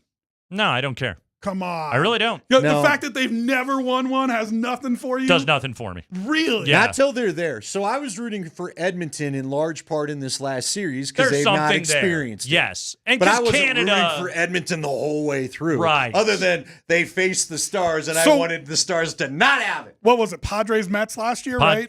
Yes. When the Padres got knocked out? Yes. You weren't rooting for the Padres? I then? felt nothing. Yeah, same. Yeah. Yeah. Maybe I'm dead Okay. inside. Yeah, you might be. I just find it, you know what it does to at this point, we're just going to have to talk and give the keyword. Probably. But, what it does for me is when I watch like what we're talking about, or I watch good playoff baseball, it brings me back to 2007 and covering those games. Sure. Or even 2009. It's funny, 2009, man, I wish that could have been a longer series. When they lost to Philly, Houston Street, I remember being outside the clubhouse. We thought they were about to advance, Poor get Philly Houston out of Street. here, and then Houston Street's melting down, and we got to go in there and talk to him, and then Honestly, he melted down again. I kind of like watching the Phillies too. I think the Phillies are fun. So I've got this tweet, and it's from a guy in Buffalo. Okay. So, I like watching the Bills. They're fun to watch. Cities with 0 Major 4 sports championships that have or have had multiple franchises. Buffalo is number 1 on the list. Yeah. 118 seasons completed, 0 championships. Oh. Number 2 on the list, San Diego. 115 seasons completed, 0 championships. They don't even have their football team anymore. And they lost their football. So that does nothing for you. That No. doesn't make you care one iota. Not in the slightest. You bit. don't want them to take down the big evil machine, Darth Vader, and the Dodgers. Look at what the Padres are spending on their payroll right I'm just now. saying- I'm just asking. It's not like they're the plucky little guys, the mom and but pop they're- shop. No, but they're not circumventing salary caps. You know what's interesting, They though, kind of about are. San Diego, too, though, is that San Diego... They live in San Diego. Well, Their life is already But it's awesome. also, it's a military town. It's a transplant town. You know what I mean? Sure. I feel like... They have fish tacos. They have surfing. Look, it's a great city. Beautiful. Like I said, I'd live there if somebody offered me the right area to live in. You know, pick fruit off your tree in your yard and just have it for breakfast. Right. Well, if I lived, I'll tell you this: if I lived in San Diego, I don't know how much I'd be into sports. I'd just go to the dang beach. I don't know how much I'd worry about sometimes if I had the means. And based on the attendance, when those teams Right. aren't doing anything, you're Well, kind it's of right a about town that. where you don't know what crowd you're going to get. Yeah, I mean, again, I was with the Broncos in 2015. Brock Osweiler got the start. The Brock Osweiler, Ron Burgundy sign was in the crowd. Phillip Rivers was getting hacked off because he's in his own end zone in his own stadium, and the Bronco crowd was so loud they couldn't function as an offense. You know the fun one in San Diego? San Diego State men's hoops. Yeah. Go to Viejas Arena. Their fan base is literally called The Show. They're the most entertaining fan base in college basketball. They haven't had Kawhi Leonard in a really long time, but... Did they have a beach hockey team? Remember that beach hockey league they That's had? kinda roller cool. hockey No, but I would back go in the watch. day? The key word this hour is penny. The key word is penny. Are you sure? As in Penny Hardaway. Penny. 303-504-0925. Text penny to 303-504-0925. That gets you in for the Core 4 score. A chance to win autographed jerseys from Jokic, Murray, AG, and MPJ. Again, the word is penny. 303-504-0925. Special thanks to our friends at Revitalize Health. Vic Lombardi coming up next.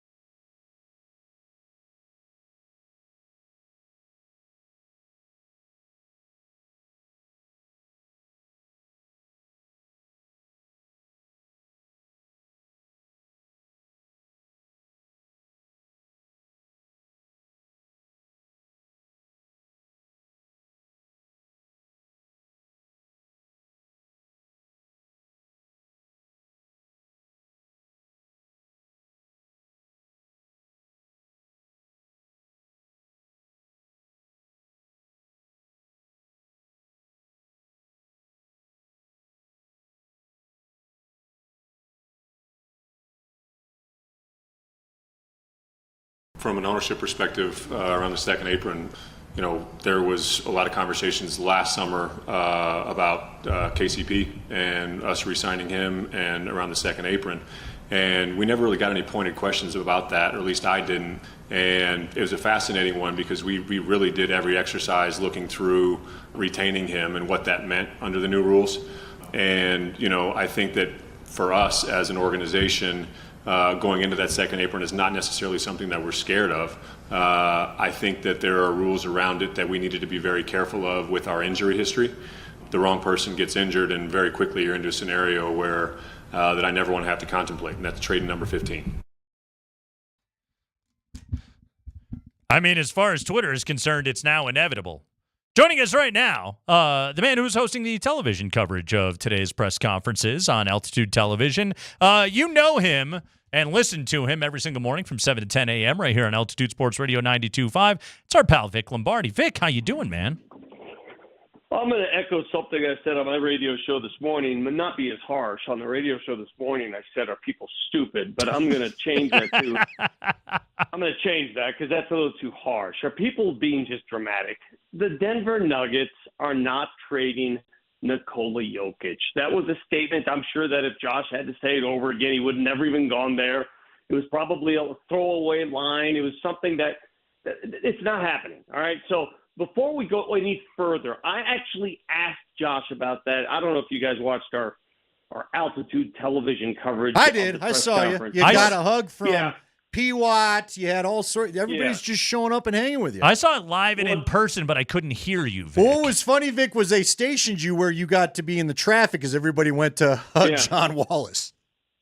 Well, in the post-press conference interview with Josh Kroenke, I said to him, Josh, can you please let Nuggets Nation know about your dealings with Nikola Jokic and the sanctity of your relationship and where it stands? Because people assume that Joker's going to get sick of this and take off. And he went into a long-winded answer about it, saying, listen, our relationship has grown tremendously over the last 2 months. We've both been very, very honest with each other about what this team needs to be and where it's headed.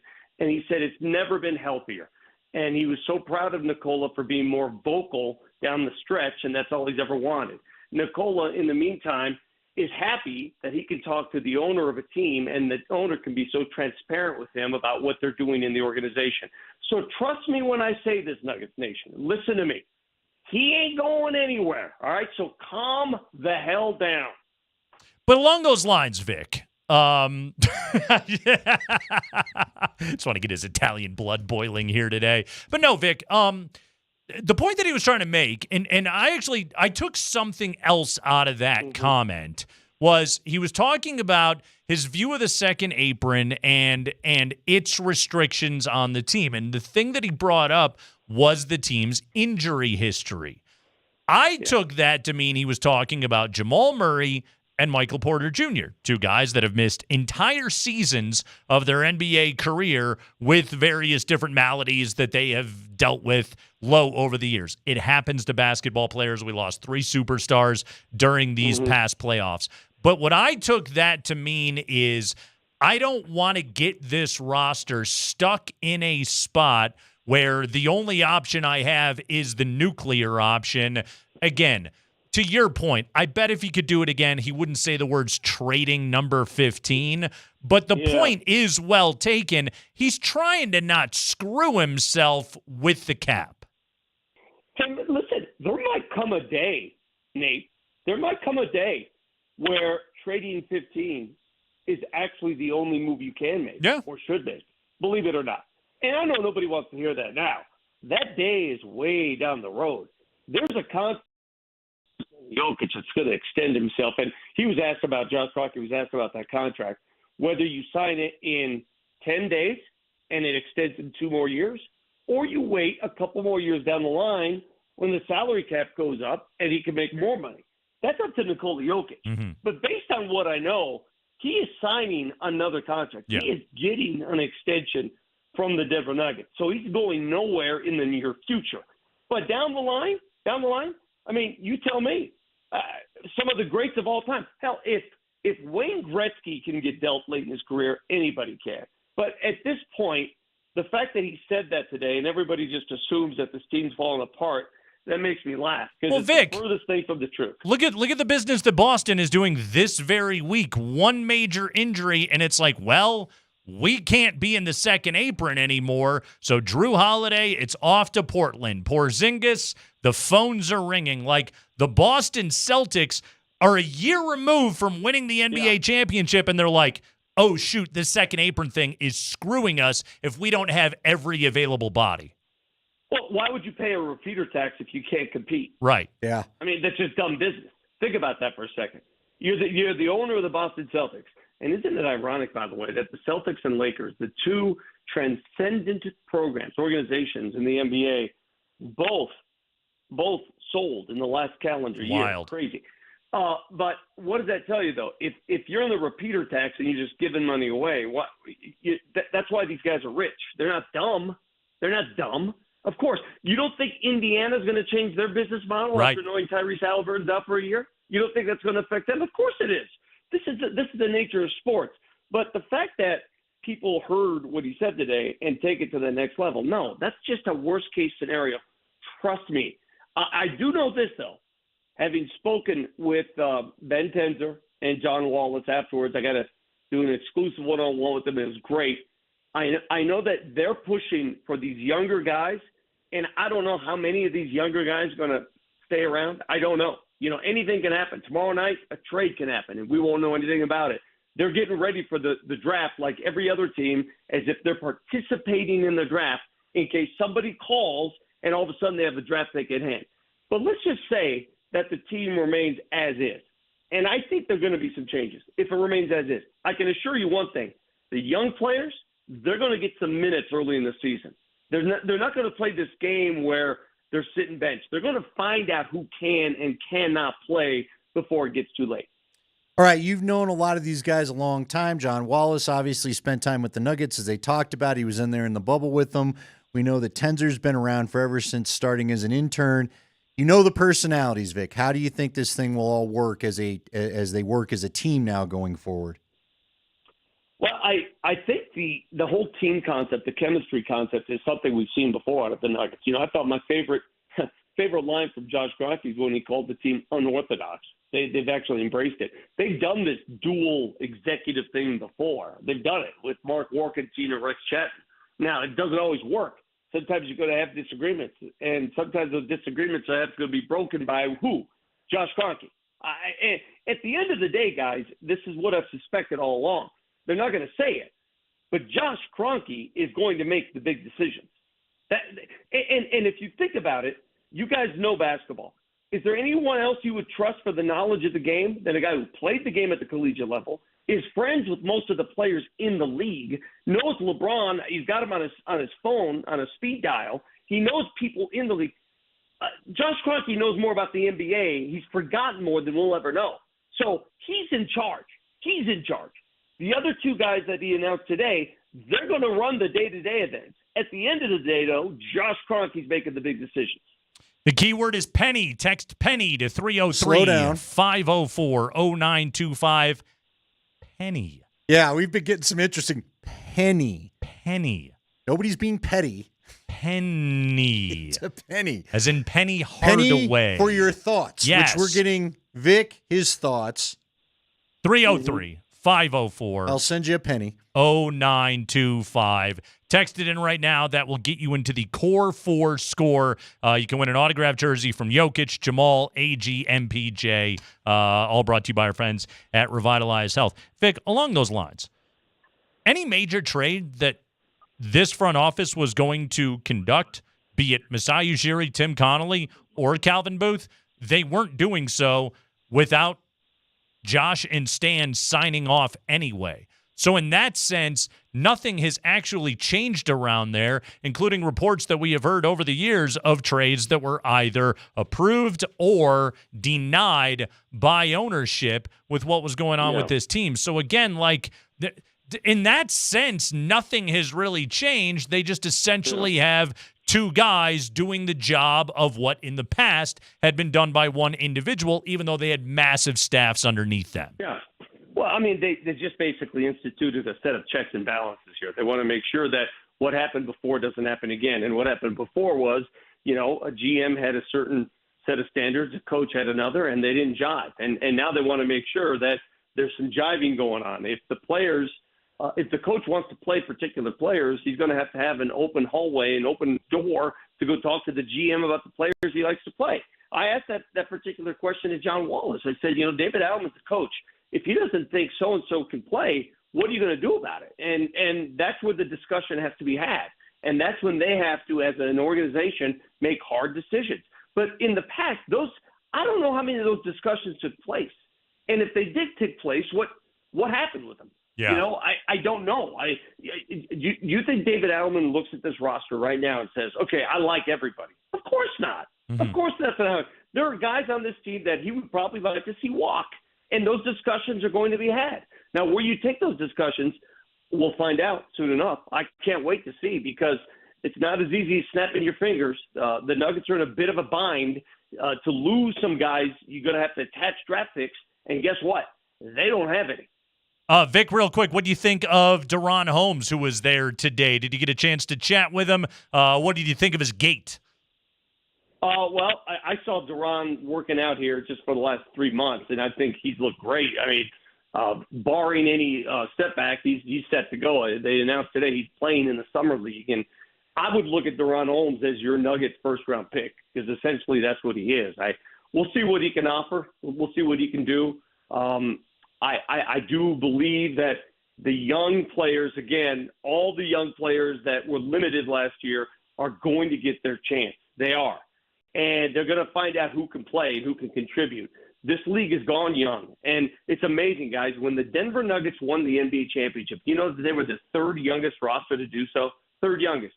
If you look at them now, don't they feel old compared to the rest of the West? They're really not, OKC. though. That's what's wild about it. The starting lineup, like Jokic, I think, is the only one who's 30 or older right now.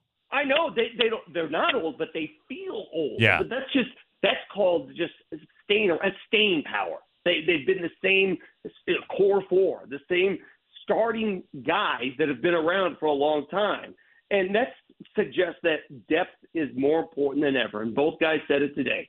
How you acquire more depth remains to be seen, and I can't wait to find out how they do it. If you have questions, concerns, comments about Nikola Jokic being traded, tweet at Vic Lombardi.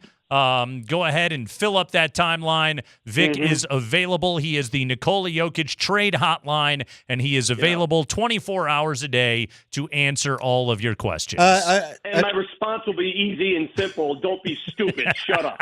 There is a texter who wants to know who you've got on your speed dial, Vic. Who's the first? Like, if you had the old number one, who is it?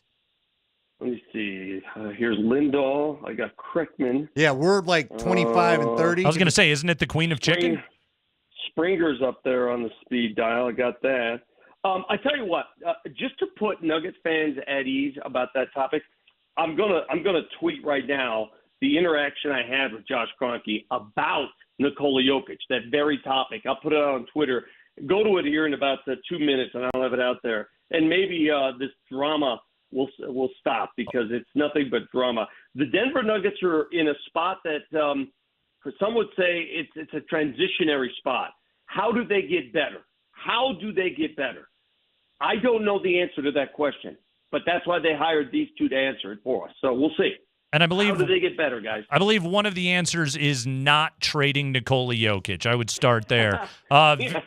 That might be a bad move. Vic Lombardi, everybody, 7 a.m. tomorrow morning. Tune in, plus catch Vic on Twitter. He is going to tweet out that interaction with Josh Kroenke. We will retweet it. Heck, we'll even play it here on the show. Vic, well done as always, man.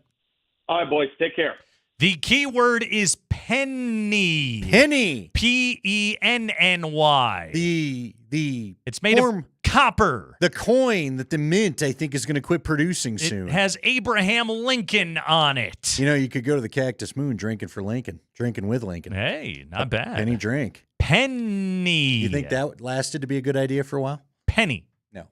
303-504-0925. Penny. Text that in. You are entered into the Core 4 score A chance for one person to win autographed jerseys from Jokic, Murray, AG, and MPJ. Special thanks to our friends at Revitalize Health, custom health solutions to revitalize your health today. Revitalized-health.com.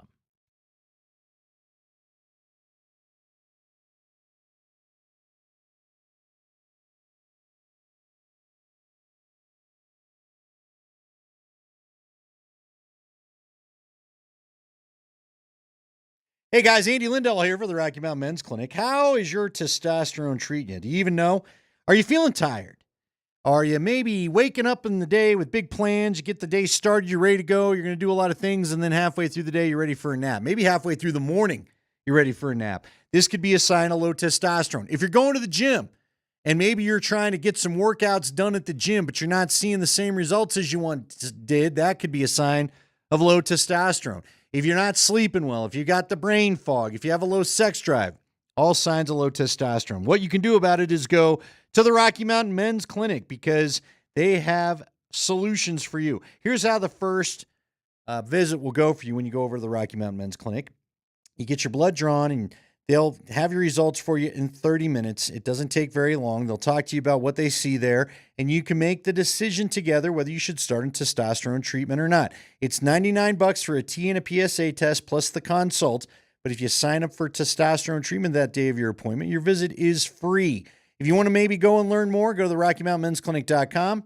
Take the low T quiz. It's a simple 10-question quiz, yes and no answers, takes about 2 minutes. So if you want to feel like your old self again, want to get your energy back, see the same results in the gym, got to go and talk to the folks over at the Rocky Mountain Men's Clinic. They've got 5 locations to serve you in Fort Collins and the Springs as well. Call them today, 720-440-7900, or visit them at RockyMountainMen'sClinic.com.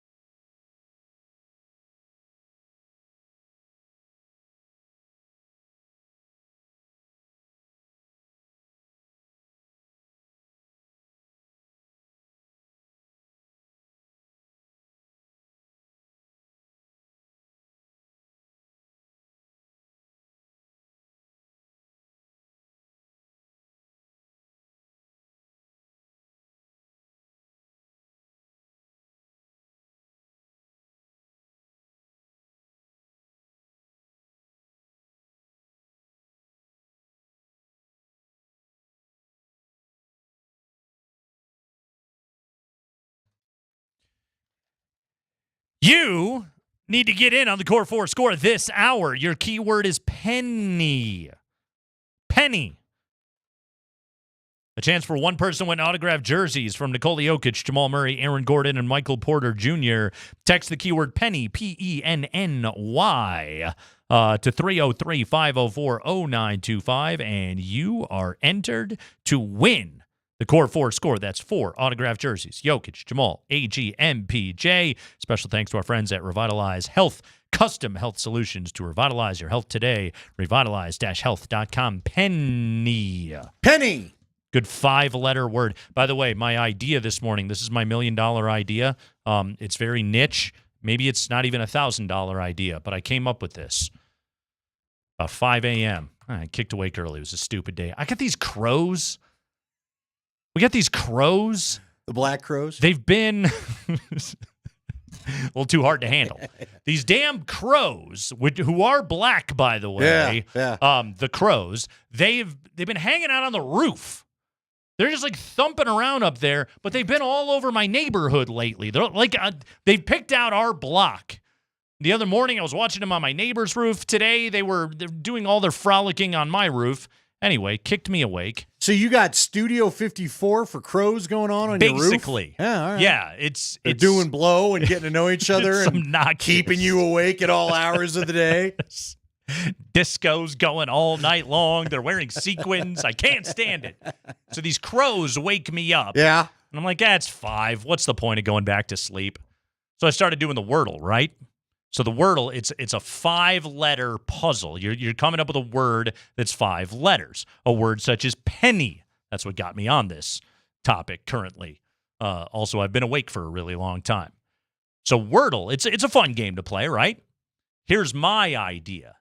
It's for a very niche audience. It's called Hurdle.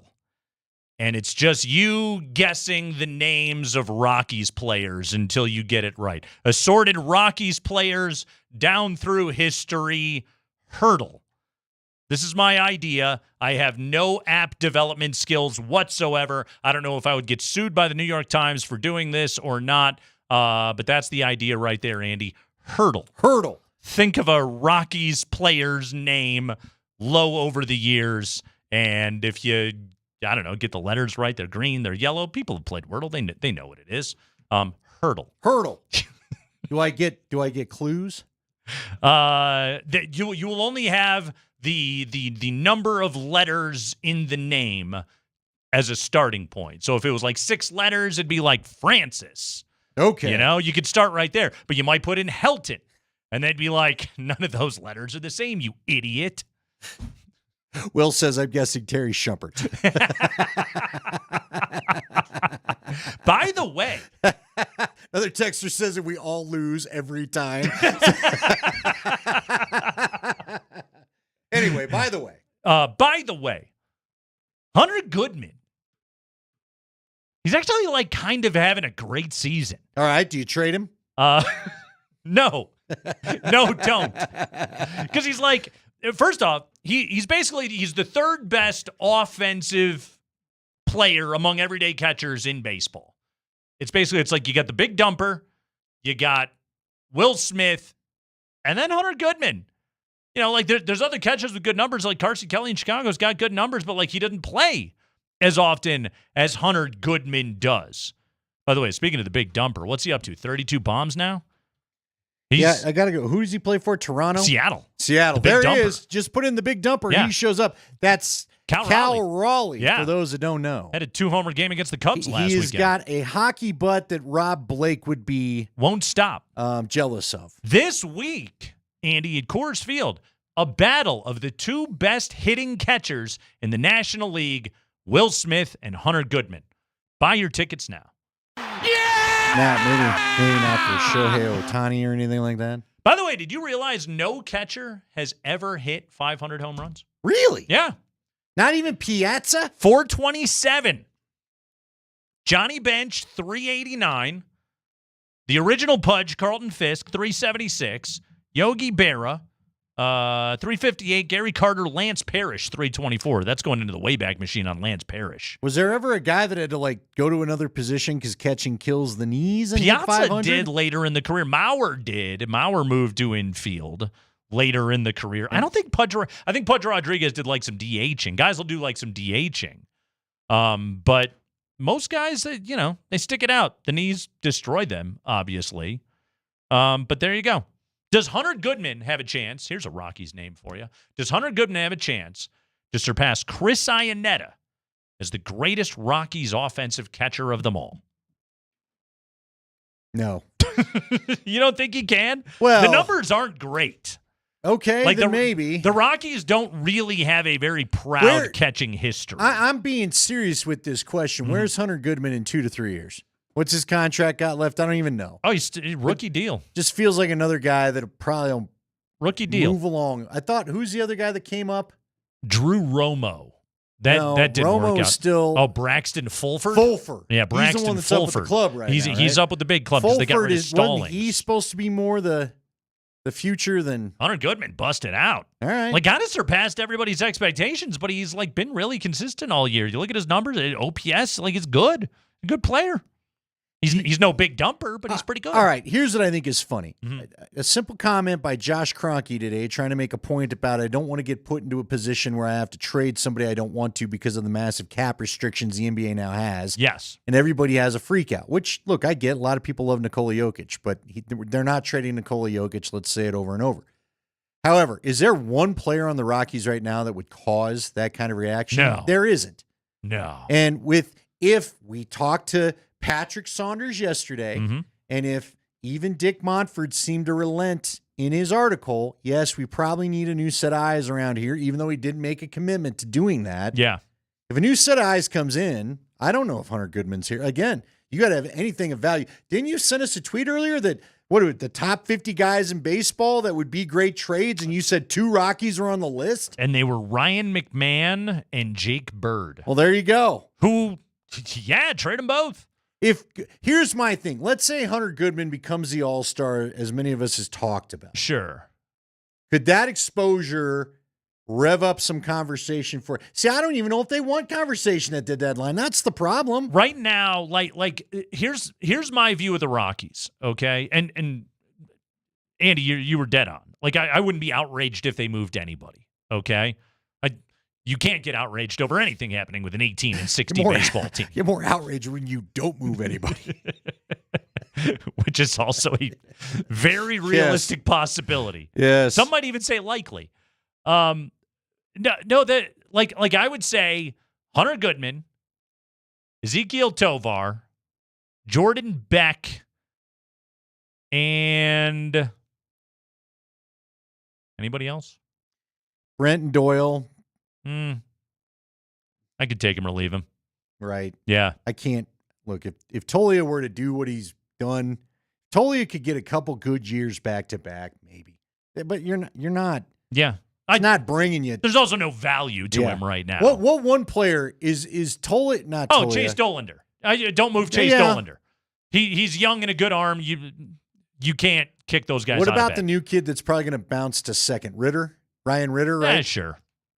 Look, nobody's bringing you a top prospect in an organization except for maybe Tovar, right? Maybe. Yeah, he would be your most valuable Your trade one chip. guy you had a chance of getting that out of was Nolan Arenado, and you screwed that up. Yeah, but at the same time, Tovar is also good enough that you probably should hang on to him. Yeah, it's pretty bleak over there. Let's be honest. By the way, did you notice the Ryan meetup? I did. I gotta say, the homered. Ryan thing was pretty funny. It was fun. I give him credit. McMahon homered. They were all excited. He pointed to his dudes up there. You know what the Ryan meetup ended up being? Dumb and Dumber. You went in there just this is the dumbest thing ever, but all right, what do I have better to do? And it becomes a classic. Great time. Kind of a classic night with all the stories coming out. It was a great time. Yeah. Yeah, absolutely. Who knew? Penny. Penny is the word. Penny. is the word. Text it to 303-504-0925. That enters you. You got 5 minutes left to enter the Core 4 score for this hour. Autographed jerseys from Joker, Jamal, AG, and Michael Porter. Thanks to our friends at Revitalize Health, Custom Health Solutions, to revitalize your health today. The website is revitalizehealth.com. Andy, one of the major stories of this offseason is whether or not the Broncos are going to give more money to Courtland Sutton. Oh, really? But there is another guy in that room I think they're going to have to worry about paying big-time bucks to real soon. We'll tell you who that is next.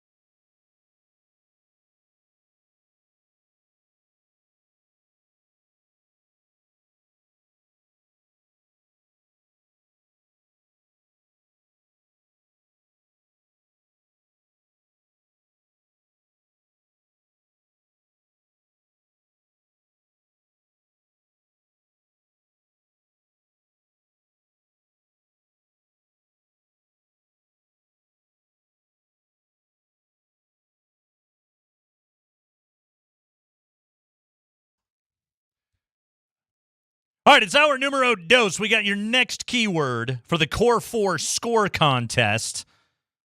That's at 4:20 this afternoon. I don't even know what the word is.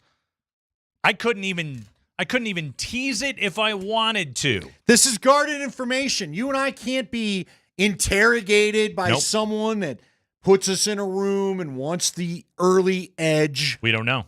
That's it. Can't put us under the lights. Nah. By the way, me over. Spring, is it interrogated? It's not. Okay. No. All right. Mm-hmm. Marvin Mims. Mimsy. Andy. Marvin Mims. Is Marvin Mims going to get pricey? I hope. I hope too. And I looked at some stuff here to suggest maybe he will. Check this out. Among wide receivers with at least 30 receptions last year, he led the NFL in yards after catch per reception. Did you realize that? No. Well, I did because it was a funny anomaly. Anomaly. They talked about it last week. Is the word anomaly, Spring? Scotty had brought it up. Do you realize, No. Did you see the yards after catch numbers? Yeah. How about the yards, like total yards and yards after catch? He wasn't getting, like he's either getting thrown to really deep. Right. Or, so this is my question. Or very short. Okay, those little flips, do those count as passes? They can. I mean, it depends. But it's got to be forward, if it's forward, right? If it's the forward flip, if it's, lateral or backwards, then it's a run play. If it's the forward flip, that's a weird statistical anomaly in football where it's just like, do you do anything about it? I don't know. Who cares? Every other dude in the top 10 in this statistical category is a running back. Okay. And while Mims will line up in the backfield or motion out like these guys do frequently, he can also split wide and he can kill you. Amongst wideouts, Jamison Williams in Detroit and Deebo Samuel in Washington, well, now Washington, he was in San Francisco last year, were 2 and 3 last year in this category. Williams at 8.6 yards after catch per reception, and 8.3 for Deebo. Mims is at 12.2. And, I mean, you go through it like, obviously his highlight of the year was the 93-yarder against Cleveland, right? He had about 40 yards of yak on that play. Lined up, slot right, pure speed, both threaded it, boom, it's a touchdown. Hits him right in midfield. Exactly. But, there were other ones. The 53-yarder at the Chargers, Week 16, that was a motion out of the backfield play. 37-yarder against the Raiders was out of the backfield. That was a big catch and run. 37-yarder against Atlanta. He was in the backfield. He was lined up to the left of Bo out of the shotgun. Do you remember Week 18, the weird game against the Chiefs? He had a 32-yard touchdown in that game. It was like a double play fake, and he was initially in motion. But, they've been lining him up in the backfield and then putting him into motion, out of the backfield, and then just sort of letting confusion reign. And so many of these plays, they play directly to both Mims's strengths and to Bo Nix's strengths, which are, kind of point guard style plays right there. More on top of that, from week 11 onward, Marvin Mims, 4.4 yards per route run. It was the best in the league for anyone that ran 80 routes or more. So an all-pro punt returner already, with insane versatility, with what you can do offensively. Again, his numbers over the last 7 games of the season were so massive, it's like he's not exactly Justin Jefferson or Puka Nacua yet, but on that sample size, I know it's not the most massive, but on that sample size, with a coach that is figuring it out with a young player, that's a guy you sit back and you go, ooh, he could become a freaking weapon. Yeah, what I'd like to see the next evolution happen for him is the plays that are drawn up where he's getting it over the middle. Bo and him get their timing down where Bo hits him on a dead run, which Bo's good at hitting guys in the middle, dead sprint, not having to stop or break the gate or anything, as we like to talk about. And he's going to run through some defenses. He'd run through some zone. He can be a very dangerous weapon. And again, I hope he can. I just don't want him to turn into the predictable deep route guy. Right.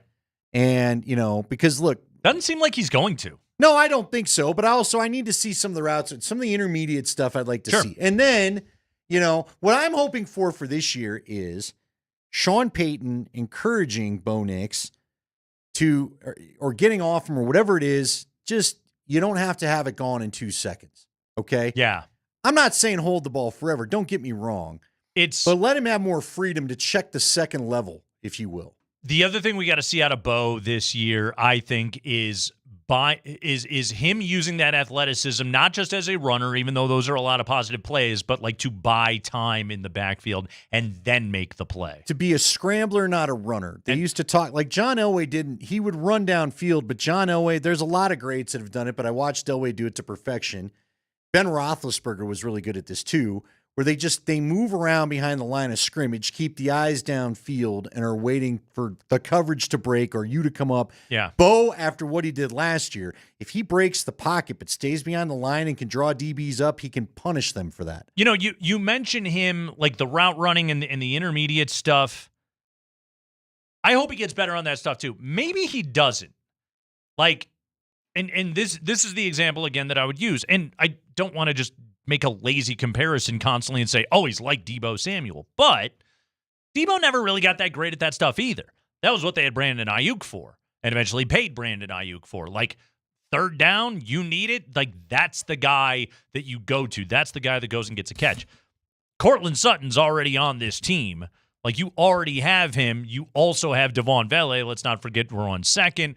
Troy Franklin developing, Pat Bryant. It's like there's such a bevy of weapons in there. But Mims as just the dude that does things that other guys can't.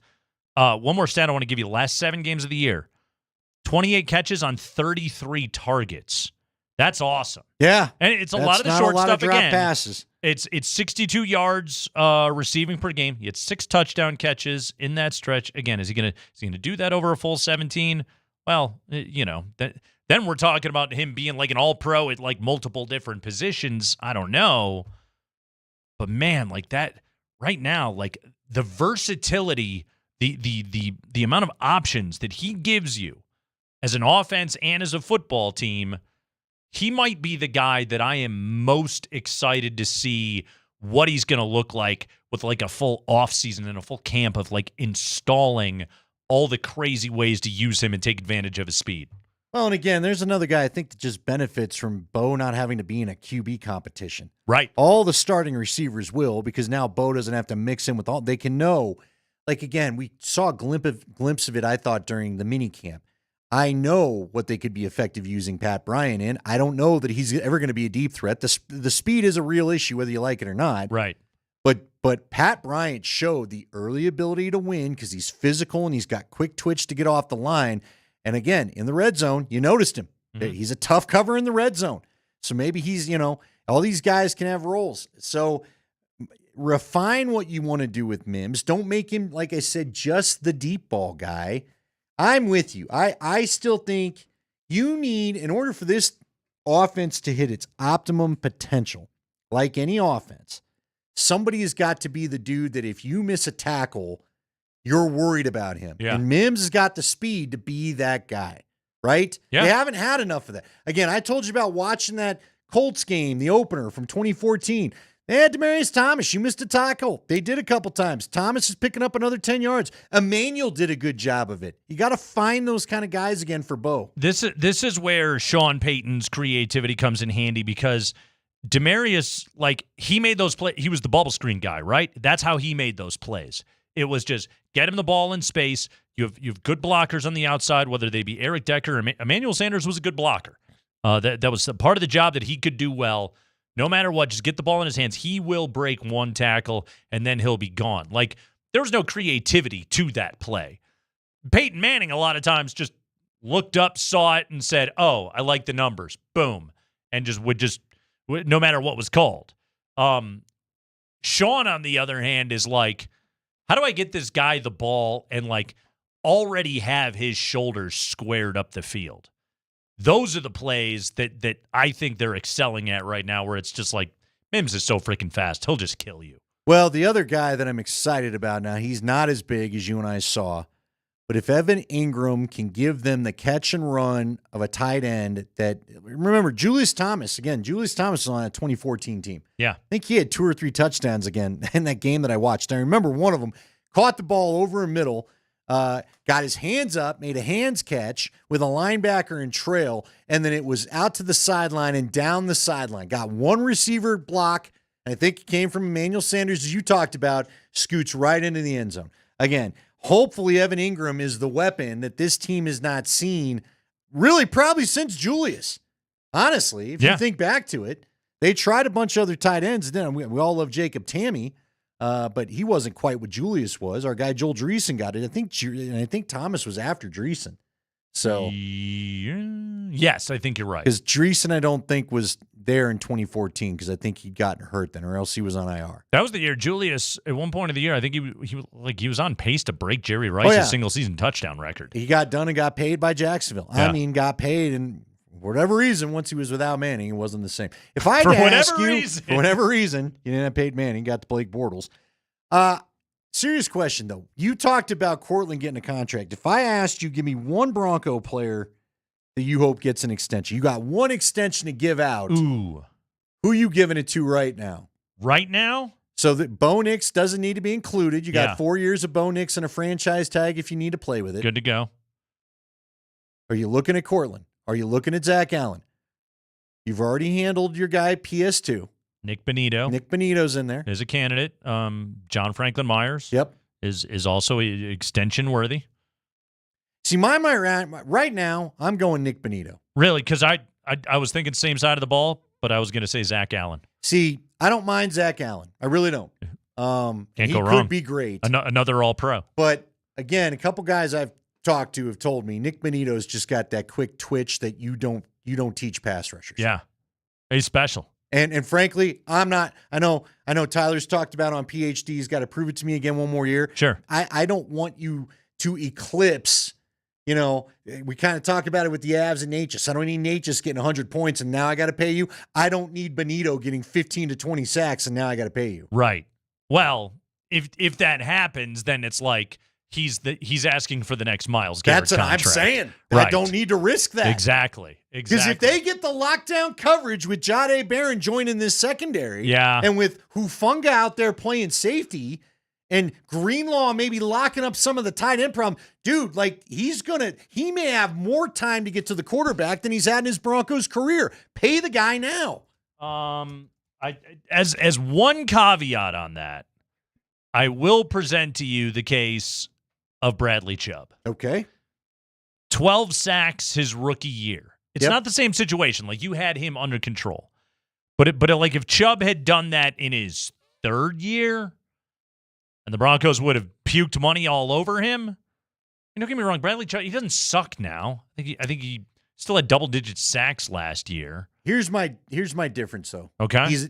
Benito is a different pass rusher than Chubb. He's more a Von Miller than he is a Bradley Chubb. Chubb was the big physical freak that just overpowered you. I remember you and I did the draft coverage. A guy that big shouldn't move like he does. Yeah. Benito is that first step, and you're not out of your stance before he's by you when he's going. Oh, he's special. And that was the scouting report on him. Mm-hmm. So now look, to your point, any guy you give a contract to, this goes back to Josh's comments that we talked about last. Guy blows his knee, well, it all sucks to be an NFL guy. I advocate for Zach Allen, and he could get rolled up on in week one. They both play a very, very tough position. Yeah.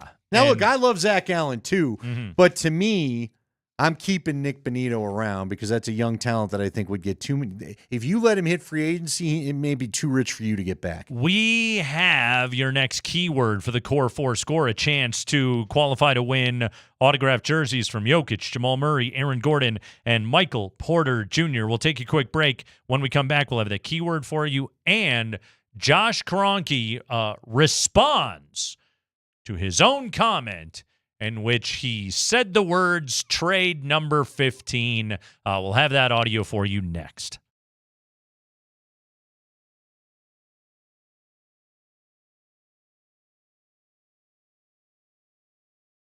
Hey, it's Nate Kreckman for Roller Auction. Go to roller.bid. That's their website, roller.bid.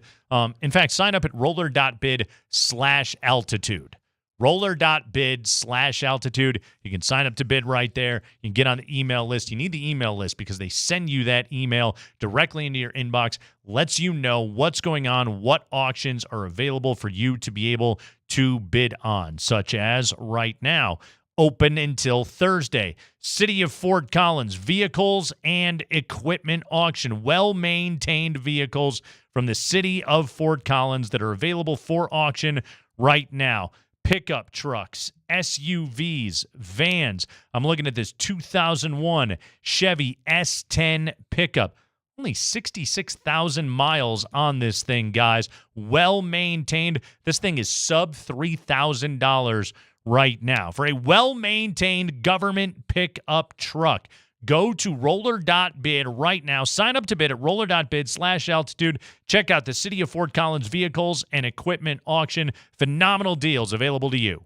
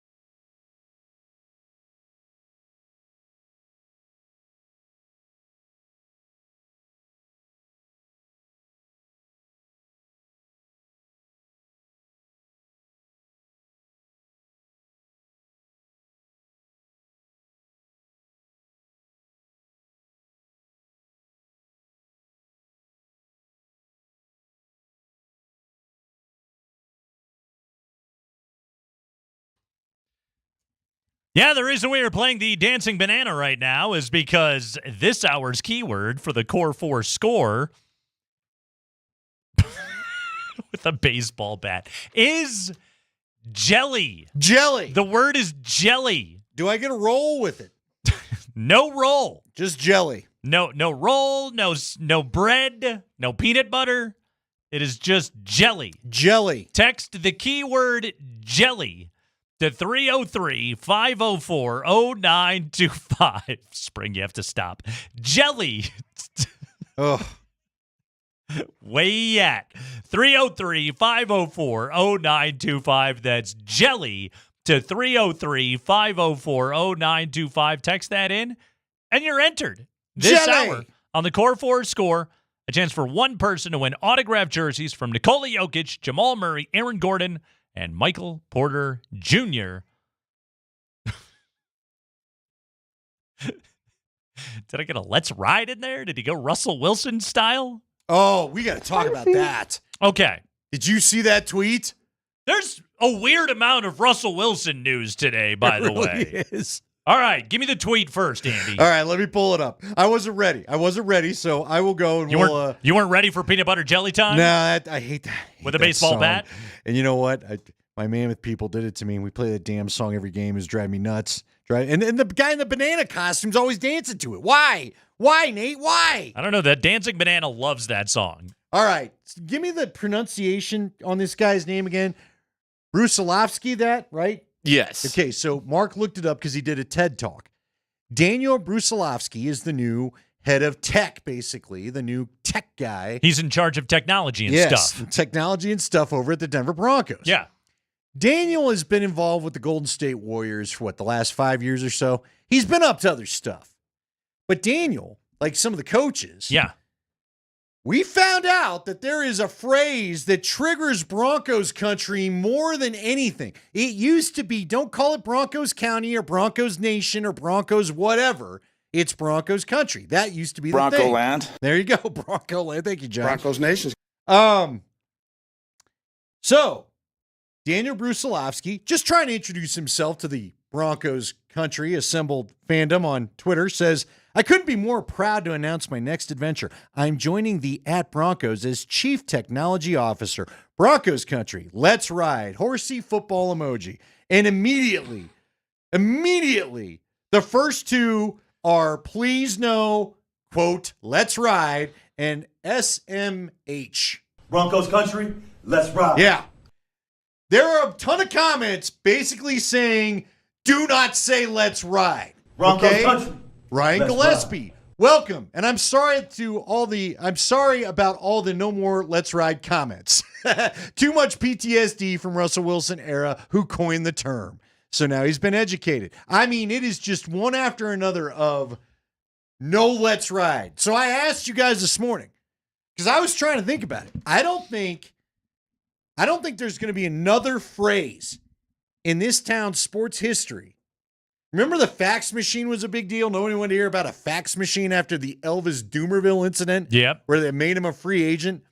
I can't think of anything else that triggers Broncos fans. I don't know if maybe Denver sports fans like let's ride. Yeah, let's ride. The one before that was Death by Inches, which let's ride blew that out of the water. Yeah. Well, what was funny is that they kept losing by inches. By inches. I mean, he wasn't wrong. They were dying He by just inches. couldn't seem to get the inches he needed. The inches were always poor Vic. Man. Those damn inches. The inches were all around us. Gray sweatshirts, his meatballs, his boo in the bag. Yeah. It all was going on for him. Mm-hmm. More Russell Wilson news. Headline, Andy. Russell Wilson asked Broncos for $350 million in 2022. Owner Greg Penner wondered if deal needed to happen at all. Document shows. Wow. Yeah. So I just gave you the Kevin Garnett. You really did. Wow. So a fascinating document, a 2024 arbitration ruling, shed some unique light on the Broncos and Russell Wilson's contract negotiations. Pablo Torre reported extensively on this on his podcast. Pablo Torre, I guess he's off the Jordan Hudson scoop for now, and he's onto this scoop. He's looking into the collusion of the NFL owners against guaranteed contracts. Guaranteed contracts specifically for quarterbacks. Which is why this story has been dug up again for anybody wondering. So the document, it's an arbiter's finding that NFL owners did not collude when it came to contract negotiations for Russell Wilson, Lamar Jackson, and Kyler Murray, the three deals that came together in the wake of the Deshaun Watson fully guaranteed contract.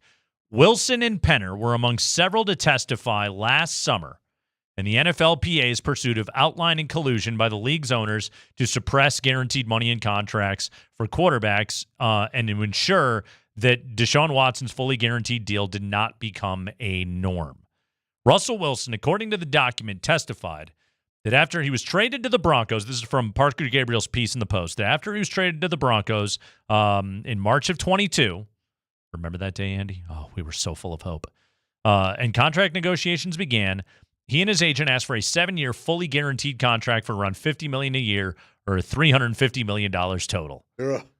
Tell you what, that was the time to ask. Yeah, they were right because that was when Watson got his deal. Problem was he got traded to a team that didn't have an owner. Technically. Probably should have thought that all the way through. Russell Wilson testified, quote, they didn't blink. He also said they kept saying, we'll do whatever it takes. We'll do whatever it takes. Wilson said that shortly after the trade became public, maybe within the next 10 days or so, they started getting cold feet on doing this fully guaranteed thing. It seemed like it.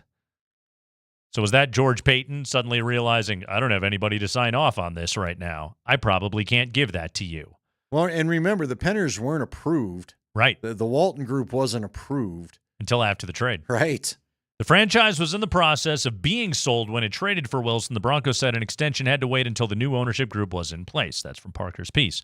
That happened in August when the new ownership group was finalized, the Walton Penner Group. GM George Payton was in contact with Greg Penner, the incoming CEO, before the sale was finalized. Payton texted Penner in June, according to the document, to say to tell the agent that the Deshaun Watson deal was a non-starter in negotiations about a Wilson extension. He also noted that the front office's view was that other quarterbacks due for new contracts would not approach Watson's fully guaranteed deal. I mean, Andy, was it collusion? Here's the thing. Probably. It probably was. Do you have the legal standing to say that it was? You probably don't. Okay? But do we think that NFL owners or sports owners collude with one another in setting the markets or setting the standards for signing contracts? Of course they do. Jeff Legwold had told us shortly after the Deshaun Watson signing that the owners knew sooner or later fully guaranteed contracts may become a reality in their league. Yeah. However, they did not want Deshaun Watson to be the guy that got the first one because of all his legal trouble, and that they were going to push back on this becoming the standard right at this time. If Watson had been able to clean up his image and take the owners saying, look, owners in any sport don't like guaranteed contracts. We see what happens when guys get hurt and you still owe them all that money. Ask Dick Monfort about that. Yeah, well, yeah. Greg Penner himself, though, listen to this, questioned whether Denver needed to rush to a deal with Russell Wilson before the 2022 season in the first place. According to the document, he wrote in his own notes, quote, 2 years left on contract, why not wait? The document indicates Penner also noted rationale for getting the deal done, including a summary of Penner's notes that indicated the club didn't want a disgruntled quarterback after trading extensive draft capital for him earlier that year. It's so funny, Andy. The stuff Greg Penner wrote in his notes, the same stuff we talked about on the radio. It's not that different. Yeah. It really isn't. Well, he approved a trade here, assuming he was going to get a contract. Exactly. Russ's agent did not return a phone call. The Broncos declined to comment on the document. Penner in August emailed other members of the Broncos' new ownership group and said of the developing negotiations with Russell Wilson, that was in August of 22, there's nothing in here that other owners will consider off-market like the Watson guarantees.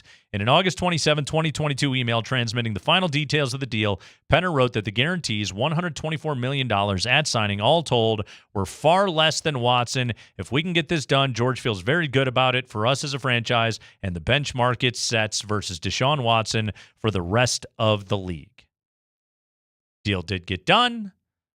There's plenty of guaranteed money in it. Russ, as we all well to know, didn't work out. The Broncos were able to get out of it. $85 million in dead salary cap charges. but they still made the playoffs with $53 million in dead cap last year, Andy. Also, there's one other note to this really quick that I just want to throw in there. Pablo Torre on his podcast revealed that former NFLPA president J.C. Tretter, was he a center for the Browns? Yeah, O-lineman for the Browns. I think so. Privately blasted Russell Wilson over his Broncos contract demands. According to Pablo Torre, Tretter vented in text to then executive director DeMaurice Smith, calling Wilson a, quote, wuss, and blaming him for weakening the push toward fully guaranteed contracts. Pablo saying in his podcast, what I can now report is that J.C. Tretter, in a series of text messages that he sent to DeMaurice Smith, repeatedly insulted Russell Wilson. At one point, he used an expletive that I will not say here. J.C. Tretter also called Russell Wilson a wuss. Then he said of Wilson, quote, instead of being the guy that made guaranteed contracts the norm, he's the guy that ruined it for everyone, end quote. Wow. First off, I'm not saying Russ helped, but this is Deshaun Watson's fault. Yeah. Okay? Yes. Like, Jimmy Haslam took a shot at it, and Deshaun Watson couldn't stop being a creep, and then couldn't stay healthy, and then couldn't stop being terrible when he actually played. Right. Well, and again, I'd say to J.C. Tretter, maybe you can blame Russ, I guess, for not getting a 7-year guarantee deal out of it. But how many times has Kirk Cousins got a fully guaranteed deal? They'll do the 2 or 3 years with you. Yeah. They're not going to give you 7. I don't know when that's going to show up. Seriously, Nate, in a game as violent with a 100% injury rate in the NFL. Yeah. I don't know what it's going to take for an owner to say, yeah, I'll risk 7 years of you being healthy and this contract being worth it. Mahomes, Lamar Jackson, Joe Burrow, Josh Allen. None of Josh Allen have fully guaranteed contracts. They have great contracts. Yeah, and they take up a huge majority of the cap. Phenomenal contracts. They don't have fully guaranteed contracts. Because, again, you don't stay healthy. If you would like guaranteed money for a couple of years, they'll give it to you. And again, I cannot emphasize this enough, Deshaun Watson was the trial balloon. Oh, yeah. And then for so many reasons. But again, it was the guy hadn't played football in 2 years when you gave him that contract. Ugh. By the word, the key word is jelly. Jelly. Text jelly to 303-504-0925. That's the Core 4 score keyword for this hour. A chance for one person to win autographed jerseys from Nikola Jokic, Jamal Murray, Aaron Gordon, and Michael Porter Jr. Guys, when you give these keywords, it's really easy. You just open your phone, you text to 303-504-0925. Text the word jelly. Send it. You're entered to win autographed jerseys from the Core 4, the championship core for the Denver Nuggets. I sent you another tweet. We might as well just stay on the football theme for a minute. I sent you another tweet today that I thought was interesting. We got some Madden ratings out because, again, good. We're in the off season. By the way, can you guess the top 3 ranked Bronco players according to the tweet that I saw? Oh, I'm going to go with Surtain at 1. That's the number 1. Quinn Miners? That's number 2. Wow, very good. Look at me. If you get the third one, I'll give you a hearty handshake. Will Lutz? No. Oh. Although now I'm kind of curious where he was ranked. I bet he's got a good rating. He's a pretty dependable kicker. I'll give you one hint, Wordle. Hurdle? It's actually not a defensive player. Oh, it's not. Mimsy? No. Okay, what do you got? Garrett Bowles. Oh, that makes sense. Yeah. That's their top 3 highest rated players. Yeah. Again, you look at his pass block win rate metrics, they're phenomenal. Yeah. So they have a very good offensive line, Andy. They do. Well, you know what I saw? Again, it depends on where you go. One outlet ranked him number 1. Coming up at 5:20, by the way, I got some stuff on the Broncos schedule that we got to dive into. It might be a really good fall around here. I hope so. I do. We might have a lovely autumn here on the Front Range this year. We always read Pete Prisco's power rankings. Oh, That's sure, one we of the do. guys, the CBS one, where Old we usually PP. hear Dion weigh in. I'm not doing none with CBS. Next question. There you go. Yeah, Prisco. He put out his top 100 players of 2025, and in a graphic gave us the top 10. Okay. Patrick Surtain comes in at number 9. Niner? Yep, Niner. Now, again, he was a number 9 overall pick. Well, how about that? Yeah. Everybody else, Patrick Mahomes, Myles Garrett, Saquon Barkley, Josh Allen, Justin Jefferson, top 5 in that order. Okay. Josh Allen? Lamar Jackson, Joe Burrow, Jamar Chase, Surtain, and Micah Parsons. Round out the top 10 in that order. I ask you, how long before a Bronco offensive player is breaking the top 10 lists? Ooh, the top 10. How long basically before the Broncos, and who would be your candidate of an offensive guy that'll match Surtain's stature in the league right now? You're hoping it's Bo Nix. Yeah, you want it to be Bo Nix. Because most of that list I read you is the quarterback list. Sure. Yeah, you want it to be Bo Nix. Can R.J. Harvey have a Saquon Barkley-like career? What about your guy Mimsy? Could Mimsy turn into Debo Samuel? But even then, like, you wouldn't put Debo in the top 10. No, he wasn't. He wasn't in the top 10. I think it's got to be Bo Nix, right? That's the guy. You have to hope that it would be. Are you confident? I mean, it's an unfair question after 1 year, but do you feel like you saw enough that he could get there? That he could be top 10 in the league, folks. That he could be all positions. Joe Burrow, Lamar Jackson, Josh Allen, or Patrick Mahomes? Yeah. Allen. I don't think he can be, no. That one is really kind of takes a breath. It really does. Halfway through. I think he can be a really good quarterback. I agree. I think he can be a playoff game winning quarterback.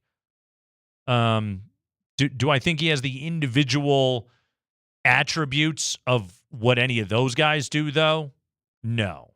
Where he's better than running backs and he's better than wideouts. Right. Right.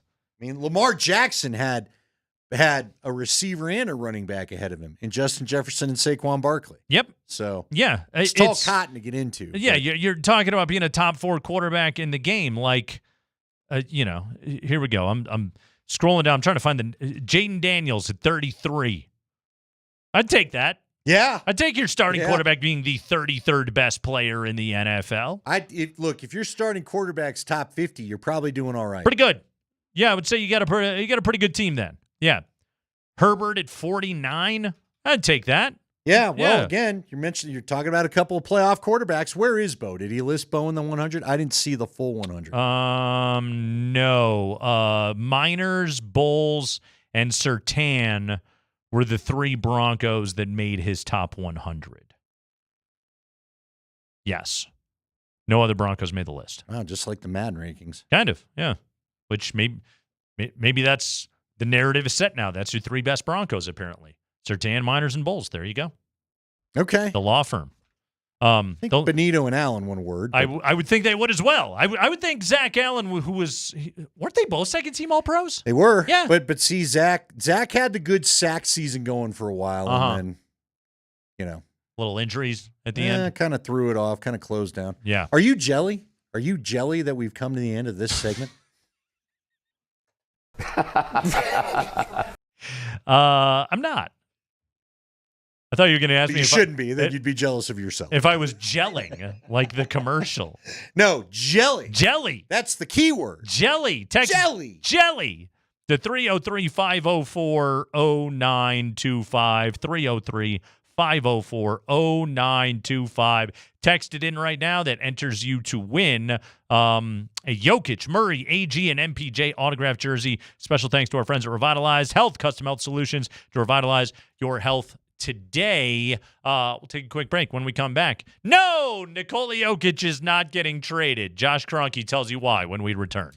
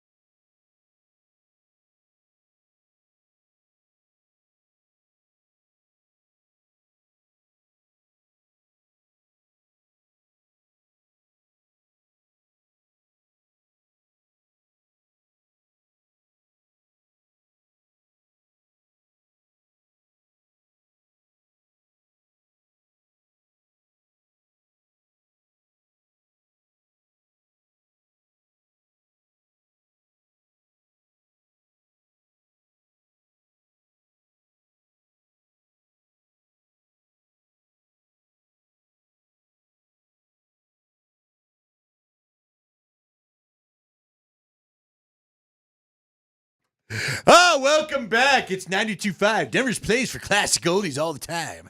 The hell is this rejoin? Loner of a Lonely Heart? God, this is so 80s. This takes me back to being in my basement, waiting for the song I like to come on so I could record it onto tape. That's how I used to steal. That was our Napster back in the day. I feel like this is the second day in a row we got a Moj bump.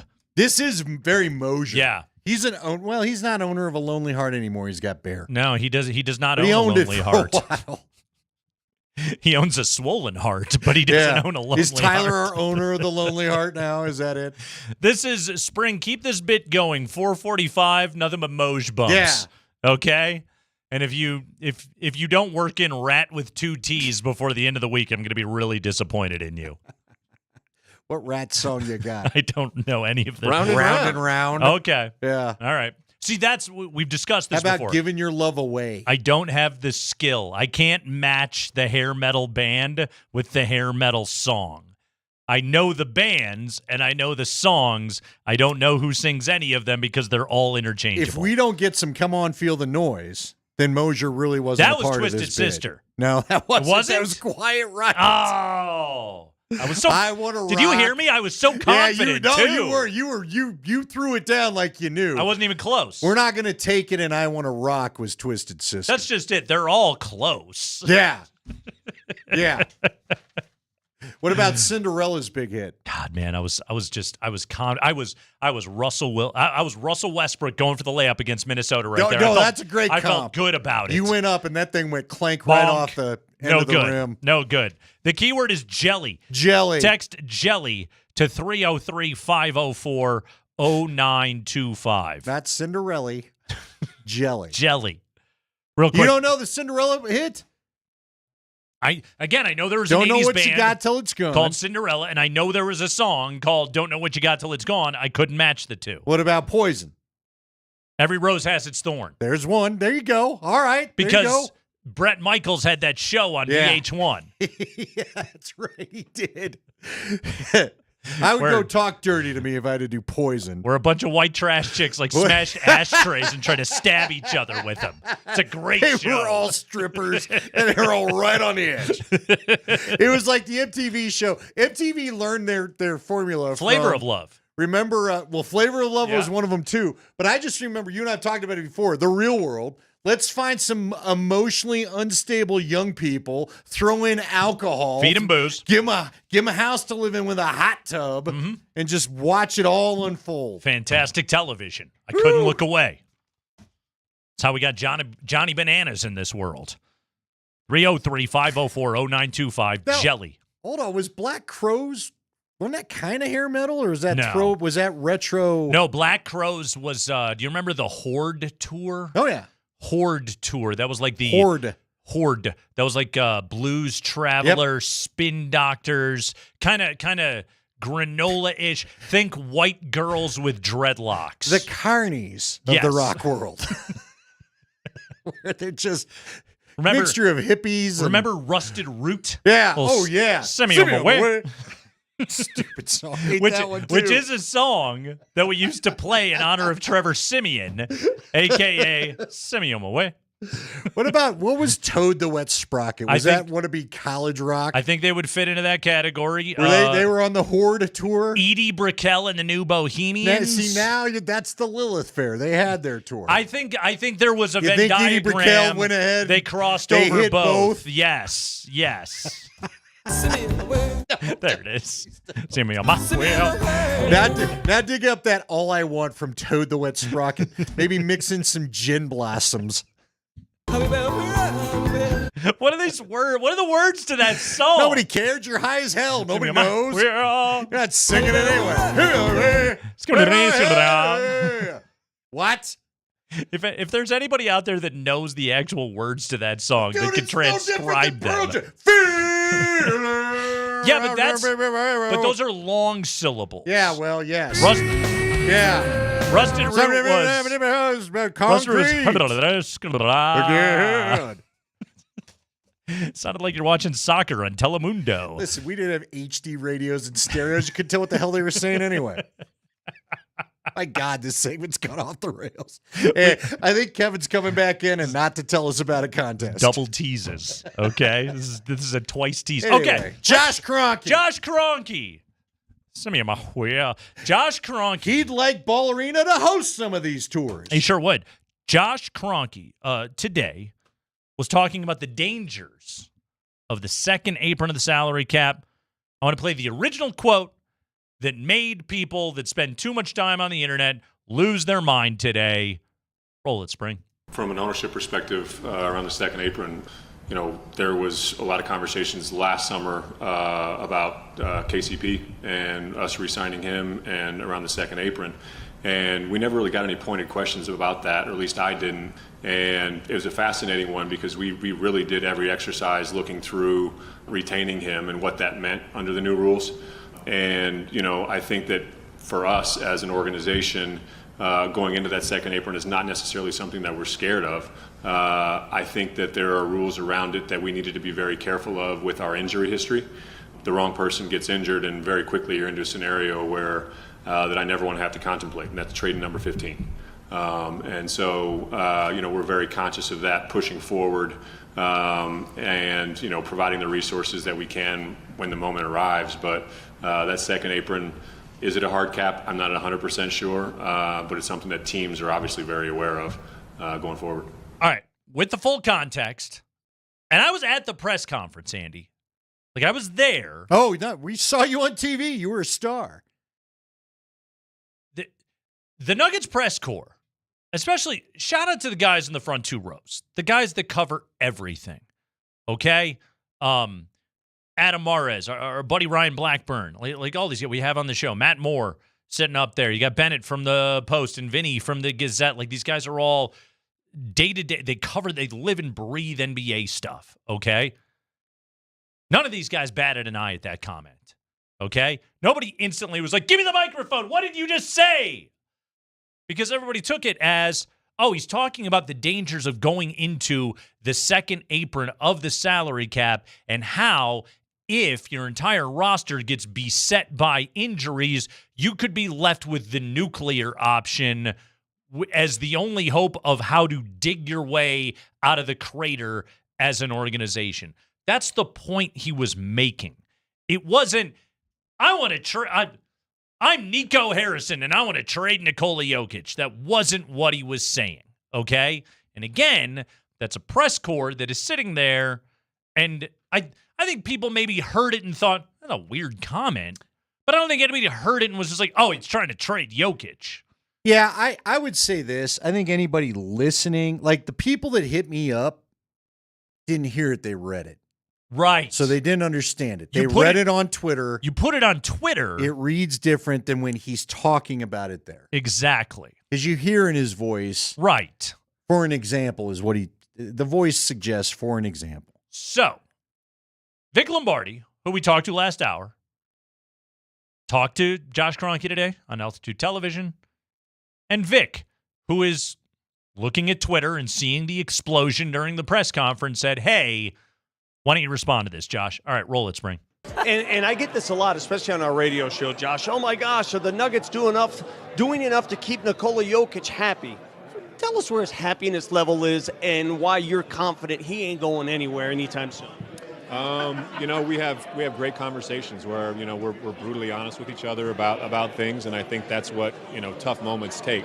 I think our relationship has grown over the last few years and definitely grew over the last few months because we had to look at each other in the eye and we had to really trust what the other one was saying.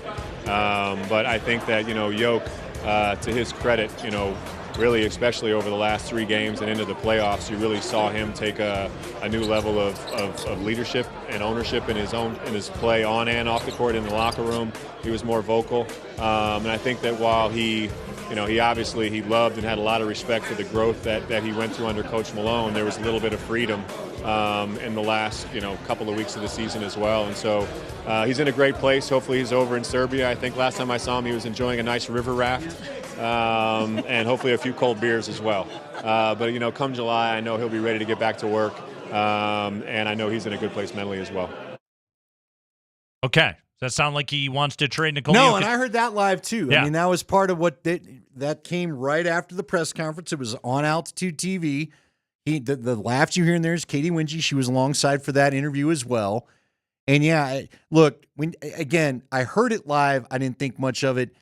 When Josh talked about it again, I thought he did a good job to explain, because I thought the freak out was going to come more from the whole I'll offer him a contract and we'll see if he accepts. Yeah. And then he goes on to say, because we're going to explain to his representation, basically, Misko Raznadovic, signing now could mean this money. If you want to wait, signing now could be that much because money. the cap could go up and he'll make a greater Right. percentage of, But the same percentage of more money. But when you and look, I got asked, why would they do that? And I simply try to say, look, some athletes don't want to risk a Jason Tatum type injury, a Halliburton type injury where you tear an Achilles and then maybe the contract talks are off for a couple years. Speaking of the Jason Tatum injury, I've got breaking news right now here on the Kreckman and Lindahl show. Maybe. There. Okay, all right. Tweet from Shams. Breaking. Boston, Atlanta, and Brooklyn finalizing a 3-team trade that sends Kristaps Porzingis and a second-rounder to Atlanta, Terrence Mann and Atlanta's number 22 to Brooklyn, and George Niang and a second-rounder to the Celtics. So the Boston Celtics have traded Drew Holiday and Kristaps Porzingis, two pieces of their championship core, in less than 24 hours in an attempt to delve below the second apron. And this is why you are seeing everybody make the East is going nuts right now. Yeah. I'm a little surprised Durant didn't end up in the East, but they're going nuts because they know the Celtics are done. And now the other title, Pacers are done. The Pacers, the team that At least for a year. represented the East, Yeah. lost a key part of their formula too. It's why Orlando got aggressive. If you're in the Eastern Conference right now, it's kind of time to take your swing. You might get a shot to go to the finals. And here's the thing: you might look at it and say you're not going to be able to hang with OKC or Denver or Minnesota or Houston or whatever, San Antonio, whatever awesome team you end up playing in the NBA Finals if you're in the East. I don't know. Achilles tendons explode all the time, apparently. So you might as well try and get there. We've got the top 5 quotes from the press conferences today. We'll get to those coming up here on the other side. You have got exactly 3 more minutes to text in this hour's keyword to 303-504-0925. That will enter you to win autographed jerseys from Nikola Jokic, Jamal Murray, Michael Porter Jr., and Aaron Gordon. That we call it the Core 4 Score, brought to you by Revitalize Health. But right now, the keyword is jelly. You've got 2.5 minutes to text in jelly. Jelly! To 303-504-0925.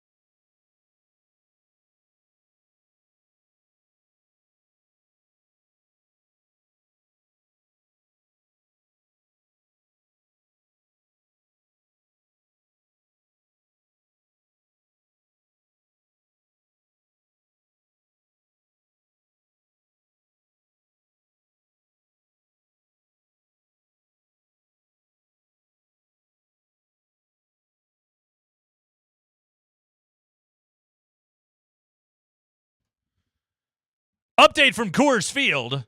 Weather alert. They are currently under a severe thunderstorm watch until 8 p.m. Rockies Dodgers tonight. Wow, did that thing loop back around? I thought when it rolled through earlier we were done. German Marquez, your scheduled starter for the Rocks. Jack Dreyer going tonight for the Dodgers. Andy, Jack Dreyer. That sounds like it is a bullpen night for the Dodgers. Who played Hunter? When he Dryden or something like that? Hunter, that's who Dreyer sounds like. Hunter Homicide. No, come on. All right. You don't remember 80s TVs? You remember that as well as you remember 80s music. I do. He played. The text line will know. 303-504-925. He was in the NFL, wasn't he? Dry. Fred Dreyer? Fred Dreyer. Yeah. I got there. Hey, we ought to go to a trivia night. What the hell's that guy's name? I don't remember. I just remember when he would answer the phone, he'd say Hunter Homicide. Is that what he said? I never watched the dumb show. Hunter. It was a good 80s cop show. I grew up in an uptight household. We weren't allowed to watch that. If a guy got shot, the TV was changed. There's no violence. Yeah. No sex and violence in the Lindahl house. You missed out. It was pretty good. We were allowed to watch Dukes of Hazzard, and as you get older, you're like, hey, what's the deal with the damn flag on the car? All I knew is it was this orange car jumping ravines. And there's some problematic things they on were this show. escaping the law. And then the older you got, you understood why Daisy Duke got to hang around. She sure did. You know, I hope that town was good old Hazard County. County Pride. They had County Pride, Andy. We discussed it yesterday. There was Roscoe. Yeah. Who was the other guy? Am I thinking of the right dude? The name of the other cop? Hold on. I'm pulling it up. I'm almost afraid to say it. Cooter? Cooter? Was he? No, he was the mechanic. What? He was the mechanic. All right, so who was the other cops cop were with Roscoe? Roscoe P. Coltrane and Cletus Hogg. Oh, Cletus. Yeah, Cletus Hogg. Hold on, what? Cletus Hogg. No, was that Boss Hogg? Cletus was a hog? He was a member of the Hogg family, as far as I know. Was that Boss Hogg's kid? Must have been. I don't know, maybe his nephew. I don't know. Who was the one in Andy Griffith? Goober? Or was that Mash? Gomer Pyle? There was a goober on one of them. Let's do basketball news. There was a boner. Ricky Stabone. Again, that's just the name of the character, everybody. Growing Pains. Enos. Thank you, Chris. Enos. There was a goober on one of them. He had the hat. He had the dumb hat. Spring, do the basketball news. John Dreyer's pitching tonight. I thought it was Jack Dreyer. Jack Dreyer? Okay. Jack Dreyer, John Dreyer, Jack Dreyer. Mm-hmm. We're going to be Jack Wetter tonight. It'd be funny if... Hey! Dude, he just gave you an egg. Are you upset? I just went Kreckman on Nate's. See, I was going to go it's too bad the Rockies don't have a guy starting named Washer, so it could be Washer and Dryer tonight. That should be the catcher. What I was going with. There's your battery. Should for the be. Day. Okay. Nuggets stuff. Josh Kroenke and John Wallace. It's lots of J's. And Ben Tenzer talking to the media today. By the way, I chatted with both of them. Delightful individuals. Nice. Yeah. You asked a question. We'll get to that here in a few. Great question. Last segment in a lot of the show, we talked about Josh Kroenke bringing up the idea of trading 15. We've talked ad nauseum. By the way, here's my take. Yeah. I don't think they should do it. Oh. That's my take. All right? Yeah. Blow up those phone lines. Okay? That's my take. I don't think they should trade Nikola Jokic. Go ahead, Spring. Really on a fence. Nikola Jokic has 3 years left on his super max deal. 30 years a player option. That's it's going to be the largest cap hit of the 5-year deal. $62.8 million. You know what? He's going to decline that.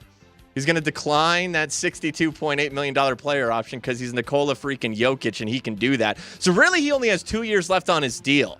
Josh Kroenke was asked today, will they offer Jokic a contract extension this offseason? We're definitely going to offer it. I'm not sure if he's going to accept it or not, because we're also going to explain every financial parameter around him signing now versus signing later. Be completely transparent. That's the way we always are. And then he makes the best decision for himself and his family, and we'll support him in it.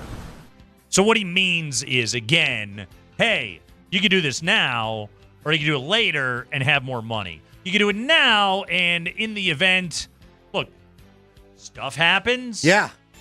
But in the event you don't want to concern yourself with that, you could do it now, or you could just do it later. You're made of Serbian oak, you'll probably be fine. Right. But again, you're getting older. You got a 3 in front of your age now. Mm-hmm. So if you'd like the security of us talking about us giving you a big fat wad of cash and you want to sign on it right now, let's go ahead. Yeah. And I don't know. Listen, he said in the interview clip that we just played with Vic last segment where he talked about Josh saying that we've got a very honest relationship. Maybe there's something like, we can give you a whole bunch of money now, and then that saves us money to build the team around you in the later stages of this thing. Or you can wait, and you'll continue to be the largest chunk of the pie. Yes. No matter what, though, he gets the largest chunk of the pie. Yeah, and again, he's not – there was no suggestion that Nikola Jokic is going to be like, hell no, I'm not taking your money. So yeah, he would also like the money. I don't think he cares about the money, but, it's nice to know it's there. Yeah, but you're getting to the point where you're like, yeah, I'd like to be the highest paid. Right? He should be. I deserve to be. Best player in the world, right? Right. I was going to say, not the team. Or I guess not. Somebody else claims to be the best player in the world now. We'll get... He didn't answer that very convincingly. He's also... Did he answer it after his stint on Good Morning America? Because maybe he wasn't thinking it all. Can we just play... Hold on. Now, let's do more Nuggets news, and then we'll get to it. Go ahead, Spring. Go ahead. High five. All right, let's hear from Ben Tenzer and John Wallace. They were asked, in the age of aprons, how will they approach free agency? I think it's important to hit on the margins more than ever. But, you're hard capped at certain situations, so you just have to be aware of what you spend and how that affects, essentially where you're hard capped at. And to add to that, with the skill sets, Coach Adam is such a creative coach, and to give him more tools to add to that toolbox to allow him to complement the guys that we have. We have to remember there's a core group here that won a championship a couple years ago. So, when these guys are healthy and at their best, they're one of the best starting lineups in the entire league. So just to kind of put certain skills, certain things that can kind of alleviate the ceiling of us and just kind of add compliments to DA's toolbox. One of the words that I heard repeatedly today, and I made note of it, the word margins was said a lot. Margins of the roster. Josh Kroenke emphasized it. John Wallace emphasized it. It's about the margins of the roster. As Ben Tenzer said, it is more important to hit on the margins than ever. They're very aware of the apron. They're very aware of not wanting to go into the second apron. And as it said right there, we do have a championship core. They do have a core four, which you could score their autographed jerseys from us. We have another keyword coming up at 5:20. 9 minutes, 8 minutes, huh? But that's where this team wants to have its awesome starting five, as they do, and all the metrics suggest it's still a great starting five, and then add to the margins on the outside and have internal development. Well, and I know probably a lot of people, not a lot of people, but there's reaction to the margins and not want to hear about it and all that. But here's what it means to me: you can't sign a Dario Saric and not have him play for you. That statement right there means whatever dollars we spend in the offseason, whoever gets the mid-level exception, that player's somehow got to contribute. Can't whiff. You can't have these guys that you sign. And Reggie and Dario. And we don't hear about them after the press conference day. Right. Because they had too many of them. Frankly, you haven't had enough rookies play either. Now, to be fair, they draft late, but still. You got to get Strother to work out. Deron Holmes better be some kind of contributor, and whoever gets your MLE better be a guy you're willing to play. Yeah, and that's actually something I specifically asked John Wallace about today. Spring. High five. All right, let's hear Nate Kreckman ask this question to John Wallace. You guys keep mentioning the margins, talking about depth, specifically for John. Just plans for Strother, Watson, continuing to develop the young guys? They're good players. I mean, obviously the easiest way to develop is time. And so I think over the past couple of years, they've gotten more experience. They played in real games and real situations. So we have, the utmost confidence in them. It's just a matter of, kind of restructuring that and having a new approach this year with a few new voices. But the energy and the outcome and the, expected outcome is still the same. So in addition to that, I got a chance to briefly speak with Wallace after the press conference. And I just kind of wanted to expand that very conversation because if you're going to have the kind of depth that the teams that were there at the end have, well, it's going to have to come from those dudes. I think Deron Holmes is a part of that conversation as well, Andy, but it's got to come from those guys, that youth. And I can tell you this, Wallace really likes Strother, really thinks, and it's, he allowed for, he's got to get stronger. Defensively, there's steps forward he has to take, but his offensive game, the ability is there. Well, and this is where he's got to be able to play. Yeah.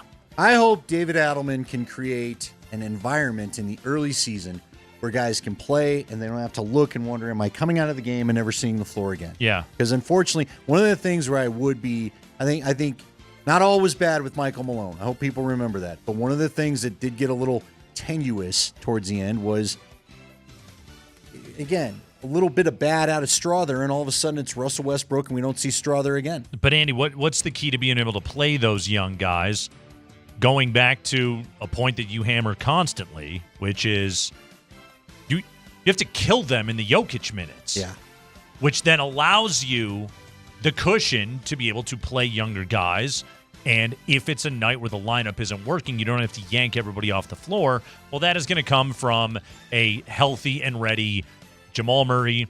And along those lines, quite frankly, Porter and Aaron Gordon are in that conversation as well, of healthy and ready to start the season. All four of them. Yep. Christian Brown as well. Not saying that he hasn't been, but you've all got to be ready to go from the first game. Absolutely agreed. That is the 5 biggest stories of the day from around the NBA, or I suppose around the Denver Nuggets. We've got another keyword for you when we return. Plus, Andy, is the AFC West the toughest division in football? You could say that, kind of. I'll explain what I'm talking about next.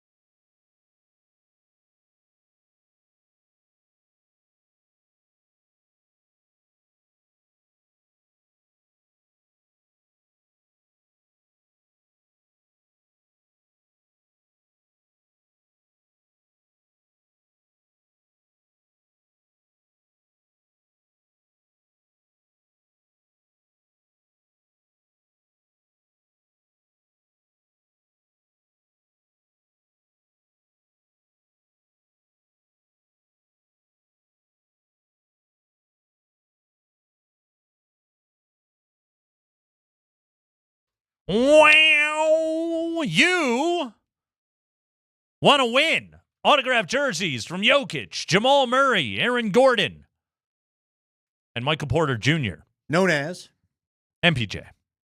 Michael Porter Jr. Core 4 score. By the way, I should specify Nikola Jokic. Although a Nemanja or Strahinja jersey would be cool. Yeah. Nothing to do with nothing. Yeah. Nikola's daughter was so much more fun after the championship at Hartenstone's son. The kid that was conked out. Yeah, he's asleep. She's trying to dribble the basketballs. Remember that? I mean, she couldn't have been cuter. Yeah, that kid was... The other kid was like, can I go home? His head was too heavy. Yeah, He was like, I don't want to be because he here had anymore. gigantic headphones on him. So, you want to win those jerseys. It's the Core 4 score. Special thanks to our friends at Revitalize Health, custom health solutions to revitalize your health today. Revitalize-health.com. This hour's keyword is heart. Heart. Like the band you just heard. With an H. Heart. I heart you. Total eclipse of the heart. H-E-A-R-T. It's all good Wordle words today, by the way. In the band, the head and the heart, isn't there something like that? The head and the heart? I think. Critical Organs. Yes, there is a band called The Head Is and the that Heart. it? Yes, there I is. won't search it. Don't worry, I had it for you. And I need, although my phone probably heard me and will suggest it later. If it's a band full of white people that potheads know, I know the band. Don't worry, Andy. Travels in bunches. I've been there, I promise. Seeks hostels everywhere they go. Have I gone to a Rusted Root show before? Yes, I have. All right. How about, have you been to a sample show? Good local Boulder band. I don't think I ever saw them. No. You'd have liked them. I bet I would have. I don't think I've ever seen a Big Head Todd show, which I lose my Colorado street cred. Well, you weren't there. Immediately. You were there, but you weren't. We talked to him at the parade. At the Avs parade. I was here. At the Avs parade. Yeah. I was here. You were there. Denver. At the Avs parade. At the Avs parade. Core 4 score, text HEART to 303-504-0925. Text HEART. And you are entered to win. It's because of another word that it rhymes with. I really have to hit that H. Heart. Heart. Core 4 score, a chance for one person to win autographed jerseys from Nikola Jokic, Jamal Murray, Aaron Gordon, and Michael Porter Jr. Andy, is the AFC West the NFL's toughest division? I wouldn't go there. What would you put with it? Or up above AFC it, perhaps? North. AFC North, interesting. Well, I mean, even a team that we don't think is going to be very good is, I shouldn't say very good, but, you know, the Pittsburgh Steelers feels like they're a little bit grasping at straws, and I don't know what Aaron Rodgers is going to be, but the guy's still probably going to have HOF by his name by the time it's all said and done. Without a doubt. You've got Joe Burrow in that division. You got Lamar Jackson in that division. It's a good and division. Look, Cleveland's got a good team. I don't know that they've got a good quarterback in the mix right now, but they've got a good team. Do you hear who their number one is in OTAs? No. Kenny Pickett. Shut up. I told you. Yes, Joe Flacco is the backup right now. Yeah, I think it's exciting. Uh-huh. Do ya? Uh-huh. Okay. Interestingly enough, AFC North is not at the top of the list I'm about to give you. All right. Give it to me then. Okay, so this is how I did this. All right? Okay. I started looking while the crows awoke me this morning. Yeah. I was looking at win totals. Yep. For the upcoming NFL season. Okay. Okay. Courtesy of Las Vegas. By win totals. And this is how I just did this exercise. Is it the perfect way to do it? Of course not. But it's the one that I came up with to put a number on it. I just added the projected win totals or the lines for all four teams in the division. Okay. 3 divisions tied for the lead at 37. That was the NFC West, the NFC North, and the AFC West. Those divisions all really, and here's what set them apart, they don't really have a stinker. The closest to it is the Raiders at 6.5 in the AFC West, but it's offset by having the Chiefs at 11.5. Yeah, okay. I also think you better take, not you necessarily, the collective you. I'd take the Raiders a little bit serious until I think at minimum, Andy, Pete Carroll goes in there and John Fox is the thing that makes them respectable. Here's the question, okay? Like if you could take a look at that team and say, all right, there is some talent there, and oh, by the way, we're gonna replace Antonio Pierce and Gardner Minshew with Pete Carroll and Geno Smith. All right, you're legit. I don't think you're a playoff team. But also, I don't think the Broncos were a playoff team last year. And look at what just getting a good coach and a competent quarterback can do for an organization. And didn't Geno Smith, Pete Carroll was there when Geno Smith was there, right? I mean, they're on the same page. They got something going there. There's a reason Pete wanted Geno. So, yeah, I'm not sleeping on the Raiders at 6.5. But those three divisions have the highest combined win total according to the Vegas preseason prognostications. The AFC North, just below that, they're damaged by the Browns at 5.5. That's what knocks them down a little bit. AFC East and NFC East tied at 34. After that, again, these are divisions with, let's be honest, the two New York teams, both at 5.5. The Jets and the Giants both stink. Two worst divisions in football.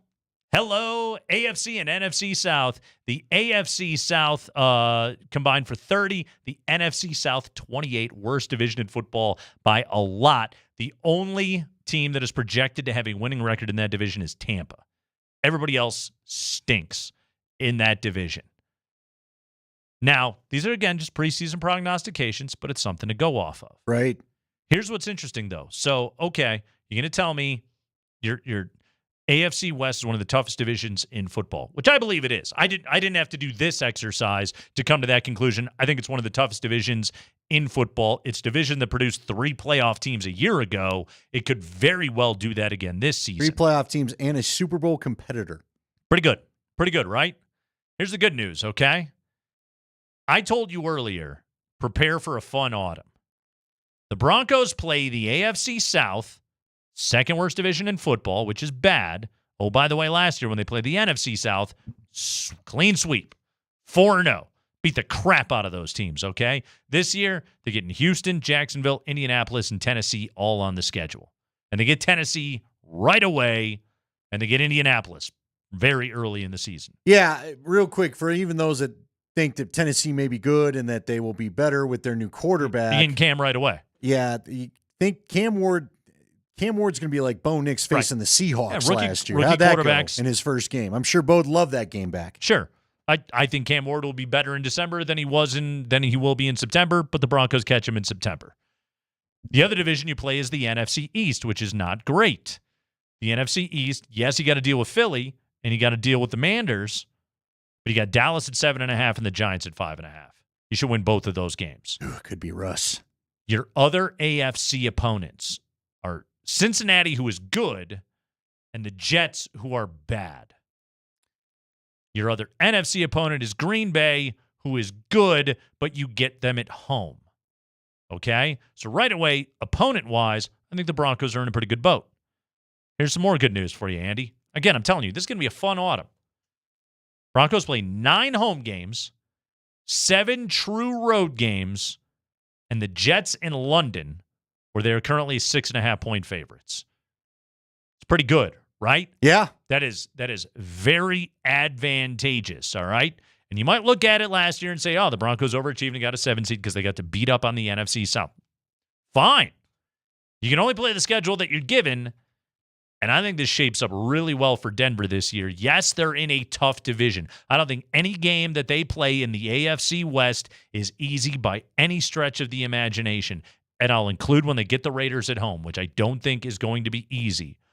But a lot of this schedule lines up pretty good for the Broncos to be a playoff team again, and possibly maybe something even cooler than that. Yeah, let me ask you this, because could speak to how good you think the team's going to be. Mm-hmm. Talking to a buddy today, and he said he lives out of town. He said, well, I'm still thinking about getting the NFL Sunday ticket. if you just want to mainly watch the Broncos and that's your motivation for the Sunday ticket, Yeah. do you need to do that with how good you think this team? And I say that. How many national games they already have? They've got, what, 3 or 4 national games 4 already? or 5, yeah. All right. You don't think they may not get flexed by the end of the year?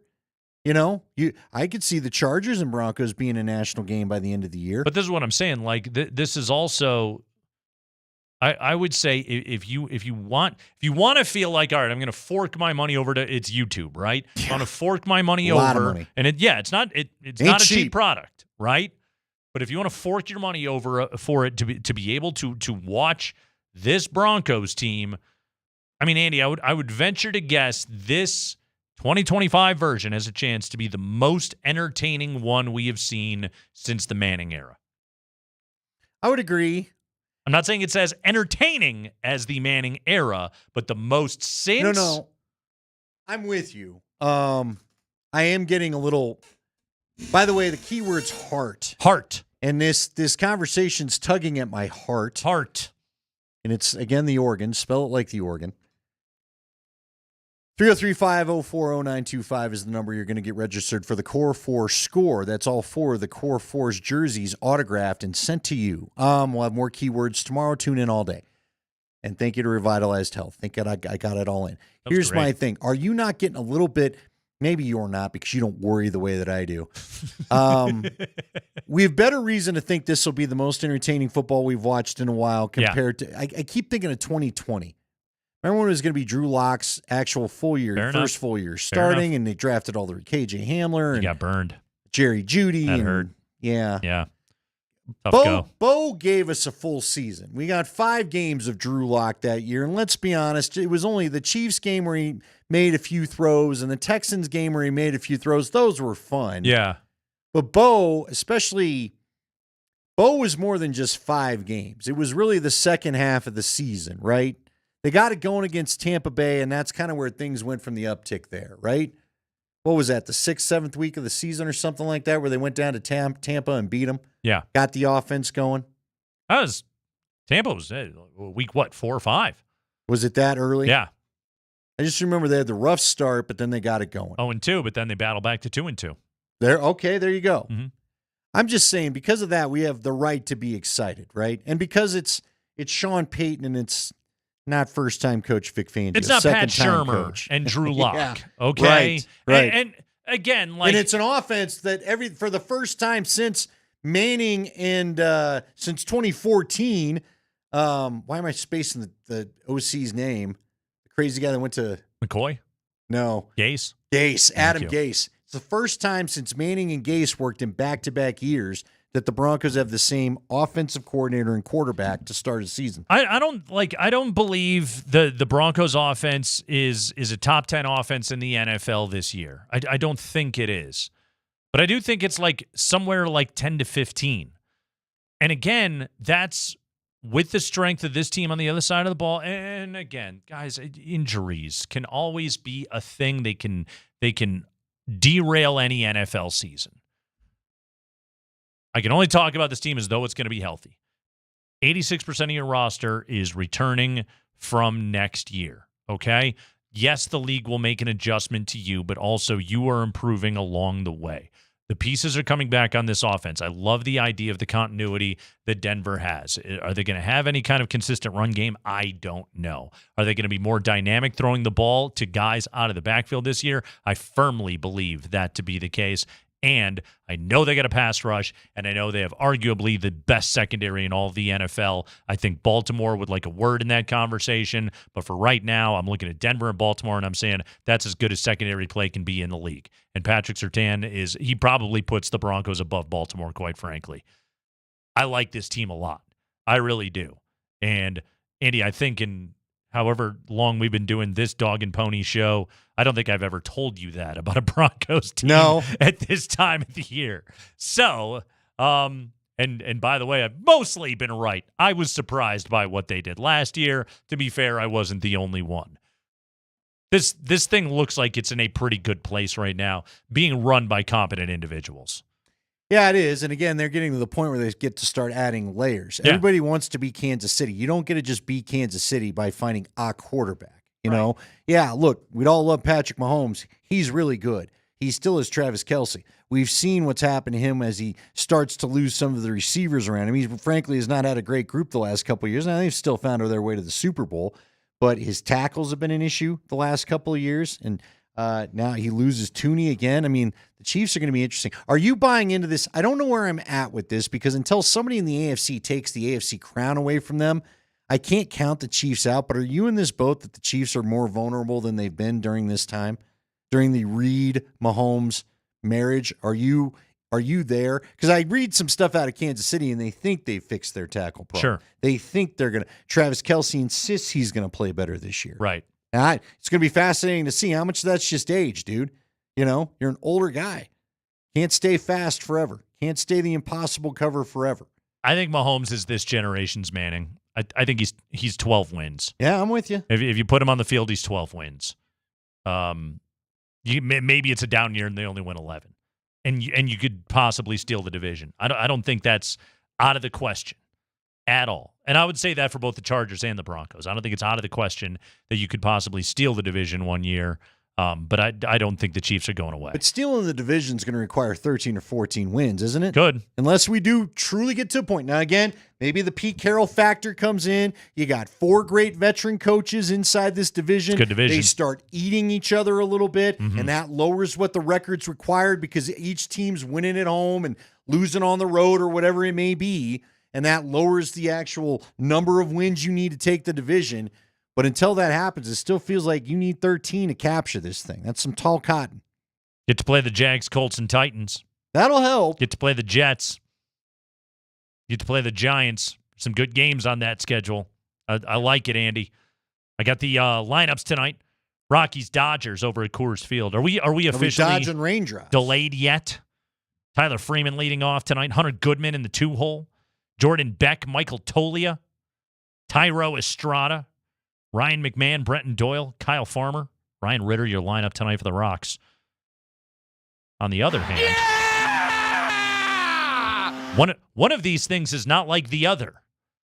The Dodgers will counter with Shohei Ohtani, Shut your mouth. Mookie Betts, Freddie Freeman, Will Smith, Max Muncy, Teoscar Hernandez, Andy Pages, Michael Conforto, and Tommy Edman. How crazy is it that they have, by the way, they have 4 guys in their lineup with 800 or better OPSs, 3 guys 900 or better. What's your point? What's your point? We're screwed. They're good. You started that with Shohei Ohtani, and you said it's a bullpen night. It is. How nice is it when you can start Shohei Ohtani on your bullpen night? Mm-hmm. Yep. He's DHing this evening. How close is he to being done with the stretch out, by the way? I know they were talking about that last week during that Padres series, weren't they? So far, he's pitched 2 innings. He's only done this twice? Yeah, he's pitched 1 inning twice. His second outing, much better than the first. But he already hit triple digits. They already told him, stop. And to his credit, I think he even said after the game, I didn't mean to do that. But you get out there, your adrenaline starts pumping, and what are you going to do, you know? Yeah, you're going to hit homers and throw triple digits and continue to be the most popular thing in sports. It's not bad. It's pretty good. Pretty good. So those are your lineups for tonight, if and when they get baseball in. Kreckman and Lindahl. We'll take a quick break. When we come back, we do have to get you the latest from the Oklahoma City championship celebration, which this seems as though they're having a pretty good time. Finally, they weren't right away. They weren't. They settled into it, but it seems as though this championship thing has been enjoyable for Shai Gilgeous-Alexander. We have the audio to prove it next.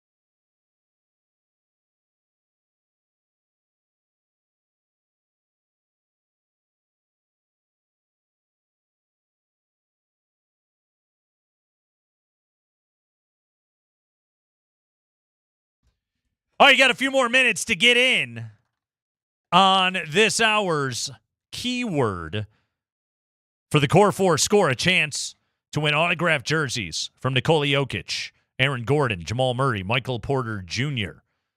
Your keyword this hour is heart. Heart. H-E-A-R-T. Heart. Text it in right now to 303-504-0925.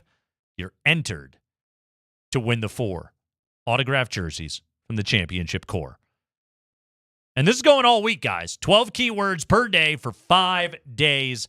Every hour, a new keyword to text to 303-504-0925. Yes. This has been a fascinating day. We had Twitter freak out that Nikola Jokic was going to get traded. Spoiler alert. He won't. He won't be. We had the former head of the NFLPA call Russell Wilson a wuss. For not sticking to his guns for a fully guaranteed contract. All of Denver, thankful we avoided that bullet. Greg Penner writing in his notes. Why? Yeah, why do we need to do this? Good question. Good question. Kind of wish you'd never done it in the first place, but you know what? Broncos overcame. They overcame, and they made the playoffs with all that dead money. Phenomenal. So nice job on that one, guys. So we had that happen today. We got NBA trades galore. Andy, the Brooklyn Nets are up to 5 first-round picks tomorrow night in round 1 of the NBA draft.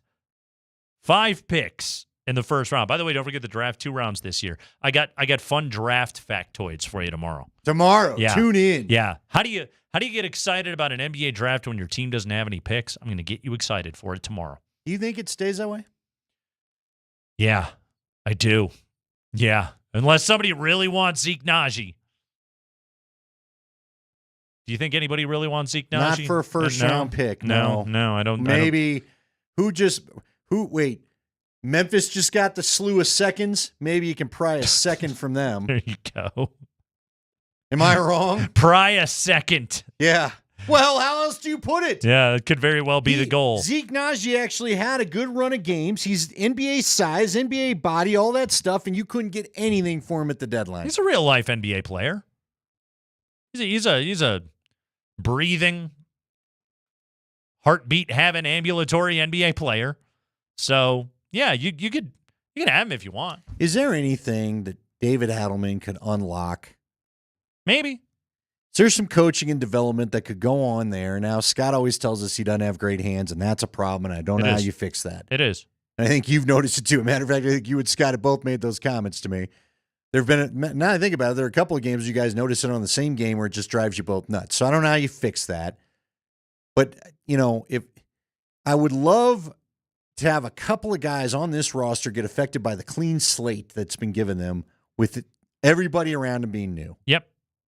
Yeah, maybe it does. Maybe it does unlock something. I'm not going to discount the possibility of almost anything. Because listen, if somebody else thought that too, then you would have gotten a second rounder for him. You could have traded him. If you would have told me, what if I told you? If you had told me last year, like, hey, Christian Braun's going to average over 15 a game, I'd have been like, it feels a little healthy. Yeah, you're a little too optimistic. I would have guessed around 10 or 11. I would have thought he would have filled in basically like KCP's production. He surpassed that. That's pretty good. That was cool. So I'm not gonna say that nothing is possible right now for Zeke Najee. By the way, the NBA trade today, a couple of NBA trades today. Well, Drew Holiday went to Portland yesterday. That was a weird one. That one kind of threw me off. Yeah, they don't feel like the we're contending type. You know what I mean? So let's go get Drew Holiday. We know Chauncey loves Holiday. He wants a culture guy to help Scoot Henderson. I get that. He's trying to build a defensive core right now. Anthony Simons goes to Boston. He's very good offensively. Defensively, he's non-existent. But, yeah, Boston's trying to get under the second apron. They trade Porzingis to Atlanta today. Terrence Mann goes to Brooklyn. George Niang goes to Boston. Really quickly, low-key. NBA players love getting traded to Atlanta, right? I would think so. Yeah, I would think so, too. Kind of the mecca, yeah, isn't Atlanta's kind of got the nightlife that you want. Yeah, it does. Hey, if Atlanta were to ever win a championship, right? You know what I mean? Wouldn't be like the scenes from Oklahoma City where the guys are like, well, I guess we'll go home. There's like 11 people in the street or whatever. Yeah. I know. I saw other footage later. Yes, More showed up. There were a lot of people there. Let's hear from Shea Gilgeous-Alexander. SGA appeared on GMA. Nice. Keep that straight. Shea goes on Good Morning America today. And my guy looked fried. Yeah. Okay. For a moment, you're like, is his camera locked up? Oh, no. I have no idea He's what's there. going on. Let's listen to He's not blinking. SGA's. He's not blinking. His eyes are just closed. SGA goes on Good Morning America today. The interview sounds exactly like it looked. Roll it, Spring. Shea Gilgeous-Alexander. Give it up all for SGA. Getting up and joining us this morning. Oh, my God. How does NBA champion have a good ring to you, SGA? Yeah, it's everything I imagined it to be. The opportunity has been amazing, and I'm happy and I'm blessed to be a part of it. Okay, have you been to sleep, Shea? Have you been, because you look a little sleepy. Did you get any rest since last night? I got some rest, not as much as I'd like, but hey, you only live once. That's right, and you are living your best life right now. Yeah. YOLO. Yeah. That was it. Yeah. Yeah. We ought to start a band, man. Yeah. You know, if we got the four of us together, put a little soul to this. Yeah. Who was hosting this? Robin Roberts. Yes, who's a former Sports Center anchor, She right? was. Mhm. She's got chops in doing these sports interviews. fantastic. You could tell. Yep. She's like, all right, I know what we're dealing with here. This wasn't. I just want to point out, this wasn't the awkward, forced into the situation anchor that she's dealt with talking to athletes most of her career. Yep. And she was psyched, and he's just like, yeah. I'm going to sleep, man. Yeah. Yeah. Let's get some more SGA. So he's talking to Malika Andrews. I think this one was on Sunday night. Yeah, this was pre-party. He's talking to Malika after the game. She asks him, well, now that you got the MVP, now that you got the ring, well, he doesn't technically have the ring yet, he's got the trophy. Now that you're finals That's two MVP. trophies. Are you that guy? Here was Malika Andrews with SGA.